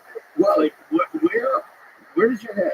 one of the It's like he's in another dimension. he could be bilocated. Like this is one of the ideas. Is that Where are you actually physically? Is this an avatar? okay? Here's something. I just He thought- fully believes the same person. oh, he does. Oh, fully. Well, Not only does he say fully, but he says the chances of it not being a simulation. He said this publicly. The chances of it not being a simulation are in the billions. I mean, okay. So we talked about this in the green room. Willow, the new quantum chip that could be right? So, and I think you and I both do the same thing with our minds. Like, I think anyone who's exposed to the Atari 2600 does this naturally, which is like we played the Atari 2600. Did you have an Atari when you were a kid? Oh yeah. And you remember how that blew your mind, right? Yeah. You control the thing with the joystick. It's insane. You can control it. What the fuck? Yeah. Like, you've been going to arcades. You can only play for a second. You don't have quarters. Suddenly, you just do it at home. You can play till you faint. Oh my god! And so we got to witness like every phase of that technology, whereas it's now, which is just fucking insane. And so you just take the Atari 2600 model and apply it to any new thing. And so you think, all right, what's it going to look like in 10 years? Then you take Musk's neural lace, whatever it is, some kind of brain-human interface, mix that in with some quantum chip. But yeah, right now, it's apparently unstable. It's like you gotta keep it at, like, you have to keep it at the low, I don't know what it's called. I think it's colder than space or something. Like, it has to be basically below freezing. And then suddenly it can do things that all of the supercomputers on the planet couldn't do. But you know, there's a trajectory here between the human brain and this technology, and it's getting closer and closer and closer together. Meaning that we are, and you know, a lot of people are like, look, that's probably like 20 years away. That is not that long. We are, when did Teen Wolf come out, man? I don't think it's anywhere near 20 years. I think it's way closer than that. That's right. So that to me, when you just do the math and you realize humanity is about to merge with a thing that is solving equations that all they take a supercomputer, what is it, double Septillion amount of years. That's going to be us. Yeah. And so then, to answer the simulation idea, of course we're in a simulation. If we were just monkeys, and now we are using qubits, using superpositioning to create some infinitely faster way of calculating data, then obviously, once we get that thing connected to our brain, we will be able to simulate any reality we want. If this is truly our past, and you wanted to, like right now, the way I remember something, having done acid for most of my life, is very foggy and kind of like, my memory isn't the best. Every once in a while, I have a very clear memory of things, but with this tech, theoretically, it could reconstruct memories in your mind, and not just that, put you into them and allow you to experience them in real time. Meaning, in a few minutes, you could live your life over 1,000 times. Easily, we could be in the future, and this is a memory that some quantum computer neural interface is allowing us to experience totally, all-encompassing memory. And that would be a form of eternal life, because in every second, how many lifetimes could you live based on merging with that new chip? And you wouldn't want to know it was a memory. You know, you might want to be like, you know what, let me just live that life over again. I just want to feel the whole thing. Well, you know, that's one of the scariest things for people to consider is this is, I asked them once, would you rather die or would you rather live your life over and over and over again forever? Like I said,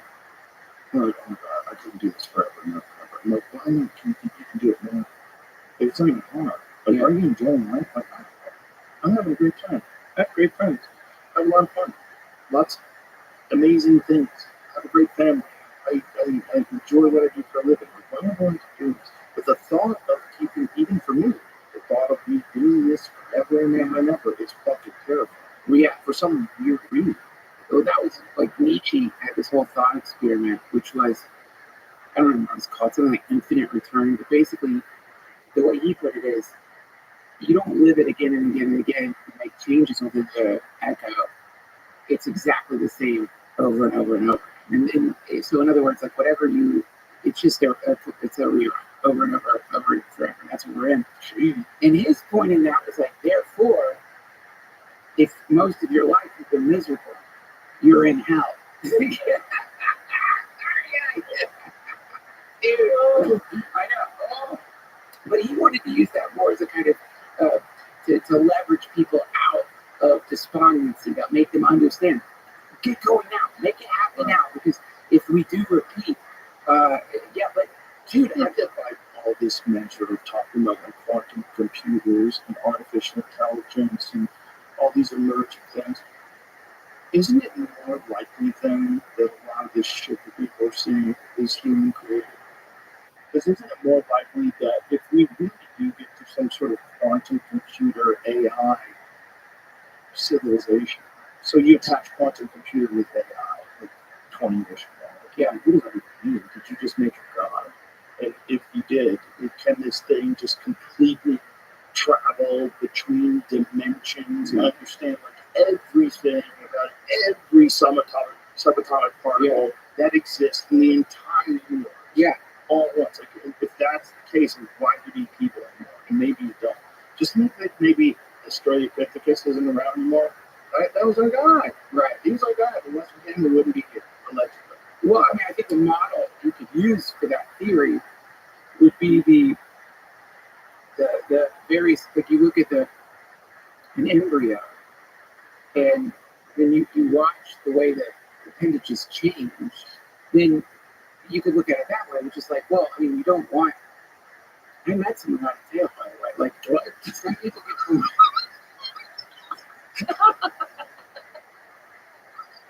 I think I was at that party.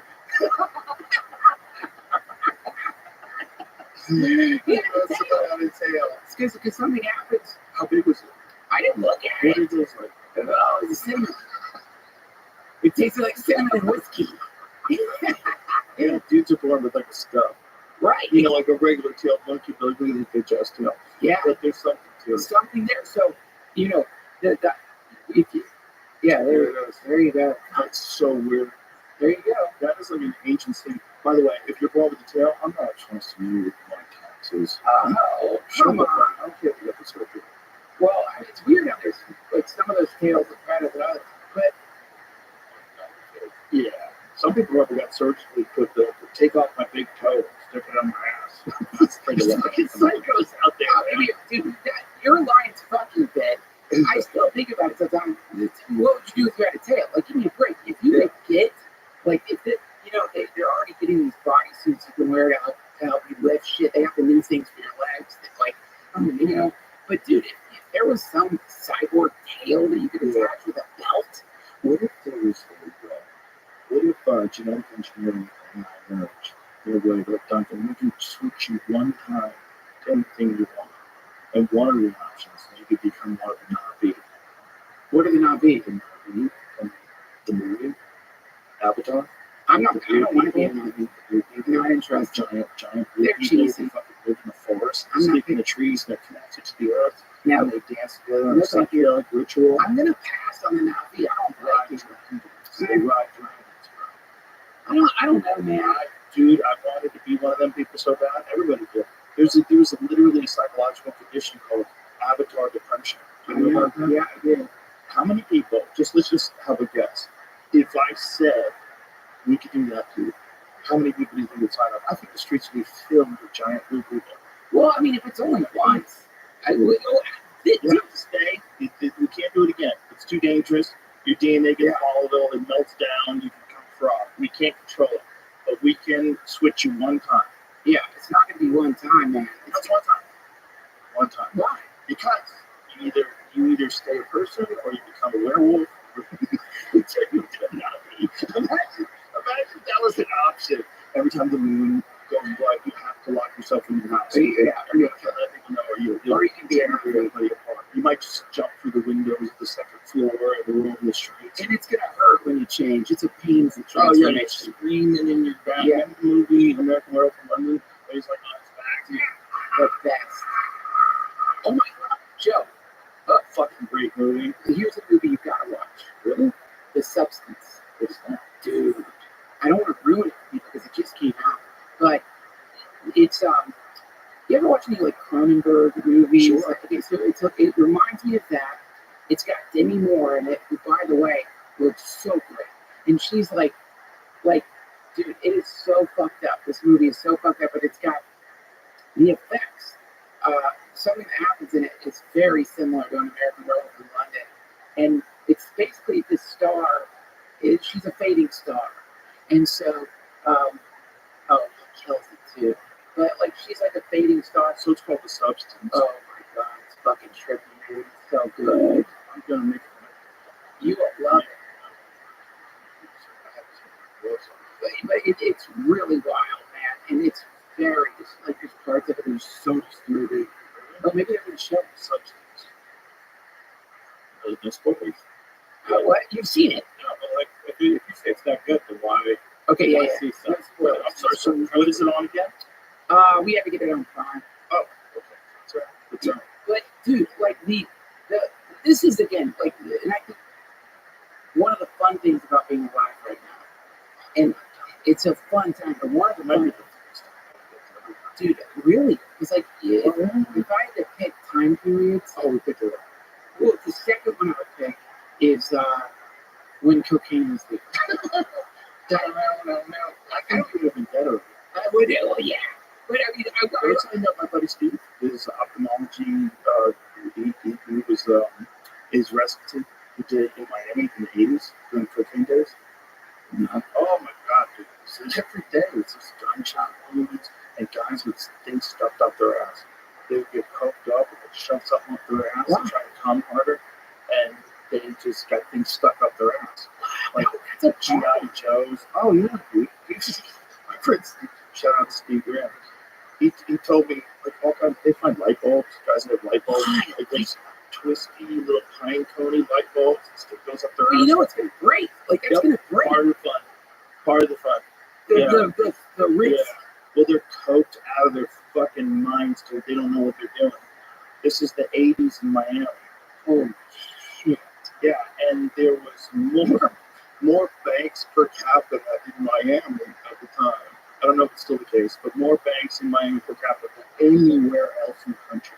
Because it was all moving in that Yale, son! Moving in that Yale! It was a cocaine city. That was where it was probably somewhat common to find like a bag of coke on the beach, right? That was where it was. You have to eat your kid. Yeah. Your kid would bring you a bag of coke. With seashells. You've seen Cocaine Cowboys, right? Yes. Oh my God. So, and both 1 and 2, both are equally good. Dude, I've heard Those stories so scary.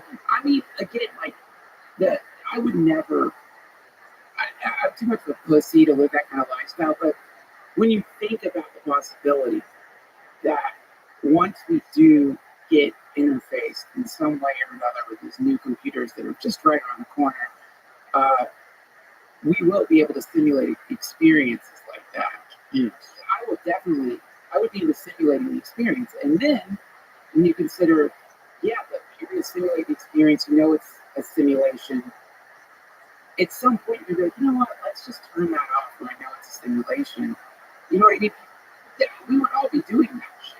Like, yeah, and I don't just mean like, literally, like, at some point you've done 20,000 lifetimes. You've experienced what it's like to be George Washington, Genghis Khan. You've experienced what it's like to be Joan of Arc. You've experienced being one of Jesus' disciples. Imagine if that's one person, and that's your backstory. That you've done all of those things. What a time. That's going to be everybody. That's going to be everybody. This is going to be big. Well, I mean, Plug into it. that's what it's really is. What is reality? What is that? Yeah. What is data? That's the real question, because it's like, how much of data can we recover from light? And if we get faster than light travel, can we get ahead of light? We know that when we take a picture, that's just light. So if we can get ahead of light, and we can go faster than light, if we can go exponentially faster than light, theoretically, you're basically moving into the future, I guess. Then couldn't we take pictures of Earth in the past? If you could take pictures of Earth in the past, why couldn't you recreate them with this new technology? There's your time machine. You don't have to worry about fucking up the timelines. You're just taking pure data, having it interpolated by whatever the next computer is after quantum computers, right? And then simulating that reality and traveling into it as whoever you want to be. I mean, it's pure hedonism. You know, it's like right now we think of hedonism as fucking a great meal, making some money, nice car, red wine. But future versions of hedonism could really just be like, I just want to be a dinosaur for 50 years.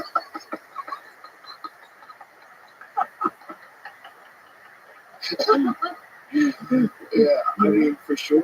Well, there's going to be, look, think about how many people play video games most of the day.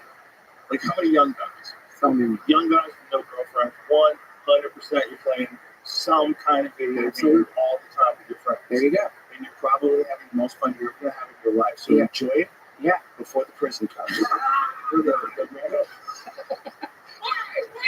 Before you get told that you're a toxic piece of shit.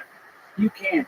And that is, by the way, I think there's a new phase in recently married dudes who, I think there's a new phase that happens. I think I went through it actually, which is like that experience you had. And when I reminisce on my life in the past prior to having kids, which I fucking love, but when I reminisce on the past, the memories that come to mind, a lot of them are like snorting real ketamine and playing God of War.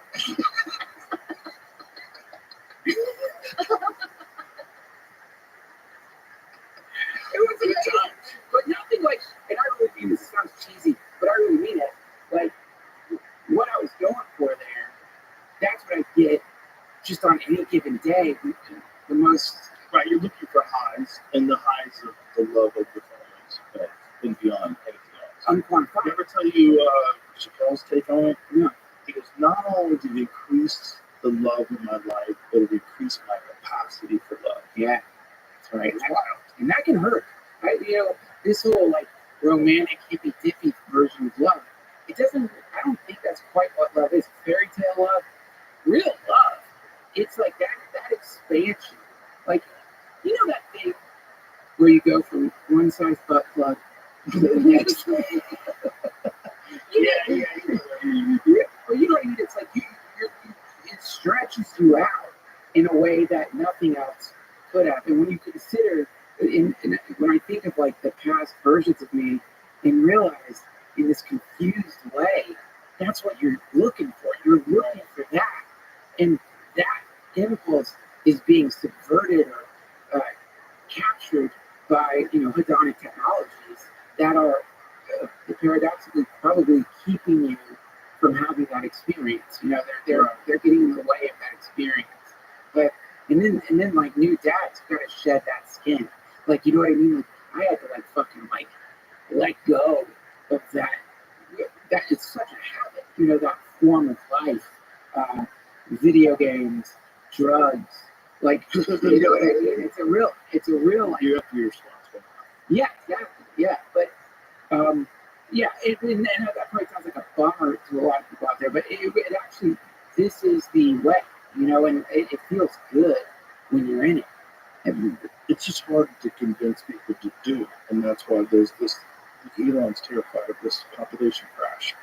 This idea that young kids today are not having babies, and then as they're getting older, you're less and less fertile. And so people are choosing to have kids later in life. Or not have kids. More people are choosing to not have kids. And by the way, I'm not judging. Do whatever. You do whatever you want. You should be able to do whatever you want. No one should force you to fucking live with somebody, have a family. I don't know what kind of anxiety you have. You're not your real legitimate loner. You like alone most of the time. Yeah.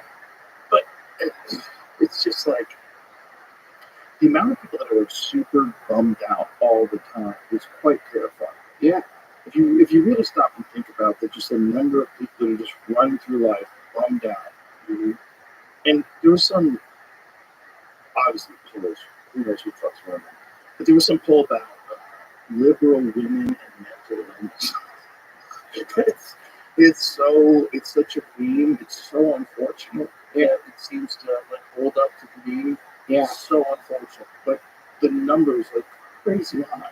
Well, man, this is the thing about mental illness.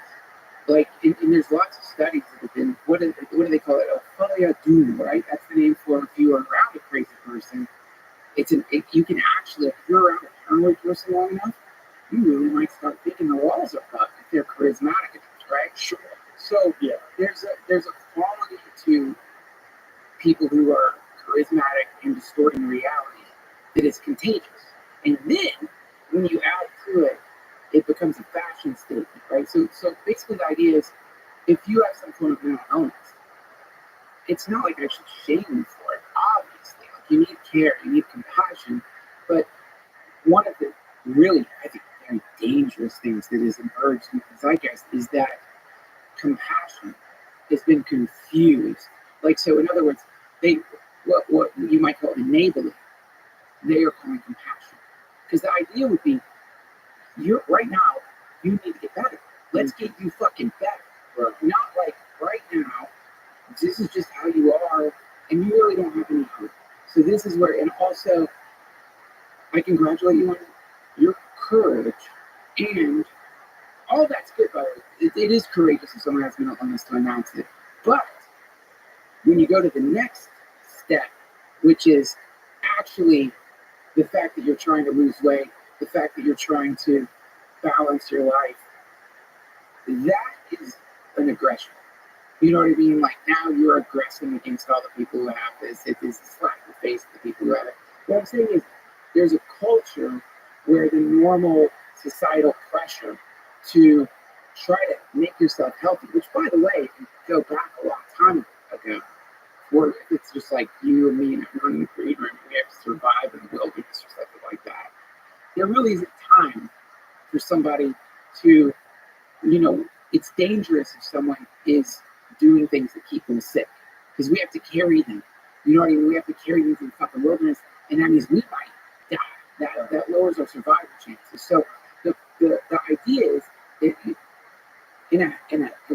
you don't want to enable people who are hurting themselves. Yeah. You don't want to enable people who have a chance to no longer like continue the patterns or take the medicine or whatever the fuck it is to feel better. You actually want to help them feel better, not keep them frozen in this thing, which is a demonstration of their enlightenment. Because that's the thing when sickness is health and health is sickness, well, that's the death spiral, dude. Like if that's how you create a very sick, unhealthy world. And then you wouldn't want, like, in other words, like if you met some like raving paranoid person who was convinced that there were nanobots inside of them that were reading their minds and controlling their thoughts. I told you that. I'm sorry, Joe. It's just not good that you think like that. That's scary. That's a sad place to be. We got to get you out of there. Exactly. And nanobots are legit. Shut the fuck up, dude. The main. This is. Well, you know what I'm really scared of? Legitimately, though, I don't think nanobots are controlling this right now. But that this technology that they have, where they have these like little miniature robots that they can send into your bloodstream to repair tissue. Yeah, you've seen these, right? Yeah, the concept. Absolutely. Once that becomes an actual thing, like what's to stop someone from injecting a few of those inside of you at the hospital next time you go in for a procedure, right? And if it gets to that point, like 20 years from now, what they could do that? They could just like, thank you. Yeah. Yeah. Yeah. Yeah. Dude. And then you're linked up to some GPS computer by these fucking nanobots inside of your body. And by the way, if you and I are talking about this shit in health suits, you better believe somebody in DOD, somebody in Raytheon or Lockheed Martin is like, these little robots, they do work. after a while, they decay inside your body and create rampant inflammation. Horrible rheumatoid arthritis destroys all of your joints because they die inside of you. Well, it's like, we didn't know that. You Gotta break it for your freaking on. Would you regret the Tuskegee experiment? Sorry. We regret. Sorry. Infected people with syphilis. I'm really sorry. Didn't tell people they had syphilis. We're sorry. In retrospect, it was a mistake. Like, we shouldn't have done that. I mean, again, That's a real thing. or when they released some shit in the subway. So, Whoopsies. whoopsie. Yeah, whoopsies. That was a good whoopsies, boys. Gain of function research. Whoopsie. Whoopsie.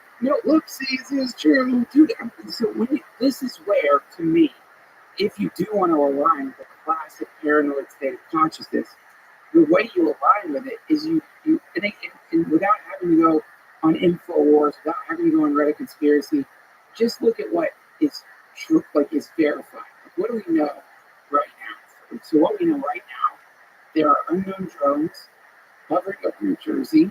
We know that the President of the United States has been incapacitated for years. For years. No way. Who saw that coming? Dude, We were conspiracy theorists. not anymore. We were conspiracy theorists. Now our shit is like mainstream, just basic journalism. The fucking president of the United States has apparently been out of commission for years. By the way, I welcome them on my podcast. It's no invitation. God damn it, that'd be awesome. And he would be fun. Like, I hope so now. dude, We'd have to give him a little nap in the middle of the podcast, but then wake him up, throw some water on him. when like he's all there, when they got the cocktail right, and he's like dialed in, and he turns into a warlock for a second, like he's getting like, it's scary. Oh, the eyebrows move up. Locks up. That's like something. That's a lich. That's like if you were in a cursed tomb and that thing comes around the corner. That is scary. Like his whatever the sore that comes out of him before he like goes back to sleep is terrifying. But even more terrifying is the network of people around him. You see those. It's really cool. The dancing dragons. It's like 6 dudes in a dragon suit dancing, and it looks like a real dragon dancing. Oh, right. Yeah. Biden is the dancing dragon president. He's got God knows how many people just fucking like working so hard to get that thing to function. Just in like brief moments. You only need him to function for like 10 minutes at a press conference, 20 minutes here, get him off the plane, get him in the fucking building. If we can pull that off, we'll have to off for a little bit longer. Dude, when you consider that we apparently live in a democracy, you elect this dude who makes decisions because in some way, shape, or form he aligns with what you want the country to be, and the people fucking puppeteering that poor old man are just like, no, actually, fuck you. He's not going to make any fucking decisions because he's incapacitated. He's gone with a fucking wind, and now we're in control, and you didn't vote for us. That is terrifying. That's it, in a way, that's worse than a coup. Because at least with a coup, you see the military, they come in, the tanks are in front of the White House, some dude is suddenly the leader, and you know it's not the guy you voted for. Well, it was certainly, by definition, it was a coup against Biden. Oh, with Kamala. Yeah. Oh, yeah. Yeah. I mean, isn't that by definition? But does a coup have to be military? Oh, no. What's the definition of a coup? I think a coup is just when you... Is it just like some sort of a conspiracy to overthrow the leader and install a new leader? That's it, right? It doesn't have to be violent. Yeah, that's right. And what really a coup... It does have to be violent? I guess we have to redefine that. Yeah. Because, again, It's interesting. Is there any other coup d'etat? maybe... Right. I know it comes from that, but... Is there a difference between a coup and a coup d'etat? What's a coup? No, I think it is coup d'etat. That's the actual definition. What's a coup? It's the same thing. It's said violent. But yeah, it's essentially we shortened it. But so it does say violent, but if there's a bunch of people that conspire behind the scenes and they force you out, and your wife doesn't want you to get forced out. There's arguments, and then you wear a MAGA hat, and your wife wears red when she votes. Yeah. Like, Yeah. and then your wife gives a speech where she's mocking Kamala Harris. Yeah. She's talking about joy and like the joy, like just nonsensical fucking salad. But dude, I know, I saw that. It's like they're so pissed. It's kind of a coup. It seems like it's kind of a coup, and it also the right thing to do. That guy should not be. He might have won. I mean, it was the right thing to do in terms of, like, you can't have a guy who's just a figurehead. That's not what the deal is. The deal is this guy is going to be doing his best to look out for us and to make sure that he navigates this world of finance and environment and international relations perfectly, where he doesn't blow anything up, and he makes our economy happy. Yeah. Go. That's the deal. Yeah. Well, but again, like, you can't, like, only a mask. Like, who's running the deal? Well, so again, it's like, and this is the fantasy of any hippie or whatever. So the idea is, predicted in the New Age movement, and I think you would argue in a lot of religions, is the consciousness shift is happening. The age of Aquarius, whatever the fuck you want to call it, consciousness shift. And so the idea is that what we're witnessing is essentially the collapse of a way of doing things that is collapsing, and as it collapses, it starts making big mistakes. One big mistake would be people figure out that we have had a president who is basically incapacitated, meaning we don't really need a president. The whole model starts falling apart. Also, when you realize, like, if you watch basketball or skateboarding, watch skateboarding now versus skateboarding when people started skateboarding. Like, the tricks like people do now versus what they used to do, right? And you see how quickly people, when something's fun or important, how quickly it evolves, right? So the coup is problematic in that, again, you know a coup is happening. The ultimate coup is to have a figurehead. Now, you know, it's a hacky trope, I guess. The idea being that, like, every president is just a fucking puppet, right?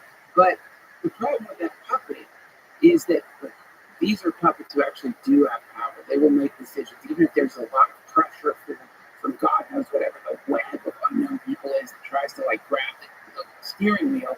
They can say no. So that's it. So if I want to control the steering wheel completely, dude, what's better than an old man who has dementia? Because I could tell him shit happened that didn't happen. I could show him news sources that aren't even real. You know what I mean? I could literally, like, just how he pretends to be able to read. His eyes are probably gone. Dude, absolutely.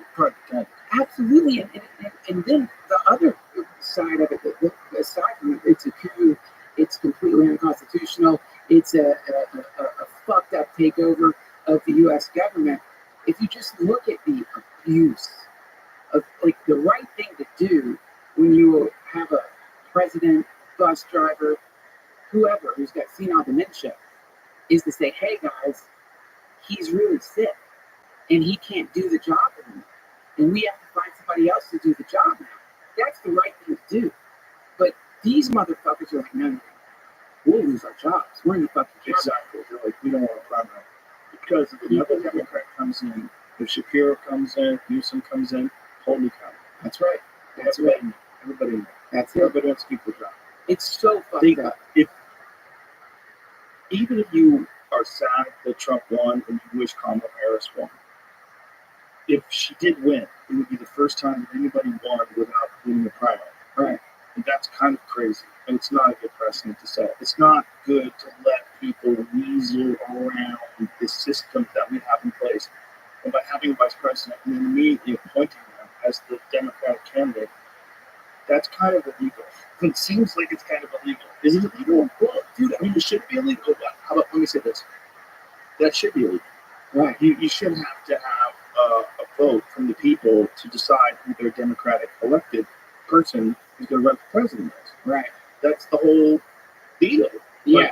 Maybe people didn't vote for you when you were running for president, which is a fact. And so then when you ran for vice president, or when he chose you as vice president, all of a sudden you're supposed to pretend that you're a really good candidate for president. And you're like, let's find out what people think. If you guys believe that she's the best person for the job, the whole idea is supposed to be selling it, and then people vote. Like, really vote. Actually vote. Vote. Yeah. Don't. Mail-in ballots seem kind of odd. Let's not do that. Yeah. Nixon was talking about how they could be rigged in the 70s. Yeah. Let's just do it in person. Like Yeah. we always do. That's right. And let's just vote. The idea is, like, if I'm a kidnapper and I kidnap you, and I don't know, knock you out or something, you come to and I explain we're married, I need to pull that off. We're now married. I've just kidnapped somebody, but now they think that we're married. What I'm saying is, if you're gaslighting, you really need to execute perfectly gaslighting. And so the problem with it, and I think this is the very fucking headline in the drones, in the Kamala coup, the president with senile dementia, is that all of these actions taken by the federal government have not just corroded people's trust in the federal government, but potentially like annihilated. Meaning now, you know, if I'm kidnapped by somebody and they're like, no, here's why I kidnapped you. I thought there's a great movie where like somebody ends up in someone's survival bunker and you wonder, is it really the end of the world, or is the person kidnapped? Because you can't go out there. But it's like, the idea is, the moment, if I get kidnapped and I actually buy into your shit, that's going to create a lot less anxiety for me. But the moment your kidnappee stops believing you, well, that's not fun for anybody. And right now, I feel like that's the general mood, is people just don't trust. Like, when the people are too upset, that's it. That's it. Those are the people that are still getting boosted. I am up to date. I have all my boosters. Jesus Christ. I got boosters in their eyeballs. You can see them swimming around behind their eyeballs. And they eventually will be disappointed. You haven't had the boosters. That is.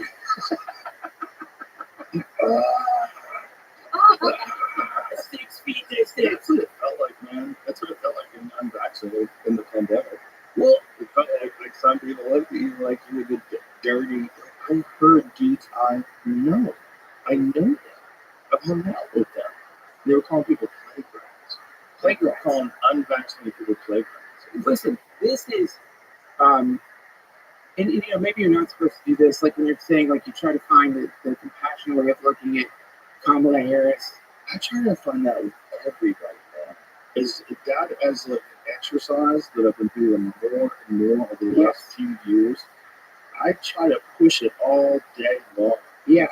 There's so many things to get upset about, but there's so many good things in the world too, and we can't fall into the. We're not designed to soak up 8 billion people worth of bad news. We're just not designed that way. That's right. And if you suck all that stuff in, you're gonna have a lot of negativity in your life. And it's not about forgiving people for, like, even like CNN people that are spitting out propaganda. Like, your demise is self-created. You will be punished by your own doings. That's the world respond to all. Have you seen this crazy interview with Don Lemon interview some dude on the street? No. You haven't seen this? No. It's so funny because Don Lemon's doing like the on the street interviews, and he's talking to this guy about the news, and the guy's essentially telling Don Lemon, like, I don't trust all these sources you're saying. He's like, look, here it is, Washington Post. I forget what the subject was, but he got Don Lemon to say, I don't listen to mainstream news either. What? Yeah. Play this. Play this from the beginning, because this is so crazy. He is the real president of Donald Trump, I believe. The other guy wanted to watch the call president. This The head of communications. What's wait a second. No one's Really? Did you not watch some things? absolutely not. I'm paying attention to what I'm doing with my day, so I'm trying to get better at life. Do you have your family? Why don't you Google right now? Yes, tell me. President No. But that's already a little question.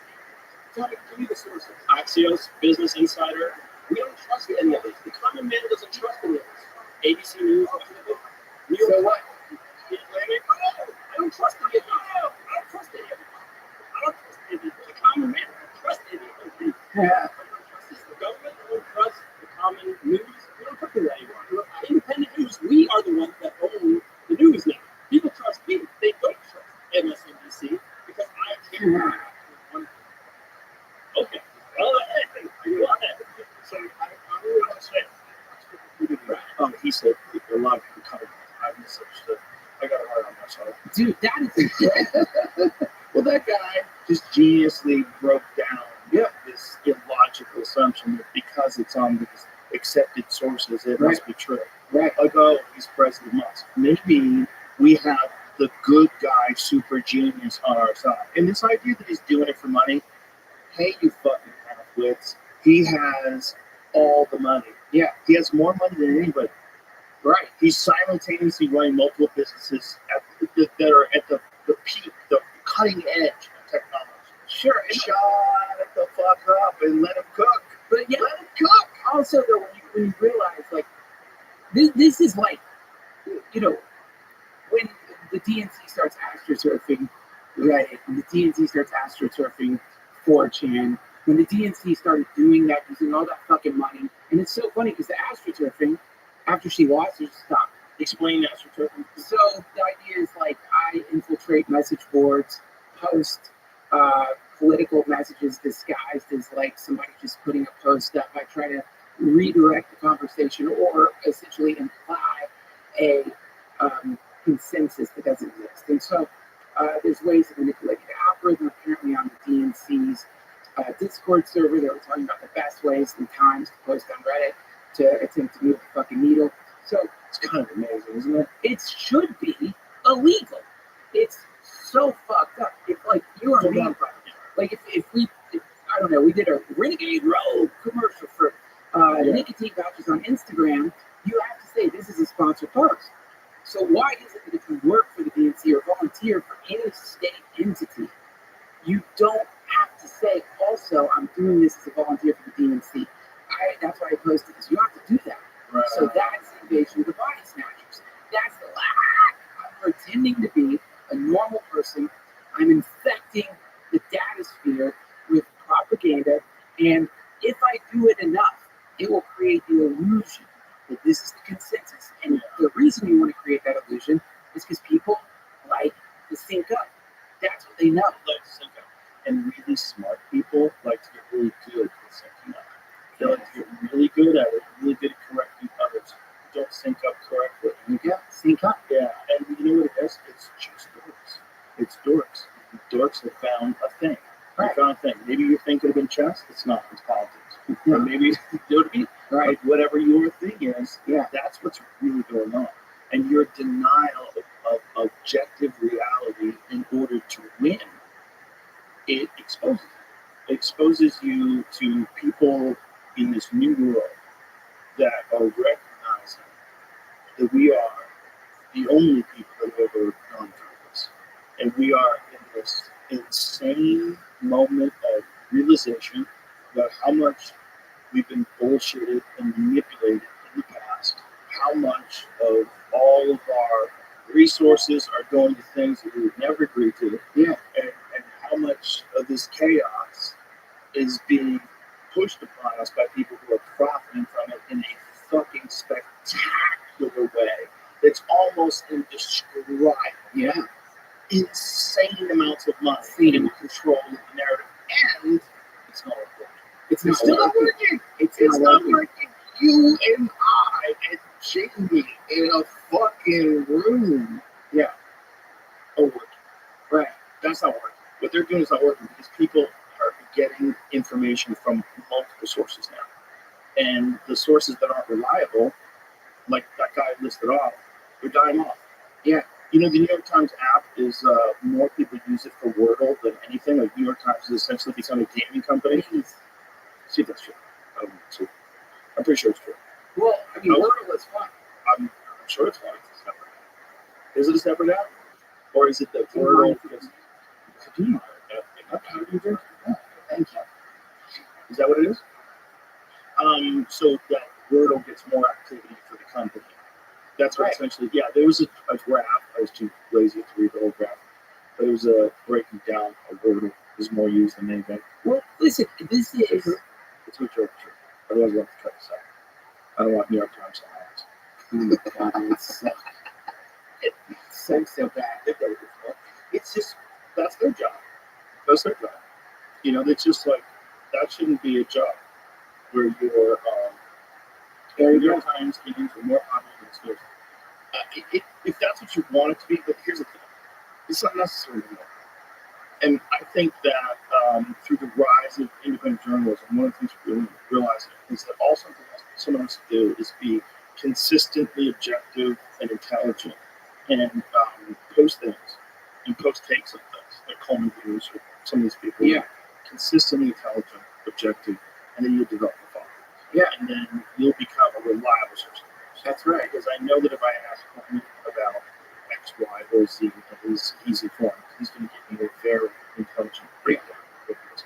But there's a few people in my life, like Andrew Huberman, that have some sort of health-related question, or Peter Thiel, right? Some sort of like, how are they doing this? What is legitimate? Right. They'll look at it and they'll analyze it. Like, Yeah. I've sent people and stuff who goes over the data. He's like, this is fascinating. This theoretically should work, you know, and this will explain why and what the pathways are. How interesting this is. Yeah. It's an amazing resource that wasn't available before to any person. Forget, it's too difficult. You have one line of inquiry, like you have one lane, of whether it's archaeology or language, one lane where you're like super well read. Yeah. You don't have access to all these other professors that are working on quantum physics. Right. You don't have access to the James Webb Telescope. You don't have access to all this data. It's like it's too hard to get. Right. Everywhere. It's everywhere all the time. That's right. It's a question away on your phone. Yeah. It's a question away. You pick up the phone and you just fucking press a button and say, hey, Google, why don't you tell me what the James Webb Telescope's been up to? Yeah, hey, ChatGPT, why don't you talk to me like Santa Claus and explain to me why these drones are fake? The best. I don't know if the drones are China's or ours or water people. They're coming out of the water. No doubt. I mean, Imagine if it's a civilization of the water. I mean, that's where I would hide. If I was like trying to hide from your civilization, it's the ocean. It's clear. You can't get in there. You can't breathe under it. It's a perfect place to hide. You know what I'm saying for a while? Last few weeks ago, I think maybe what the aliens are is custodians. I think maybe they're just here. They're like some sort of a autonomous creation that's designed to accelerate our evolution, stop us from blowing ourselves up, and make sure that we build a quantum computer with AI. Right. And this is like, it's all part of this like endless cycle of integration in the great universe. Right. This, and like we're at this like, oh, I don't want to get out of my cocoon. We're in that stage. We're in this like bizarre, strange, you know, Australopithecus wandering around the grass fields. We're in this weird stage where we're gonna launch into some completely new way of interfacing with the universe itself. Yeah. And it's gonna happen, whether you like it or not. Yeah. And this is just what's happening right now, and that's why everything's so chaotic. Okay. Like McKenna used to talk about this. Dude, He's talk about how the end of civilization, it's not gonna be a whimper. It's gonna be people screaming. Yeah. That's it. Flailing and trying to hold on to the hold on. Norman Rockwell paintings. I'm gonna eat my own fucking bread. You're trying to do a waltz at a rave. How many fucking genders? Yeah. What are you saying? Yeah. Why are these fucking drones? Because they're drones, goddammit. It's the meltdown. And you know, if you, what you're saying, like, so if you, Crick and, I think it was Crick, wrote he wrote a paper theorizing about direct panspermia, which is where you put. So okay, direct panspermia, I get some kind of nanobot, which is, I guess you could say that's what DNA is. Nanobot precursor, essentially like, where I think it's weird, and maybe I don't understand what it's doing completely. It's weird to me that Musk wants to send humans to Mars, because it seems like it would make way more sense pre-sending humans to send drones, robots, to construct whatever it is you need to survive on Mars, to go in the caves, build the fucking. Well, that's the plan.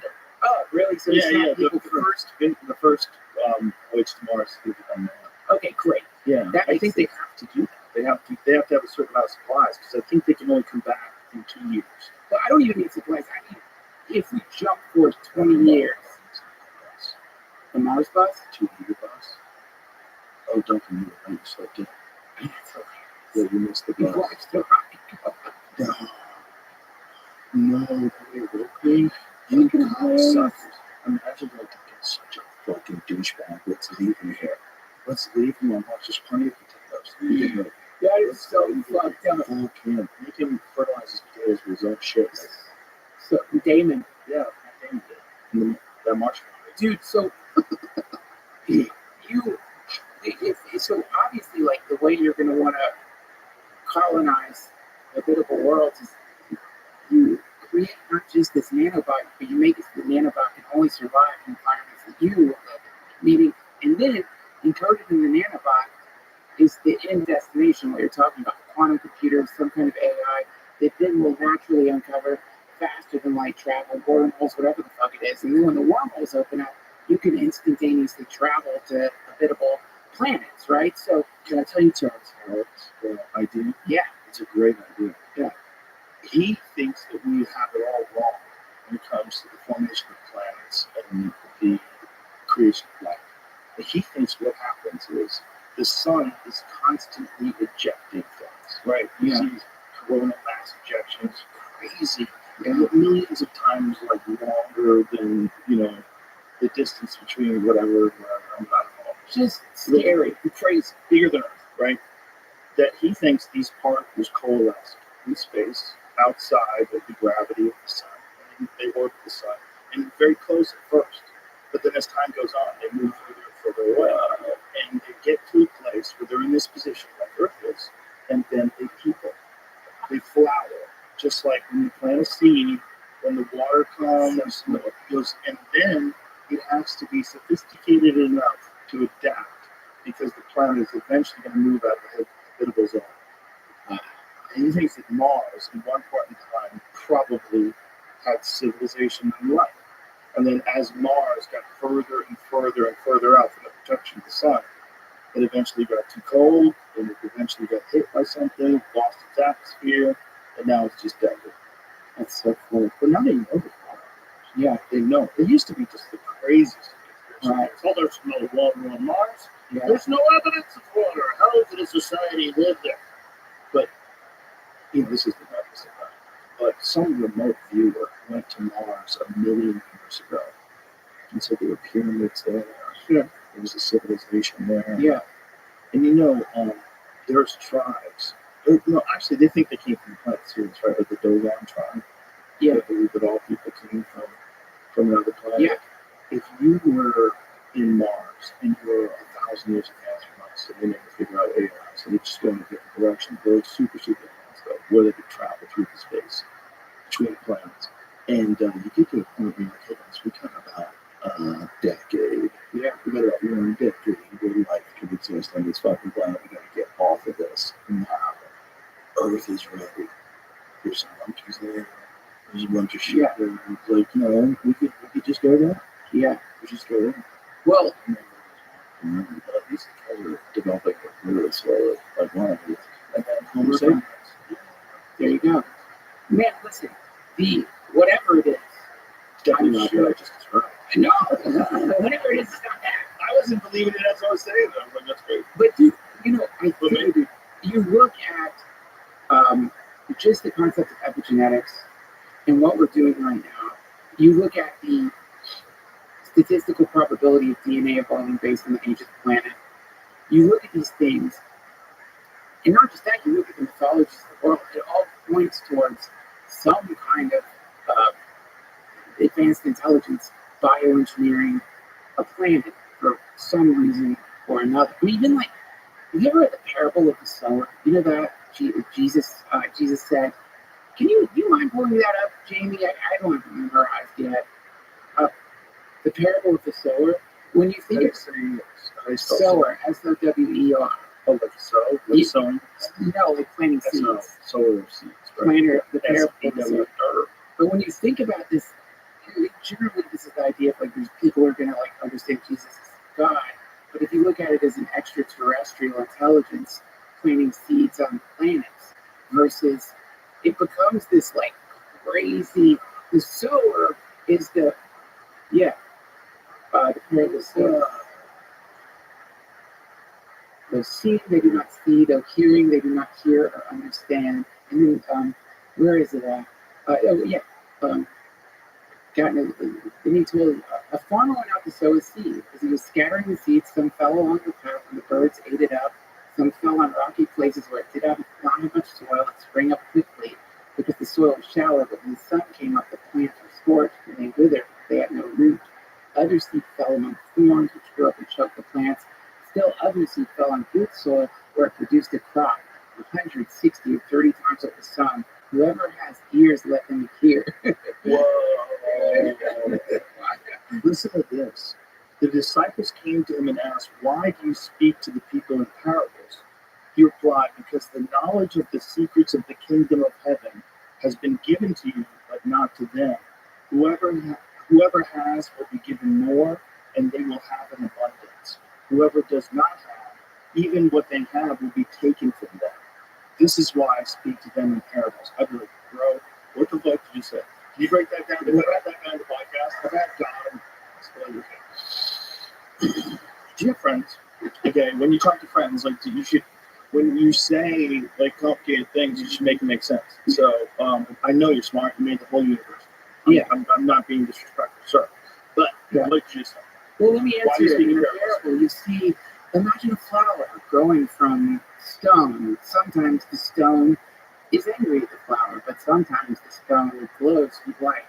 This is why. Is it because we teach kids that way, kind of? We kind of teach kids almost in parables. Well, we teach kids like a simplistic form of everything. Well, I think it's an acknowledgement of a kind of spectrum of intelligence, right? It's like, right, the idea is like, let me give you a little data fractal here. That's why it's so weird when someone talks down to me. When someone's like, I don't know if you know, but let me explain to you, please, what's wrong with the way you think. I can't wait to hear it. It's the grossest way to talk to people ever. It is. So it's an absolutely a sign of low intelligence if you're so idiotic that you think and you be honest. Yeah, but how do you feel? But you're decided to be mean about a point of discussion. That's right. That's what it is. You decide to be mean. Instead of saying, I have a lot of knowledge about this, if I could tell you what I know. Like, this is why I believe what you're saying is not true. Yeah. Because I actually have a PhD in this, and this is how you know this. Right. And then you go, oh, that's essentially what Eric Weinstein did to Terrence Howard. Right. So when Terrence Howard was on the podcast, there's a lot of things that you're saying that were true and really fascinating and very interesting. He's a very brilliant guy. Yeah. Eric Weinstein is a legitimate PhD in mathematics. Right. He's super fucking crazy, scary smart. And he said to him, he said, look, I'm not giving you peer review. He goes, I'm not peer. You're not my peer. He goes, I'm an expert. I'll give you an expert. I'm saying you have a lot of really interesting ideas. Stop teaching people. Stop teaching. It's offensive to the people that actually do this for a living. That's all it is. It doesn't, you are like us.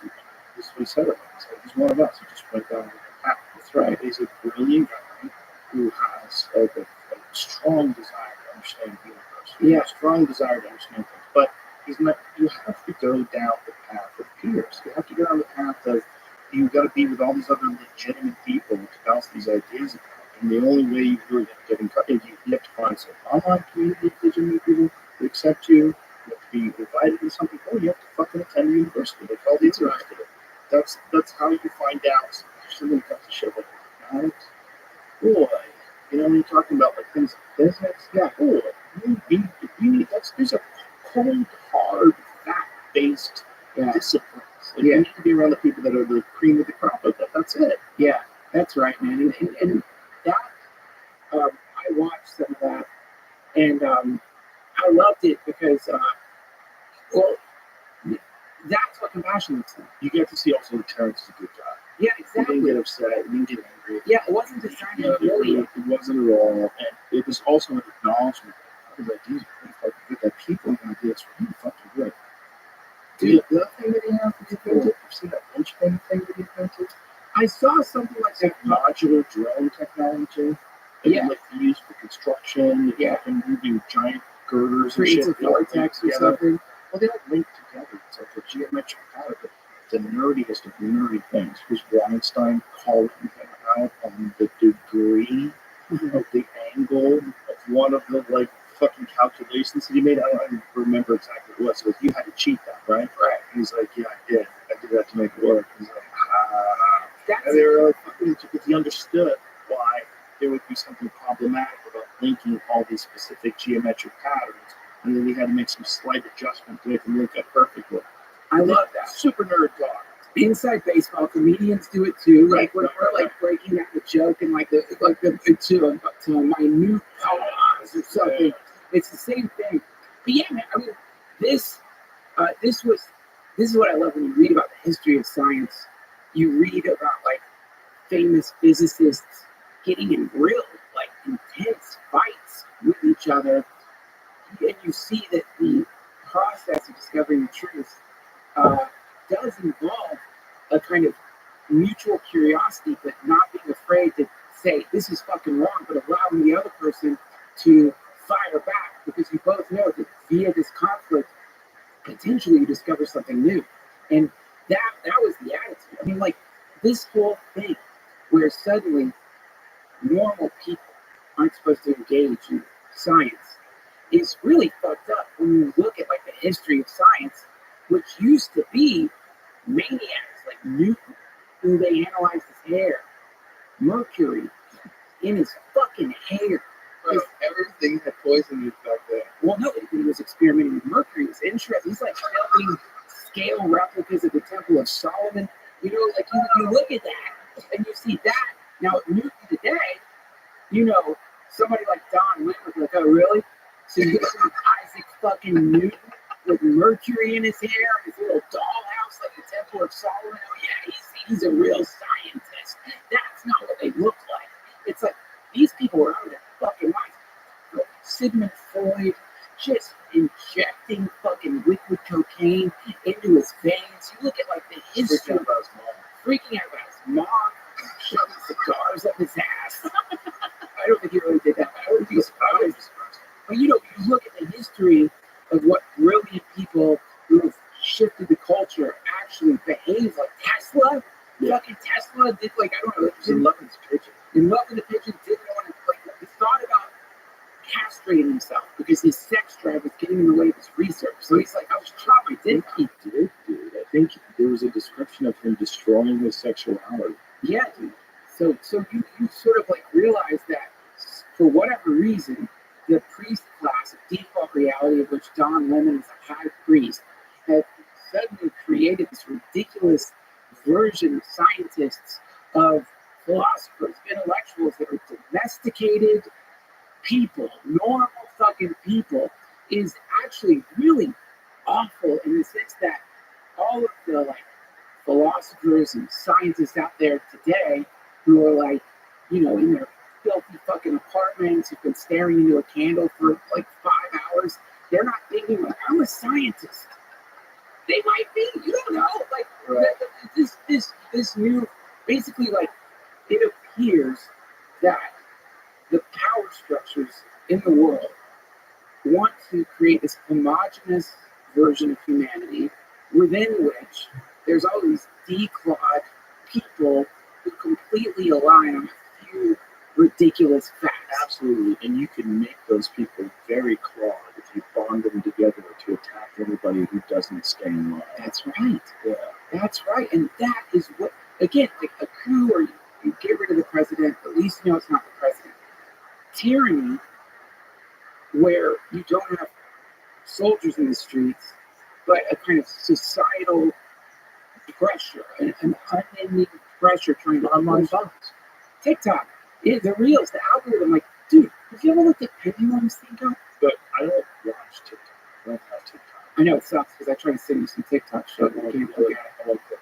But I don't, They probably are infected with these stuff with those links. I'm sorry. It's probably in the user agreement. I still send You you. agree to infect other people's phones every time you send it over. I keep hoping you will look like that. I try not to do that. Well, it is so incredibly hypnotic. Like, it is so advanced in what it does. But It's really creepy though, because like it's sinking as it's homogenizing people, and that's what I don't like. Is like it's creating this synced up, and it's creepy because like the TikTok dance is actually, if you think about it, it's really a symbol of what it's doing for a lot of other things. Like maybe you're not doing a choreographed dance with your family in front of the Christmas tree to some dumb song, but why is it that everything you say, I've read, I've seen written exactly in the same way I'm read it? Why is it that every opinion you have matches, not just like the idea doesn't match, but the way you're verbalizing the idea is like a sentence that I've heard over and over and over again in different places. That is so spooky to me. Yeah. And so to me, like that, and also it's called TikTok, which is my fucking paranoid universe. I keep thinking, is that the TikTok of a metronome you're talking about? Getting people to dance to a certain cultural BPM. Jamie, I'm going to send you something. I'm not sure if it's true, so I want to find out if it's true.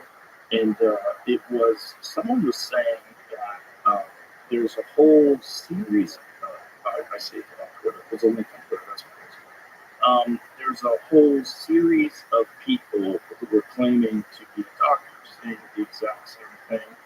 I saw that. I don't know. The problem with those things is, like, people bullshit. And when people go through this, when people bullshit, it's really hard to tell. You know, because if you change this and, you know, create this in Photoshop, and then people start spreading it, then all of a sudden that narrative gets out. And most people don't ever hear, oh, no, someone made that in Photoshop. Right. So by the time it gets around, it's like, I don't know if it's true or not. Right. These are one of those. So it's like, if that's true, and all these doctors were tweeting out the exact same verbiage, exactly, I wonder if that's a mandate. I wonder if they're sent something like a mass email that says copy and paste this, perhaps. Discord server. Or I wonder if they're fake doctors, or I wonder, you know, if it's like some bot program designed to encourage people to go get vaccinated or whatever it was. I just don't know if it was real, so I don't want to, like, I want Jamie to look at it real quick. Thank you, Jamie. Jamie's super skeptical to the point of being living. I'm gonna have to like that. He's triggered. He's triggered. I know. Jamie's not a living face. Yeah. Jamie's very dominating. Hey, Jamie's not a You're a centrist. Is that correct?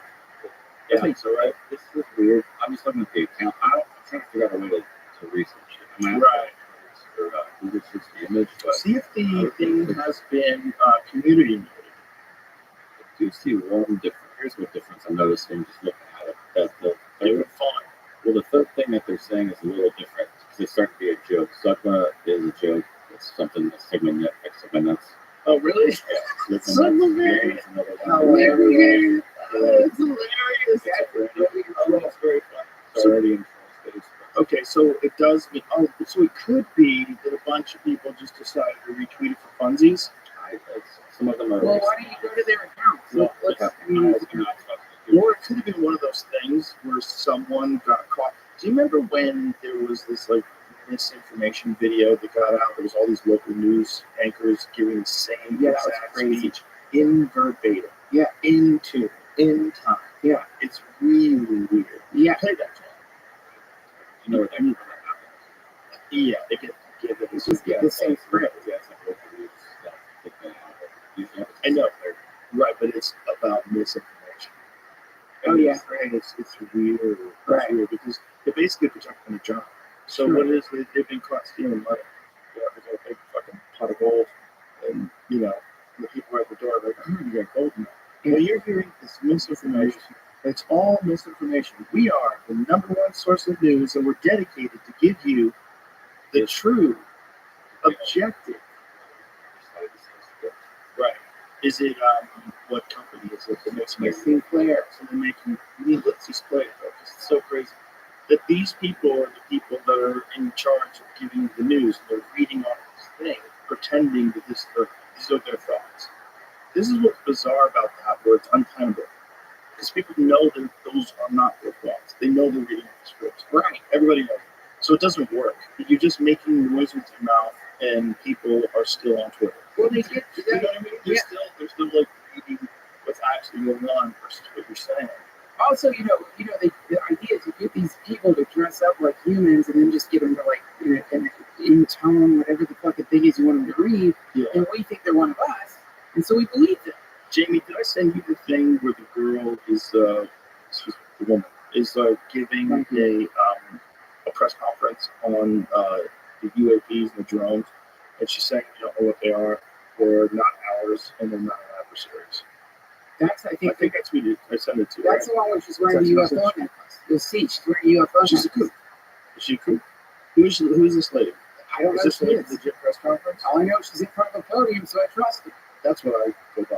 It's a podium. podium. You can get all the way fucked up there and nobody can tackle you. Must be telling the truth. Yeah, you're at the podium. Totally. Yeah. Here's the sacred scroll. There's a flag behind you. I'm gonna buy the Torah. You ever see the Torah? Let's look at or the Talmud. You can just buy. You're gonna buy the actual scroll. Oh, it's on the right for you. That's a terrible responsibility for him because you have to like treat it really carefully. Yeah. Put it involved. Dude, no, he's gonna keep it in his living room. Jerk off on. Did he say that? No, he won't. I promise he still believes. He's not going to jerk off on the Torah. I promise you. He's going to put it out down the Torah.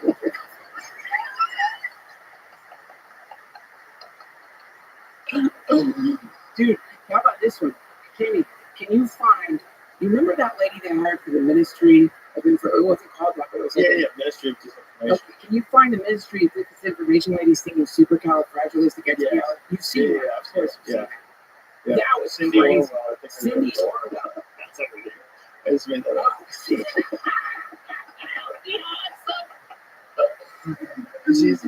She's like such a lover. This idea that this person's going to be in charge of what's legitimate and not.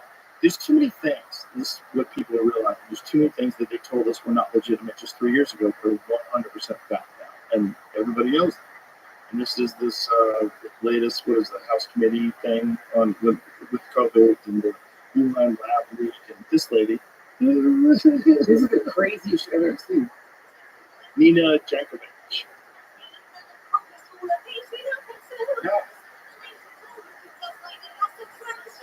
Can you imagine? They think we're idiots.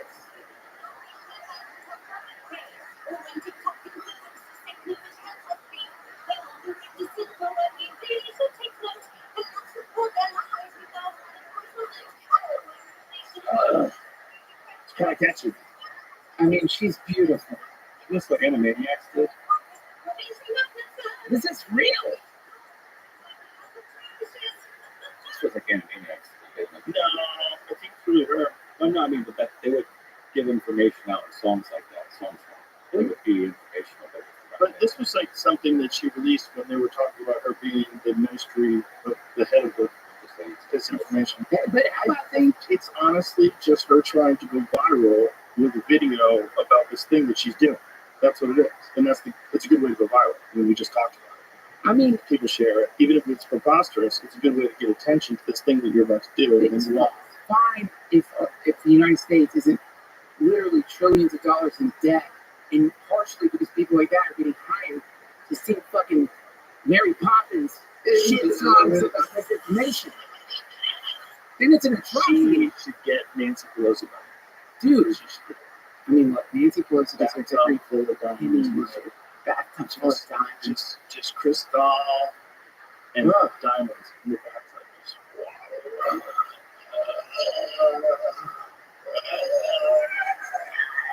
And just hang in there until that fucking genetic engineering comes. You can be beyond those. What was it she said? Joe Biden should be on Mount Rushmore. Good call. Dude, he's definitely not going to send him to jail. That guy is, this is what I want to talk to you about. Pardons.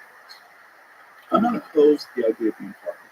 Because I think that there's, like, governors can find out that someone legitimately got railroaded, and they can pardon someone. Yeah, I like that. I like that the president can pardon some people. Like, I wish they pardoned Ed Snowden. You know, it's a bunch of Julian Assange. They should have pardoned Julian Assange. I wish there was, a way to stop someone from pardoning 8,000 people. And some of them are like murderers. Some of them are the kids for cash judge. Kids for cash. One of them, we talked about this the other day. At least one of them, he had 2 years left in the sentence. But still, like, it's the principle of the thing. How many lives destroyed by that Kids for Cash thing. Read how many dehumanizing decisions were made where you decided to lock young people up in detention centers where they would get raped and beaten up and tortured and separated from their family and sent down a horrible road of distrust of law enforcement and of authority and everything else. Everything else. You're basically setting them up for a life of being a fucking loser unless they have the strongest of wills and they can figure out a way to stay positive and get through it and then use that to fuel whatever. That's so rare, man. Those people are so rare. Well, here's the problem, man. I mean, the problem is, well, number one, I think, okay, like, you pull someone over, you breathalyze them, they're driving drunk, right? So you're like, you can't drive now because you're drunk. So, also, you wouldn't say to them, I'm going to give you the ability to pardon as many people as you want for any crime that you want, right? So if somebody has dementia, right? Why can they do all the pardons? That's so crazy. That's such a great point that I never even thought of. Yeah, so why would you still give them that power? Well, the other thing that's really fucking crazy about it is, I don't know what the president makes a year, but it's not enough money. We barely pay the president anything. So I think it's like $400,000 a year. You can't say that's great. Dude, I know. I mean, for the actual job, I mean, literally every day you're shitting blood because no matter what you do, you say the wrong thing, 5,000 people accidentally die. It's the most stressful job on earth. I'm saying the actual thing, theoretically, in my mind. So I would say, you know, in the way that we pay our football players a shit ton of money, baseball players a shit ton of money, the dude, theoretically, keeping our country from getting nuked, should make a lot of money. Why not? How about we pay them more, but they can't do speeches? No speeches afterwards. No paid speeches when you leave. You can write books. But none of those paid bank speeches.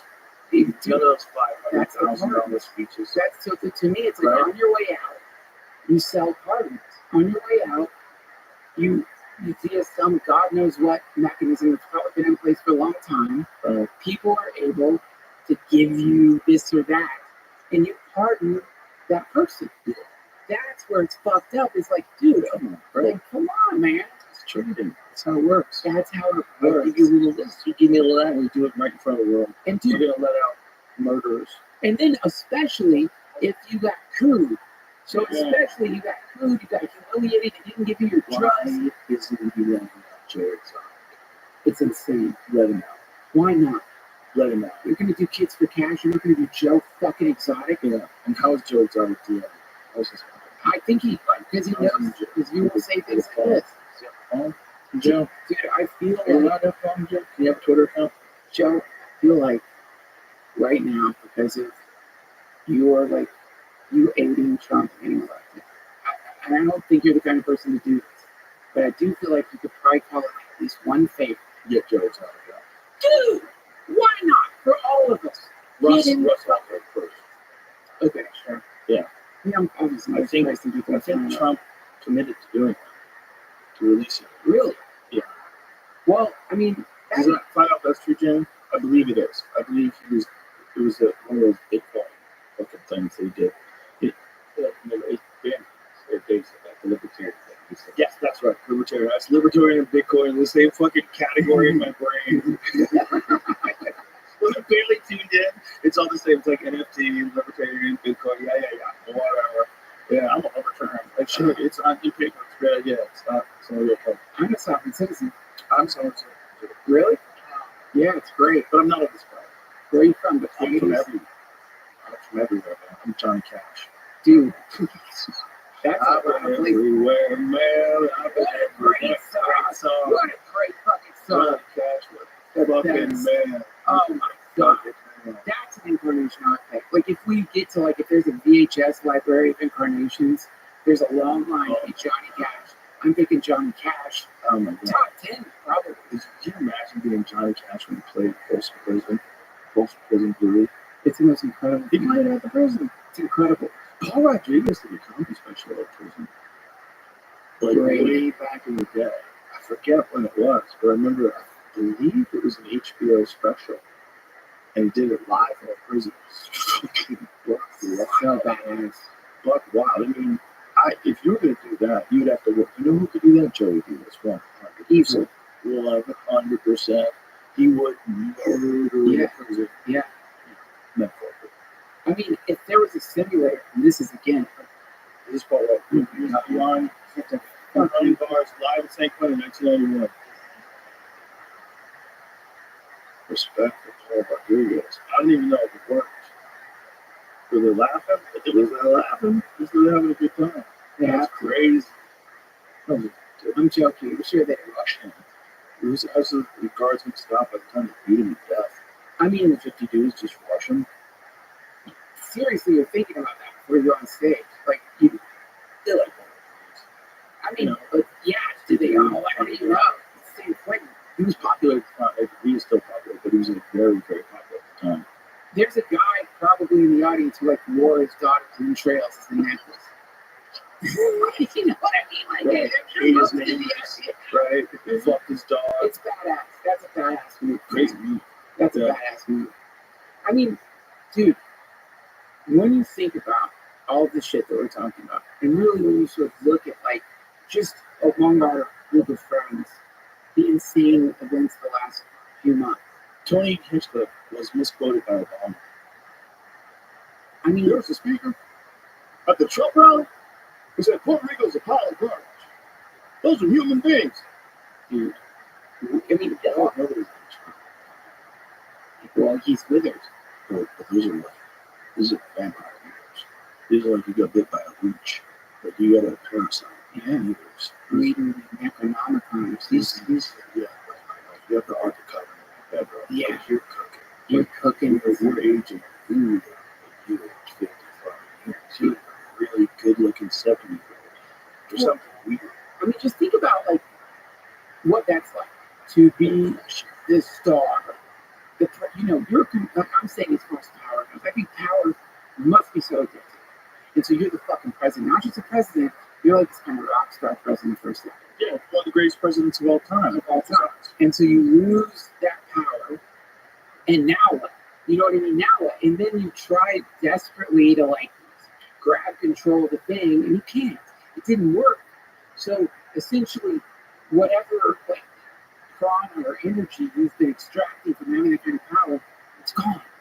Now you got the nice house, but like really, like what's left? You are at the fucking control board for like America, and now nothing. You wither. You deflate. You like No purpose. no purpose. I think we can go to read lines in 5 years and all this is going to be a moot point.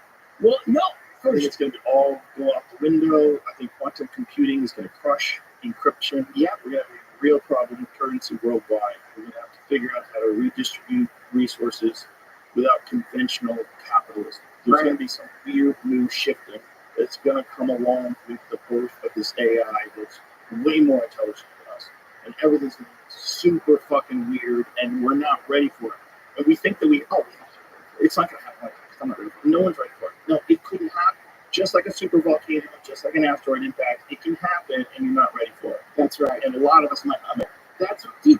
Okay, this as far as like AGI goes, it like when Altman came out and said this year, someone, the CEO from the company, I think they made I don't know, one of the other AIs said 2 years from now, I think. But the idea is if Biden came out and was like, guys, got some news, we detected a mothership, it's coming to the planet in a year. We don't understand anything about who they are other than they must have extraordinary technology based on what we've seen of their ship. I'm good. The whole planet, the next few years will just be getting ready. NASA, anthropologists, philosophers, scientists, defense people. What do we do if they want to fuck us up? What do we do? How do you interact with aliens? But having these tech people say we are about to have a brand new species, essentially a technological species, an AGI is coming to the planet that will surpass us as far as being able to solve problems, able to know everything. It's going to be here in about a year, maybe 2 years. You would think the reaction to that would be, okay, we've got to get ready for this. What does that mean? What's going to happen? And we can't get ready. Maybe that's what the scramble is all about. But we just have to fucking die screaming.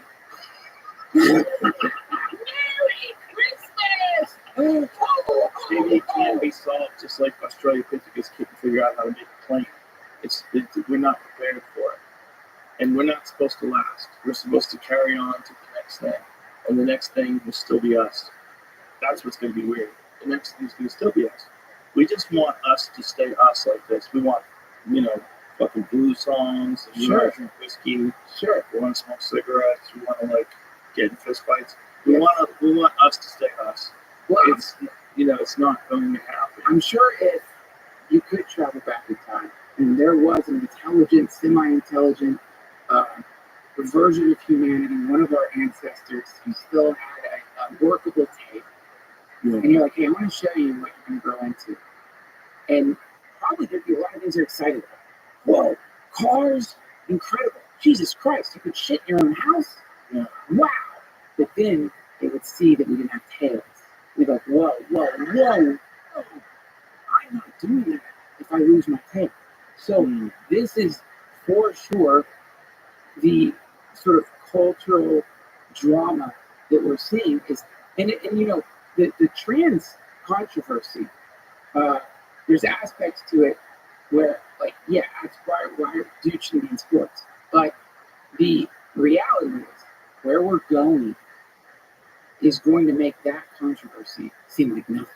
Not only that, it seems like if you wanted to have an evolutionary path towards a genderless society, wouldn't you have that society, if you wanted to tame the wild primate, wouldn't you have that society be completely addicted to plastic? Use plastic for everything, which is an endocrine disruptor. So you have these chemicals that get into the body, lower testosterone, shrink dicks, shrink taints. Dr. Shanna Swan. They shrink taints? Yeah. Shanna Swan, have you ever talked to her? I didn't know the taint could shrink. You should talk. No, well, it's in utero. So this is what happens. When you introduce mammals, her book is called Countdown. That's right. I used to remember it. It's a great book. She's really fun too. She's a really fascinating person. But what they found is with mammals, when you introduce phthalates, which are these plastics, with microplastics and the chemicals that come off them, into pregnant women or pregnant mice, the babies have smaller taints. And then the taint is one of the best ways to distinguish a male or female in mammals. In males, the taint is 50 to 100% longer. Is it really called the taint? They don't call it taint. They have a word for it. She told me, but she calls it taint because she's fun. She has a thing on her website called the Jizz Quiz. It's very fun. She's very fun, and she's a really distinguished professor. But what she's saying essentially is that these plastics are lowering hormone levels. They are lowering birth rate levels. They're increasing in the miscarriages that women have. So that all these things she believes are completely connected. And that this hormone disruptor that is known as plastics is causing people to become sicker and a little bit deformed because your hormones aren't expressing themselves correctly because they're poisoned. Right. If you were a society, like if you were going to get to where the aliens are, they look genderless, don't they? Yeah, sure. Don't you think that's probably us in the future? Aren't you glad they're genderless? Sure. Can you imagine the Greys had big swinging dicks? It would be horrible. The Grey pictures would be very different. Very different. Standing on your bed, jacking off in your face. Or, yeah, while you're paralyzed, you're like sitting there like, I think that we are clinging to this idea of male and female. Look, I think currently there are male and females, for sure. And this is why I'm completely opposed to biological males who have mental illness. And that's what gender dysphoria is. Being kind. It's a mental illness. Yeah. Whatever it is, you're not well in who you are, you wish you were a different gender. I fully support you as a home, but you can't compete with biological females. Right. We can't pretend that you're a biological female because when we want you to feel good, you have massive physical advantages that have been clearly documented. Anybody who says anything differently is full of shit. Talk to Riley Gaines. Right. Talk to her. She's the expert in this shit. She had to go through that shit with swimming. It feels crazy to me that you have to say that. It's so crazy. It's so crazy that you have to say that to liberals who always want to protect women. The whole thing is bonkers but it just goes to show you it's not real. This idea of left and right is not real. Right. These are just masks that people put on. These are just a conglomeration of opinions that people adopt. Most people have not thought most of the things through. They don't have the time. They have to work all fucking day. They have a family. Maybe they have a hobby. They try to get out and play hoops with their friends. Right. Maybe they get together with their buddies and they want to play video games one night a week. You know, like, Jesus Christ. Right. They don't have fucking time to pay attention to all this crazy shit. That's what's really going on. Right. Most people are just like deciding that, you know, I'm a progressive. I will repeat progressive talking points. I will violently defend a woman's right to choose. Right. And they get into these patterns. And then the same thing happens on the right. The exact same thing. Exact same thing. That's why, like, the right is against the war in Ukraine and the left is supporting it. It's like, this is like Vietnam in reverse. The whole thing is fucking bananas. Right. You know, the right is insisting on free speech. They were the motherfuckers that were censoring everybody. Right. They wanted to lock Howard Stern up in jail. He had to fight the FCC. They sued him. His fucking parent company had to pay untold amounts of money. I mean, how much money did Howard Stern's company get fined? It was hundreds of thousands of dollars, if not millions. Yeah, insane amounts of money. The fucking government was trying to shut down a radio guy from talking shit. It's crazy. So, and now that's the left. It's just patterns, man. It's just patterns where people can justify certain behaviors because it aligns with their ideology. That's right. And also, where it gets really fucked up is you are dancing to a song that basically there's like, here's two songs. There's two songs you can dance to, the right song or the song of the left. The metronome is beating out two, I guess, somewhat different rhythms.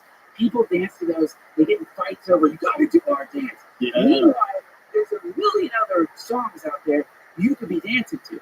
And there's songs that are much older than America, much older than maybe the planet itself, that's why I really think it's creepy, the way that, like, Christianity or any religion where there's theism, it's in the list of things that should be decried by an intelligent person. We shoot down this notion of God, we shoot down this or that, but all of these religions, at the very least, they give you a new song to dance to that isn't fucking war drums. That is, you know what I mean? And they don't like that. They don't like that because suddenly you're supposed to be perturbed. Like, you know, that stupid. It's also the arrogance of intellectualism. You know, you get really smart and these ideas, these fairy tales seem preposterous to you. That's right. And you don't want to accept that maybe what it is a moral scaffolding that keeps society glued together. And it's probably based on some truth. There's some of it that seems to be a history of the world. Oh, and also, to most people that I've encountered a lot of people I've encountered who are rejecting this religion I get it, it's religious trauma. I just ran into somebody at Best Buy, right? We had a long conversations, religious trauma. They were raised in some kind of like form of spiritual abuse, and in that abuse, bingo. And but listen, if you want to handle snakes, great. The problem is if you tell a kid to disregard their rational mind. In other words, the introduction to the conversation, questions regarding this or that, are not met with like, oh yeah, it's a good question. I don't know, but are met with, you're going to hell. You're going to hell. You're demon possessed. So then you experience that. Of course, you must reject the thing. It's like you have a hangover and you smell tequila. You can't connect. Right. So I get it. But the main thing is, what I love about religion or Christianity is it's like, just try it on for size. What happens if you pray? I know you don't believe it. It sounds insane. What the fuck are they talking about? It sounds absolutely nuts. I know it sounds absolutely nuts. Now, what happens if you pray? Just for a few days. What happens if you pray? And then, once you start doing the experiment, it starts out with like, this is just, I'm going to do it. It's probably bullshit, the opium of the masses. But then you realize you're getting pulled in, not in a bad way. But right away, there seems to be some feeling of connection, some sense of something a little different from what you're used to experiencing. And sometimes that can get really scary for people. And they're like, fuck this. No, it's getting me.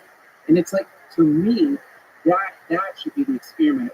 Anyone who's skeptical. And if you're skeptical about Christianity or any religion, you should be. You should 100% be skeptical of. But it's like what Mark Twain said: religion is what happened when the first con man met the first fool. You should be skeptical, but if you read the Gospels and you realize, like, the part of the story there is an invitation to connect on your own. You don't need the priest class. You don't have to listen to the fucking rules. You don't have to, like. It's just between you and the eternal, and see what happens. To me, that's the number one thing, is just investigate, explore, and don't let anyone subvert your rational mind. Use that as a form of connecting with the thing. Even if you connect via rejection, it's still worth like a wholehearted exploration. At the very least, to experience a cultural trance. I don't think that's what it is, but maybe what that cultural trance is this is like, it's a pattern that you can follow that can connect you to the divine. And there's a bunch of these different patterns. This pattern might be Buddhism, this pattern might be Islam, this pattern might be even Mormonism, even Scientology. I think all of them, all of them can be distorted, all of them can be subverted, all of them can have those guys that have private jets and Rolls Royces and, you know, those fucking crazy arena guys. All of it can go in that direction. But all of it is kind of a moral scaffolding that seems to be designed to help us in this journey of getting away from the primary instincts. That's right. And getting away from, and also connecting to each other. And transcending state propaganda. Like, this is like my favorite verse in the Bible. They're trying to trick Jesus. Imagine being so cocky for trick Jesus. I would try. Maybe. It would be cool if you could. We're going to get it. Imagine Jesus walking out doing so, watching play 3-card money and getting suckered in. They're like, hey, I thought you were the guy. Hey, man, don't do that. You don't understand. It's not the same card. Oh, my God. Jesus Christ. You don't have any more shekels. You're out of shekels. Is that what they use, shekels? Yes. What they have that? I don't know, denaries. What kind of dollars did they have? What unit of money was around when Jesus? Question. Super good question. I wish I knew it. Be a clever thing to say. Shekel sounds good, though. Shekels is a fun name for coins. Shekels. Was it shekels? I'm looking at the Phoenician shekel. Let's fucking go. Fucking shekels. Let's fucking go. Shekels, son. There you go. Oh, yeah. So imagine Jesus blew all his shekels on 3-card money. Dude. Jesus, we just stick to being the fucking Messiah. What are you doing? Yeah. Why are you here again? He gets also go to a basketball game. Like, Jesus, you're going to question you're not good at basketball. You can't run those fucking sandals. You can turn water into wine. It's not fucking losing wine. money at basketball. He plays sports for people. He keeps missing. Wow. That would really be weird. Jesus would have to be really good at badminton. If he plays badminton, he's got to win. He's got to win. Well, I'm not going to believe you're Jesus if you can't wrestle. If you're bad at it, you get pinned really quick in a wrestling match. Like, what the fuck, dude? Dude, yeah, he gets somebody chokes Jesus 30 seconds in a match. He doesn't know what the fuck to do. He doesn't know shit as a white belt. Why is he in this competition? Jesus goes to the Open golf tournament, and it was like, Jesus fucking sucks at golf. He can't even fucking hit the ball. If somebody showed him how to hit the ball, they know why. Why did you let Jesus compete in the UFC? Jesus is playing pickleball, just falling down. Dude, I know. And it would be so disappointed in Jesus. Everything the way off. Just bowl the gutter ball every time. You fucking dummy. What are you doing? Farts in the car. Just that, dude. Roll the window. Yeah, everybody smelled back then. I think the farts probably like cleared the air a little. Oh, something interesting to smell. Some new thing instead of these shitty asses that smell everywhere. I just read that they used to think smelling farts in a jar would cure diseases. Wait, doesn't? How do you stay in a fart in a jar? Cancel my subscription. How do you nailed it. There was some young lady that we featured on the podcast at one point in time who's making a ton of money. Selling Farting her jars. farts? Yeah, selling farts. Dude, that's incredible. I hope she didn't fart in those jars. I hope those dummies. It says 2014. No, smelling farts in a jar does not cure disease. It does. Look, You don't know. You don't know. read that. In 2014, My music concert. chiropractor told me that smelling farts was really good. These claims are based on the University of Exeter press release that was not about smelling farts.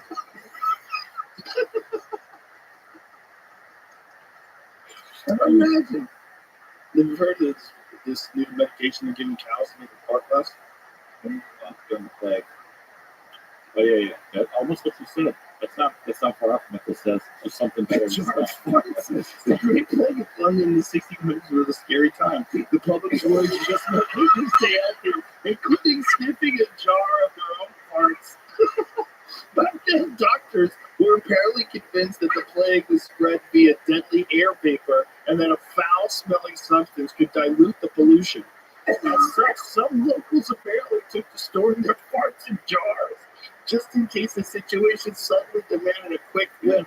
Honey, open the fart can. Open the old vintage farts. I'm gonna get them farts from when I was 23 and I had a good gut biome. Dude, like, That's so hilarious. that is so fucking crazy. I want to know how long it lasted because from what I understand, then you can't really fart in a jar and keep it there. Like, by the time you seal it up, it's probably sealed up with so much oxygen. There's only one way to find out. Get Ari. He Or- can't already get farted in a jar. Let's Smell it. there and lie to you. It's so gross. Ari shit's covered. It's out of his mind. How do you get the fart in the jar? I guess you put the jar up to your asshole when you about to You take a think fart. but then you gotta get the cap Quick, on. real quick, like a ninja. Jamie, can You you gotta do get a little this? bit of air in there. You know what I mean? It's like moonshine. It's not 100% alcohol. You don't you can use it too if you're a pro. Yeah, you use it too. It's usually in the jar. You would have like a diaper, a big like a gas diaper with like completely sealed your ass with a COVID mask, and then you would just fart into that tube Yeah. and you would throw into that jar, and then you'd do it all day long. Right. There'd be a robot there that would seal the jar. How do you know it's filled? Pure. How do you know when your jar's Oh, what if you give me a half-ass fart? I want a real fart. or just the jar only has like a little fart? I want a 3:30 a.m. Taco Bell fart. Dude, That's what I want. I don't that's want gonna those kill farts you. where you're in the car and you buy Taco Bell and you immediately hate yourself. It depends on the. Just tell you farts in the jar. Oh my god. recipes every day. Is Who did Oh it? my god. Some awesome scientists. all the time. Jack's, yeah. Why is it called anal? Wait, that can't be right. Anal chemistry. No, that's my study. My field of study. Anal chemistry. Oh my god. Jesus Christ. Literally. I mean, you Farting in jars. the sad thing about that article though, because when it comes out, is that means that people who think farts in a jar can cure cancer, and that means that somebody was laying in bed dying, and someone who loved them came up and said, "I know this is gonna seem weird, Dad, but I need you to smell this." And like there was people dying. Again, this brings us back to the placebo effect. Could work. Because I think almost everything works. It just doesn't work when the streets are filled with sewer. You know, I think that was Right. what everybody was dying of back then. Right. It was horrible, fucking terribly unsanitary conditions Right. everywhere. Yeah. Everything was covered in shit. Yep. Everything was shit. Shitty water. Shitting If you have no running water, if you have a bunch of people living together, you have horrible diseases. According to their study, one of those jars they found could maybe have the fart from the 17th century. Wow. Now that's a horror movie right there. Like you find like a 17th century fart. You sniff that fart, and then it immediately turns into like one of those 28 days later zombies. And then it spreads. This virus has had a chance to adapt and evolve and plan strategy while trapped inside this jar and get back at the humans. Because it doesn't have to die. So it lives in this guy's butt gas. And then it evolves in hundreds of years, figure out through the multiverse how to communicate with other bacteria everywhere and Yeah. devise a strategy Yeah. to morph itself over thousands and thousands of generations of new viruses to become some There you go. crazy rage virus. By the way, maybe here's the other thing. Maybe that is the fountain of youth. maybe the thing they're trying to hide from us, the most obvious thing, is if you smell an aged fart, you're going to reverse age. Yeah, maybe sneak over. Science. Harvest. How you harvest? Thank you. Oh, science. Super science. Oh, there you go. Don't try to catch the fart in here. Yeah, we gotta be accurate. Can Be you, accurate with your farts. Jamie, can you YouTube smell it? How do you close the gap? You gotta slide a lid in there. You might get a little water in your farts. No, you can't have farts and the water together. Oh, so when you open it, it'll be pure farts with a little bit of water at the bottom. How do I know that the water isn't diluting and slowly washing the farts over 200 years? Jamie, can you scroll up and Fart fights. It might be being farts. Sorry. can you pull that up again? I find it interesting that someone wrote an entire essay on how to do this. Will you go back to the beginning? I just want to read how do you introduce the story here? How do you bring this up to a fucking person where you want a grant? I recently caught my 4-year-old nephew attempting to fart into a jar of milk and saving it for later to surprise grandma. This is not the first time I've encountered a little boy with a dream of bottling his own farts. Years ago, my younger cousin, let's call him Jay, had a whole shelf of dated mason jars. And there are. He was very proud of his collection. That kid is killing cats. That's a fucking serial killer. He's got a fucking shelf of dated jars of his farts. What a fucking psychopath. Jeffrey Dahmer. He has nothing better to do than just fart in jars. Now I want to show you my jar collection of my farts. And that's New Year's Eve. He's torturing animals. That's a fart from September 11th. That's a fear fart. Oh my god. Oh my god. Wow. I'm going to wrap this up, unfortunately. What a joy. What a joy, always. Thanks for having me on, Bro, Joe. I feel Merry like we Christmas. can just do another 8 hours in a row. Easily. Easily. I didn't even have to be once. I know. I like me either. I don't know what happened. Usually I have to piss like 4 times for I this. know, we're locked in. I appreciate you very much, brother. Likewise, I love you to death. You're one of my favorite people. You really are. You are too, man. You're a real treasure. Thank you, And Joe. these are some of my favorite podcasts of all time. It's a weird combination of the two of us. I love it. We sync up in the weirdest way, man. It's the best, man. It is. That's it, man. I love you. I love you too. Merry Christmas. Merry Christmas. Bye.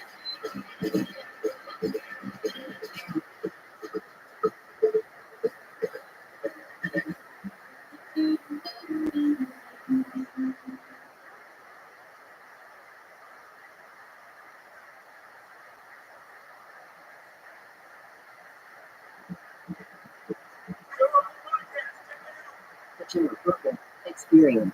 Train by day, Joe Rogan podcast by day, all day. UFO expert. A lot has been going on. This is, I had, I know you, Oh my God, I'll tell you the funny story about how I ran into it. you ran into him in the lobby of the hotel, right? So the lobby told me, they go, don't use this one elevator, it's really rickety. And it makes a lot of noise, and it's just not very reliable, and just don't use it. So I didn't. And then I was leaving, 24 hours later, I come down and get some coffee. And I was like, let me take a rickety elevator. I was like, they told me not to take it, but I'm going to take it anyway. So I pushed the button, I'm standing there. The door's open, I look, I see the shadowy figure in the corner. I'm like, Ryan Graves, what are you doing? He goes, I don't know, what are you doing? I was like, are you doing what I think you're doing? He goes, yeah. Did he tell you that? Did he tell you that? Yes, he did. He Oh, didn't that's tell me so- the whole story. Yeah. And he was like this shadowy figure up against the corner, like, I was just, I'm looking at him and he's looking at me, and it's really funny.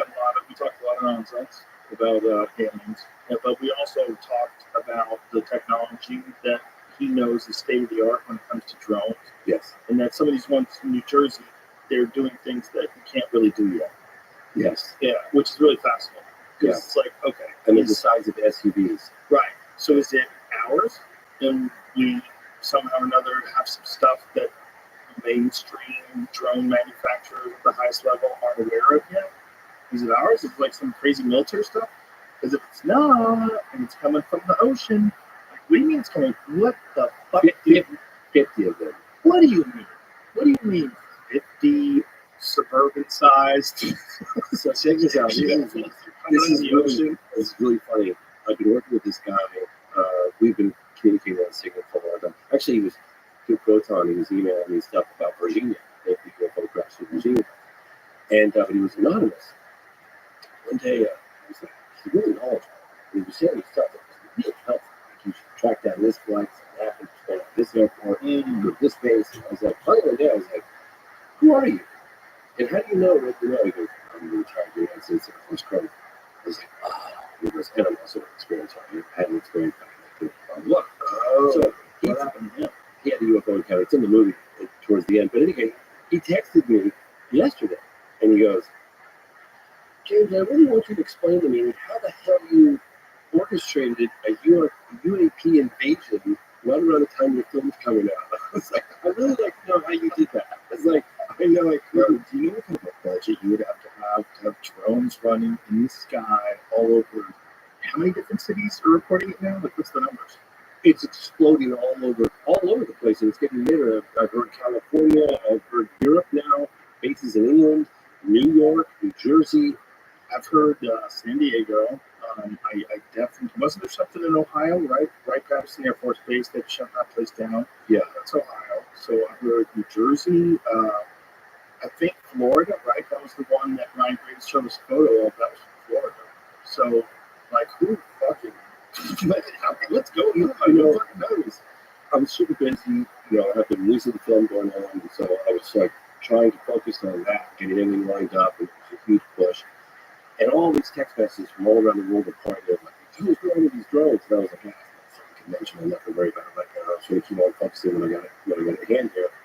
And then I started getting more information coming in, more information. And a buddy of mine called me. He actually went to Brazil with me a couple of years ago. He said, well, I live here. I'm seeing these things in the sky. I've seen them 7 times now. They're the size of SUV. I was like, well, what do they look like? What do they behave? He's like, well, they're making noise. I was like, oh, okay. Well, that quickly kind of eliminates, something unconventional in terms of propulsion. But then I got reports of objects that didn't make any noise, and that was silent. What kind of planes it was making? Like a propellers drones would make. Like, wow. And they have a weird, but they're big and have a weird tiny towers. The average drone, Wi-Fi drones from my films, is like, you're lucky to get 25 minutes. These things are around hours. Yeah, 5 hours. They go dark when they're approached by other objects. They're not getting picked up on FLIR at times. And then some of them have no noise, like the crescent shape. And then I heard about the ones that really got me. I contacted Chris Bernard. I was like, Chris, what is going on? I really rely on him for good information. He's like, I really don't know, man. It's a real shit show. And the U.S. government seems to be clueless right now. He goes, some of them are conventional, some of them are misidentified conventional craft, but there are other ones coming in off the ocean that are up to 50. The Coast Guard and the police department are reporting that truly remain missing. Then you had Schumer at a press conference just yesterday, and then he's going, we don't know what they are. We don't know what they are. And the guy goes, yeah, so it's a UAP. He goes, well, the drones. He goes, you wrote the legislation. It's a UAP. It's unidentified anomalous phenomenon. Why don't you just use UAP? Use the word drone because UAP is almost too scary from invasion. That's what UAP is, unidentified anomalous phenomenon. Yeah. So it can that be kind of anything? Doesn't even really flying. Well, that's the thing, because it used to be unidentified aerial drones. Right. UFO, unidentified flying object. Then there's UAP, unidentified aerial phenomenon. But then they're coming out of the water. Right? I feel like this is so they said anomalous. Why don't they just keep using UFO? Because people associate UFO with other worlds, and they wanted to take that, remove that baggage, and make it more less scary. That's my personal opinion. I kind of get that, but also it's just an unidentified flying object. If we find out what it is, then it becomes an identified flying object. It doesn't necessarily mean it's alien. True, right? Like think of it's jumping out of their windows right now. They said UFOs are invading the East Coast. You remember what was really right? And people were like jumping out of the windows. So I think they took that. I think they're using the word drone, even though they're unidentified, just because of the fear factor. The fear factor is real. Yeah. I cannot get crazy with that word. Oh, sorry. the fear element. Yeah. Sorry. It was too much of a part of my life. Too close to home. So when did they start? Like, when was it acknowledged that this was an issue that was recurring recently? Like, obviously there's always been something in the sky. Yeah. Who knows what they are, whether or not they're, a lot of people that see Starlink. Yeah. experiencing basically every day? When did it start? A couple weeks ago, maybe a month ago. That's when I started really hearing about it. But Jamie, is there like I have any sort of official answer to that? I have something that You can see something like that is in November. This episode is brought to you by GoPuff. Does grocery shopping drive you nuts? The lines, chaos, and inflated prices. Then you have all these third-party delivery apps with their ridiculous fees, markups, and you still have to wait hours for delivery. Well, enter GoPuff, the game changer. They deliver snacks, groceries, alcohol, essentials, whatever you need, straight to your door in just 15 minutes. And get this, it's cheaper than the store because GoPuff uses their own fulfillment centers.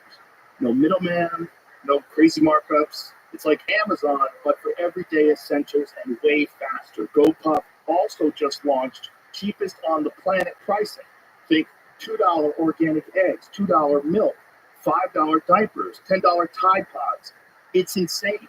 They're beating big grocery stores at their own game. So do yourself a favor, download the GoPuff app on your phone, use the code ROGAN20 for $20 off your order, and experience faster, cheaper, better shopping. Trust me, you'll thank me later. I have something that this is about an air base in Vandenberg Air Force Base in 2003. And this is not an anonymous, but this is about incursions over. Listen to this. I promised this individual that I met at Seoul Conference. He's a witness. He's a military guy. My name is Jeffrey Lusatel. I served 16 years in the United States Air Force as a technical sergeant and a military police officer. In October 2003, my coworkers and I witnessed a series of extraordinary UAP incursions at Vandenberg Air Force Base in California. The initial event is known as the Vandenberg Red Square, and it was first mentioned during the historic UAP hearing held in 2023. The case involved Boeing contractors who witnessed a huge red square-shaped object, roughly the size of a football field, hovering over a missile defense system. The object was silent and had no visible means of propulsion. The contractors watched in amazement as the massive object slowly drifted east and vanished in the hills. I retained official Air Force records of the event, including the blogger form entry, which includes the names and contact information of all the witnesses and provided it to select members of Congress, Aero, and the FBI. Aero is in the UAP Task Force, All Domain Anomalous Resolution Office. After the initial event, several other UAP incursions took place at Vandenberg. I was on duty during many of these encounters, and I investigated the incidents as they unfolded. Remember, this is not anonymous reporting yet. They include a football field-sized craft with terrified security guards as it silently hovered over a launch facility before flying off at an unbelievable rate of speed. A brightly illuminated silent object that landed on the base flight line before accelerating instantaneously, disappearing into space. A huge triangle-shaped craft larger than a C-130 that hovered 50 feet over a police officer before it drifted slowly over the base. A blue-white liquid orb, roughly the size of his house, that hovered over his house home. The object made no sound and had zero obvious means of propulsion. And he says, my experiences with UAP were awe-inspiring, exciting, and terrifying. I don't know why UAP are flying over our bases and our neighborhoods, but I do know the UAP phenomenon is of the utmost importance to all of humanity. I currently have 5 other military witnesses to the Vandenberg incursions that are all willing to testify tomorrow under oath that these statements are true. We need answers to this mystery and better government transparency. Thank you for the opportunity to share my story. Former United States Air Force Technical Sergeant and witness, Jeff Lusatel. Crazy, right? I mean, we're talking objects the size of a football field. And then they took off insanely fast, just up the TikTok. Straight up into space. So this was what was the exact date of this? This was 2003. There was a number of incursions during that year, up all the way into 2005. And he has the names, and they submitted to the new part of Aero. That's interesting because that coincides with TikTok. It does coincide. I wonder if it's on vacation season. You know, it's like every few years. Let's go take over those guys. You know what I mean? Maybe it's like a real thing he has to get there. Maybe it's one of those things like you could go to Australia, but it's too expensive. It's 16 fucking hours on a plane. It's a long flight. Oh my gosh, You I know what I went to South Africa one time, and that was like 22 hours. Yeah. I was like, dude, the plane's gonna run out of gas. That's exactly what I'm saying. It's like one of those things. It's like you can do it's a pain in the ass. So maybe they only travel to Earth every now and again. How could these incursions have been taking place? And like, here we are 20 years later, and only now really starting to talk about that. I think the reason being is if you don't understand it and can't protect people from it because it's so beyond our capabilities that if just describing it accurately it removes all confidence that our government has everything under control. That's one reason why. And also, if you have no answers, you don't know what the hell it is. That's a very good point. If you don't know what the hell it is, what do you even say? Hey, there's something that came. We don't know what the fuck it is. It's a big football field. Yeah. Shut off from the sky. We have no idea. They'd be like, what do you mean we have no idea? Hire someone who understands this. That's and then they'd be like, that's fire exactly. him. Get him out of office. I remember like 20 years ago, bright-eyed, bushy-tailed, totally naive, still naive. But I was meeting with a general, and I said, God, it's so amazing. You know, the story, it's like so unifying. And you had this kumbaya moment, and you're discovering, like, you know, we're not alone in the universe, and wouldn't that be amazing, and blah, blah, the implications of all humanity. And he sat there almost chuckling. And he goes, looked at me, and he goes, you got it all wrong. You got to see this through our lens. I was like, through your lens? He goes, yeah, the military's perspective. I said, okay, tell me. And I never thought about this before. You just mentioned that. He goes, okay, imagine this tonight. We sit there and we say, my fellow Americans, it's been brought to our attention that there are craft of unknown origin whizzing around with impunity in airspace. They exhibit technology that's light years advanced from anything that we have. We don't know who they are, where they come from, what they want. Shall we try to be hostile? We have no visible means of defense against them. Thank you and goodbye. You're fired. You're fired. You're fired. And it's like Trump will come along. Make a deal with the aliens. Yeah. But you see that predicament where people always go, why the secrecy? Duh. Yeah, you have to have secrecy because you got to imagine the job of a politician in general, right? Like you have to pretend that you're going to be able to handle situations that you well know you're not going to be able to handle. Yeah. You know, if you're running for president, you know that you're not going to fix this economy. All right? Stop it. Just stop. Everything's going to come and wave the magic wand and it's all going to be taken care of. You know you're not going to implement electric cars over those. Stop. Stop. Shut the fuck up. It's not enough batteries. So if you're lying about all that, you're probably going to lie about whether or not you're dealing with a threat. I will unite us. I will unite us as a planet so we can deal together with the aliens. Yes. Let's do what we have to do. It's just say some bullshit. Like when someone probably bends his ear when he gets into office, he's like, yeah. A good speaker, like J.D. Vance, like a guy like that, very bright, young, energetic speaker. We can talk to the aliens. He can convince people. He can convince people that he can unite us all. Have you seen the program? No, I have not. Okay, so there. Explain it to everybody. Okay, so the program basically, it's funny because the last time I was on the show, we were talking about an alleged crash retrieval case that took place in Virginia, Brazil, Yes. in 1996. And your documentary on it. Yeah, Moment of Contact. Amazing. So talking about that, and I came off the heels of doing the phenomenon, which touched a little bit on a potential crash retrieval program, but then it was like, then it was a crash retrieval over in Virginia, Brazil, and then I got hyper focused on that, and then it was a personal journey for me. Was okay. The elected officials, what do they know, and when do they know it? Do we have a crash retrieval program? That's what I set out to do. And then 3 months after I was on your show, in April of 2023, the highest level intel officer, David Grush, testifies under oath that there is a crash retrieval program, and that the government does have definitive proof that we're not alone. So he kind of opened the door for me. And a lot had happened since the release of the phenomenon and Moment of Contact. There was all this legislation. There was the first congressional hearing.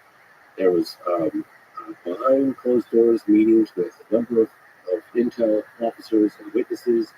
And then you had the second congressional hearing, which was David Grush, which was absolutely phenomenal. I'm sure you saw that, right? And then just recently, just a couple of months ago, we had the third congressional hearing, which I actually, funny enough, got to attend. It's the first time in my 30 years investigating.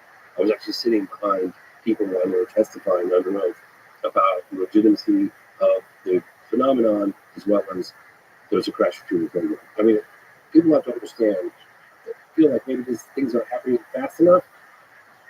Just a couple years ago, they didn't even admit that the phenomenon was real. Now there's people testifying under oath that we have a crash retrieval program. So drip, drip, drip, things are happening. They're not with the genie government. Do you wonder at all that you're being mind fucked? Do you wonder at all if this is a massive psyop and this is all just to cover up some very advanced American weapons technology? I think it's a very good question, and here's why I don't believe that. Because I have done 30 years of field research, right? So I've been to China, I've been in Russia, I've been to Australia, Africa, South America, Canada, Alaska, all across Europe, the United States, and I've investigated close encounters of the third kind. And I would ask your audience, don't take it from me, but the United States Air Force investigated and categorized close encounters the first, second, and third kind, right? During the official capacity, Project Sign, Project Blood, Great looking movie, by the way. If you haven't seen it, folks, Close Encounters of the Third Kind, probably the best alien invasion movie of all time. Dr. Hynek has a cameo appearance in the film. Did you know that? I heard that. Yeah, I don't remember who was the wasn't the French guy? Didn't he? Yeah, Jacques Vallée. It's supposed to be Jacques Vallée. Jacques Vallée has a cameo. Well, there's a guy acting his part, but actually, Dr. J.L. Hynek, who is the scientific advisor of Project Blue Book all those years for the Air Force, actually has a cameo appearance, smoking a cigar during the encounter. And that's right. That's right. Smoking a pipe, and he. A lot of the cases, right down to Richard Dreyfuss's face being burned by the UFO, those came directly out of Project Blue Book files. Even the description of what the entities look like. Close encounters, again, close encounters of the third kind. This is the United States Air Force documenting this stuff. Yeah. And he took it directly out of Project Blue Book files and made a movie out of it. And as a little wink, wink, nudge, nudge, he has Dr. Hynek have a cameo appearance in the movie. You know what? A lot of people don't know that. It's a fantastic movie too. Because it's a movie that's filled with. It's not like standard UFOs land. Like there's some play going on. There's some weirdness to the way they interact with us. That sort of is much more realistic in terms of like the things that people experience. Yeah. They experience interactions, very strange interactions. And when they had those little orb-like things that were flying around the movie, that's all straight out of. Oh yeah. Oh, 100%. I've never had a buddy of mine who was a pilot over in Europe in the 70s. He used to come for family dinners and we'd always talk about him. I was like, yeah, whatever. And then later on, when I started getting interested in UFOs, I was like, Michael, tell me about that UFO code you had. I read over because it's just like it does in Close Encounters of the Third Kind. See this over its movie. I was like, we took those files directly and movie files and right on the big screen. That's what the Foo Fighters were, right? Yeah, Foo Fighters too. They have little ropes. Yeah.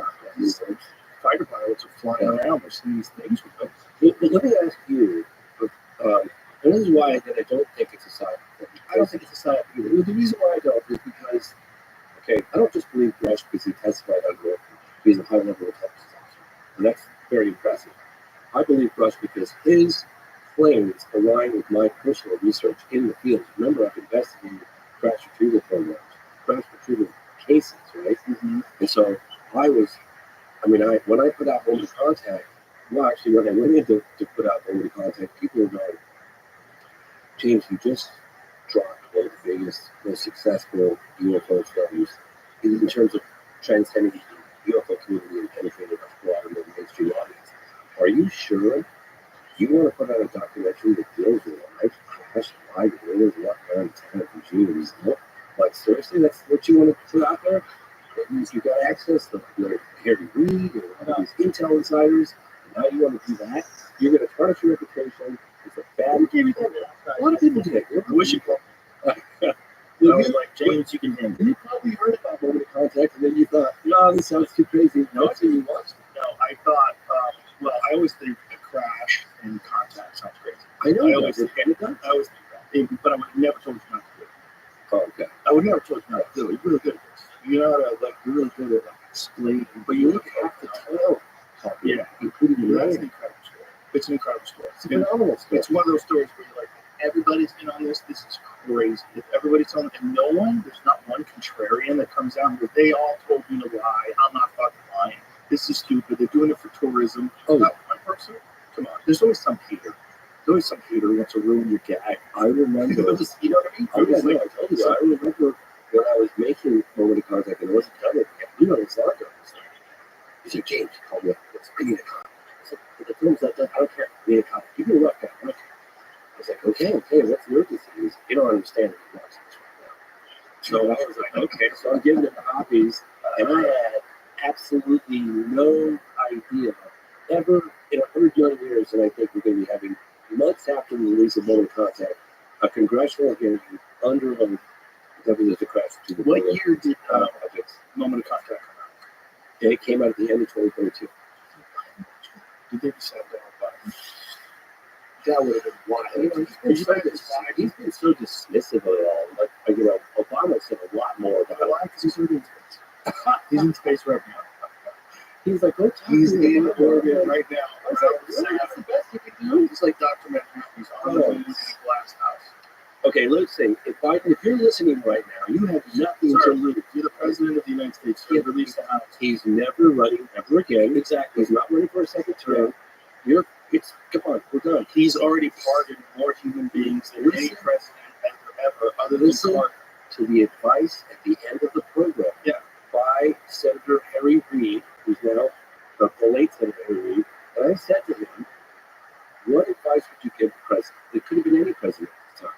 And he said, don't be afraid of tarnishing your legacy by addressing this issue head on. And I hope that Biden gets to see that, but I really hope that President-elect Donald Trump gets to see that. People are ready for the truth. They've had enough of the lying. I think we're way beyond that. I agree with you. However, when I confronted Mr. Trump, he was very cagey. Was he really? Very cagey. I've seen some things. He told me some things. He didn't tell me shit. He basically, it was basically like neither confirm nor deny. No, there's no eyes. I don't do that shit. Especially to a pro like Donald Trump.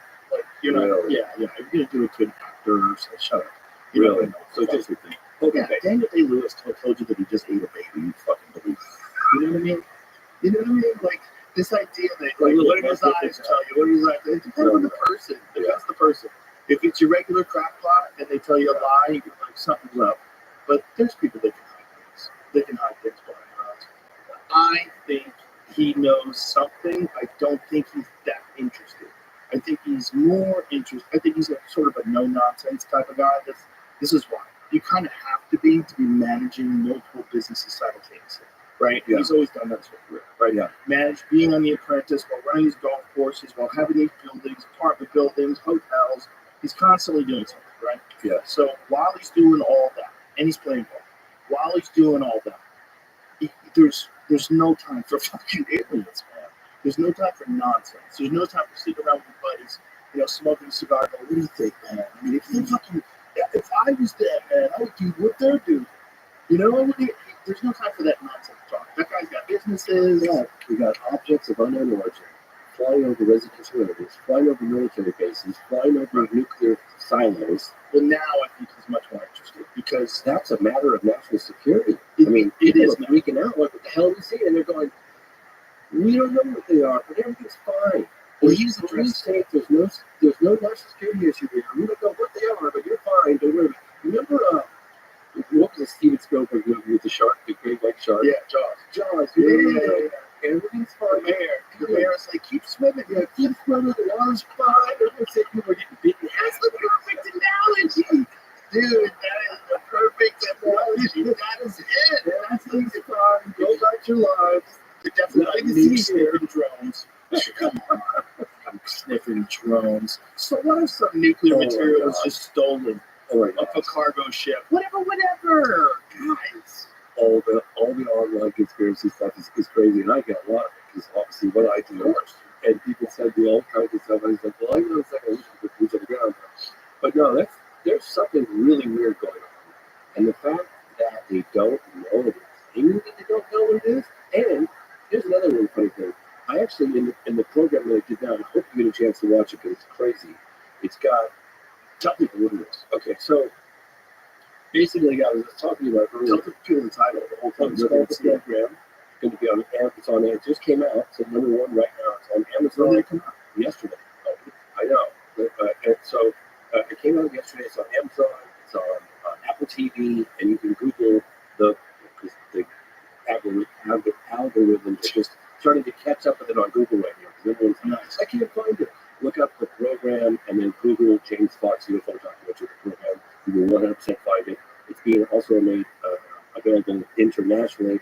They're working as fast as they can to get it up. It just went up yesterday. It's the most independent film from start to finish that we've ever made. And it covers what happened, because everybody thinks the government suddenly had this epiphany to decide to be more transparent with the general public.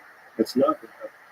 What happened is there were a couple of intel insiders in the Pentagon reviewing some of this classified data, or so-called classified data, and resigned in protest of excessive secrecy. They found a loophole. This is Lou, probably Jay Stratton, I don't know for sure, definitely Chris Mellon, and they walked these evidence tapes out of the Pentagon through this loophole. They bent the rules a little bit and onto the front page of the New York Times. Right? So that happened, and it was exploded. You're right. And since then, there has been this unprecedented push by a bipartisan group of lawmakers to find out what the intelligence agencies know and when they knew it. And so that's already happening behind the scenes, right? So it was 2017, 2018, 2019, 2020, 2021, and then in 2022, we're having a congressional hearing. Congressman Andre Carson, because of Wisconsin, I'm not positive, he spearheaded the first open congressional hearing, public open congressional hearing. And in that congressional hearing, they acknowledged the fact that the phenomenon was real, it was slowly introduced, that we were not getting told the facts. There was a document that came out called the Wilson-Davis Memo, and that was about the discovery by a former DIA guy, Admiral Wilson, of the crash retrieval program that was like maybe 20 plus years ago. And none of these names are really not talking redacted. I covered that down in the film. And then 2023, another congressional hearing. This time it was David Grush on the crash retrieval program. It's been a steady progression. And so a lot has gone on between 2017 and 2024. And that is what this film does, is it covers behind the scenes efforts, bipartisan, a group of lawmakers effort to find out what the intelligence agencies really know.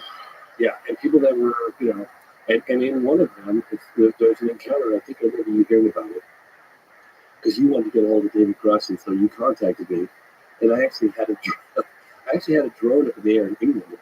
I know, and I had my phone attached to my drone thing, because that's what I was using as a controller for the screen. And I'm flying the drone, and there's a huge window, and I saw this window, and I was like, that's going to make a beautiful shot for the movie. It is in the movie. So I'm up there flying it, and the wind, the turbines are going round and round, and I can't quite tell how close my drone is to them. So I'm paying really good attention, and I'm getting close to these big turbines, and all of a sudden my phone's ringing, and it's you. I'm like, oh my God, I can't not answer this. I got to answer. So I answered it while my drone is up there. And we talked briefly, and you said, hey, can you get me in touch with David Grush? I said, yeah, I got a guy who can put you in touch with. It's Jason Sands. I guess you and Jason Sands talked about this alleged encounter in 1994 with this entity, alien, whatever you want to call it, in the desert. Yes. So that was a crazy story. Crazy. But in any case, so when you watch the movie in the program, you'll see the drone flying dangerously close to these guys.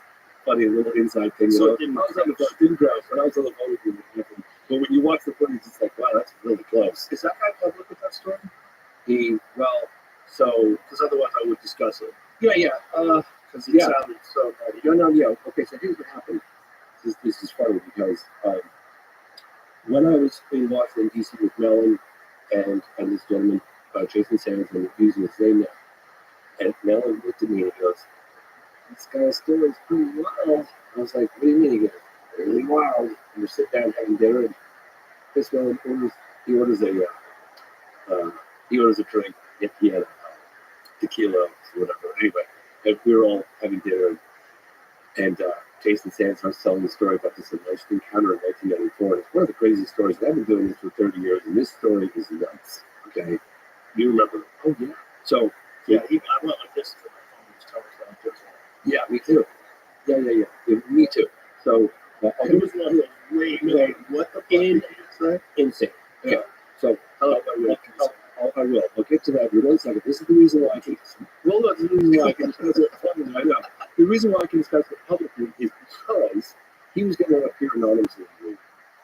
And I was debating on exactly how to go about doing this because I was torn because you got a statement from an individual, you don't have his identity, but I was in DC, I put the whole thing down, and I said, he was worried about his security, he was a whistleblower, he already testified to a number of Senate Intel committees, Senate Armed Services Committee, and All about the UFO phenomenon? yeah, about the UFO phenomenon. They're part of the UFO and the OP task force. They found him, and he was giving them information and reporting on things.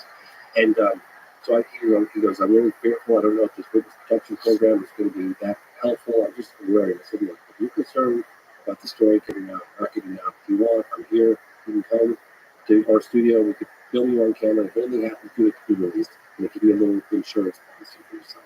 He goes, that sounds great. Let's do it. So I did a whole thing. And then I'm periodically posting clips or just still frames and updates on the movie as I make it, as I do on social media. And I posted this one scene, and it had a clipboard on it in the scene. And on that clipboard, if you zoomed right in, his name. So I posted it, and by accident, I posted the damn thing. And on my phone starts blowing up 10 minutes later. You just really on this guy. What are you doing? Take it down, take it down, take it down. Too late, so he's out there. He's getting all kinds of heat. So as a result of giving the truncated version, he basically had to go through the adoption process, which is basically pre-publication of authorization of what you can and can't say. Excuse me. So he basically could talk about a number of cases that were in the film. We had to put about one particular word, which in the movie it's blurred out. We had to do that. That was adoption. So it was the winter of 1994. There was a unidentified flying object that was picked up on the base. Old school UFO. Oh, yes, sir. Old school. It was a UFO. It was picked up on the base, and it was recorded by sensory data, and it was picked up on camera, and had camera footage on it from different locations. And it looked like a weird shape. It was like an unusual shape, and there's people talking about it in the movie. And the film is in the movie. The film footage that leaked from the base is in the movie. See what it looks like. Kind of, yeah. It's kind of blurry in some spots, and yeah, you'll see it. So It's in the program. it's in the program, yeah. And then you hear all the voices. I actually have their voices cleaned up. You can hear people talking about what the hell is it? Is there a clip we could see online? Just so we can check out what it looks like? Damn. Sorry. Could you maybe just say the actual name of the incident? Maybe Yeah, I it's- find Yeah, try and find it. It's Nellis Test Range UFO 1994. See if you can find it. people put stuff It's long. It's really because it's on Amazon right now. People put clips up. So Yeah, it's true. Yeah, there's other things on there. So in any case, so that video, there it is. Oh, that's terrible. There's much better footage in it. Yeah, there's much better footage in it. It's in my movie. I had it cleaned up. But yeah, that's it basically. can I see that? So that's what Yeah, but the footage I have is way better than this. Yeah, it's sometimes. So what did it look? Jesus Christ! You know what that looks like, Jamie? very weird shape. Jamie, you know what that looks like? It looks like Terrence Howard's creation, doesn't it? It's weird. What is it? What is he called it again? But it was Those things that lock together. Those, the flying drone thing that he created. Lynchpins. yeah. Terrence Howard created this fascinating concept for like a drone, where it's like propellers going all these different directions, and they sync up and they link together, and it looks like that. Oh yeah. So anyway. So it's footage. People talking about it. What is it? We don't know. It's unidentified, and it flies around the base, and that leaked, and the names of the witnesses leaked. 3 days later, Can you explain? I'm sorry to keep cutting you off. Can you just say what it did, like how it was like didn't have any visible means of propulsion. It didn't have any wings. It didn't have propellers. It just looked like an object, a round sort of object, with weird shape, almost like a helmet or something, with things coming off of it. And it was just moving around the base, and nobody slowly. It's on. Oh, that's it. Yep. That's it. That's exactly it. Yep. It's definitely not big balloon. You hear everybody talking about it. The audio that goes along with it, and I had it cleaned up, is they're all talking. Nobody knows what it is. So this is Zoom. Is this why it's moving around like that? They're trying to keep it in focus. And It's all. Mr. Sands explains all of that in the film, the program he talks about it. So anyway, so this leaks. He resumes. The witnesses leaks, and 3 days later, he's in a convoy. Gesundheit. He's in a convoy, and it's early in the morning, and there's 3 jeeps, in convoy on a dirt road heading out of Mel's test range. And they see what looks like maybe somebody was involved in a plane crash. There's somebody that was struggling out in the middle of the desert. It was early in the morning, wintertime, and they're looking at this individual. Oh my God, is that a person? That individual needs some help. That individual looks like they need some help. They look cold. Their skin had a slight blue tint to it.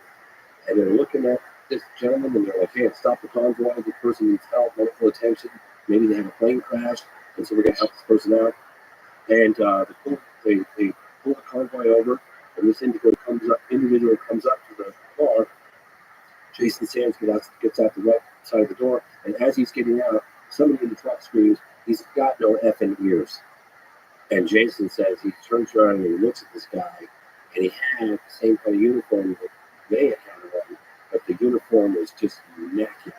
Like, there wasn't any dust on it, no dust on the boots. And he was thinking, well, that's weird. This guy's got no ears. This guy's some kind of mutant. And he looks at him and his eyes were a lot bigger. It's all illustrated in this movie. And then he starts talking like, he said it was like a snake biting, and he was just paralyzed with fear. It was really scary. What am I looking at? Is this a human? Is this a mutant? Is this an alien? What is this? And he starts talking to him in gibberish. But he said he's trying to understand telepathically everything this person or entity, being, creature, alien, whatever you want to call it, was saying to him, and he was looking for some kind of metal.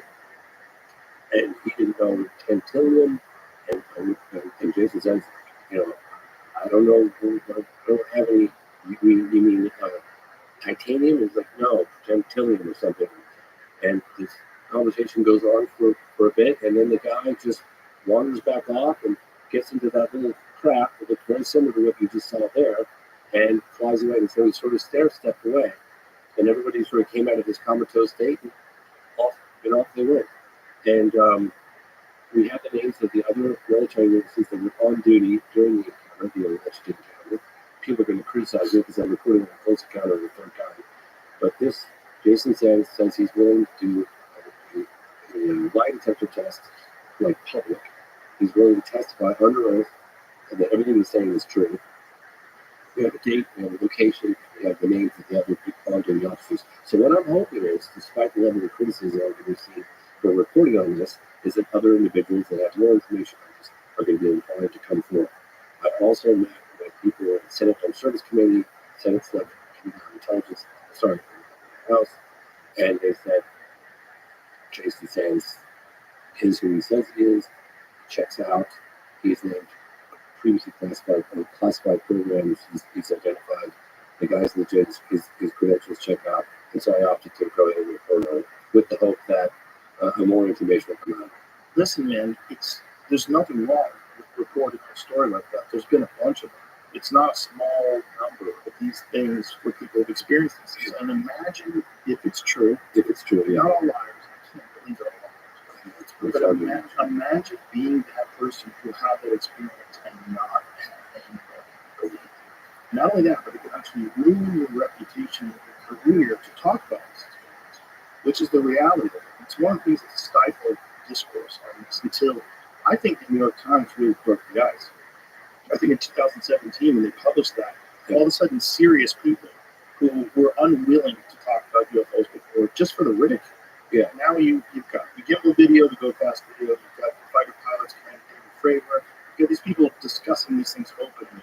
Okay, this seems like something that a serious person can discuss now. And so then it's open. But actually meeting one and talking to, it's like the Virginia story.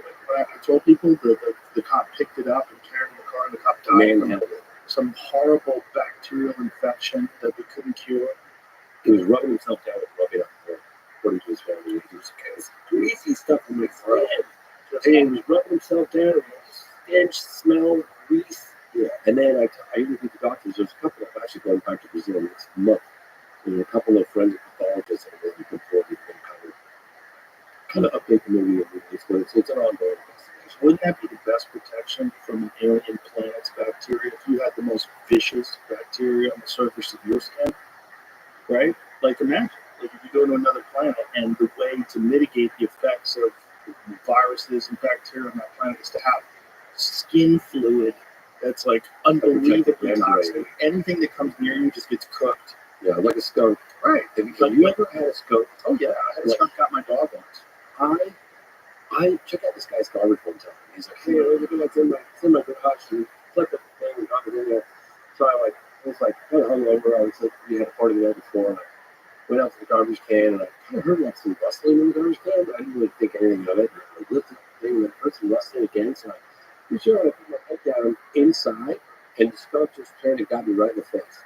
Now, I held my breath and I closed my eyes the last second, and it went right through me. It penetrated my margins. It was so powerful, but it was paralyzing.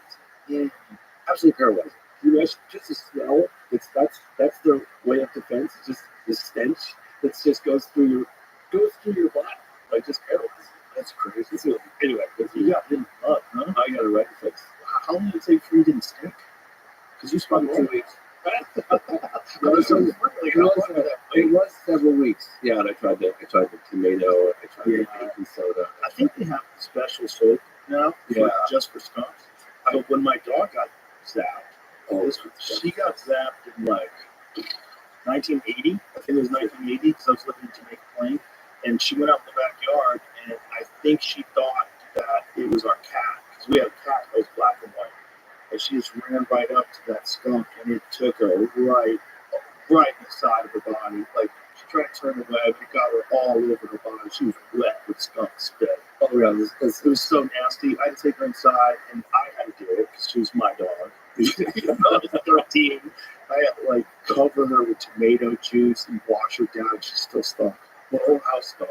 It's so funny because I was getting ready for a road trip this a couple years ago, and I looked over and I was like, did we walk, dude? It was like 9 o'clock at night. We were exhausted. We packed everything up. We had a car ready to go for the next morning. Did we walk, dude? You know what? We're kicking our dog. So we did. I was like, it's 9 o'clock. Outside. I hear him like, Rabbi. And then he goes, and I thought, oh my God, somebody just ate him. I said, oh my gosh. I ran after, looked for him, running in, and shoved some bad covered in skull. The whole house, like, it was so strong. It's unbelievable. That smell is just like, it's so incredible. The way somebody explained this to me, you know, like animals, like bloodhounds and bears, and they have insane sense of smell. God, like 100,000 times stronger than ours, right? But they can pick up parts per million the way we pick up skunk. Really? Yes.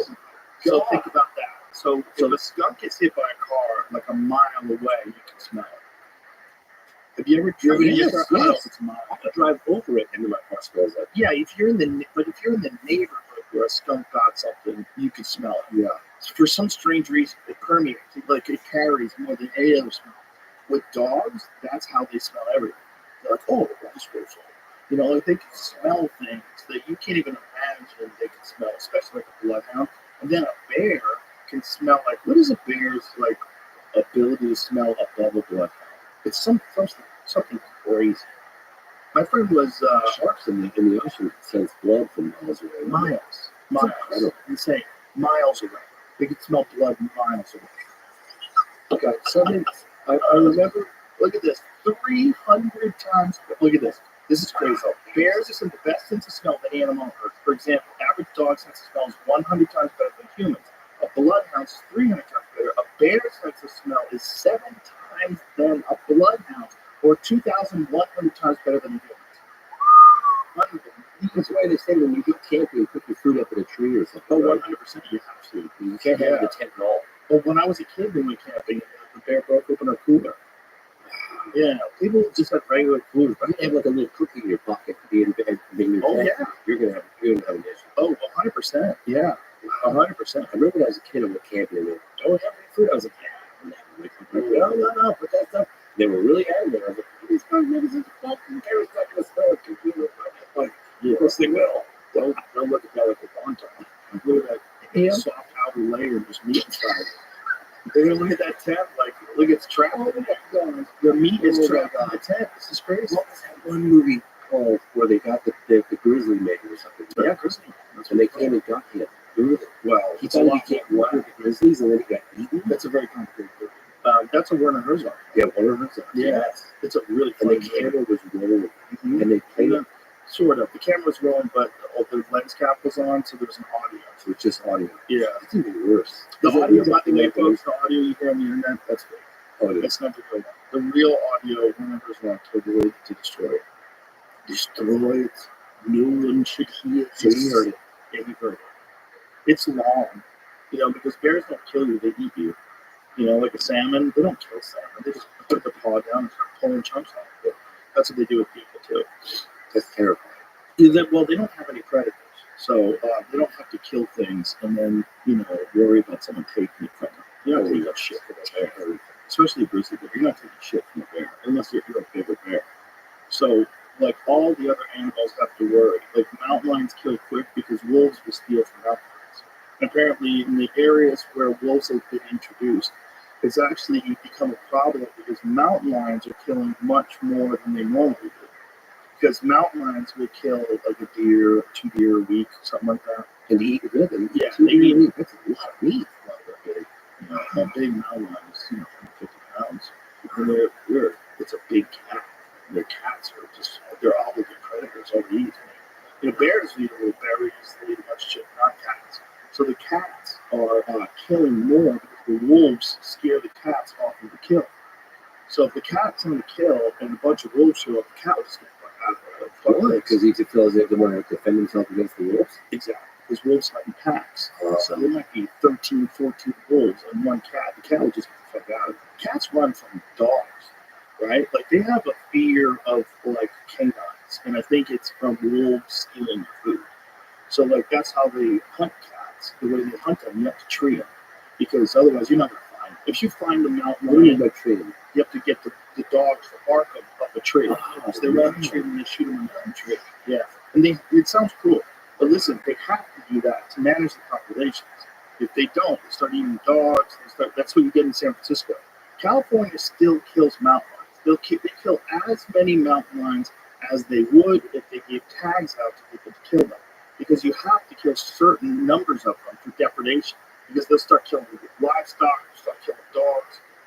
In the Bay Area, the problem cats that they wind up killing in like San Francisco, half their diet was pets.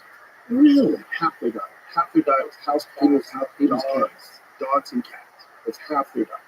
Half of their diet. So you manage, 100+ pound cat, and he's running around just eating dogs. You leave your dog in your backyard, gone. Happens all the time. Wow. It happened to my dog. Really? Yeah, my dog in Colorado got eaten by a mountain lion. It happens. Oh, I feel so bad for my little guy. it's terrible. Nothing to protect my little feather. One time I was hiking up this mountain. And I had my son with me at the time. He was in that little pouch, that little pouch that you put in the front. Like he was like probably like maybe 2.5. And I was hiking this mountain pretty daily. It's funny actually because when I went up there without him, I was like, well, this is why people hike with weights on. This feels amazing. I can run up this mountain. Anyway, I was up the mountain, and I had my dog. I didn't do. And I had my son walking up this mountain, and I come down this good left. It's a pretty exposed, not too many trees, some bushes, and it's a hot sunny day. And I see this leg of a deer, like just fresh killed, blood on the ground. I was like, yeah, what the hell? The hell? Yeah, that's fresh. I was like, huh. Like, kind of keep going. And around the corner, there's a long straightaway. The hill goes up like this, and I see what looks like a big, like greyhound dog, kind of like brown, kind of walking kind of back and forth like this with a tail. And I was like, man, who the hell's greyhounds doing out here? Like, what the hell is that's another one? I was like, shit. And another one, he turns around and looked at me. And I had a kid. I was like, shit. So I grabbed my dog and I turned around and started running. But I knew that I shouldn't be running. So I'm running, going, I shouldn't be running. I shouldn't be running. I know I shouldn't be running. And I wanted to get around the corner and get it out of its line of sight. And then I go, well, if he comes up on me, I'm going to have to throw my dog. I was like, I looked at Duke and I said, if it comes down to it, Duke, you're gonna have to take one for the team. You know, what I was that? It was a horrible choice, but I had my son. Like, of course. But I remember going my dog too, and I was like looking at my dog going, "Oh man, this is a horrible decision I have to make." But if it comes down to it, I'm gonna have to sacrifice you, buddy. I love you. You know, but it didn't come down to it. But I remember running going, "You're an idiot, James. Why are you running nothing?" You can't run. Well, that's the problem with mountain biking. They get got because when they pass by a cat, it's almost like rolling a ball with yarn past a kitten. They are predators. And they'll catch bikes, but oh yeah, they get people on bikes. Yeah, that's happened a few times. They get people on bikes. They get joggers, people on bikes. They think you're running away from them. could you imagine what it's like to be running through and having something like that chase you? Yeah, I can. I mean, it hasn't happened to me, but I've seen them. I've I've seen 3 of them in my lifetime. Only one of them scared the shit out of me. I saw one in Colorado. I saw one in Montecito, like Santa Barbara area. It was small. Those are small. They were like 50, 60 pounds. And then I saw one with a buddy of mine, my friend Colton and I. We spotted one under a tree that was 30 yards away. And we were in a truck and it made me shit my pants. Wow, It was so big. This one was really big. This was a mature male with a big pumpkin head and huge forearms like a fucking bodybuilder. It was freaky. It was freaky to see because, you know, it was, first of all, it was dusk.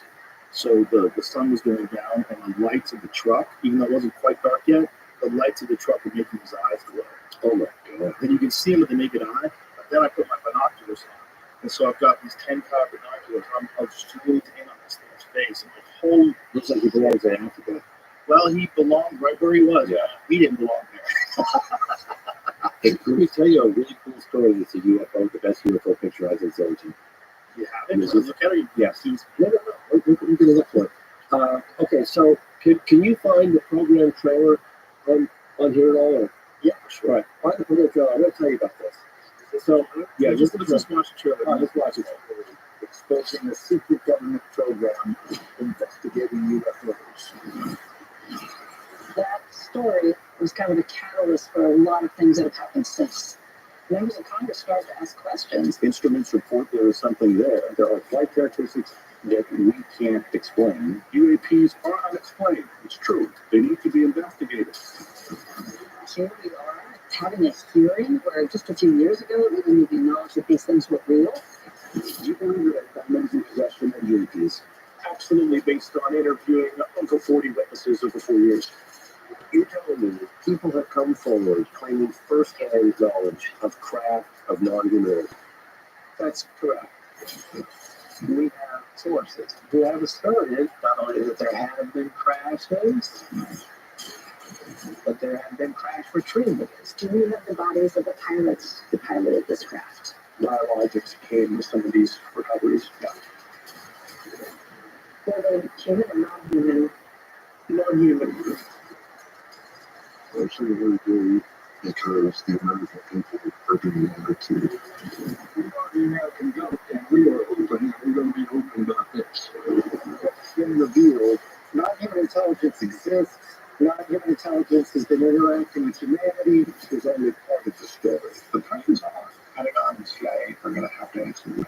Some are risking everything. Have you had incidences that have caused you to be in fear for your life? Yes, personally, to uncover the rest. What is being done to verify the assertion that the U.S. government has spaceships of non-human intelligence in their possession? That kind of revelation unearths people's beliefs.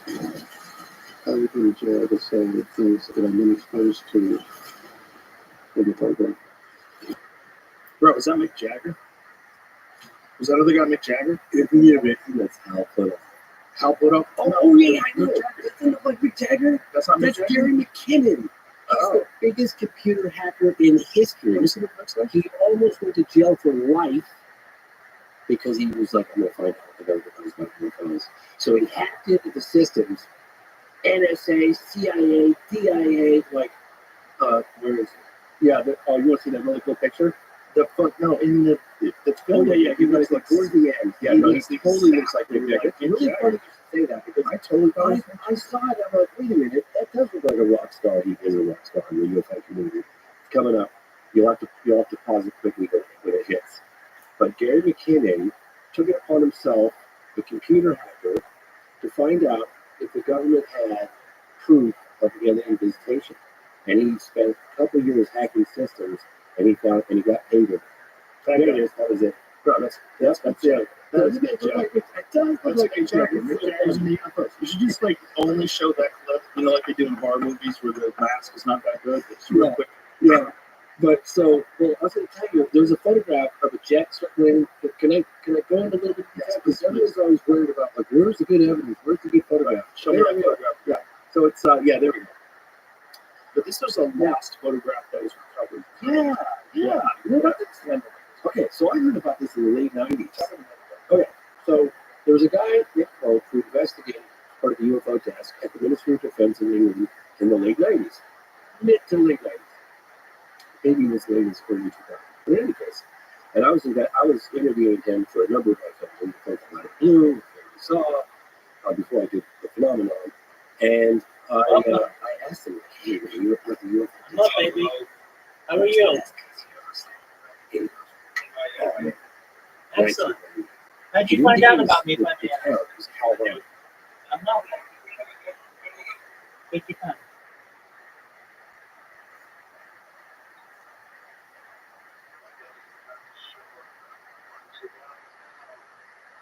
Could be.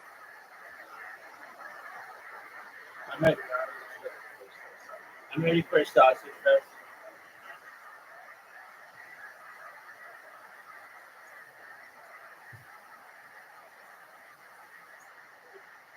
Welcome. How are you? What up, Doge? What up, Patrol? Hello, how are you? Hello. How'd you find out about me?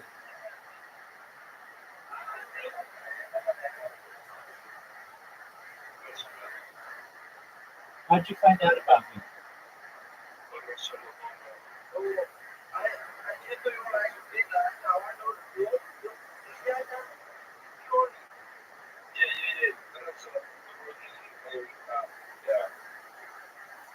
What languages do you speak? Excellent. All right. Do you speak Hindi? How did you find out about me?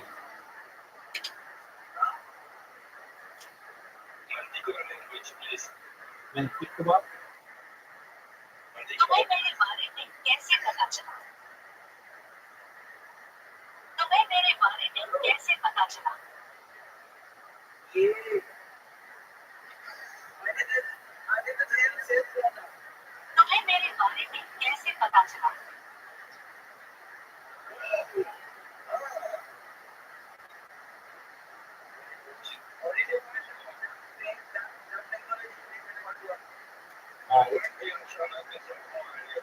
It's called the Pocket Talk.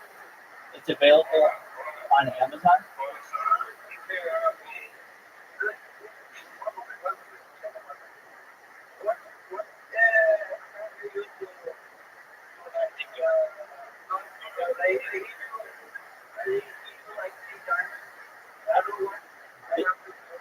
So mute the other one. This one is the one that you want to hear.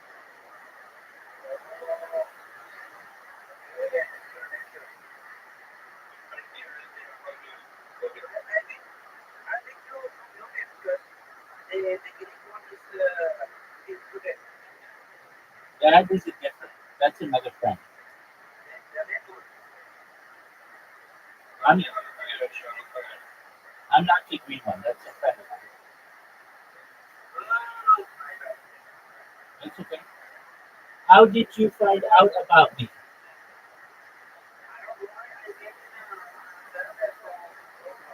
Oh, okay, very cool. So you found out about the criminal crimes. Excellent. Would you mind if I tell you about myself? Excellent. Well, I'm Rabbi Rothschild. I stream like 24 hours a day, 7 days a week, 365 days a year for world peace. I don't know war anymore. I have more data uploaded to the internet than any person in global history. According to the Economist magazine in 2018, data is Earth's number one resource. Katie, what are you doing? Katie, you need to be quiet when I'm talking. Katie needs to be quiet when I'm talking. You're okay. You're okay. That's fine. So we talked about some things on the stream. Cajun. Cajun. Quiet. We talked about some things on the stream that I normally discuss, things like anti-gravity, antimatter. We're watching an interview on alien disclosure right now. Dude, KG. I'm not going to talk if you... Exactly.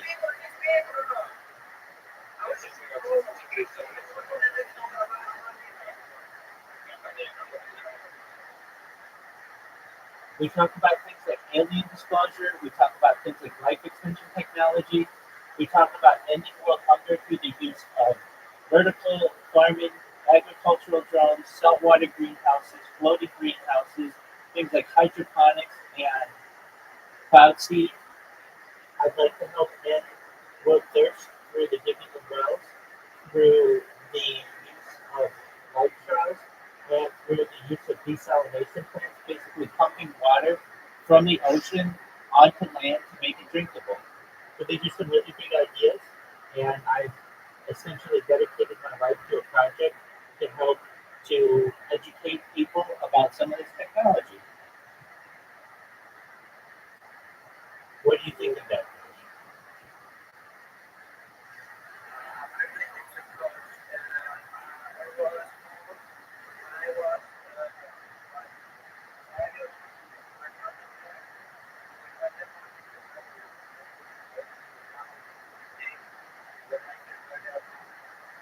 I'm glad you feel better. It's good to feel. Well, you should know that.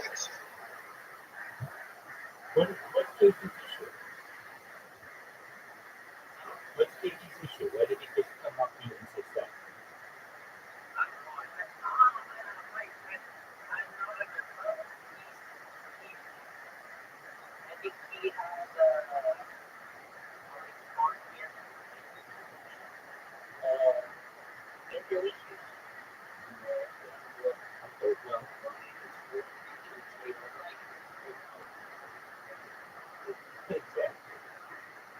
Okay.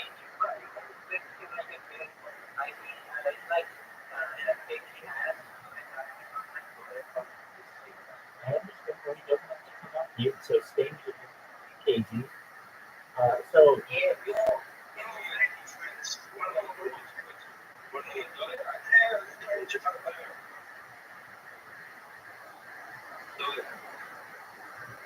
Doris, do you like playing games?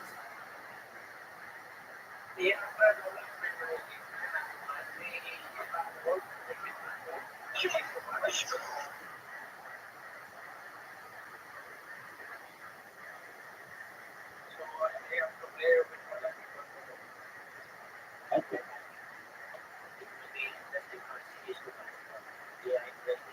Excellent. I'm going to send you a friend request, Doris. You seem like a very interesting person, and I'm glad that you were able to find me. If you ever need me, I'm here to help you. I am here to be a voice of reason. I can give you advice to the best of my ability. And just if you're ever lonely, just know that there are people out there who care about you and want the best for you, and I'm one of them. You're welcome. We're currently watching a documentary, the Joe Rogan Experience podcast. Feel free to watch it if you'd like. If you have questions, I'm here to answer them. And I appreciate you being here. Yeah.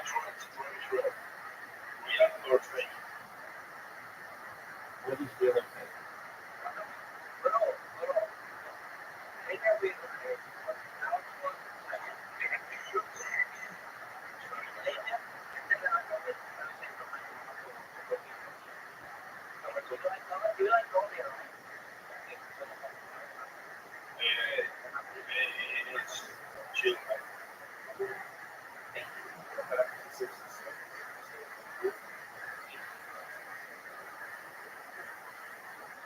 So, George, you should be we were just watching a podcast. Feel free to watch it. It's on alien disclosure, if that's a topic of interest to you. I don't know if you're aware, but there are many drone sightings of this in the United States that are causing news. And Joe Rogan has had some whistleblowers and documentarians on the subject, so we're just watching some of those. we're relaxing, having a good time, and I'm here to answer any questions that you have. And if you don't have any questions, feel free to chill. And if you have other things to do, I understand that too. I sent you a friend request, so you should know that whenever you're bored, you can come in here and say hello.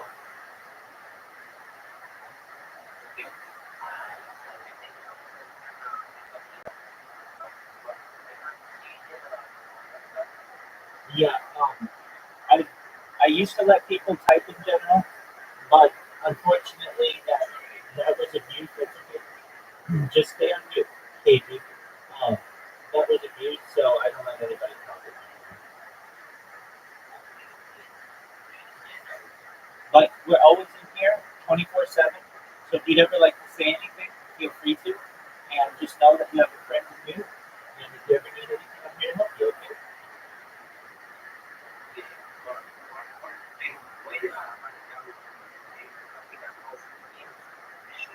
Because I'm the captain of the milkshake. Hey, yeah. There you go, Doge. You know what's up.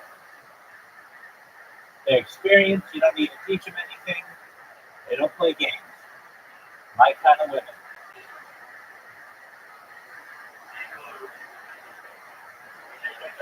There you go, my friend. Excellent. All right. Well, in the meantime, we're going to watch this podcast. Feel free to enjoy. And, okay. That sounds good. It's a pleasure to meet you. Okay. There you go. Excellent, Doge. Well, anytime you can talk to someone here for you, okay? Excellent. He said Scotland Adios, has two my friend. cultures. Take care. Before the Quakers, but they were actually culture. As if you didn't think about this when you talk about it in this room. Bye-bye. And he said it was late in the afternoon from the place I now know it's called Calvin, and they came upon in this relatively remote area. I know because I hiked out to the exact spot. It's in the movie, and they came upon this diamond-shaped or disc-shaped object.